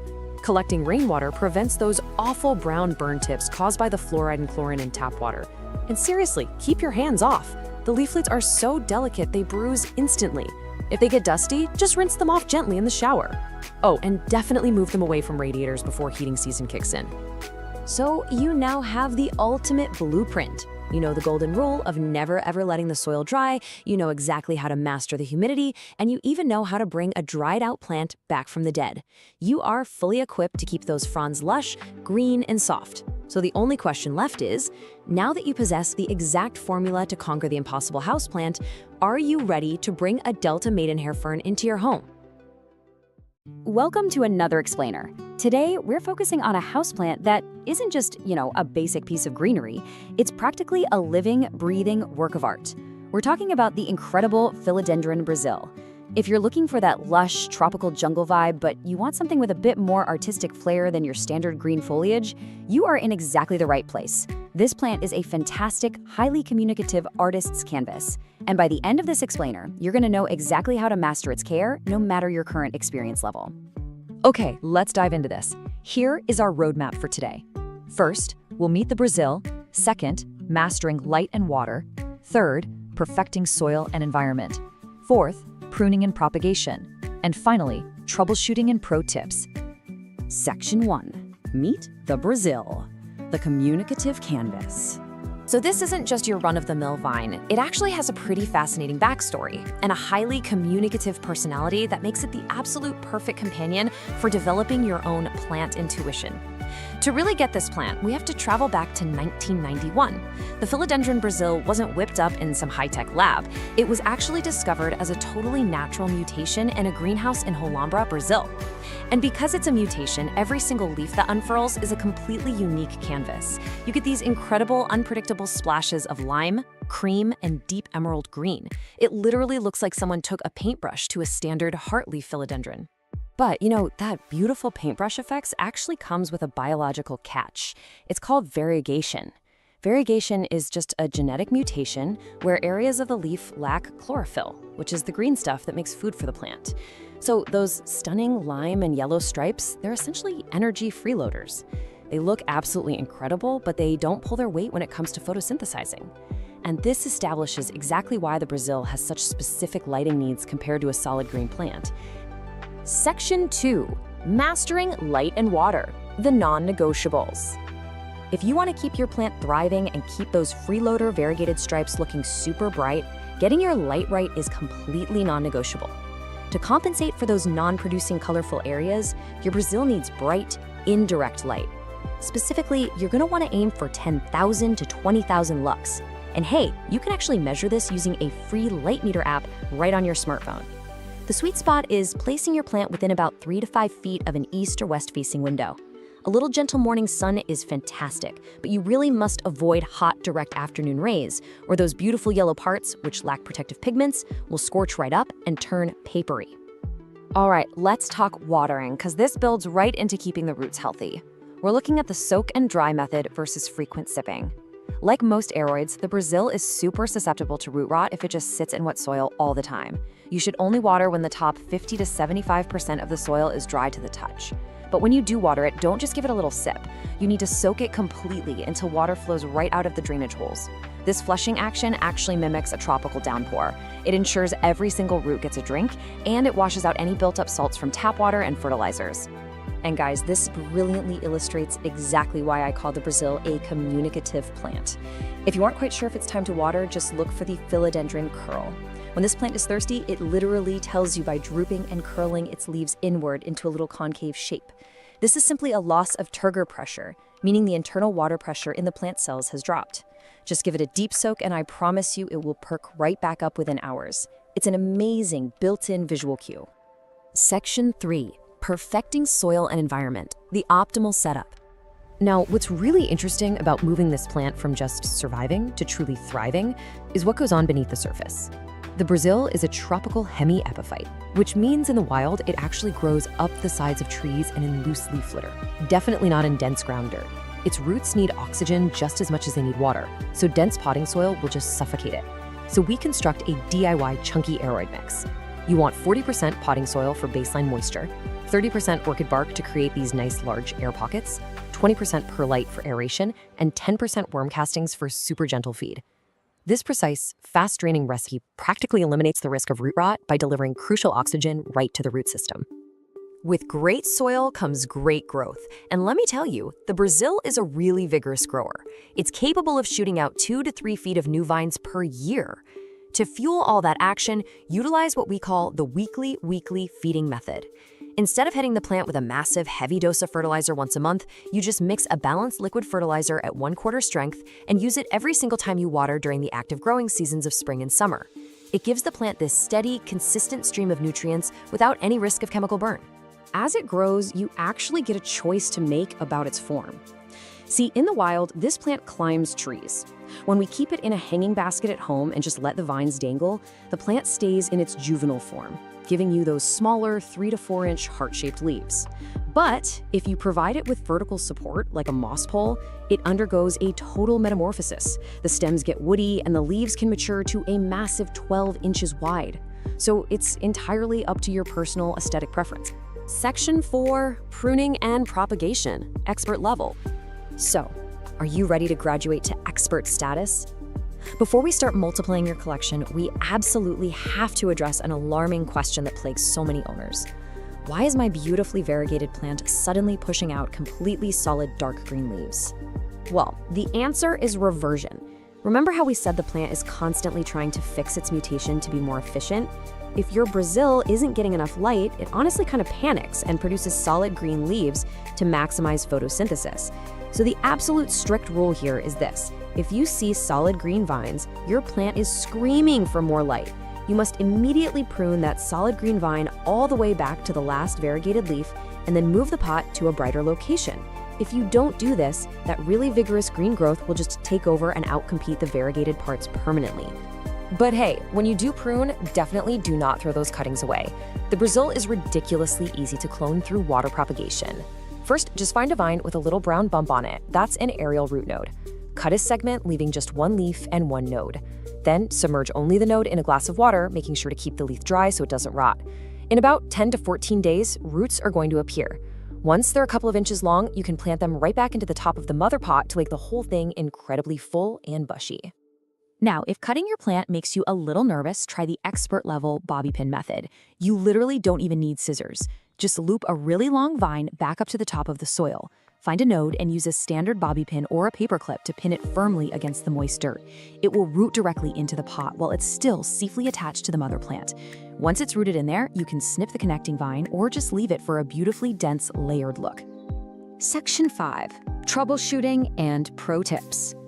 Look, even the best plant parents run into a few bugs eventually, or want the inside scoop on styling. If you see bugs, please don't panic. Here are the 3 usual suspects and your exact actionable fixes. Fungus gnats, they absolutely love wet soil. Dry out your potting mix and treat it with mosquito bits. What about little white cottony fluff in the leaf crevices? Those are mealybugs. Just dip a Q-tip in 70% isopropyl alcohol and dab them right off. And finally, thrips. These are tiny yellow or black slivers that cause silver damage patches. They're pretty much the worst enemy. Quarantine the plant immediately and treat thoroughly with a spinosad spray. Want a genius hack to avoid stuff like fungus gnats entirely by never overwatering again? Enter the chopstick check. It's so simple. Just insert a raw, wooden takeout chopstick deep into the soil and leave it there for about 10 minutes. Pull it out. If the wood is dark and damp, do not water. It takes the guesswork completely out of the equation, and bonus, you don't even get your fingers muddy. Okay, a super quick botanical pro tip for you. People mix up the Brazil and the standard pothos all the time. The absolute easiest way to tell them apart is to look for a cataphyll. A cataphyll is just the protective botanical sheath that surrounds a brand new leaf. As the philodendron leaf unfurls, this little sheath dries up and falls off. A pothos simply doesn't have these. Their leaves unfurl directly from the vine itself. And speaking of the pothos, here is a massive styling secret to make your plant room really pop. Try placing your philodendron Brazil right next to a neon pothos. The electric, solid yellow of the neon pothos perfectly highlights and draws the eye right to that irregular painted lime stripe running down the center of your Brazil's leaves.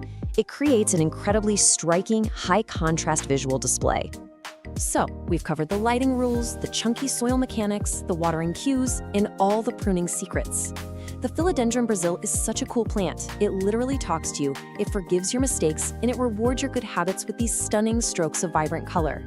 So, my final question for you is, what will your artist canvas look like once you apply these techniques and truly master its care?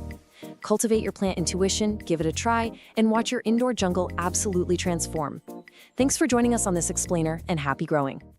Welcome to This Explainer. You're probably staring at a sad, wilting houseplant right now, totally frustrated, wondering what on earth you did wrong.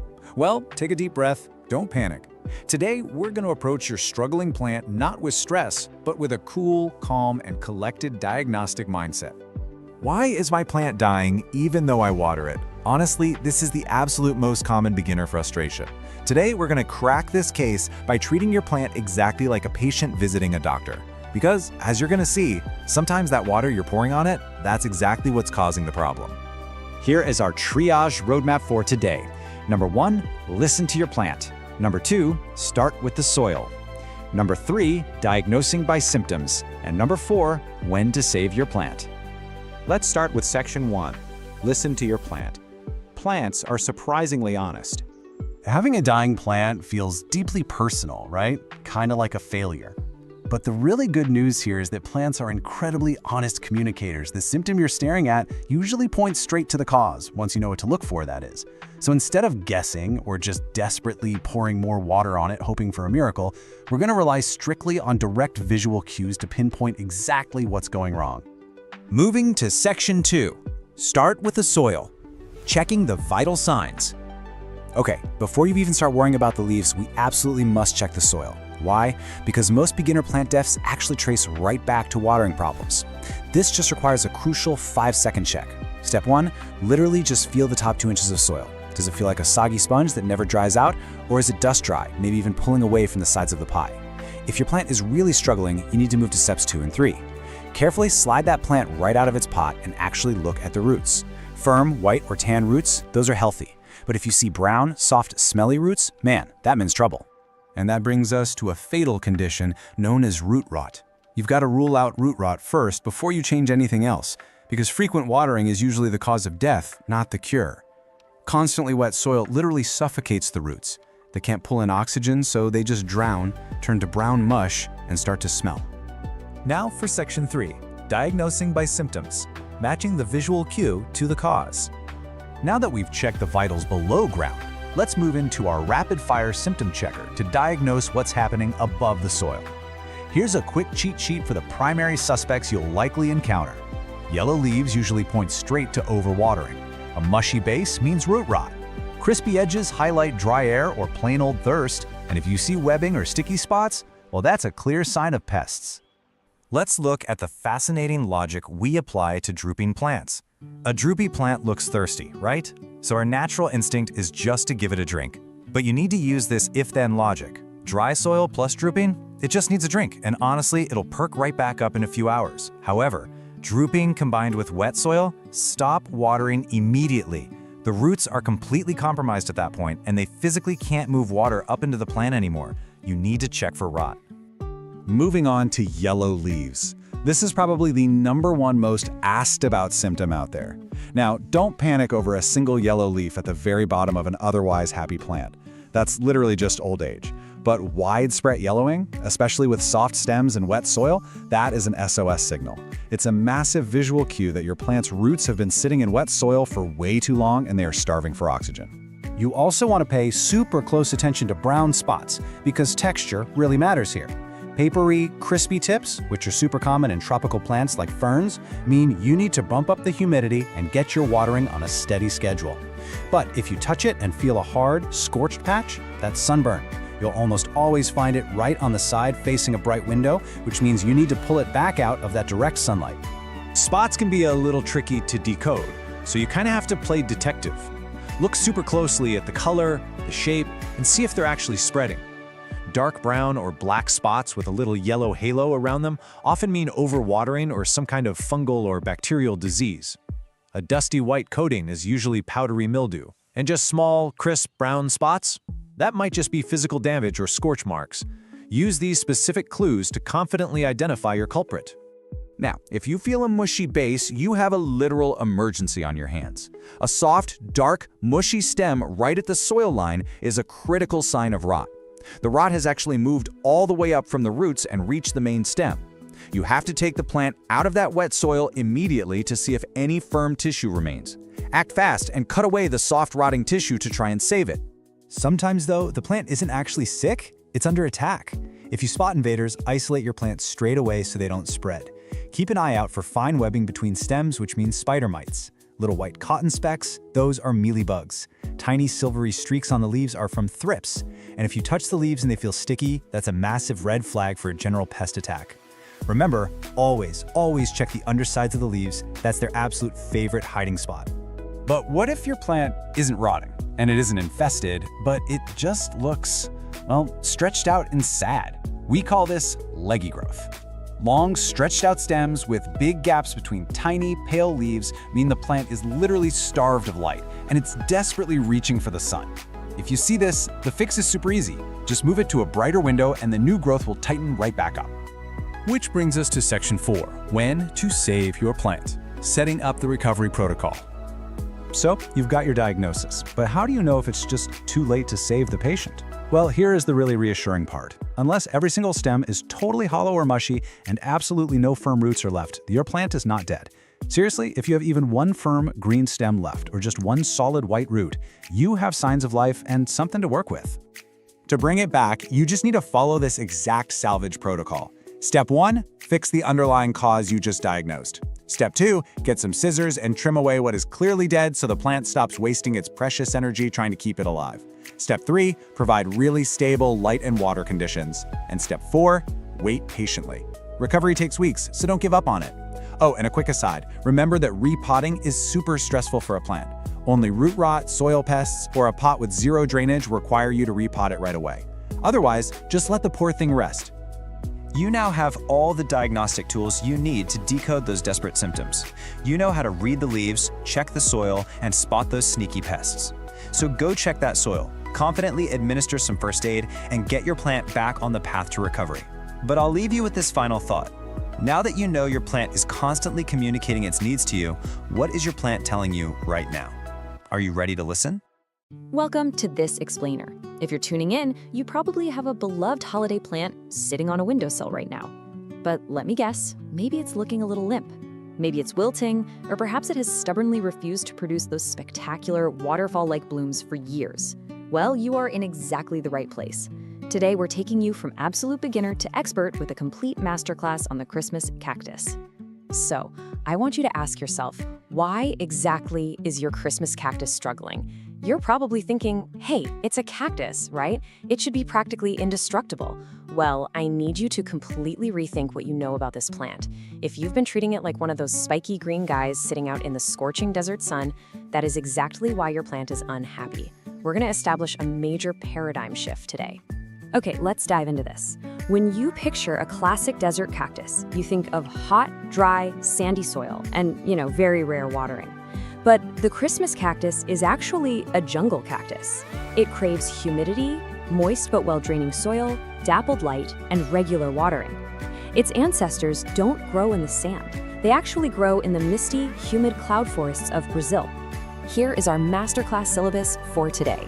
We'll be covering 1. A jungle cactus in disguise. 2. Mastering core care basics. 3. The secret to winter blooms. 4. Pruning and propagation methods.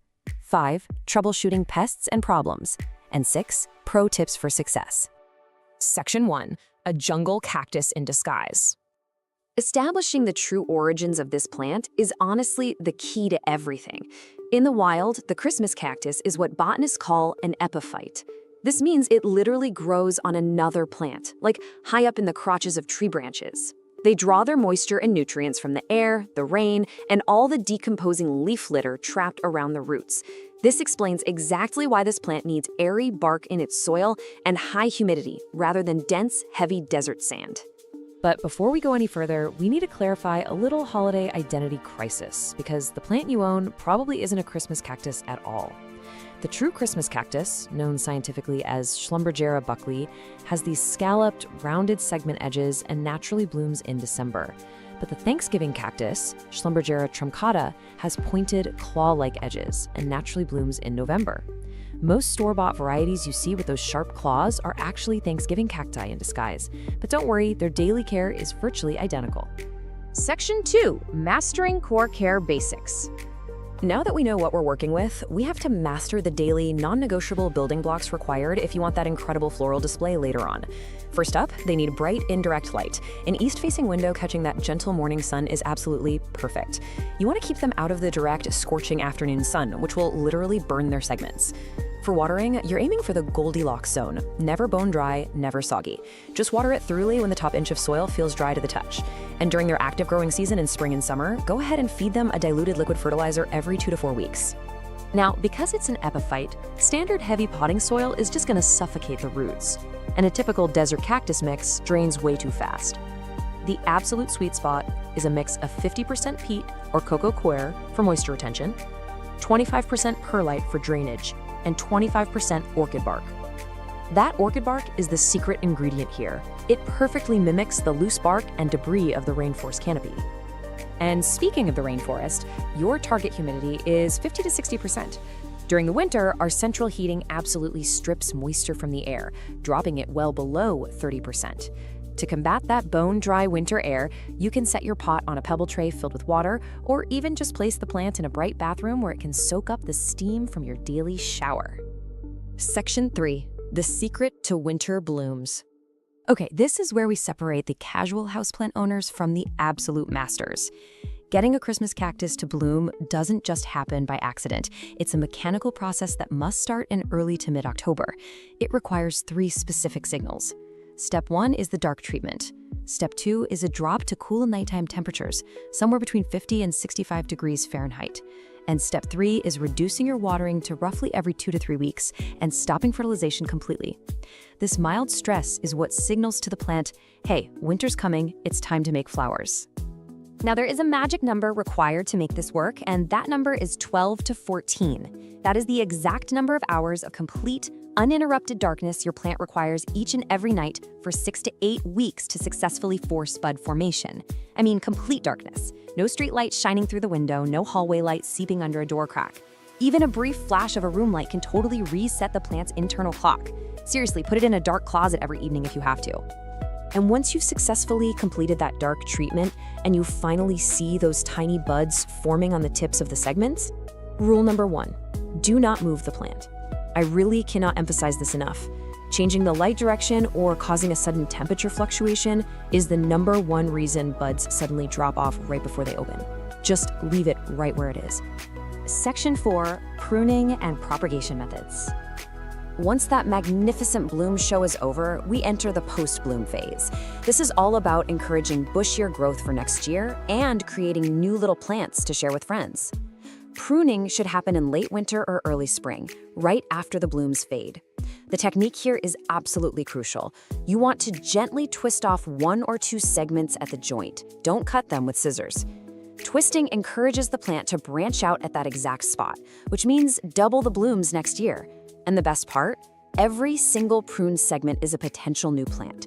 Just let the twisted end callus over in a dry spot for a day or 2, then plant it shallowly in moist soil.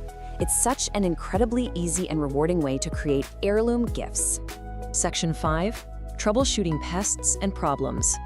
Of course, sometimes things go wrong, so let's walk through a quick troubleshooting guide to get your plant back on track. If your symptom is dropping buds, the cause is almost always that you moved the plant or it's been exposed to a cold draft. The solution there is to just keep its environment perfectly stable. If you see wilting segments, check the soil. If it's bone dry, give it a really good soak. But if it's wet and wilting, you likely have root rot and you need to unpot it and check the roots immediately. Finally, if you see white cottony spots or fine webbing, you're dealing with mealybugs or spider mites. Treat those segments directly with a cotton swab dipped in rubbing alcohol, or you can apply some neem oil. Section 6, pro tips for success. Let's summarize the most impactful expert-level takeaways from this explainer so you can achieve absolute mastery. First, try bottom watering. Letting the pot soak up water from a tray prevents moisture from sitting on those delicate stem joints and causing rot. Second, cool nights are a powerful trigger. Combining them with your dark treatment sets significantly more buds. Third, physically mark your calendar for early October so you don't forget to start the dark treatment. And finally, don't rush to repot. These plants actually prefer being slightly root-bound, which can even help encourage blooming. If you take absolutely nothing else away from this masterclass today, remember this core paradigm shift. It's a jungle cactus, not a desert cactus. That is the absolute why behind every single care instruction we've discussed today. Water it, give it humidity, provide dappled light, and treat it like the tropical rainforest native it truly is. Which leaves us with just one final question. Are you ready to plan your first winter bloom? Or will your plant remain a jungle cactus in disguise for another year? Armed with the right soil, the proper watering rhythm, and that secret 14-hour dark treatment, you have everything you need to transform that sleepy green plant into a stunning holiday centerpiece. Thanks so much for learning with me today, and happy growing. All right, welcome to this explainer. Let's just jump right in, shall we? Today, we're looking at one of the absolute most iconic, resilient, and deeply symbolic houseplants you can possibly own, the jade plant, or, Crassula ovata. If you're looking for a botanical companion for life, well, you're definitely in the right place. See, this isn't just a houseplant. It's a living heirloom. It's this incredible, enduring symbol of friendship and good luck. And check out that massive number right there, 30 to 50 plus years. Honestly, that's the lifespan of a well-cared-for jade plant. These aren't just temporary decorations you toss out when the season ends. With the right care, these plants can literally live for decades, growing these beautifully thick, woody trunks. They're actually passed down through generations all the time. To get you to that multi-decade level of success, here's our roadmap. 1. Meet the jade plant. 2. The golden rules of care. 3. Environment and routine maintenance. 4. Pruning for structural power. 5. Troubleshooting common jade problems. And 6. Propagation and expert tips. Okay, Section 1. Meet the jade plant. Before we get into the care routines, we really need to understand exactly what kind of plant we're dealing with here. So, the jade plant is an evergreen succulent shrub natively found in South Africa and Mozambique. You've probably heard it called the money plant or the lucky plant, right? It's a classic feng shui symbol meant to bring wealth and prosperity, especially if you pop it near your front door. Now indoors, it's pretty slow growing, but give it time and it can reach a massive 3 to 6 feet tall, spreading out 2 to 3 feet. Oh, and one super important aside before we move on, these guys are toxic to cats and dogs. It can cause vomiting or incoordination, so absolutely keep them out of reach of your furry friends. Moving right along to Section 2, the Golden Rules of Care. This is all about the big three: light, water, and soil. Listen, if you only remember one single sentence from this entire explainer, please make it this one. Give it lots of sun, forget to water it, and it will reward you. The biggest mistake people make? They treat their jades like a leafy tropical fern. And they're just not. They're succulents. To win with a jade, you kind of have to think like a camel and practice some benign neglect. Let's talk light. Jades absolutely love the sun. We're talking 4 to 6 hours of direct sunlight every single day to stay strong. A south-facing window? Absolute perfection. Though, an unobstructed west or east-facing one works great too. Just avoid north-facing windows or shady little corners. If they don't get enough bright light, they'll literally stretch out looking for the sun, and you end up with this sparse, weak, leggy growth. Bright light is the signal that tells the plant, hey, build a thick, woody trunk. Now, watering. This is crucial because overwatering is public enemy number 1. You have got to let the soil dry out completely, like bone dry, between waterings. When it is finally time for a drink, you use the soak and dry method. Step 1, water it thoroughly until it drains right out the bottom. Step 2, let it sit and drain for about 10 to 15 minutes. And step 3, dump out all that excess water from the saucer. Never, ever let your jade sit in a puddle. Seriously, it's a one-way ticket to root rot. To make that watering method actually work, you need the right soil. Standard potting mix? It's like a giant sponge. It holds way too much moisture and will slowly suffocate your plant. You need a gritty, fast-draining mix. Here's an awesome DIY recipe for you. Take 1 part standard potting soil, mix in 2 parts perlite or pumice to get that air flowing, and add 1 part coarse sand or fine gravel. This highly porous mix lets the water drain instantly so those roots can actually breathe. Section 3, Environment and Routine Maintenance. Let's look at how to take your jade from just surviving to totally thriving. Jades are incredibly tough. They are perfectly happy in your standard indoor daytime temps, usually around 65 to 75 degrees. But here's a really cool secret. They can handle, and honestly benefit from, a cool down in the winter or at night, dropping down to about 50 or 55 degrees. Actually, if you have a mature plant, giving it shorter daylight hours, some dryness, and that winter chill is the exact trigger it needs to bloom. Yeah, they produce these gorgeous little clusters of white or pale pink star-shaped flowers. As for routine maintenance, that's pretty much a breeze. First off, put the humidifier away. They prefer dry air, and high humidity can actually trigger fungal issues. For food, feed them sparingly. Just a little diluted liquid fertilizer once every 2 or 3 months in the spring and summer, and skip it entirely in the winter. And repotting? Only every 2 to 4 years. They kind of like being a bit root-bound. But hey, when you do repot, it is absolutely essential to use a heavy terracotta or ceramic pot. These plants get super top-heavy, and a flimsy plastic pot will just tip right over. Section 4, Pruning for Structural Power. This is where things get really fun. Pruning, which is best done in the spring or summer by the way, is your secret weapon for developing that thick, bonsai-style trunk. It forces new branching and stops the plant from looking like a wild, unruly mess. The trick here is just to be brave. Don't be scared to cut back hard. You just find a main stem and make a clean cut with sharp scissors right above an old leaf scar. The plant will bounce back vigorously. It usually sprouts 2 brand new branches right from where you made the cut. Section 5, Troubleshooting Common Jade Problems. Let's arm you with the diagnostics to fix things when they inevitably go a little sideways. So, what's the #1 thing that causes instant panic for beginners? It's this question right here. Why is my jade dropping leaves? Sudden leaf drop is a huge red flag for stress. Sure, it might be a cold draft or a sudden change in light, but 9 times out of 10, it comes down to how you're watering it. To crack the leaf drop case, you gotta look at the plant's texture. If those falling leaves are yellow and the base of the stem feels soft and mushy, yikes, you're overwatering and heading straight toward root rot. Stop watering right away. But on the flip side, if the leaves look wrinkled, kind of deflated, and feel soft but definitely not mushy, the plant is just dipping into its water reserves. That's your plant literally telling you, hey, I'm finally thirsty. Now, you might also spot these tiny, corky brown blisters on the leaves. This is known as edema. Don't freak out, it's not a disease, it's not some crazy infection. It's just a physiological glitch that happens when your watering routine is all over the place, and the roots are sucking up water way faster than the leaves can release it. Just get back to a strict soak-and-dry routine and it'll sort itself out. Jades are generally pest-resistant, but they can occasionally attract sap-sucking bugs. Watch out for mealybugs. They look like little white cottony clumps hiding in the stem crevices. Scale insects show up as these hard brown bumps, and aphids love to attack the tender new growth. But the fix is surprisingly simple. Just grab a cotton swab, dip it in some rubbing alcohol, and dab the pest directly, or just wipe down the leaves with a bit of neem oil. Problem solved. Take a good look at the red edges on these leaves. This trips up new plant parents all the time. It's called sun stress. If you see the edges of your jade's leaves turning red or slightly purple, take a breath. It is a completely healthy, perfectly natural, and honestly, a highly desirable reaction to getting lots of direct sunlight and some cool temps. It just means your plant is soaking up the rays and is super happy. Section 6. Propagation and Expert Tips. Let's talk about how to multiply your plant and build that legacy. Jades are famously wonderfully easy to propagate. We're talking infinite free plants for you, your friends, everybody. You can snip a 3 to 4 inch stem cutting or literally just gently twist off a single healthy leaf. But listen closely, because step 2 is the absolute make or break moment.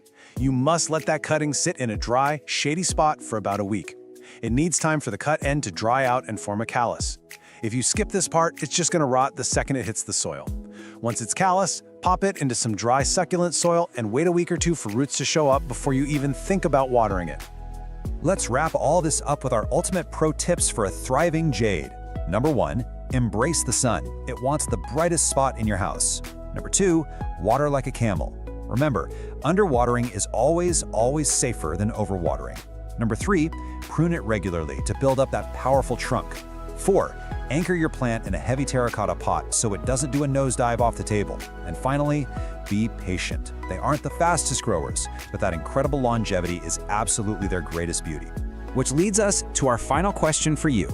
Are you ready to grow a living heirloom? Because armed with the right soil, that perfect sunny window, and just enough patience to let it dry out, you've got everything you need to cultivate a botanical companion that can literally be passed down to the next generation. Go grab a pot, find some sun, and get growing. Thanks so much for hanging out with me on this explainer, and happy planting. Welcome to The Explainer. Today, we're walking straight into a high-stakes plant ER situation. Look, if you've spent any time caring for indoor greenery, you know that keeping your plants thriving is usually a super peaceful, rewarding hobby. But occasionally, there's a condition that pops up requiring immediate, decisive action. We're talking about the silent killer of the houseplant world, root rot. We're going to give you a direct, step-by-step guide on exactly how to spot it, how to stop it, and how to save your plant before it's literally too late. So don't panic, you're in the right place, and we're going to get through this together. To kick things off, let's look at the ultimate irony of root rot. It's this incredibly deceptive symptom that confuses, well, basically so many dedicated plant owners. Picture this. You walk up to your favorite pothos or monstera, and the leaves are just dramatically wilting, drooping, maybe even turning yellow. Every instinct you have is screaming, this plant is thirsty. But then you touch the soil and it is absolutely soaking wet. It makes zero sense, right? How on earth can a drowning plant look like it's dying of a drought? Well, as we'll see, the answer lies hidden beneath the soil line, and fixing it requires a complete shift in how we approach plant triage. Okay, let's dive into this. Here is our plant ER triage plan. 1. Diagnosing the silent killer. 2. Drowning below the surface. 3. Inspecting the damage. 4. The emergency operation. And 5. Preventing future rot. Starting right off with step 1, diagnosing the silent killer and reading the deception. The truly tricky thing about root rot is that the visible problem is happening above ground, but the actual disaster is unfolding below. You really can't just rely on a single symptom. So think of this quick diagnostic chart as your best friend right now. Let's walk through it. If you're seeing wilting or drooping leaves and the soil is completely soggy or constantly wet, yeah, it's highly likely you have root rot. If you're noticing yellowing, soft dropping lower leaves combined with wet soil and maybe a really foul smell, that is almost certainly root rot. What about stunted growth, where it hasn't pushed out a new leaf in months and the soil simply never dries out? Root rot. But here is the absolute major one to look out for. If you see black, mushy spots on the stem right at the soil line and the soil is wet and compacted, you are dealing with advanced root rot. That is an absolute emergency requiring immediate intervention.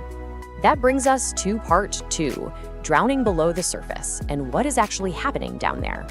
Before we operate, we really need to understand the pathology of what's going on. And I want to pause you for a second to remind you, if your plant has this, it is not a personal failure on your part.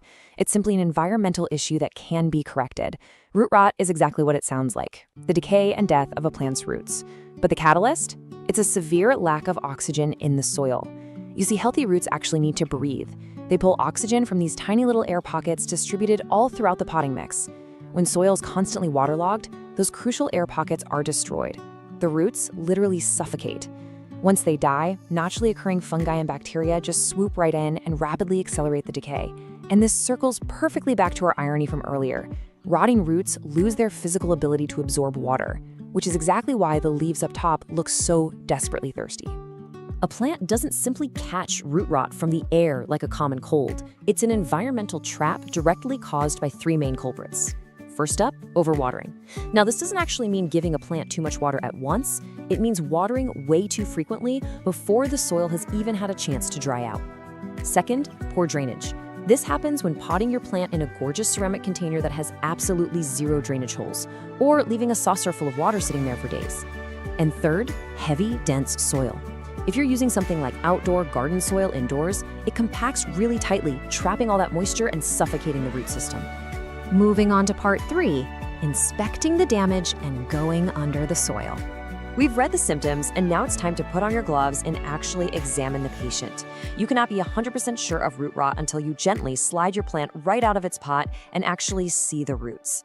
Now, what's really interesting about this is the stark, undeniable physical difference between these two states. Healthy roots are going to be firm to the touch, plump, and generally white or light tan. Rotted roots, on the other hand, are pretty alarming. They're going to be dark brown or jet black. They feel incredibly mushy and slimy, and honestly, if you gently pull on them, the outer sheath of the root will literally fall apart or slip right off in your fingers. Alongside that visual inspection, you absolutely must perform the smell test. Healthy houseplant soil smells great. It's earthy, fresh, and organic. But if you hold that root ball up and it smells sour, musty, or swampy, like maybe rotting vegetables left in the back of the fridge for way too long, that is a massive, flashing red flag confirming the decay. All right, part 4, the emergency operation. How to fix it fast. The diagnosis is confirmed and time is absolutely of the essence here. It is time to initiate the emergency repotting operation. Let's move through and see how this builds. Step 1, unpot and clean. You're going to take the plant straight to a sink and run lukewarm water over the root ball. You want to gently wash away all the old, infected, sludgy soil so you can clearly see exactly what you're working with. Step 2 is pruning. Step 3 is treatment. Step 4 is repotting into fresh soil. And finally, step 5 is the delicate post-op care phase. I really want to pause heavily on step 2, because it is absolutely the most critical part of this entire operation. Simply put, you must be ruthless. Take a pair of shirt pruning shears or scissors and make sure you sterilize them with some rubbing alcohol first, and cut away every single dark, mushy, or slimy root. Do not hesitate. Do not try to play the hero and save a root that is only a little mushy. If you leave even a tiny bit of rotted material behind, the bacteria is simply going to spread right back into the healthy tissue. Snip it all away until you only have firm, healthy roots left. Once you've done your pruning, here is an excellent optional triage step. You can dip the remaining healthy roots into a solution of 1 part 3% hydrogen peroxide to 2 parts water. It bubbles up and actually helps kill off any lingering bacteria or fungal spores. After that, repot the plant into a completely clean pot using entirely fresh, well-draining soil. Do not, under any circumstances, reuse the old soil. And for your post-op care, just give it a very light watering, do not drench it, keep it in bright, indirect light, and absolutely do not fertilize it for at least a month. The plant is in shock, you just need to let it rest. Finally, we reach part 5, preventing future rot and the best practices for healthy roots. If you followed the steps, your plant is now resting quietly in recovery. But to keep it out of the ER in the future, we need to focus on some strict lifestyle changes. Prevention is so much easier than a cure, so the crucial point is to basically memorize this non-negotiable checklist. Number 1, always use pots with drainage holes. Seriously, if you have a beautiful decorative pot with no holes, just put your plant in a cheap plastic nursery pot and drop that inside. Number 2, water based on need, not a schedule. Stick your finger 2 inches into the soil. If it's moist, just wait. Number 3, use well-aerated soil. Mix in perlite or orchid bark so those roots can breathe. Number 4, empty the saucer. Let the plant drain for about 15 minutes after watering, then dump whatever excess water is left. And finally, when you repot, only size up by 1 to 2 inches at a time. A giant pot holds way too much moisture, creating a perfect storm for rot. So, we come to the final question. Can a plant truly recover from root rot? Yes, it absolutely can, but only if you catch it early. Recognize those deceptive symptoms and take immediate, ruthless action with your sterilized shears. You are now fully equipped with the knowledge, the diagnostic tools, and the surgical steps to save your plants from suffocating below the surface. The only question left is, are you ready to operate, or will you let the silent killer win? Thanks so much for joining this explainer, and hey, good luck in the plant ER. Welcome to the Explainer. So, summer is officially here, and today we're tackling something every single plant parent needs right now. We're going to talk about helping your indoor jungle not just survive, but absolutely thrive during the hottest months of the year. Consider this your direct, actionable guide to summer houseplant care. Now you might be wondering, why do houseplants actually struggle the most during their peak growing season? It's a great question, right? Well, there's a huge irony here. While summer brings the absolute fastest growth for our plants, the heat also speeds everything else up in some pretty dangerous ways. Water disappears rapidly from the soil, the light blasting through your windows turns incredibly harsh, and those pesky sap-sucking pests, yep, they can multiply faster than you can even blink. Okay, let's dive right into the core pillars of summer care. We're going to cover the summer shift, mastering watering, light, heat, and air, feeding and growth, summer pests, and finally, an ultimate checklist you absolutely won't want to miss. All right, Section 1, the summer shift, rethinking your routine. So, higher temperatures and longer daylight basically put all your plant's processes into overdrive, which means you need an immediate shift in your mindset. We literally have to drop that spring habit of watering on a predictable weekly schedule. Actually, scratch that. Ditch the schedule entirely. Instead, you need to be checking your soil every 1 to 3 days. Because here's the thing, a pot that stayed perfectly moist for a whole week in spring, that same pot can go completely bone dry in just 2 days during a summer heat wave. Moving on to Section 2, mastering watering, timing and technique. Since evaporation is completely in overdrive right now, taking the guesswork out of your routine is absolutely key. So how do we actually check the soil properly? You want to adopt a hands-on, tactile approach. Step 1, get in there and physically feel the top 1 to 2 inches of soil with your finger. Or, if you have a massive collection, just grab a moisture meter to speed things up. Step 2, water only when it's dry to the touch. And step 3, prioritize checking your plants in small pots and those sitting right in bright windows, because those guys are going to dry out the absolute fastest. Now, timing and temperature actually matter just as much as frequency. The absolute best time to water is early in the morning or later in the evening. This gives the roots time to deeply absorb that moisture before the midday heat just evaporates it straight out of the pot. Also, pro tip, always use room temperature water. If you hit warm summer roots with freezing cold tap water, you can actually send the plant right into shock. I mean, nobody likes an unexpected ice bath, right? Section 3, light, heat, and air, environmental control. Managing your indoor environment is incredibly crucial as the days get hotter. Long summer days mean way more light, and that's wonderful right up until it tips over into sunburn. South and west facing windows get intensely hot in the afternoon, so you've got to soften that harsh light. You can hang a sheer curtain to diffuse the direct sun, or just pull your plants back a foot or two from the glass. This is especially vital for those notoriously dramatic, easily scorched tropicals, like your calatheas and marantas. Though, to be fair, your succulents and cacti can handle a lot more. Oh, and don't forget to rotate your plants a quarter turn every week, so every side gets light and nothing starts leaning or stretching out. But the sun isn't the only environmental factor we need to worry about. Let's talk about a totally hidden summer danger, AC drafts. Obviously, air conditioning cools our homes, but it also blasts cold, extremely dry air that strips essential moisture right out of the room. If your tropical plants are suddenly exhibiting leaf curling, browning edges, or just dropping leaves entirely out of nowhere, yeah, a direct draft from an AC vent is highly likely the culprit. To combat that severely dry AC air, first, keep your plants out of those direct cold drafts. You can also run a humidifier nearby, but here is a really fantastic, incredibly easy tip. Group your plants together. By putting them in a cluster, they actually create a shared humidity bubble. It's like a little microclimate, keeping each other comfortable even when the air conditioner is blasting. All right, Section 4, Feeding and Growth, capitalizing on the season.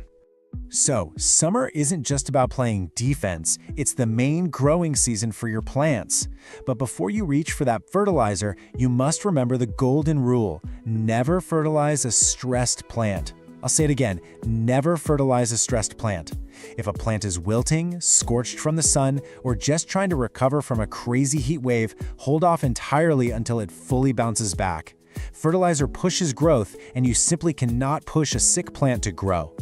Now, once you've confirmed your plants are actively growing and happy, here's how you really maximize that growth. Use a balanced fertilizer, but dilute it to half strength and apply it every 2 to 4 weeks. Also, these warm, bright conditions make summer the absolute perfect window for repotting anything that has become root-bound. Plants recover incredibly quickly from the shock of a new pot when they're in their peak growth phase.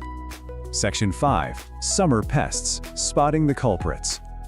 Unfortunately, warmth and dry air are exactly what sap-sucking pests absolutely love. So we need to be highly vigilant because their populations can literally explode in summer. It's important to map the visual damage on your leaves to the specific pest. For instance, if you notice fine webbing and leaves that look suspiciously dusty or stippled, you're dealing with spider mites. They thrive in that hot, dry air. What about silvery streaks paired with tiny black specks? That's going to be thrips. And if little swarms of bugs pop up every time you water, those are fungus gnats, which usually multiply when we overwater trying to compensate for the summer heat. The absolute best defense against all of these guys is to inspect the undersides of your leaves weekly.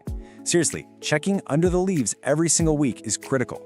Catching an outbreak early is literally the difference between a quick wipe down with some soapy water and losing a beloved plant entirely. Okay, on to Section 6, Ultimate Checklist, your summer survival guide.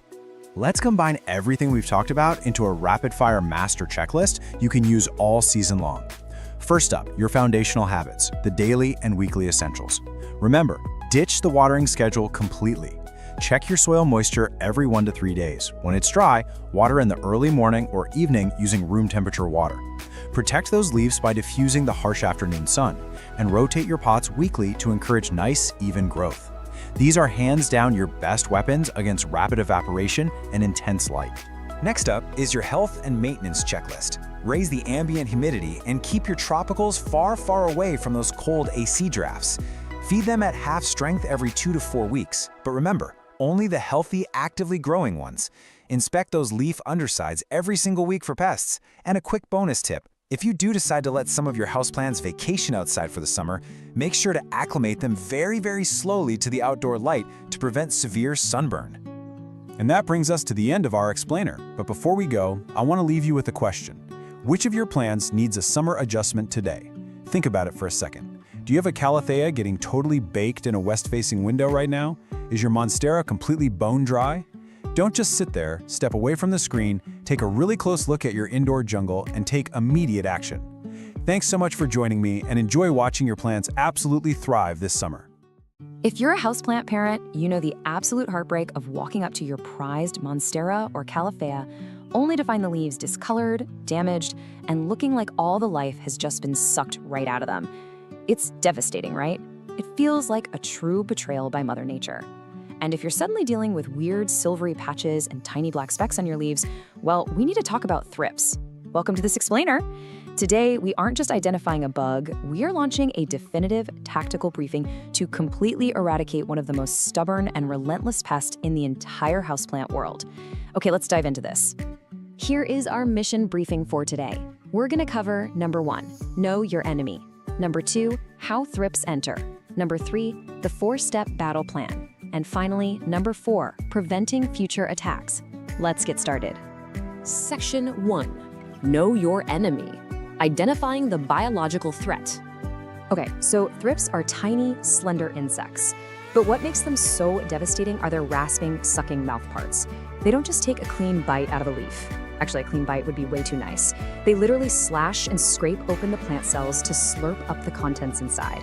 It is a visceral, incredibly insidious way of feeding. And this violent slashing action, that's exactly what causes that heartbreaking, shimmery damage you see on your leaves. They are quite literally scraping the life out of your plant, cell by cell. Now, what's really interesting here is that you have to know exactly what you're hunting for, because the enemy looks totally different depending on its life stage. Adult thrips are incredibly small, just 1 to 2 millimeters long. They're usually black or dark brown, and man, they are fast. They can easily fly or even jump right off the leaf when you disturb them. On the flip side, we have the larvae. These guys are even smaller, pale white or yellowish, and they look like tiny little worms actively feeding right inside those damaged areas. You absolutely need to be looking out for both. So you might be wondering, why are thrips so incredibly hard to get rid of? Well, it all comes down to their highly evasive life cycle. They are absolute masters of hiding. The adult females literally lay their eggs directly inside the plant tissue itself. That means you can't just wipe them away with a paper towel. The larvae hatch and feed on the leaves, but here is the real kicker. When it's time to pupate and transform into adults, they drop off the leaf and burrow down into the soil. Down there in the dirt, they are completely shielded from whatever topical sprays you're putting on the leaves. They emerge as adults, fly back up to the foliage, and the whole nightmare starts all over again. Because they're so microscopic, you're usually going to spot the damage long before you spot the actual bug. Here are the diagnostic signs of a thrips breach. First, look for that silvery leaf damage with a weird metallic sheen. Second, and this is a major diagnostic clue, so pay attention, look for tiny black specks inside those silvery patches. That is their frass, which, is just a polite word for bug droppings. You might also spot the visible, fast-moving insects themselves if you look closely enough. And finally, check your plant's new growth. If the new leaves are emerging deformed, twisted, or heavily scarred, thrips are very likely feasting on those tender areas. Section 2. How thrips enter. Breaching the defenses. So how are they getting in? There are 4 main infiltration routes, but I really want to stress the first one. Infested new nursery plants. Bringing home a compromised, unquarantined new plant is the absolute #1 culprit for a breach. You go to a garden center, fall in love with a gorgeous plant, bring it home, and bam, you've unknowingly released a Trojan horse right into your collection. But that's not the only way. They can also cruise right in through open windows and doors, easily slipping through normal window screens. They can ride in on fresh-cut garden flowers, or, believe it or not, they can even hitchhike indoors on your own clothing after you've been working outside in the garden. And that brings us to a frequently asked question we see practically all the time. Can thrips actually fly inside my house? The answer is a very firm yes. Now, they aren't exactly fighter jets. They're actually considered quite weak flyers. But they travel super easily by just catching a ride on the indoor air currents flowing through your home. This means the risk of rapid plant-to-plant spread all the way across your living room is massive. All right, let's move on to Section 3, the 4-step battle plan, executing the counterattack. Before we break down the specific tactical steps, I need you to remember this. Consistency is everything. You must be relentless. This is absolutely not a one-and-done spray situation. Because of that wildly evasive life cycle we talked about earlier, persistence is the key to winning this war. If you spray once and then forget about it, I promise you they will come right back from the soil. You are going to have to outlast them. Okay, here is the high-level battle plan. Step 1, isolate immediately. Step 2, manual removal and rinsing. Step 3, treat the foliage. And Step 4, treat the soil. So the crucial point is right there at Step 1. Isolating the plant immediately is the critical first move to halt the invasion. You must move that infected plant, and honestly, any plants physically touching it, far, far away from your main collection before you do a single other thing. Now let's detail the physical removal phase in Step 2. Once your plant is isolated, take it straight to the shower or the kitchen sink. You want to use a strong jet of lukewarm water to physically blast and dislodge as many adults and larvae as you possibly can. Make sure you target the undersides of the leaves and all that twisted new growth where they love to hide out.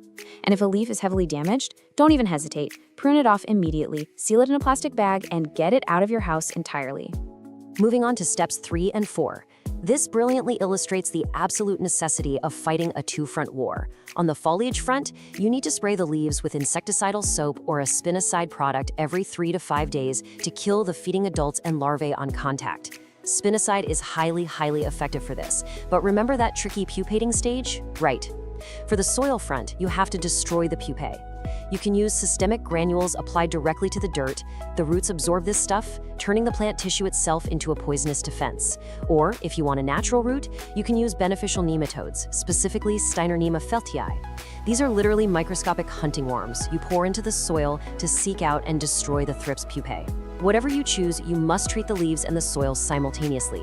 It's like a giant puzzle, and you need both pieces to win. Finally, Section 4, Preventing Future Attacks. Fortifying the base. Once you've won the battle, here is your standard prevention protocol to make sure they never come back. First, quarantine all new plants for at least 1 month. When you buy a plant, keep it in a separate room for 30 days. No exceptions. Second, monitor your collection with blue or yellow sticky traps. Adult thrips are super attracted to these specific colors, so a trap acts as a fantastic early warning system before an infestation explodes. Third, routinely wipe down your plant leaves with a damp cloth. It removes any potential eggs and honestly just keeps the foliage looking healthy and dust-free. As part of your defense strategy, you also need to be extra vigilant with your high-risk VIP plants. I'm talking about monsteras, especially the deliciosa, philodendrons, alocasias, calatheas, anthuriums, and your fiddle leaf figs. Thrips heavily favor the tender, juicy new growth of these specific, often very expensive species. Check them twice as often as your other plants, for sure. Well, the battle plan is set. Are you ready to be relentless and take back your urban jungle? Breaking the life cycle through a multi-pronged attack on both the leaves and the soil is the ultimate and frankly the only solution to this problem. So as we wrap up this explainer, I have a provocative question to leave you with. How closely have you looked at the undersides of your favorite plant's leaves today? Go grab a flashlight and inspect your collection right now, because in the war against thrips, your own early detection is without a doubt the greatest weapon you have. Good luck out there. Welcome to This Explainer. Today, we're diving into a complete beginner to expert masterclass on caring for one of the absolute most resilient and beautiful houseplants out there, the aloe vera. Whether you are a total novice getting your very first plant or a seasoned collector, this guide is going to take you through absolutely everything you need to know to make your plant thrive. So let's actually kick things off with a bit of history. The ancient Egyptians gave this world-renowned succulent a pretty legendary nickname, the plant of immortality. And they revered it not just for its striking architectural beauty, but because of its incredibly soothing gel and just absolute unbelievable resilience. It is literally a living first aid kit. And today, we're gonna learn exactly how to harness that resilience right in your own home. Here's our agenda for today's explainer. We'll cover the ultimate desert survivor, the core care triad, maintenance and feeding, multiplying your plant, troubleshooting common problems, and wrap up with some pro tips for success.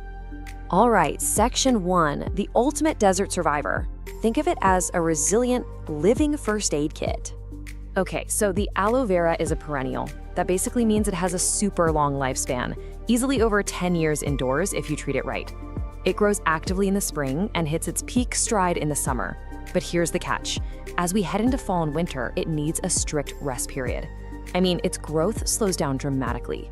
Because of that, you've got to significantly reduce your watering to mimic its natural dormancy. Getting this rhythm down, that's the secret to a really happy aloe. Moving right along to Section 2, the core care triad. We're talking light, water, soil, and, well, humidity. So for that first pillar, light, your aloe needs at least 6 hours of bright, indirect to direct sun every single day.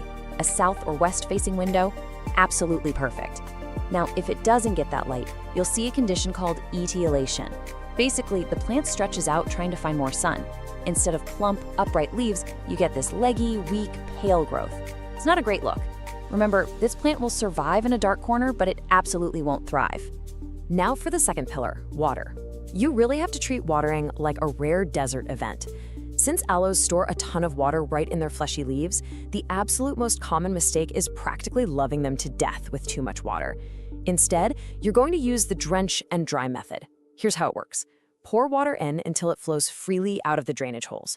Let the pot drain completely, and then, and this is the absolute most important part, do not add a single drop of water again until the soil is 100% bone dry. In the heat of the summer, that's maybe every 2 to 3 weeks. In the winter, honestly, maybe just once a month. And you know, spotting the difference between overwatering and underwatering is a total game changer for diagnosing your plant. Overwatering, that's gonna look like mushy, browning, or yellowing leaves near the base, plus a really soft stem, and that is incredibly dangerous for the plant. Underwatering, on the flip side, leaves you with thin, wrinkled, deflated leaves that curl inward, usually with crispy tips. If you see those wrinkles, your plant is just thirsty. Give it a deep soak and it'll plump right back up in a day or two. The golden rule here, when in doubt, just wait it out. Don't water it. Okay, the final pillar, soil. This totally goes hand in hand with our watering strategy. The absolute non-negotiable rule is that your aloe needs loose, gritty, fast-draining soil. A prepackaged cactus or succulent mix works great, or you can whip up your own using equal parts potting soil, perlite, and coarse sand. But please, never, ever use dense garden soil. And whatever you do, ensure your pot has drainage holes. Those roots absolutely cannot sit in a puddle. All right, let's talk humidity. You might be wondering how much extra misting this arid desert dweller needs to thrive. The answer? Exactly 0. 0 extra humidity. It actually wants dry air, so you can go ahead and put away the humidifiers and those pebble trays. Pumping up the humidity actually increases the risk of nasty fungal diseases. Just your normal, everyday household air is absolutely perfect. Which brings us to section 3, maintenance and feeding. Let's talk about fueling your desert plant. So aloes aren't exactly heavy feeders, right? But a little boost during their active growing season definitely helps. Using a balanced, water-soluble fertilizer with a 10-10-10 NPK ratio is pretty much ideal. But here's the catch. Always dilute it to half strength so you don't accidentally burn the roots. And you really only need to apply it once or twice a year during the spring or summer and only on soil that's already moist. Never fertilize in the winter when the plant is sleeping. Now, as for pruning, you'll love this. The requirements are wonderfully minimal. You basically just need to trim away the naturally dried up brown bottom leaves to keep things looking tidy. Just grab a clean, sharp knife and cut as close to the main stem as possible. And hey, you can also prune by harvesting those mature outer leaves whenever you happen to need some of that incredibly soothing gel for a minor kitchen burn. All right, on to the really fun stuff in section 4, multiplying your plant. We're gonna create an endless supply.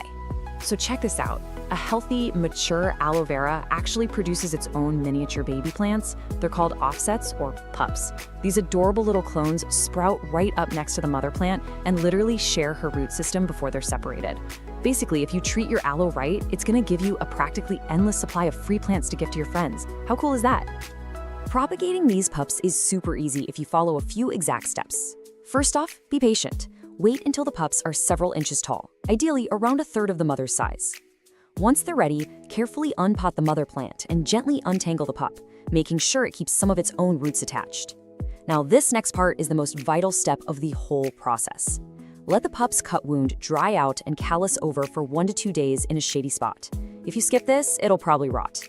Finally, pot it up in some dry cactus mix and, resist the urge, wait a full week before you give it any water so those new roots can get established.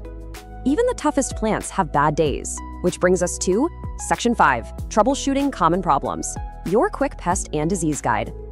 Now, aloes are highly pest resistant, but you still want to keep an eye out for a few common invaders.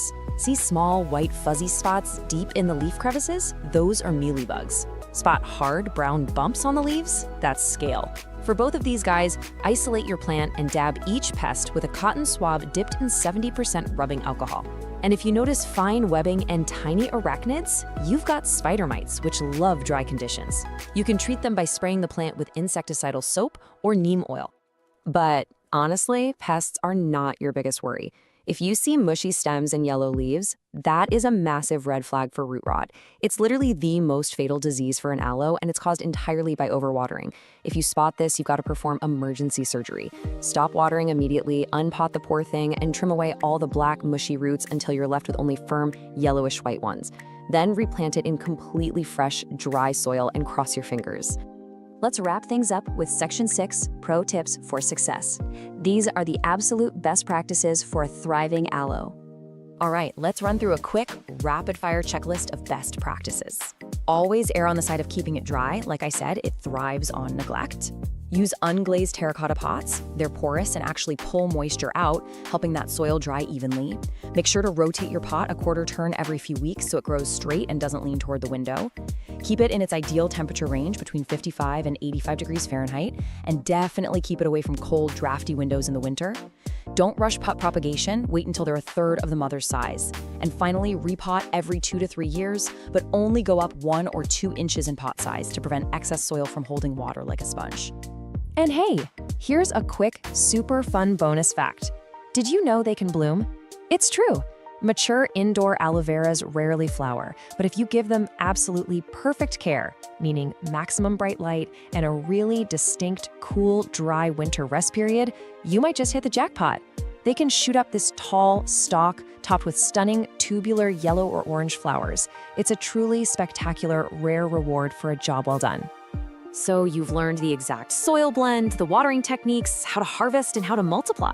You're officially equipped with everything you need to care for this resilient, living first aid kit. But this is just one of nature's incredible survivors. So how will you put your self-multiplying aloe to use in your own home? And more importantly, what other botanical secrets are waiting to be uncovered in your indoor jungle? Stay curious, everyone, and happy growing. Welcome back, everyone, to another explainer. I'm seriously thrilled to have you here today. We are jumping right into a complete guide on an absolute powerhouse of tropical foliage, the coleus.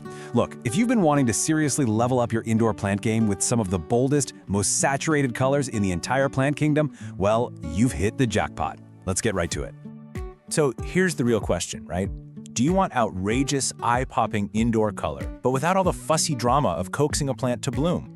I mean, think about it. Most houseplants demand a crazy amount of precise energy and perfect timing just to pop out a single flower. But the coleus? No way. It delivers these massive flower-level colors. We're talking deep burgundies, shocking magentas, rich coppers, purely through its leaves. It's literally brilliant, loud color on every single leaf all year round. Okay, let's dive into this. Here's our roadmap for today's explainer. First, we'll meet your colorful coleus. Then we'll cover the foundation, light and water. After that, soil, feeding, and environment. Next up, pruning and the whole bloom drama. And finally, troubleshooting and pro-level propagation. All right, Section 1. Meet your colorful coleus. Now, the coleus actually hails from Southeast Asia, Malaysia, and parts of northern Australia. But here's a fun fact. It became an absolute obsession during the Victorian era in the 1800s. Wealthy plant collectors were so blown away by its endless color combinations that they actually built these massive, sprawling greenhouses strictly dedicated to breeding new varieties. And honestly, it's pretty easy to see why. Almost every single leaf looks like a hand-painted masterpiece. To really grasp just how versatile this plant is, take a look at these stunning cultivars. If you need something compact for a desk, the Wizard series is perfectly tidy. Want absolute giants? The Kong series pumps out these massive 6 to 8 inch leaves. Then there's the Black Dragon. It's got these incredible, deeply ruffled, near black edges. Or the Henna and Campfire varieties that bring this insane splash of copper and lime into a room. The main takeaway here? Know your light situation. Older heirloom shade types need indirect light, but the modern ones like the Premium Sun series, they're actually bred to handle direct rays without scorching. It's a real game changer. Moving right along to Section 2, Foundation, Light and Water. Let's talk light. Those brilliant colors you're seeing, the reds from anthocyanins, the oranges from carotenoids, they are actually produced by the plant as a reaction to strong light. If you cut the light, your coleus will literally just default to plain green. It'll start stretching out its stems, dropping leaves. It's just sad. But hold on. Too much direct sun will fry it, leaving crispy, bleached edges, especially on the delicate pink and white parts. So what's the sweet spot? Bright, indirect light. You can actually use the hand shadow test. If your hand casts a nice defined shadow on the wall right behind the plant, usually near an east or south-facing window, you've got plenty of light for vibrant color. Okay, let's look at watering mistakes. Coleus plants have really thin leaves, so they can't store water for very long. If you underwater it, the plant puts on a whole theatrical performance. I mean, we're talking dramatic, sudden wilting of every single leaf. But don't panic. It bounces back incredibly fast after a good soak. Overwatering, on the other hand, way more dangerous. Lower leaves will turn this gross yellow and translucent color. The stems get soft, and your soil might even smell kind of sour. That is early root rot, and it's bad news. The winning strategy here is simple. Wait until the top half inch of soil feels dry. Then, ideally, bottom water it. Just set the pot in room temperature water for about 15 to 20 minutes, let it drink from the bottom up, and then let it drain completely. Section 3. Soil, feeding, and environment. So creating the ultimate coleus comfort zone. Temperature-wise, you want it sitting comfortably between 65 and 80 degrees Fahrenheit. Just be super careful to keep them away from drafty winter windows or those intensely drying AC and heater vents. Humidity is best right around 50 to 60%, which actually makes a bright bathroom an absolute paradise for these guys. And take a close look at that soil recipe. 2 parts peat or cocoa coir, 1 part perlite, and a handful of compost. Coleus roots are incredibly fine and dense. If you shove them into compacted, heavy garden soil, they will literally suffocate. That 25 to 30% perlite is an absolute must. They need that breathing room. Now, because the coleus grows so unbelievably fast, it's a surprisingly heavy feeder for its size. During the active growing months, spring and summer, you're going to want to use a balanced liquid fertilizer, something like a 10-10-10 or 20-20-20. Feed it at half strength every 2 to 3 weeks. Honestly, skip the slow-release granules indoors. They release based on temperature, not what the plant actually needs at the moment. Keep a sharp eye out, though. If you spot brown, crispy leaf tips or a weird white crust forming on the top of the soil, you've over-fertilized. Easy fix. Just flush the soil with plain water for a minute to reset the whole thing. All right, Section 4, Pruning and the Bloom Drama. Coleus wants to flower, and when it does, the foliage tires and the plant gets leggy. So the crucial point is exactly this. Blooming is actually a bad thing for this specific houseplant. In late summer or autumn, it's going to try to push out these slender spikes of pale blue or lavender flowers. They look a lot like tiny mint blossoms, which makes total sense since it's actually in the mint family. But listen, once it shifts into reproductive mode, all the plant's energy gets stolen right from the leaves. The foliage starts to thin out, the lower leaves drop off, that vivid color just fades away, and the stems get all woody and bare. We definitely do not want that. The fix? It's the ultimate plant hack. We call it pinching. Pinching is literally just snapping off the top 1 to 2 inches of a stem right above a healthy leaf pair. You can use clean fingernails, sharp scissors, whatever works. Every single time you pinch a stem, you are forcing that stem to split into 2 brand new branches. It builds incredible density. And the best part? It takes barely 60 seconds every week or 2 during the growing season. This instantly stops that leggy growth, prevents flowering entirely, and keeps your plant looking remarkably full and vibrant. Finally, Section 5, Troubleshooting and Propagation. Let's do a rapid-fire troubleshooting session here. Because coleus leaves are so soft and juicy, they are total magnets for indoor pests. Weekly checks are absolutely vital. See fine webbing or tiny stippled yellow dots? That's spider mites. Hit them with some diluted insecticidal soap. White cottony puffs hiding in the leaf joints? Those are mealybugs. Just dab them with 70% isopropyl alcohol on a cotton swab. A weird dusting of white powder means powdery mildew. You can fix this by improving your airflow and making sure you water in the morning. And if you ever see mushy black stems, you're looking at root rot. You need to unpot it and trim the soft roots, but honestly, your best bet is to take backup cuttings from the healthy top immediately. And this brilliantly illustrates the real magic of the coleus, infinite water propagation. See, indoors, parent plants naturally tend to lose their vigor after about 2 years, but a single mature plant can produce dozens, literally dozens of free new plants. Just cut 4 to 6 inches off a healthy stem right below a node, strip off those lower sets of leaves, and submerge the bare nodes in a glass of room temperature water. Keep it sitting in bright, indirect light, swap out the water every 3 to 4 days, and boom, in just 7 to 14 days, you'll have 1 to 2 inch roots ready for potting soil. It is really that easy. All of this brings us to our final list of expert tips for true coleus mastery. Number 1, always keep backup cuttings rooting in water. That way you never lose your favorite cultivar. Number 2, try to water in the morning so any splashed water on the leaves can dry completely by evening. This prevents fungal spots. Number 3, rotate your pot a quarter turn every week so the growth stays nice and even toward the sun. Number 4, skip those commercial leaf shine sprays. Seriously, they just clog the plant's pores. Just wipe the dust off with a soft, damp cloth. And finally, remember, more light equals more color. If you're stuck in a dim apartment, popping a basic grow light over your plant will work absolute wonders. So, we've covered the history, the light, the soil, that absolute must-do pinching hack, and the incredibly simple propagation method. You now have the exact blueprint to transform literally any bright room into a tropical, wildly colorful paradise without ever waiting around for a single finicky flower to bloom. So, I'll leave you with this final, exciting thought to chew on. Now that you have the secret to unlimited, vivid foliage right at your fingertips, Which color are you going to propagate first? Grab your scissors, find a sunny window, and go build your own vibrant indoor jungle. Thanks so much for hanging out with me on this explainer, and hey, happy growing. Okay, let's just get right into it. We're talking about the indoor azalea. You know, the one, that incredible burst of color you see in stores every single winter.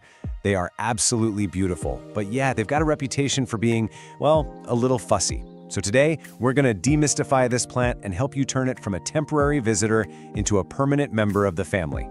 And this quote from plant expert Marina Remeslo just hits the nail on the head. We tend to see them as disposable decor, right? Like a beautiful bouquet that just happens to come in a pot. We enjoy those gorgeous flowers, and when they fade, we figure, well, that was nice, and toss it out.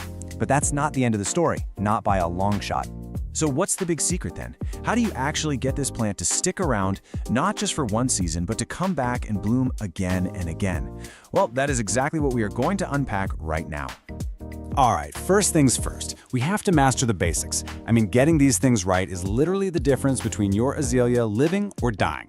And the most important, number one, absolutely critical element is water.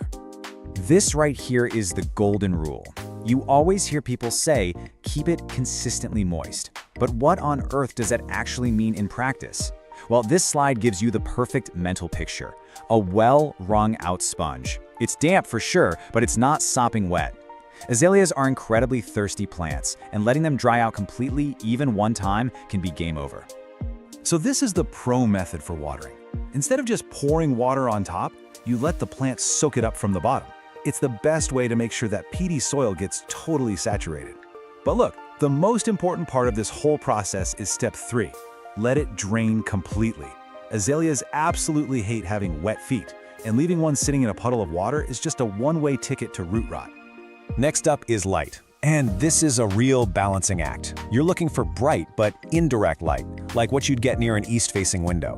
And this shows you exactly what happens when you get the balance wrong.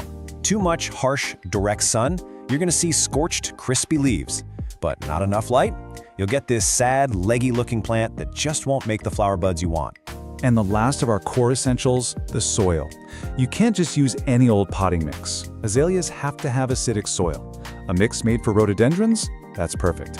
And you see it right there. A pot with drainage holes is completely non-negotiable. It all comes back to that main rule. We want moist, but we never ever want soggy. Okay, so we've covered how to keep it alive. Now let's talk about how to make it happy. We're moving from just surviving to actually thriving. I just love this quote because it perfectly paints a picture of what an azalea wants. They're cool customers. Just like Marina says, they do not like hot, stuffy rooms. If you can keep this cool, misty forest idea in your head, it'll make all your other decisions so much easier. And here it is, the magic number. If you want those amazing flowers to last for as long as possible, this is the temperature range you're aiming for. It is so important to keep it away from heat registers or radiators. Even a few degrees too warm will make those beautiful blooms fade way faster. And right alongside those cool temps, azaleas need humidity.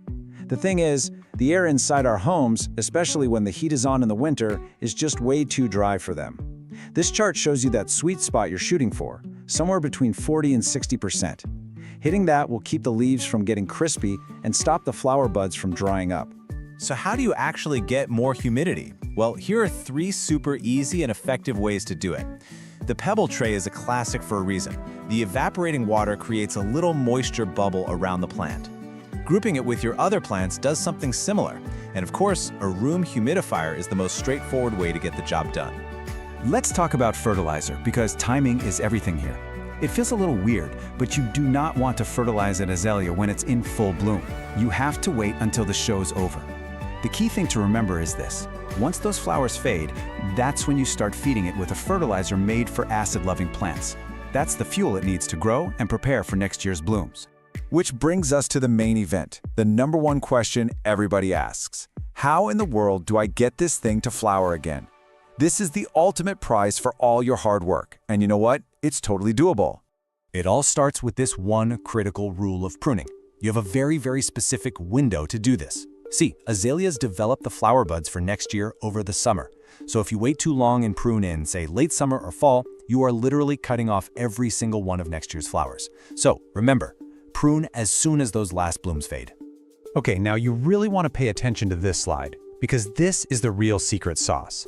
To get the plant to form new buds, it needs a chilling period in the fall. We're talking about roughly 2 months in a cool place where the temperatures are right in this range. A chilly, unheated porch, a cool garage, a basement, those are often perfect spots. So, let's put all the pieces together. This is the entire year-long cycle. Step 1, after it's done blooming, you give it a haircut and let it have a little summer vacation outside in a shady spot. Step 2, when fall comes, you bring it inside for that super important 2-month chilling period. And finally, step 3, in the early winter, you move it back to a warmer, brighter spot, and that's the wake-up call that tells it, okay, it's time to make flowers. Now, of course, things aren't always going to go perfectly, but learning how to read the signs, to understand what your plant is trying to tell you, that's what makes you a truly confident caretaker. Think of this chart as your personal azalea to English dictionary. Are the leaves turning yellow? First, check your watering, then think about if your soil is acidic enough. Seeing brown, crispy edges? That is almost always a cry for more humidity. And if it just plain refuses to bloom, well, now you know the number one suspect is that it didn't get a proper chilling period. And what about bugs and pests? I've actually got some great news on that front. The most common pests, like spider mites, love the exact opposite of what your azalea loves. They want it hot and dry. So just by creating that perfect cool and humid home for your plant, you're also making it a terrible place for its worst enemies to live. It's a total win-win. Okay, this is a really important heads up.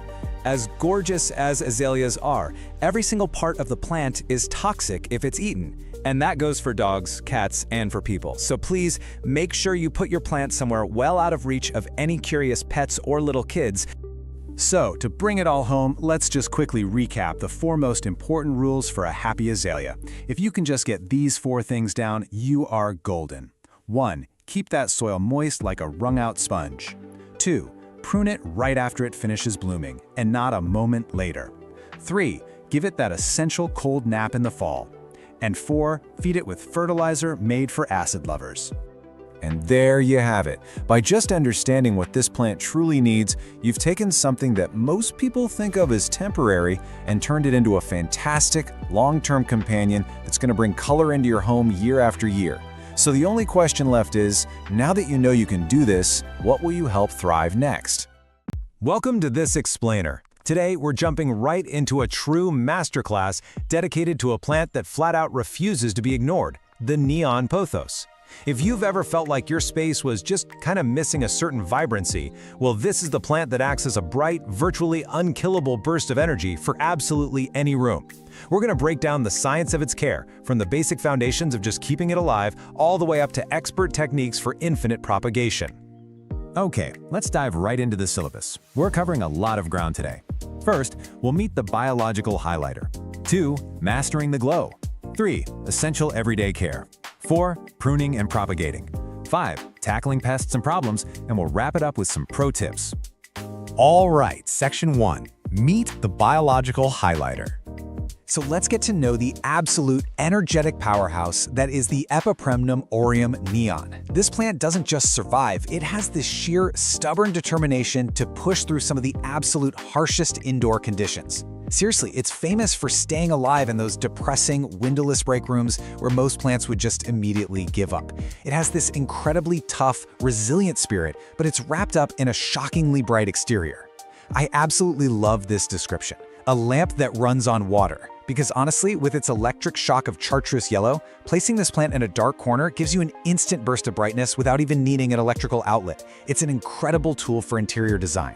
It offers this dramatic, eye-catching contrast against dark walls, think charcoal or navy, or when you plant it in deep dark pots where that yellow foliage can just truly pop. Moving right along to Section 2, Mastering the Neon Glow. Now, this is arguably the most critical aspect of caring for the neon pothos. We have to understand exactly how and why it keeps that signature, shocking color. Because if we get this wrong, the plant literally loses its entire unique appeal, and the science behind the glow is actually fascinating. You see, the neon color is technically an unstable chlorophyll mutation. The plant lacks the dense, dark green pigment that you'd find in a standard plant. So in highlight, the plant gets plenty of energy, meaning it can afford to be kind of inefficient and keep its brilliant chartreuse color. But in low light, it panics. It goes straight into survival mode and starts producing sunblock, that dense, dark green chlorophyll, just to capture every single scarce photon it can find. Basically, if you don't give it enough bright, indirect light, your glowing neon plant is going to revert into a standard dark green pothos. Now, what's really interesting here is the identity crisis this plant constantly faces in nurseries. You will so often see the philodendron lemon lime mislabeled as a neon pothos, but they are entirely different plants. Thankfully, you can spot the difference really easily through touch and shape. The neon pothos has a waxy, glossy, and just slightly bumpy texture, with these asymmetrical spade-shaped leaves. The philodendron, on the other hand, is completely matte. It's velvety smooth with really broad, dramatic heart shapes. And you'll see these little sheaths on its new stems. Knowing this little trick totally saves you from accidentally buying a wrong plant. Okay, Section 3, Essential Everyday Care. This is where we shift our masterclass into the daily grind. And the great news is, the neon pothos has a dramatic but incredibly helpful communication style, especially when it comes to telling you exactly when it's time to pull out the watering can. Honestly, you should completely ignore a strict watering schedule. Just toss it out. Instead, rely on the dramatic droop and tactile sensory cues. Use what we call the squeeze test. If the leaf is firm, cool, and rigid, do not water it. But if it feels soft, pliable, and folds easily like a warm taco shell, it is definitely thirsty. And when you do water, drench the soil completely until it flows out the bottom. But never, ever let the pot sit in standing water. Of course, watering is literally only half the equation, right? Drainage is the other. Neon pothos roots need oxygen just as much as they need moisture. So to prevent suffocation and root rot, you absolutely need a chunky texture in your soil. A perfect DIY mix for this is 60% high-quality potting soil, 30% perlite or pumice for that vital aeration, and 10% orchid bark to kind of simulate the natural forest floor. And a quick but super important warning, never use heavy outdoor garden or topsoil indoors. It will instantly suffocate your plant, no exceptions. Let's talk climate and fuel. Hailing all the way from French Polynesia, this plant loves it warm. We're talking ideally between 70 and 90 degrees Fahrenheit. The ultimate danger zone for it is a cold draft dropping below 55 degrees. That will cause irreversible black spots in the leaves, which we definitely don't want. While it strongly prefers 50 to 70% humidity if you want those massive leaves, it easily tolerates dry indoor air at around 30%. As for fuel, you'll want to use a nitrogen-focused fertilizer in the spring and summer to really support those stunning yellow leaves. Remember, this plant isn't going to bloom indoors, so all its energy is going straight to the foliage. And whatever you do, always remember to stop feeding it in the winter so you avoid burning the roots. Next up, Section 4, Pruning and Infinite Propagation. This is where you graduate to the next stage of plant parenthood. We're going to look at how to tame a wild, sprawling vine, and even more excitingly, how to create endless clones. 10+ feet. That is the massive, fast-growing potential of these vines, especially when you give them a moss pole to climb. The act of climbing actually triggers hormones that make the leaves grow exponentially larger. But there's a catch. You have to watch out for the dreaded baldness problem. If you just leave it to hang and grow as a single leggy string, the vine will very often lose all its base leaves. That leaves you with a really sad, bald-looking stem near the soil. So how exactly do we fix that baldness while simultaneously multiplying our collection? Well, by pruning the vine just above a node, you're actually forcing the mother plant to branch out and become much bushier. Then you take that cutting you just made, trim off the bottom leaf, and literally just stick the node in water. Seriously, in just 7 to 10 days, roots are going to explode from that stem. It's an almost foolproof cloning method that lets you create 10 lush plants out of just one single vine. All right, Section 5. Troubleshooting pests and problems. Look, even the toughest plants face challenges, right? And the bright, electric leaves of the neon pothos unfortunately act as a bit of a beacon for certain unwanted guests.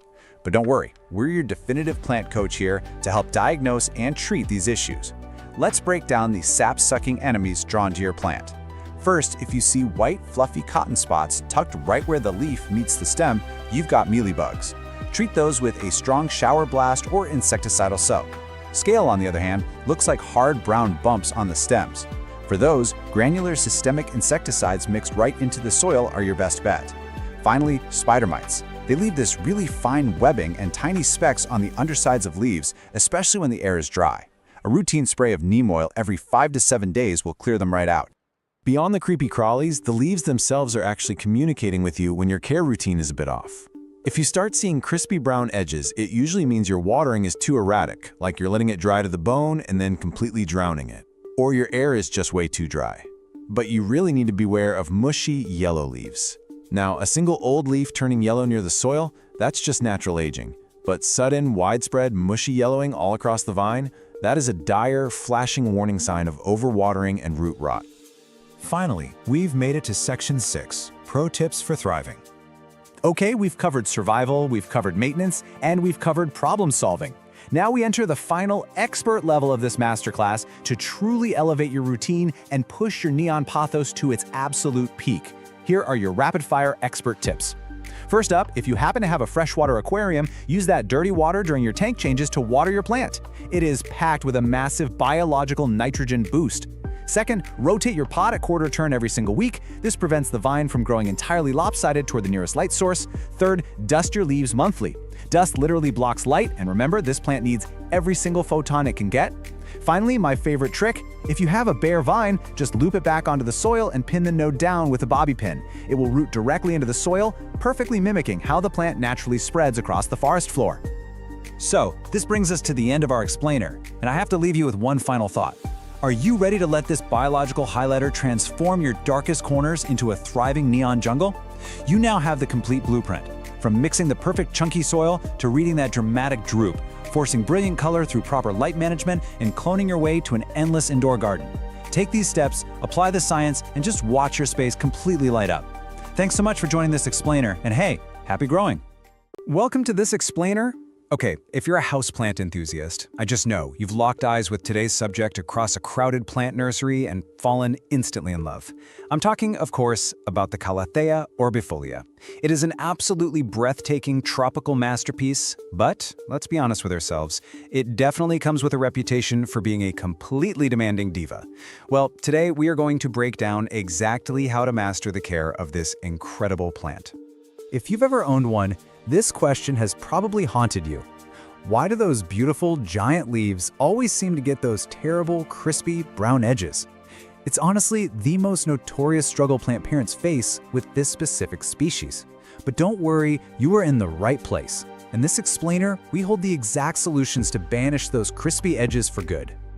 All right, let's dive right into our roadmap for today. First, we'll officially meet the diva. Then we'll cover the environmental non-negotiables, walk through routine maintenance, talk about propagation, do a little troubleshooting, and wrap it all up with some essential pro tips.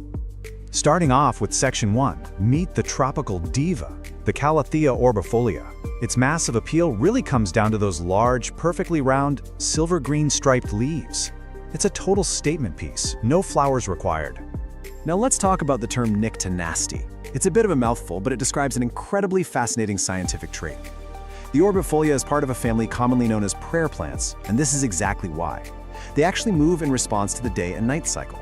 So during the day, the leaves lay flat to soak up the sun, but at night, specialized joints at the base of the leaves cause them to fold upwards, literally resembling hands in prayer.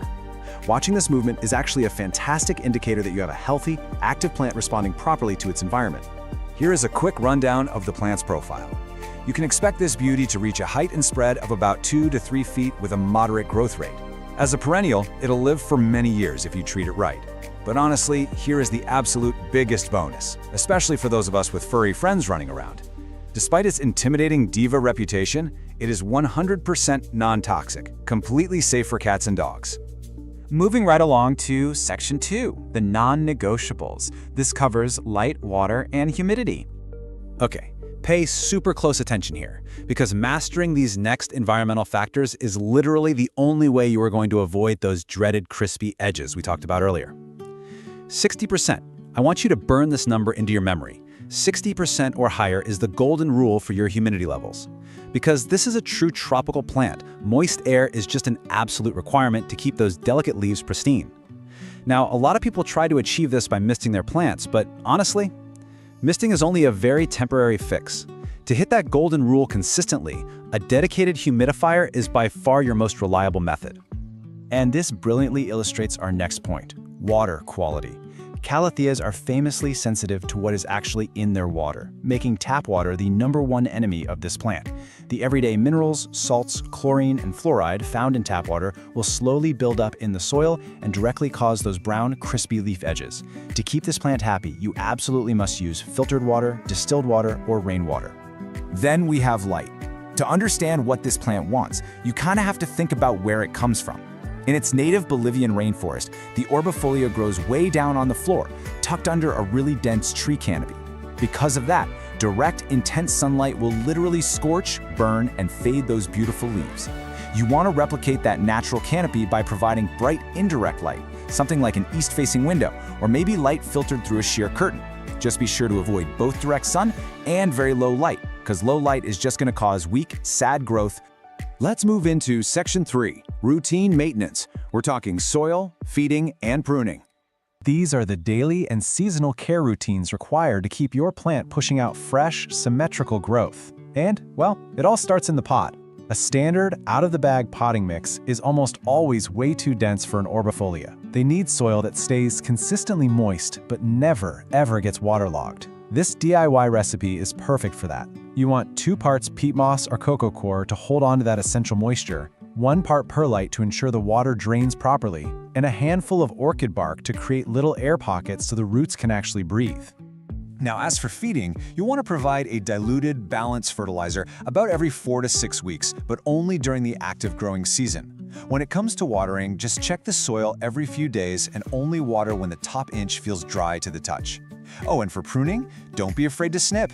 If you see any yellowing or hopelessly brown leaves, just chop them off right down at the base of the stem.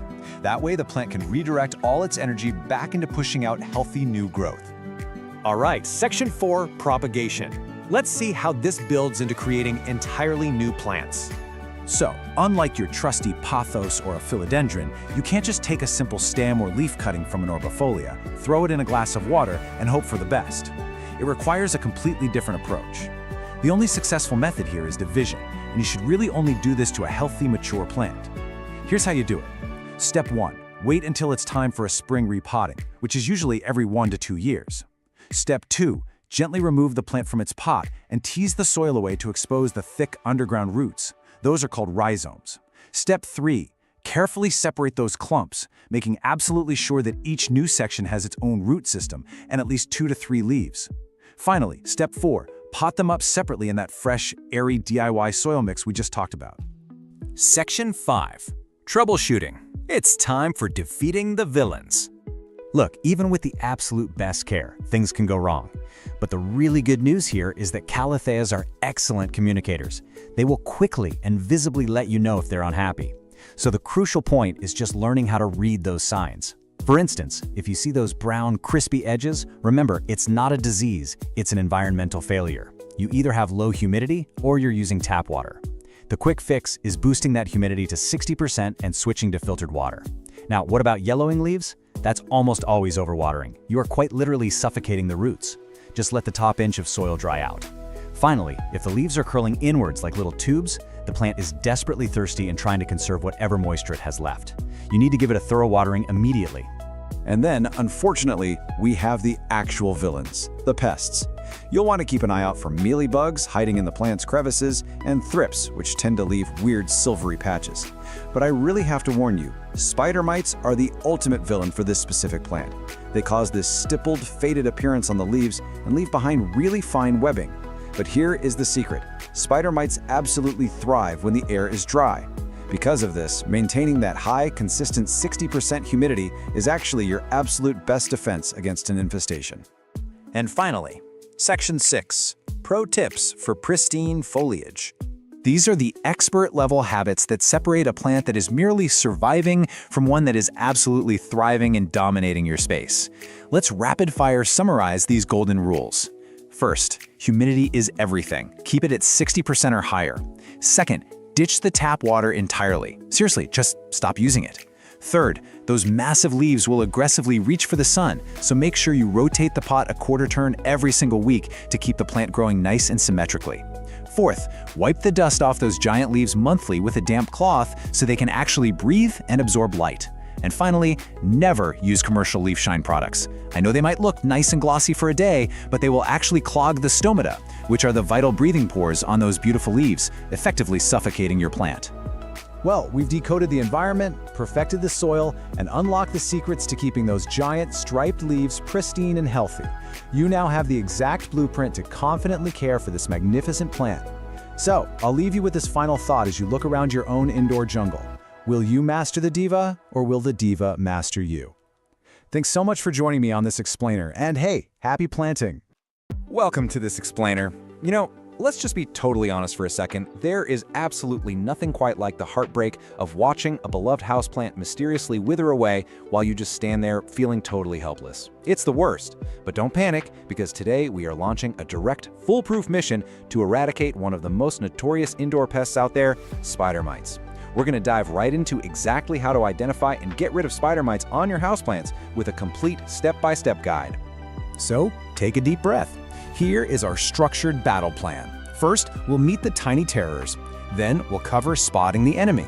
After that, we'll figure out why they're here, walk through your eradication battle plan, and finally, talk about preventing future invasions. All right, Section 1. Meet the tiny terrors. Let's understand your invisible enemy.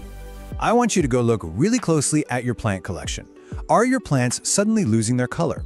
Because if you've noticed mysterious speckles or, this really delicate webbing on your favorite foliage, you are almost certainly dealing with our primary suspect. And the tricky thing is it happens so fast, and the signs are incredibly subtle at first glance. Now, what's really fascinating, and honestly kind of terrifying, is that spider mites aren't insects at all. They're actually minuscule arachnids, making them relatives of spiders. They are barely visible to the naked eye, and they use these incredibly sharp mouthparts to pierce individual plant cells. They literally suck the life out of your plant cell by cell, leaving behind this trail of dead, discolored tissue that eventually leads to a total plant decline. But what makes them absolutely terrifying is their explosive life cycle. Just look at this timeline. An egg is laid in warm, dry conditions. By day 4, a nymph hatches and starts feeding. And by day 7, that mite is already a fully reproducing adult. So they go from a single egg to a reproducing adult in just 1 week. That turns a small, practically invisible colony into a full-blown infestation before you even realize they're there. Moving on to Section 2, Spotting the Enemy. Let's look at the visual evidence at the scene. You're going to want to grab a magnifying glass for this, or try gently shaking a leaf over a crisp piece of white paper. You are looking for some very classic visual signs. The biggest red flag? Fine silky webbing, especially right where the leaf meets the stem. You should also look for stippling, which basically looks like thousands of tiny silvery white or yellow dots where the mites have been feeding. Over time, the leaves will just start to look dusty or totally bleached out. And if you look super closely, you might actually see the tiny moving dots themselves. They can be red, tan, black, or even translucent. Eventually, this all leads to weak, yellowing leaves that just completely dry up and fall off. Section 3. Why are they here? Let's talk about the conditions that invite these mites indoors. The absolutely crucial point here is understanding the kind of environment these pests love. Hot, dry, stagnant air, that is the #1 cause of an infestation. And it's incredibly common during the winter when we all have our indoor heating blasting. Another huge culprit, they frequently hitchhike right into your home on brand new, store-bought plants. Plus, if your plants are already stressed out from being underwatered, their weakened state makes them an incredibly easy, prime target for these opportunistic little arachnids. All right, Section 4, your eradication battle plan. Here is your step-by-step treatment. We've put together a strict 4-step battle plan to completely eliminate this threat. We're going to walk through isolation, manual removal, natural and organic treatments, and finally, chemical treatments for those really stubborn, worst-case scenarios. Okay, step 1, and I literally cannot stress this enough. Isolate the plant immediately. This is mission critical. The very second you even suspect spider mites, get that plant far away from all the others in your collection. These guys spread so rapidly on simple air currents or just by leaves physically brushing up against one another. Quarantine is absolutely your first line of defense. Step 2 is all about manual removal. Basically, blast them off. Take your quarantined plant straight to the sink or the shower and use a strong spray of lukewarm water to wash every single leaf and stem. Your goal here is to physically wash away the bulk of the population and their webbing.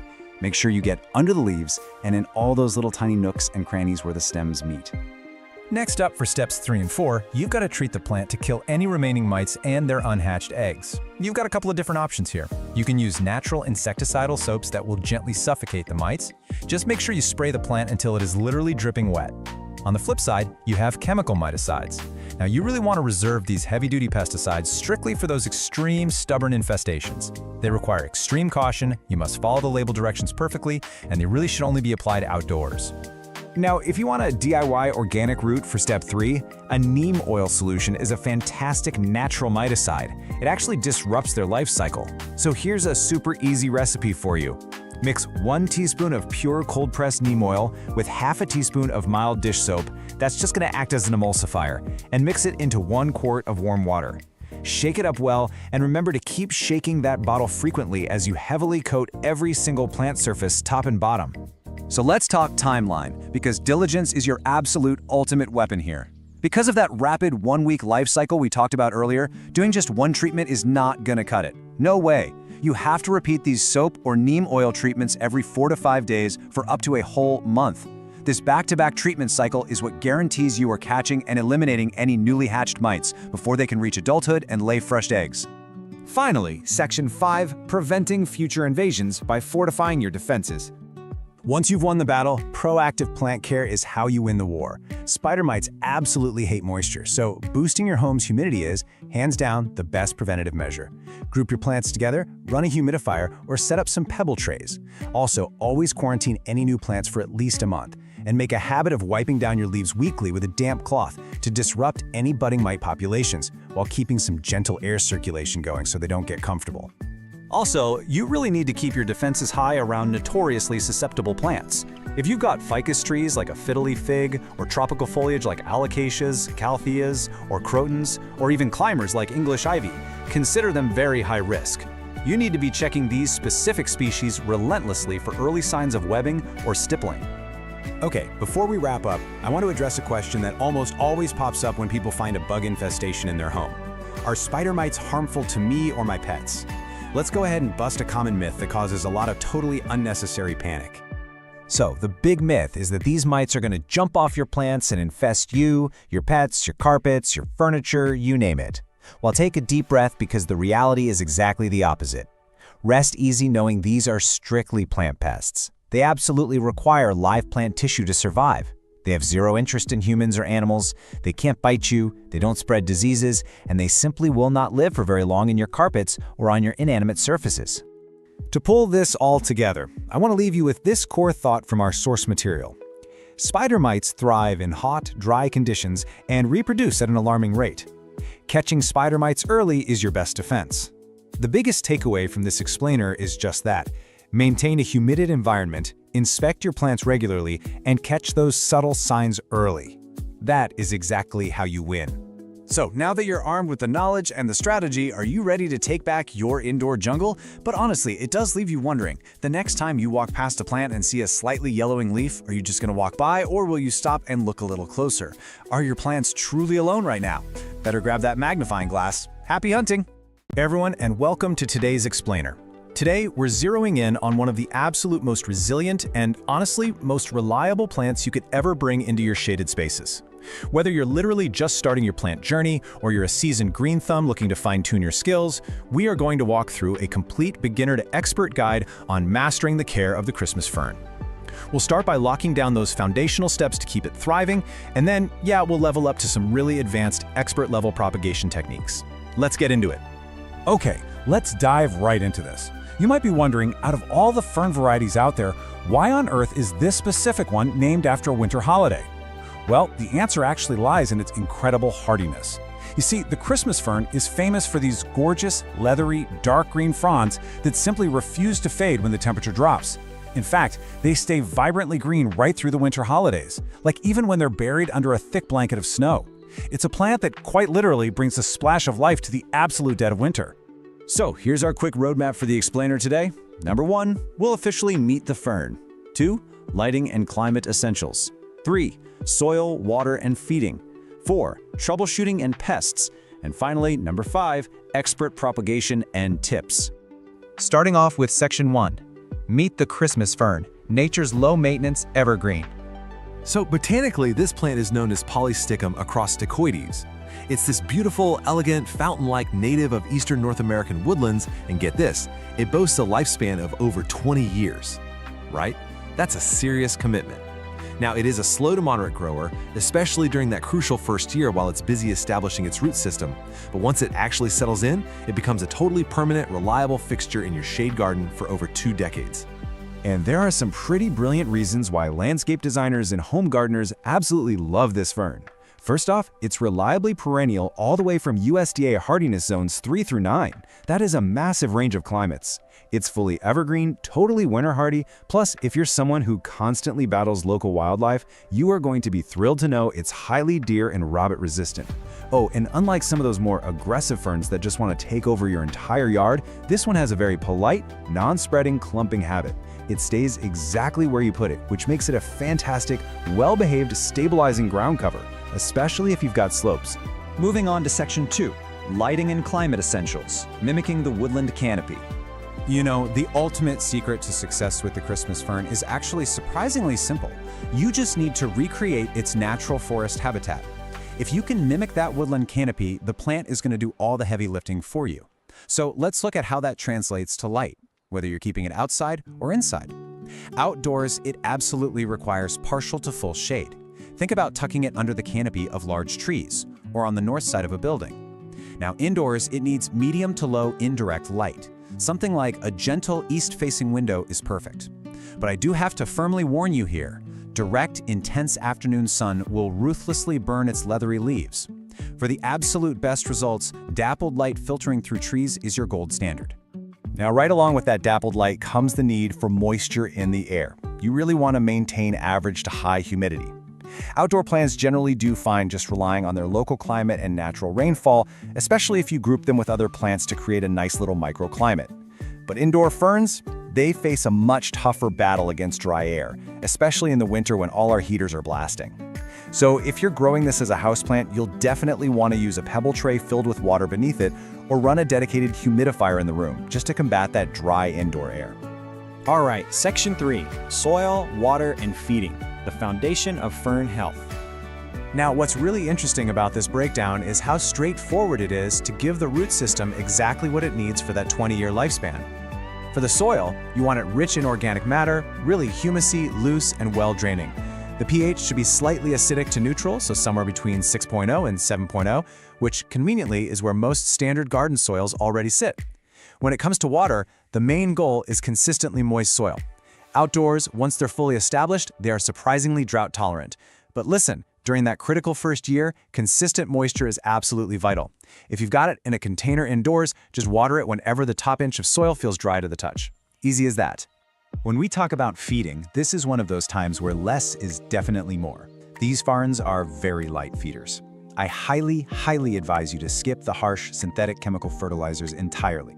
They're usually way too strong and can easily burn those sensitive fern roots. Instead, think about the forest floor. You want to top dress the soil around the base with a 1 to 2 inch layer of compost or even just shredded leaves in the spring. And in the fall, just let the natural fallen leaf litter remain right there around the base. It acts as the perfect protective mulch and slowly feeds the plant as it naturally decomposes. Which brings us to Section 4, troubleshooting and pests, overcoming the hurdles. Okay, so to keep your fern in top shape, we need to talk about common roadblocks. The absolute most critical botanical threat to your Christmas fern is something called crown rot. This is unfortunately a fatal condition where the plant's crown, which is that central growing point right at the base, becomes mushy and just decays. So why does this happen? Usually it's caused by soil that's just too heavy and waterlogged, or very commonly because the fern was planted way too deeply into the ground. Your soil must drain well to prevent the plant from getting what we gardeners call wet feet. And always make sure the crown sits perfectly level with the soil surface. Now, if your fern isn't looking its best, this quick comparison should help you diagnose the issue right away. If you're overwatering and heading dangerously toward root rot, you're typically going to see widespread yellowing on the new fronds and a mushy base. On the flip side of that, if you're underwatering or maybe exposing the fern to way too much direct sun, you're gonna see crispy brown edges or these bleached sun-scorched patches. So just compare these distinct symptoms directly. That way you'll immediately know if your fern is drowning or burning, and you can tweak your care routine fast. As for pests, let me reassure you right now, the Christmas fern is highly pest resistant. But, it's always wise to keep an eye out. Indoors, you might occasionally spot some fungus gnats hovering around the moist soil, or maybe some scale or tiny whiteflies. Honestly, some yellow sticky traps and a mild insecticidal soap will take care of those no problem. Outdoors, especially in very damp, heavily shaded areas, your biggest nuisance is probably going to be slugs and snails chewing holes in the fronds, or maybe the occasional caterpillar. But really, overall, serious infestations are super rare. And finally, Section 5, Expert Propagation and Tips, Mastering the Masterclass. So, as we elevate your skills to full botanical mastery today, a really common question we get from beginners is, does a Christmas fern bloom? Well, the answer is no. Just like all ferns, it doesn't produce any flowers, and it doesn't produce seeds at all. So how on earth does it reproduce? Well, it relies on an incredibly fascinating, ancient alternative method. It reproduces through spores. These are generated in specialized structures called sori. If you actually flip over and look at the back of the taller, upright fronds in late summer, you're going to see these small, dark dots lined up in perfect, neat rows. Those are the sori. Now, propagating from these spores is definitely an expert-level, year-long challenge. It involves cutting a frond, letting the microscopic dust fall onto a piece of white paper, carefully sewing that dust on a sterile medium, covering it up to trap humidity, and then waiting weeks or even months just for this moss-like film called a prothallus to form. And from there, tiny fronds eventually emerge. It is an incredibly rewarding project if you've got the patience of an expert. But if you want a much faster method, propagation by division is far easier and honestly a lot more practical for most of us. So the crucial point is following these steps. First, early in the spring, select a mature, well-established clump, something at least 3 to 4 years old. Second, take a spade and carefully lift the entire root ball right out of the ground. Third, you're going to slice and divide that crown, making absolutely sure every new section has a healthy set of roots and a few little developing fiddleheads. And finally, replant those divisions immediately at their original depth and give them a really good watering. Okay, let's rapid fire some pro landscaping tips, just to round out your new expertise. Number 1, I know it's tempting, but resist the urge to tidy up your garden in the fall. Do not cut back the old fading fronds. They actually naturally lie flat and insulate that delicate crown from freezing winter temperatures. You only want to trim them away in early spring. Number 2, use companion planting. The dark, leathery texture of this fern looks absolutely stunning next to the softer foliage of hostas or coral bells. Or try planting a cinnamon fern right behind it for this amazing layered woodland effect. And lastly, how do you identify it for sure? Get up close and look at the leaflets. Every single small leaflet has this distinctive lobe at the base that points straight up, perfectly shaped like a tiny Christmas stocking or a sleigh. And I think that just brilliantly illustrates the total charm and utility of this incredible plant. It's tough, it's beautiful, and it's a true survivor. So I'll leave you with this final thought. How will you use this resilient 20-year evergreen in your own shaded spaces? Are you going to use it to stabilize a difficult slope? Maybe plant it alongside some colorful hostas? Or perhaps you're going to test your new expert skills by propagating it from spores. The choice is completely yours, and now you've got the expert knowledge to make it happen. Thank you so much for joining me on this explainer, and happy planting. Hey everyone, welcome to The Explainer. Today, we're diving into a true beauty of the houseplant world. We're going to master the care for the beautifully fluffy, but let's be honest, notoriously finicky cotton candy fern. So, if you've ever felt completely intimidated by ferns, well, you're in exactly the right place. Let's breeze through the agenda real quick. First, we'll meet the cotton candy fern. Then we're mastering light and humidity. After that, we'll dive into water, soil, and feeding, move on to pruning and propagation steps, troubleshoot some common fern problems, and finally wrap up with pro tips for lush growth. Okay, before we get to the solutions, we kind of have to address the elephant in the room. It's the ultimate frustration for houseplant lovers, isn't it?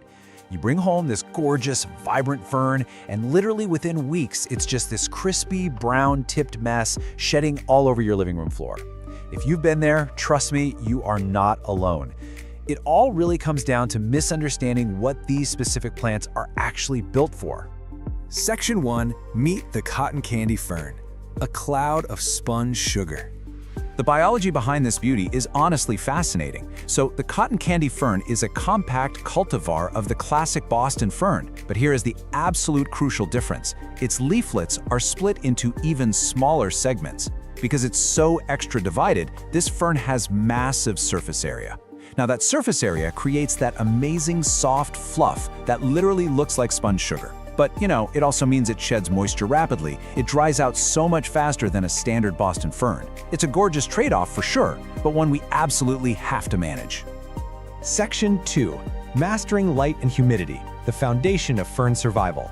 60%. 60% or higher, that is the magic ambient humidity number you absolutely must hit to keep this fern from sulking. Humidity is basically the whole game with the cotton candy fern. Honestly, it's even more important than light or watering. Because of that massive surface area we just talked about, typical winter indoor air, which often hovers around a super dry 20 to 40%, is going to be its absolute hardest test. Just look at what happens when we ignore that rule. In dry winter air, especially if it's near a heating vent, this fern will scorch and drop leaflets almost overnight. The warm, forced air is stripping moisture way faster than the roots can ever replace it.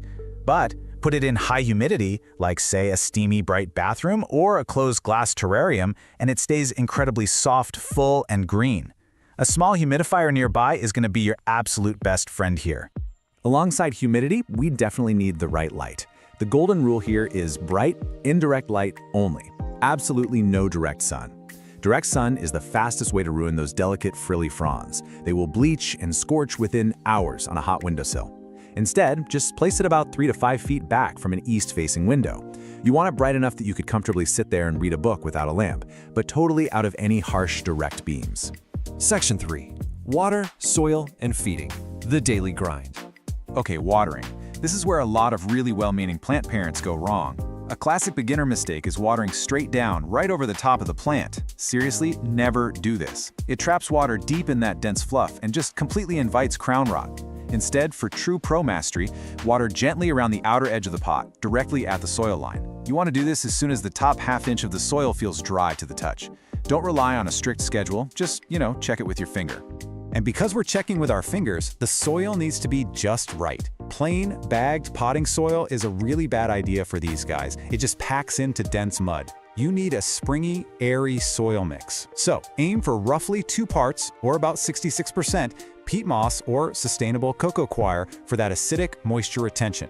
Then add 1 part, or 34%, perlite for drainage. This precise balance is a game changer. It prevents the roots from suffocating in mud, ensuring water flows right through while still keeping the whole environment evenly moist. So let's move on to feeding and see how this builds on our watering routine. Ferns are notoriously light feeders with very, very sensitive roots. Feed them every 3 to 4 weeks from spring through early fall and use a balanced liquid fertilizer diluted to half strength.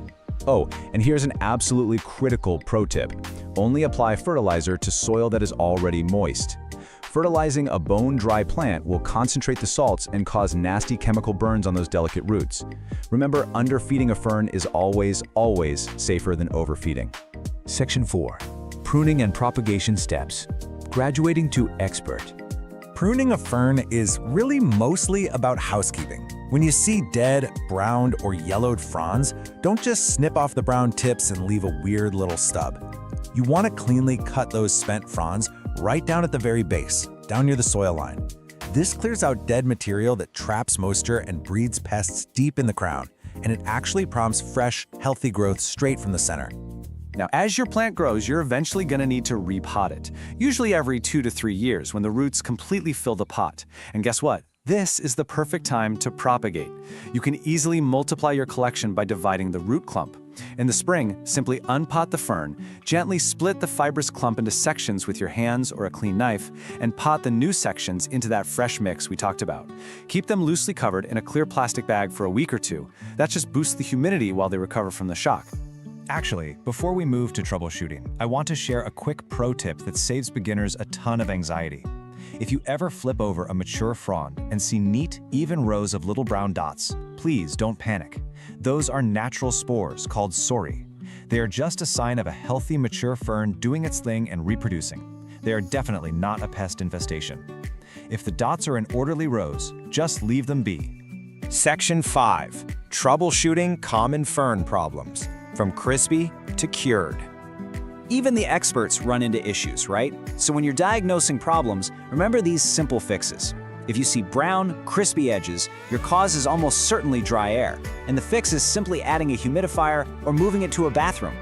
What if the plant is wilting but the soil is wet? Well, that's root rot from soggy soil.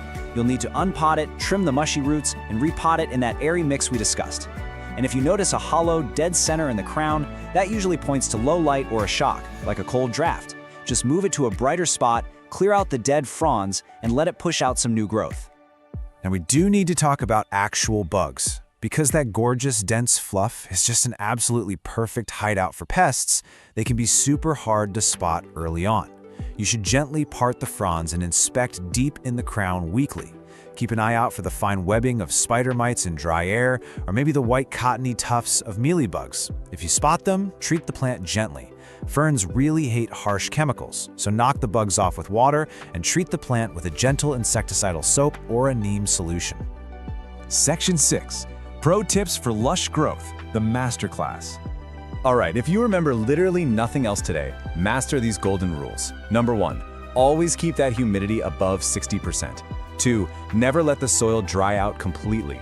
Water it when that top ½ inch is dry. 3, keep the plant far, far away from dry heating vents or cold glass drafts. 4, if your tap water is hard, definitely use gentle, filtered water to prevent brown mineral tips.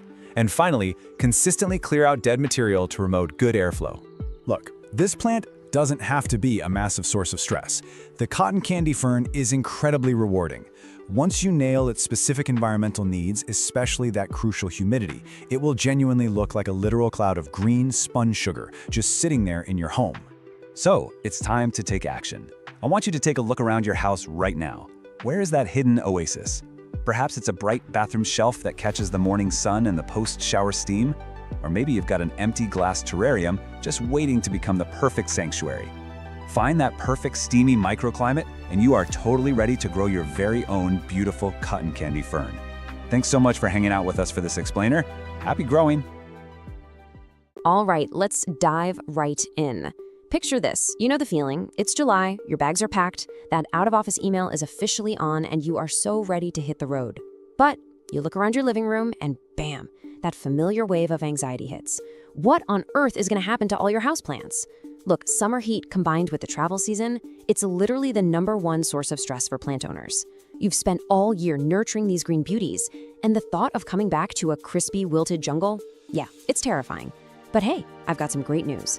Plant survival during your summer vacation is actually incredibly easy when you just have a proactive plan. In this explainer, we're going to break down exactly how to adapt your watering routine for the heat and how to set your entire collection up to totally thrive while you're away. To get you totally prepared, here is our survival guide. First up, summer watering basics. Second, pre-vacation plant prep. Third, surviving short trips. Fourth, systems for longer trips. And finally, plant sitter success secrets. Let's get to it. Starting with Section 1, Summer Watering Basics. This is all about adjusting for the heat. Okay, so before we even think about packing your bags, we really have to look at what you're doing right now. Because the reality is, summer heat changes everything about your everyday care.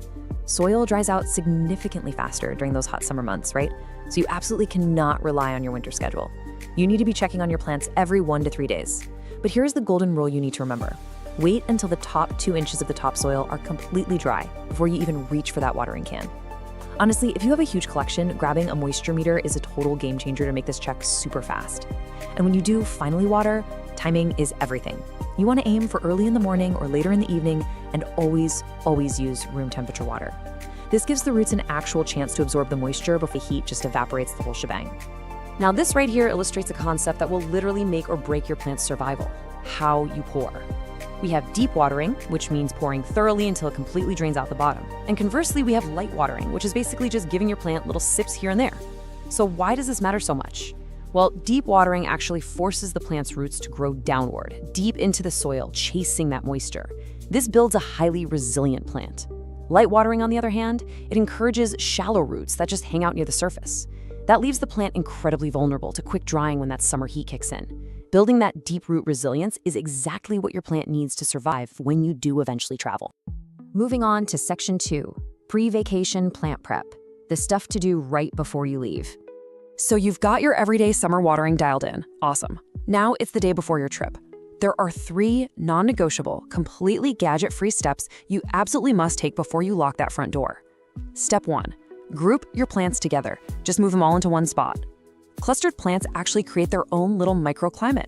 They share humidity and they lose their soil moisture much more slowly. Step 2. Move them completely out of direct sun and into bright and direct light. A hot, sunny windowsill, that will drain a pot of its moisture in a single day, but a slightly shadier interior spot holds onto that life-saving moisture far longer. And finally, step 3. Give them a deep, heavy drink right before you leave. Remember that deep watering technique we just talked about? Yep, do exactly that right before you walk out the door. For a lot of scenarios, just these 3 simple steps alone are all the protection you need. All right, section 3, surviving short trips. We're talking trips of 1 to 5 days. Let's say you're heading out for a long weekend.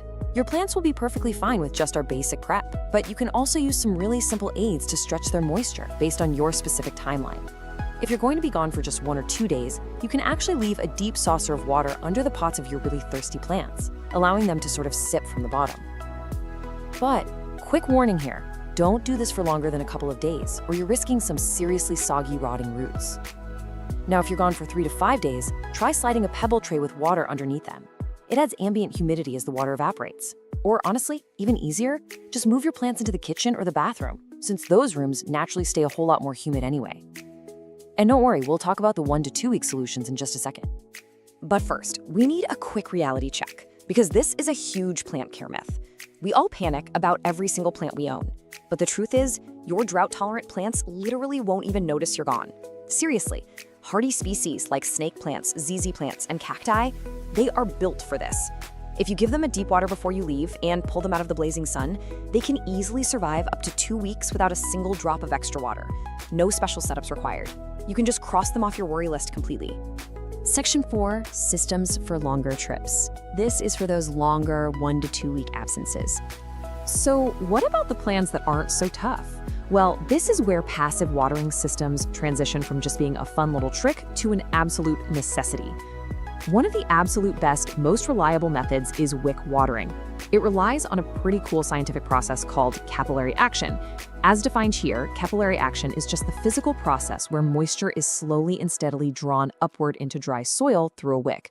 You can literally just run a simple cotton or nylon string from a jug of water directly into the soil of your plant. That dry soil naturally pulls up the exact amount of water it needs right up the string. It's a completely passive, absolutely brilliant system. But, and I cannot stress this enough, this is a massive but, always test your wick watering setup a few days before you actually leave. You really have to know how fast the plant is drinking. Is that jug going to be bone dry in 3 days, or is it going to last the full 2 weeks? Testing it in advance allows you to accurately judge the rate, and if you need to swap in a bigger water container, you can do it before you're halfway across the world. And for your absolute most dramatic, humidity-hungry tropical plants, you can try the plastic bag hack. By placing a loose, clear plastic bag over the plant, just making sure it isn't, tightly touching the leaves, you effectively trap all that moisture inside and create a little mini greenhouse. This drastically slows down the drying process. However, this is incredibly important. You must keep a bagged plant completely out of direct sunlight. If the sun hits that plastic bag, it literally turns into an oven, and you will essentially steam your prized monstera like a side of broccoli. Nobody wants that. Keep them grouped in the shade for sure. Bringing us to our final section, Section 5, Plant Sitter Success Secrets. This is all about setting your sitters up to win. Okay, so you're going away for a long time and the passive systems just aren't going to cut it. You have to rely on a real human plant sitter.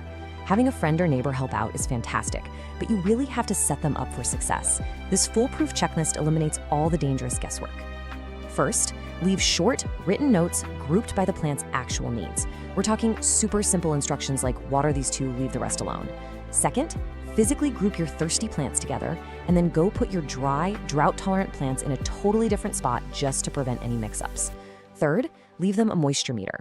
Tell them to water based on what the meter actually reads, not based on what they guess the plant needs. And that brings us to the ultimate warning you must give your sitter. You need to kindly, but very firmly, tell them this. Overwatering is the usual mistake, not under. Listen, well-meaning neighbors and sitters have this natural instinct to just shower your plants with love, which usually translates to drowning them in water.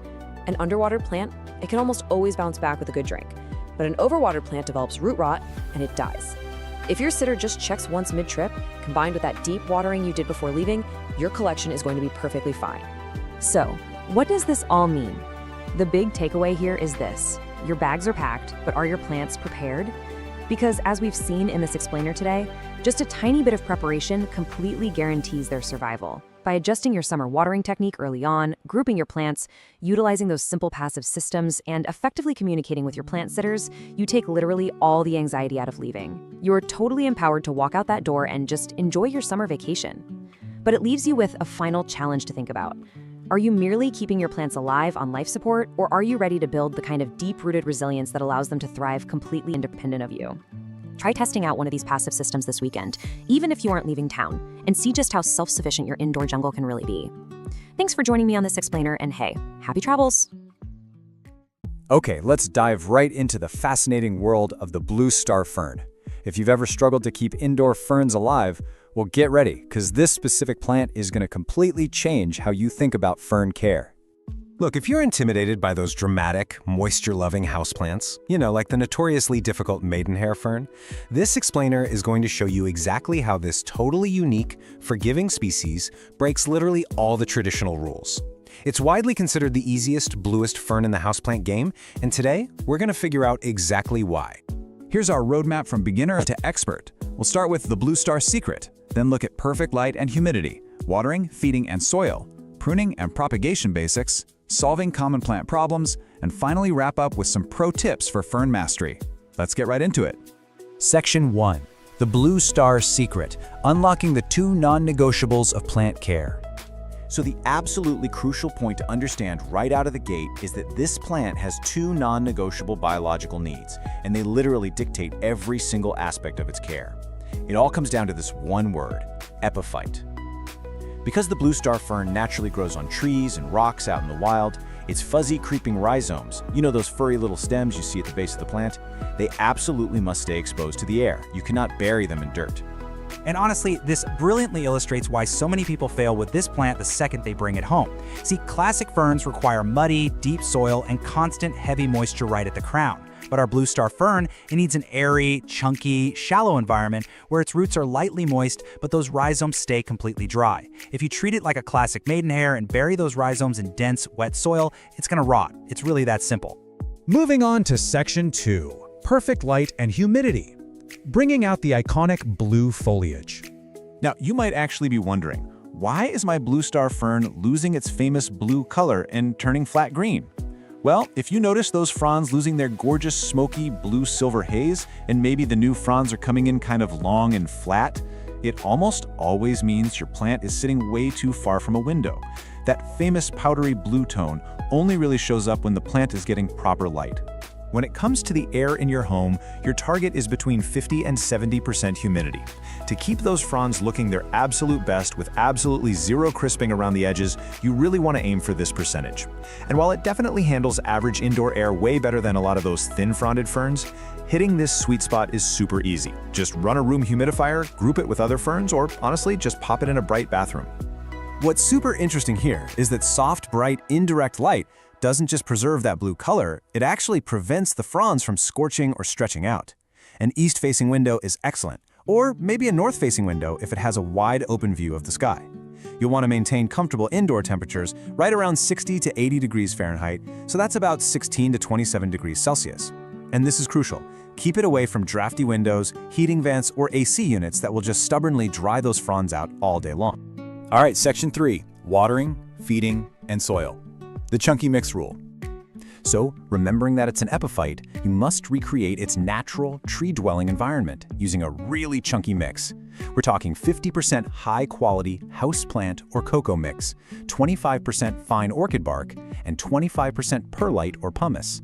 This exact blend gives you moisture retention, amazing airflow, and just enough structure for the plant to truly thrive. Oh, and just remember to put this mix in a wide, shallow pot rather than a deep one. That lets those creeping rhizomes wander across the surface comfortably. For your watering routine, just follow these 3 simple steps to keep the roots lightly moist while making sure those rhizomes stay safe and dry on top. First, wait until the top 1 inch of the potting mix feels slightly dry to the touch. Second, pour your water right around the edges of the root zone. You really want to aim that watering can around the inner edge of the pot, actively avoiding soaking those fuzzy rhizomes. A little accidental splash isn't the end of the world, but repeated soaking, that's going to push them straight toward rot. And third, let that all excess water run out the drainage holes completely. Never, ever leave the root ball sitting in a saucer of water. Section 4. Pruning and propagation basics. Multiplying your plant with ease.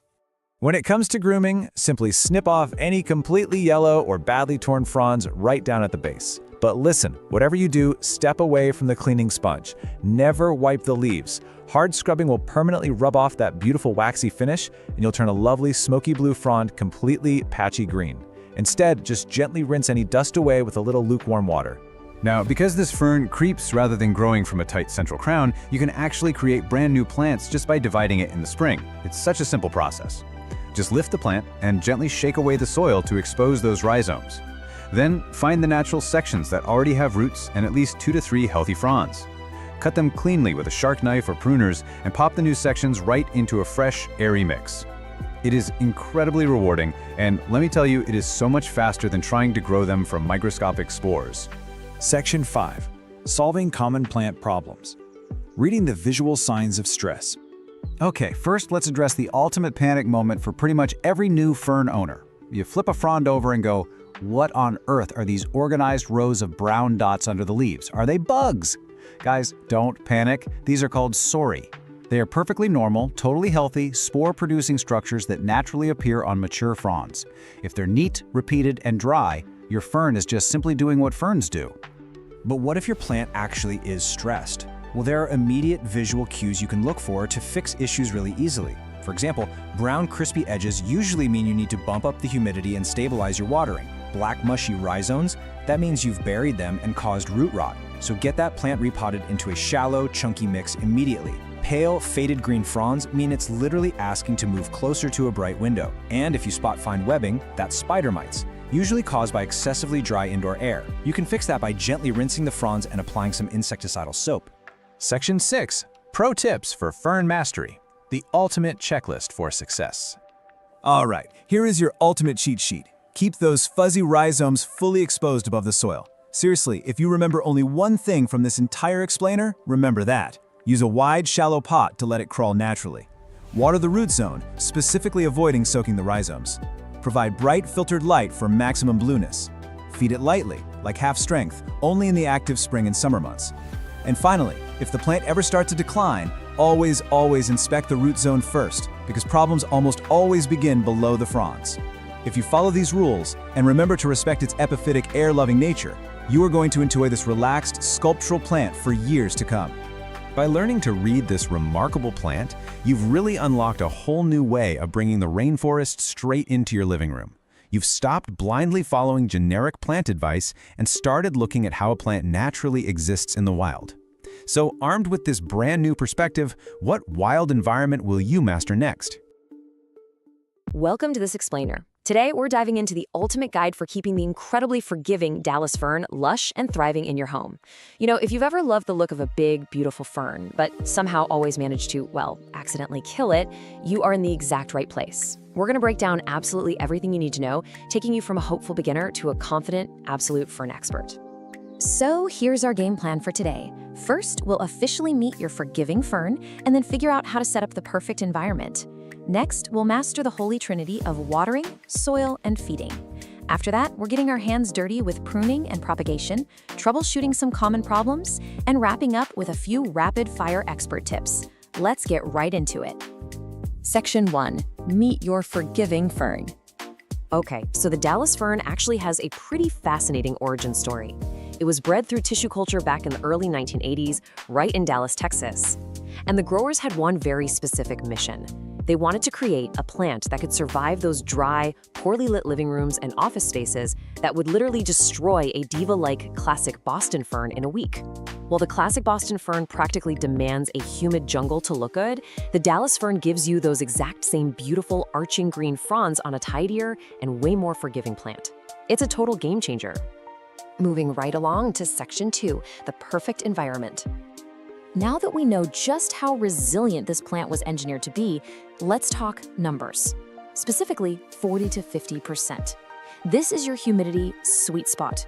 While other ferns throw a complete tantrum if your air isn't practically dripping with moisture, the Dallas fern stays perfectly happy at standard 40 to 50% household humidity. Seriously, this is its absolute superpower. For most of us, it means you can grow a lush, beautiful fern without needing to buy extra gear, humidifiers, or those messy pebble trays. It thrives right in your ordinary living room air. And when it comes to lighting, the Dallas fern really prefers medium to bright and direct light. But what does that actually mean in real life? Let's use the book test. If you can sit in a spot and comfortably read a physical book during the day without turning on a lamp, your fern is going to be content there too. It copes with dimmer rooms far better than most ferns, meaning a north-facing window or a spot a few feet back from an east-facing window is pretty much ideal. Just keep it out of the harsh, direct afternoon sun. That'll scorch its leaves into crispy toast and, well, nobody wants a toasted fern. All right, Section 3, watering, soil, and feeding. Let's look at the intermediate care routines to really make this plant pop. The real secret to a lush Dallas fern is striking a delicate balance. You want the soil evenly moist but never waterlogged. Basically, wait until just the top inch of soil feels dry before you water it again. And to achieve that perfect balance, you need the right soil recipe. Ditch that heavy, generic potting mix. Instead, whip up a light, airy blend of 2 parts coco coir for moisture retention and a generous 1 part perlite so those roots can actually breathe. Finally, because ferns are very light feeders, just a half-strength liquid fertilizer once a month during the spring and summer growing season is all it needs. Oh, and remember to stop feeding entirely in the winter. Which brings us to Section 4, pruning and propagation. Time for the expert-level stuff. Quick aside before you start snipping away at your plant, please don't panic if you flip a leaf over and see neat little rows of brown dots. New plant parents almost always mistake these for some terrifying bug infestation, but they are completely natural. They're called sori, and they contain the fern's spores. Since ferns don't flower or produce seeds, this is literally how they reproduce in the wild. If the dots are in neat, symmetrical rows, just put the bug spray down and leave them be. It's actually a sign of a really happy, mature plant.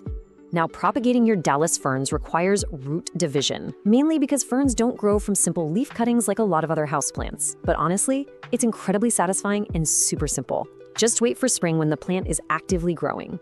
First, slide it out of its pot and gently brush away the loose soil. Second, pull or cut the root clump into sections. Just make sure each new section has a good chunk of roots and several healthy fronds attached. Finally, pop them into some fresh, airy potting mix at the exact same depth they were growing before. Keep them a little humid for the first week, and boom, you instantly have brand new ferns to share. Section 5, pests and common problems. Because hey, even the toughest plants have bad days. So why is my fern drooping? This is absolutely the #1 question new fern owners ask. You walk into the room and your beautiful arching plant just looks sad and limp. Well, the answer completely depends on a very simple diagnostic test. What do you feel when you actually touch the soil? Think of it like a botanical whodunit. You can have 2 identical-looking drooping plants with 2 completely opposite problems. If the soil is dry below the surface, your plant is just incredibly thirsty. Give it a good drink and it'll perk right back up. But if your fern is wilting and the soil feels wet, heavy, and smells kind of sour, yeah, you have a major issue. That means you're accidentally drowning the roots, which leads to root rot. You've got to stop watering immediately, pull the plant out of the pot, trim away any black, mushy roots, and repot it in that airy perlite mix we talked about earlier. Aside from watering issues, the incredibly dense foliage of the Dallas fern does offer some pretty great hiding spots for pests. You'll want to inspect the deep center of the crown regularly. If you spot fine webbing and dull leaves, you're likely dealing with spider mites. Just rinse them off and hit them with a little neem oil. On the other hand, white cottony tufts? That means mealybugs, which you can easily dab away with a Q-tip and some rubbing alcohol. And lastly, if you see tiny flies buzzing near the dirt, you've got fungus gnats. Just let that top layer of soil dry out a little bit more between waterings. The golden rule here is to treat pests gently, because ferns are highly sensitive to harsh chemical bug sprays. All right, Section 6, expert tips for success. Let's finish strong. To wrap this explainer up, I want to hit you with a few rapid-fire pro tips. Remember, while this plant forgives low light and lower humidity, it still has its limits. A constant blast from a hot, dry heating vent in the winter will turn those gorgeous fronds into a crispy mess, for sure. Keep it away from drafts. Next, give the pot a quarter turn every week so it grows evenly on all sides. Also, if your tap water is hard, try switching to filtered water to prevent mineral buildup. That's usually what causes those annoying brown tips. And finally, when you do get a dead or yellow frond, don't just snip off the tip and leave an awkward stub. Reach deep in there and trim it right at the absolute base of the soil line. It keeps the crown tidy and makes room for fresh new growth. And there you have it, your complete beginner to expert roadmap. You know how to give it the right light, mix the perfect soil, water it like a seasoned pro, and handle literally any curveball it throws your way. So take a quick look around your home or office right now. With the tough, forgiving Dallas fern completely demystified, what space in your home is waiting for a lush green addition? Go find that perfect spot and enjoy your beautiful new plant. Thanks for joining me on this explainer, and happy growing! Okay, have you ever wanted a houseplant that's like practically immortal? One that actually thrives when you completely forget about it and then out of nowhere rewards you with these stunning chocolate-scented flowers? Well, welcome to this explainer. Today, we're diving into the complete care guide for the Hoya carnosa, better known as the wax plant. We are going to walk through the ultimate survival and reward guide for a true heirloom plant. If you can just master the simple art of neglecting this plant the right way, you'll have a botanical companion for decades. So here's our roadmap for today. First, we'll meet the immortal wax plant. Second, we're going over the essential Hoya care rules. Third, we'll learn the taco test for watering. Fourth, defeating common Hoya pests. Fifth, unlocking those porcelain blooms. And finally, propagating your heirloom plant.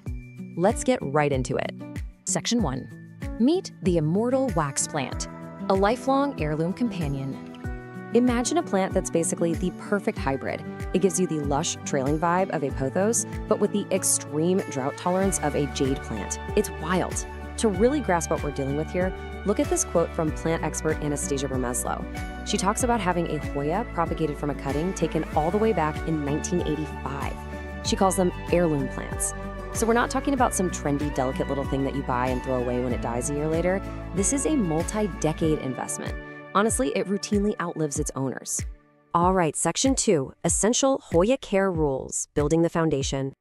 To really succeed with a Hoya and build that foundation, we actually have to completely untrain ourselves from standard houseplant care. Seriously, standard potting soil and your normal watering schedule, that'll quickly kill this plant. Instead, we've got to look at how the Hoya carnosa lives in the wild. It's an epicite. What does that mean?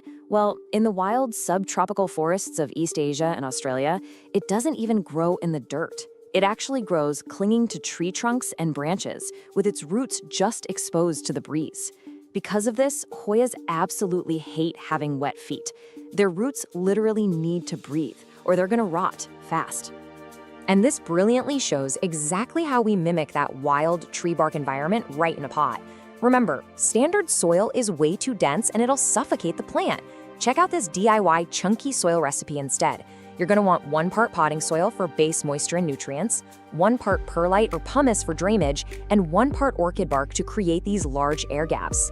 Mixing these in equal parts creates massive air pockets, and that means even right after you water it, oxygen can still reach those super sensitive epiphytic roots. It's a real game changer. Moving on to Section 3, the taco test for watering. Stop guessing, start testing. The golden rule for our complete care guide is this: water deeply, but infrequently. Honestly, you should only water when the soil is 100% dry. But how do you actually know for sure? Our source gave us this absolutely brilliant tactile trick called the taco test, so you never have to guess again. Here's exactly how it works. Step 1, find a mature leaf near the base of the plant. Make sure you don't use those tiny new baby leaves. And step 2, just using your fingers, gently try to fold that leaf in half lengthwise. Yep, exactly like a taco shell. Now you just evaluate how it feels. If that leaf is stiff and hard, do not water it. The leaf is what we call turgid, meaning it's still packed full of water. If you give it a drink now, you are risking root rot. But if the leaf feels pliable, a bit wrinkly, and bends easily with almost no resistance, kind of feeling like leather, then it is time to water. For all you chronic overwaterers watching, and you know who you are, relying on this simple touch test will absolutely save your plant's life. Before we move on from the basics, we've got to talk about a super common mistake. do not cut the tentacles. Your Hoya is going to periodically shoot out these long, completely bare, alien-looking vines. A lot of people think, oh, that's dead growth, and they just chop it off. But actually, scratch that, it's not dead at all. These are tendrils actively searching for a tree to climb. So just have some patience, gently wrap that vine around a trellis, and eventually the plant is going to fill that bare vine with gorgeous, lush leaves. Section 4. Defeating common Hoya pests. Protecting your investment. Look, with any plant, things can sometimes go wrong, but the source material gives us this incredible rapid-fire troubleshooting guide to protect your heirloom plant. You really want to pay attention to the top of the list here. Mealybugs. These guys look like little bits of white, cottony fluff just hiding out in the leaf joints. Honestly, they are the Hoya's absolute arch nemesis, especially for crinkly varieties like the Hindu rope. To defeat them, just dip a Q-tip in 70% rubbing alcohol and dab them. It dissolves their waxy armor instantly. Bam, gone. Now, if you see fine webbing and dusty leaves, you're dealing with spider mites, which really love dry air. Just shower the plant off and raise the room's humidity right away. For aphids, which usually show up on new growth, a strong stream of water works best. And if you ever spot hard brown bumps on the stems, that's scale. Just scrape them off and treat the stems with neem oil. All right, Section 5. Unlocking the porcelain blooms, the ultimate reward. Okay, this right here is why we go through all the trouble. The flowers. The Hoya carnosa produces these incredible ball-shaped clusters of star-like flowers that literally look like they're carved out of wax or porcelain. Plus, they release this potent fragrance that smells like chocolate, vanilla, or honey. It is amazing. But to actually get there, we need to talk about a concept called sun stress. Now, you might hear plant collectors talk about this and think it sounds bad, but it's actually highly desirable. When a Hoya is placed in really bright light, it produces red or purple pigments called anthocyanins to protect its cells from UV rays. It's essentially a botanical suntan. So if your leaves have this beautiful red or bronze flush, it means your plant is absorbing maximum energy, and that's exactly what it needs to crank out those gorgeous flowers. So what's the secret? How do we actually guarantee flowers? Well, here is the exact bloom-boosting recipe for your complete care guide. First, you need bright, indirect light. An east-facing window is pretty much unbeatable for this. Second, keep the plant tight in its pot. Hoyas really prefer to be root-bound. If the pot is way too big, it's just going to spend years growing roots instead of flowers, so keep it snug in a breathable terracotta pot. Third, you want to let it experience a natural winter temperature drop, down to about 60 degrees Fahrenheit at night. This actually signals the plant to form reproductive buds. And finally, when spring rolls around, feed it a high-phosphorus bloom booster fertilizer. And that brings us to what is arguably the single most important rule of flowering Hoyas. Are you ready? Never, ever cut the peduncle. The peduncle is the little flower stalk. It kind of looks like a tiny woody microphone stand just sticking out of the vine. When the flowers fade and drop off, the plant leaves this little nub behind. Why? Because it's going to bloom from that exact same spot again and again, year after year. Seriously, some peduncles are over a decade old and produce dozens of blooms every single summer. If you cut it off, you lose that blooming site forever, so leave the mic stand alone. Now, right before we wrap up our care section, let's settle a massive debate in the houseplant community about the two most popular variegated varieties of this plant. How do you actually tell a Crimson Queen apart from a Crimson Princess? Well, here's a super fun insider memory trick for you. A Crimson Queen has white or pink variegation on the leaf margins, the outer edges. Just remember, a queen wears her crown on her head, right on the outer edges. On the flip side, a Crimson Princess has the variegation right in the center of the leaf. Remember, a princess wears her gown in the middle. Boom, now you're a Hoya expert. Section 6. Propagating your heirloom plant. Cloning your Hoya. Because this plant lives for so long, you are inevitably going to want to take cuttings to share with your friends and family. You're basically cloning your Hoya. The most foolproof method outlined in our source is the sphagnum moss method. So, step 1, just snip a stem that has at least 2 nodes. Those are the little bumps where the leaves grow. Quick heads up though, Hoyas bleed this sticky, milky latex sap when you cut them, so definitely have a paper towel handy. Step 2, strip the leaves right off that bottom node because that is exactly where your new roots are going to pop out. Step 3, place that bare bottom node into some damp, squeezed out sphagnum moss. This gives it the perfect mix of humidity and airflow. And step 4, just wait 3 to 4 weeks for some strong roots to develop before you pot it up in that chunky soil mix we talked about earlier. We have covered a lot today. We've talked about the soil, the taco test, dealing with pests, and the secrets to getting those incredible porcelain flowers. Because the Hoya carnosa is just so drought tolerant and remarkably resilient, it truly becomes an investment piece for your home, which really leaves us with one final fascinating thought for you to consider as you kick off your Hoya journey. If you follow this complete care guide, there's a very good chance your plant will actually outlive you. So with a lifespan spanning multiple decades, who will inherit your Hoya? Welcome to This Explainer. If you're tuning in, you probably have a beloved holiday plant sitting on a windowsill right now. But let me guess, maybe it's looking a little limp. Maybe it's wilting, or perhaps it has stubbornly refused to produce those spectacular waterfall-like blooms for years. Well, you are in exactly the right place. Today, we're taking you from absolute beginner to expert with a complete masterclass on the Christmas cactus. So, I want you to ask yourself, why exactly is your Christmas cactus struggling? You're probably thinking, hey, it's a cactus, right? It should be practically indestructible. Well, I need you to completely rethink what you know about this plant. If you've been treating it like one of those spiky green guys sitting out in the scorching desert sun, that is exactly why your plant is unhappy. We're going to establish a major paradigm shift today. Okay, let's dive into this. When you picture a classic desert cactus, you think of hot, dry, sandy soil and, very rare watering. But the Christmas cactus is actually a jungle cactus. It craves humidity, moist but well-draining soil, dappled light, and regular watering. Its ancestors don't grow in the sand. They actually grow in the misty, humid cloud forests of Brazil. Here is our masterclass syllabus for today. We'll be covering 1. A jungle cactus in disguise. 2. Mastering core care basics. 3. The secret to winter blooms. 4. Pruning and propagation methods. 5. Troubleshooting pests and problems. And 6. Pro tips for success. Section 1. A jungle cactus in disguise. Establishing the true origins of this plant is honestly the key to everything. In the wild, the Christmas cactus is what botanists call an epiphyte. This means it literally grows on another plant, like high up in the crotches of tree branches. They draw their moisture and nutrients from the air, the rain, and all the decomposing leaf litter trapped around the roots. This explains exactly why this plant needs airy bark in its soil and high humidity, rather than dense, heavy desert sand. But before we go any further, we need to clarify a little holiday identity crisis, because the plant you own probably isn't a Christmas cactus at all. The true Christmas cactus, known scientifically as Schlumbergera buckley, has these scalloped, rounded segment edges and naturally blooms in December. But the Thanksgiving cactus, Schlumbergera truncata, has pointed, claw-like edges and naturally blooms in November. Most store-bought varieties you see with those sharp claws are actually Thanksgiving cacti in disguise. But don't worry, their daily care is virtually identical. Section 2. Mastering core care basics. Now that we know what we're working with, we have to master the daily, non-negotiable building blocks required if you want that incredible floral display later on. First up, they need bright, indirect light. An east-facing window catching that gentle morning sun is absolutely perfect.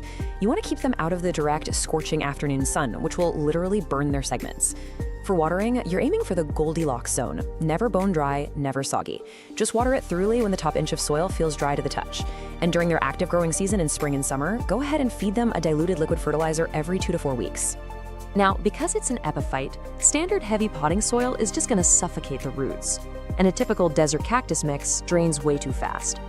The absolute sweet spot is a mix of 50% peat or cocoa coir for moisture retention, 25% perlite for drainage, and 25% orchid bark.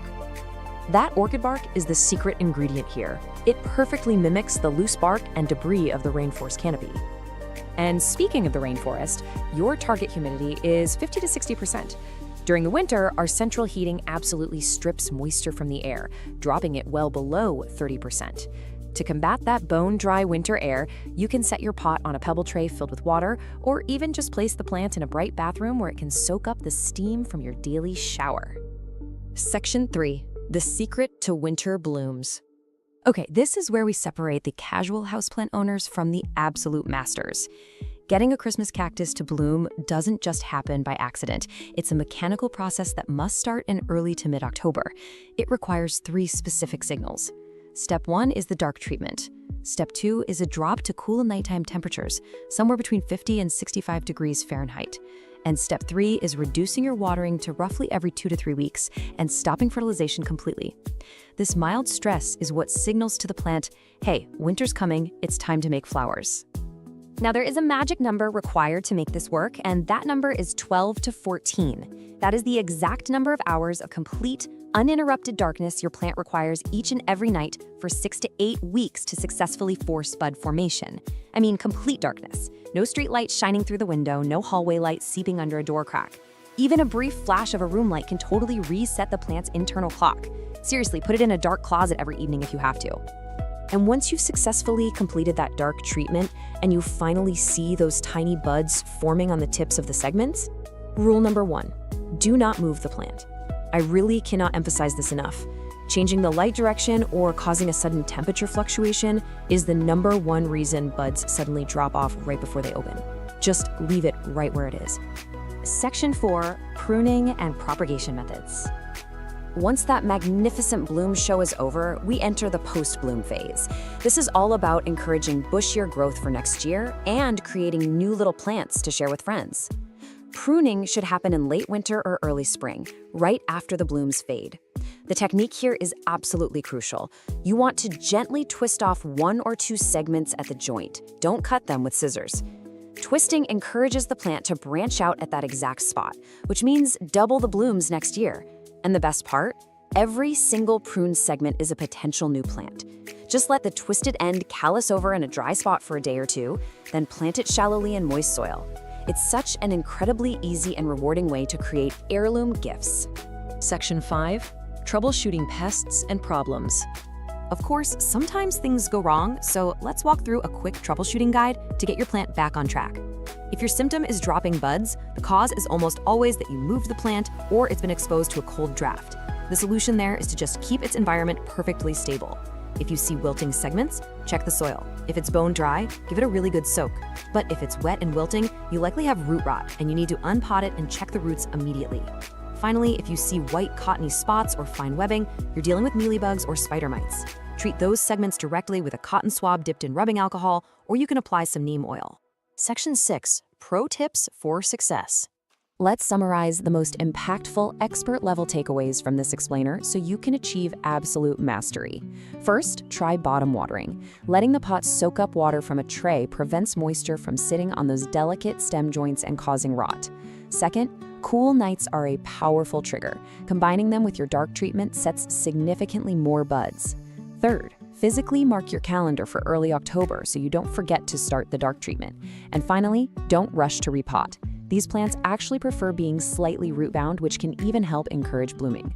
If you take absolutely nothing else away from this masterclass today, remember this core paradigm shift. It's a jungle cactus, not a desert cactus. That is the absolute why behind every single care instruction we've discussed today.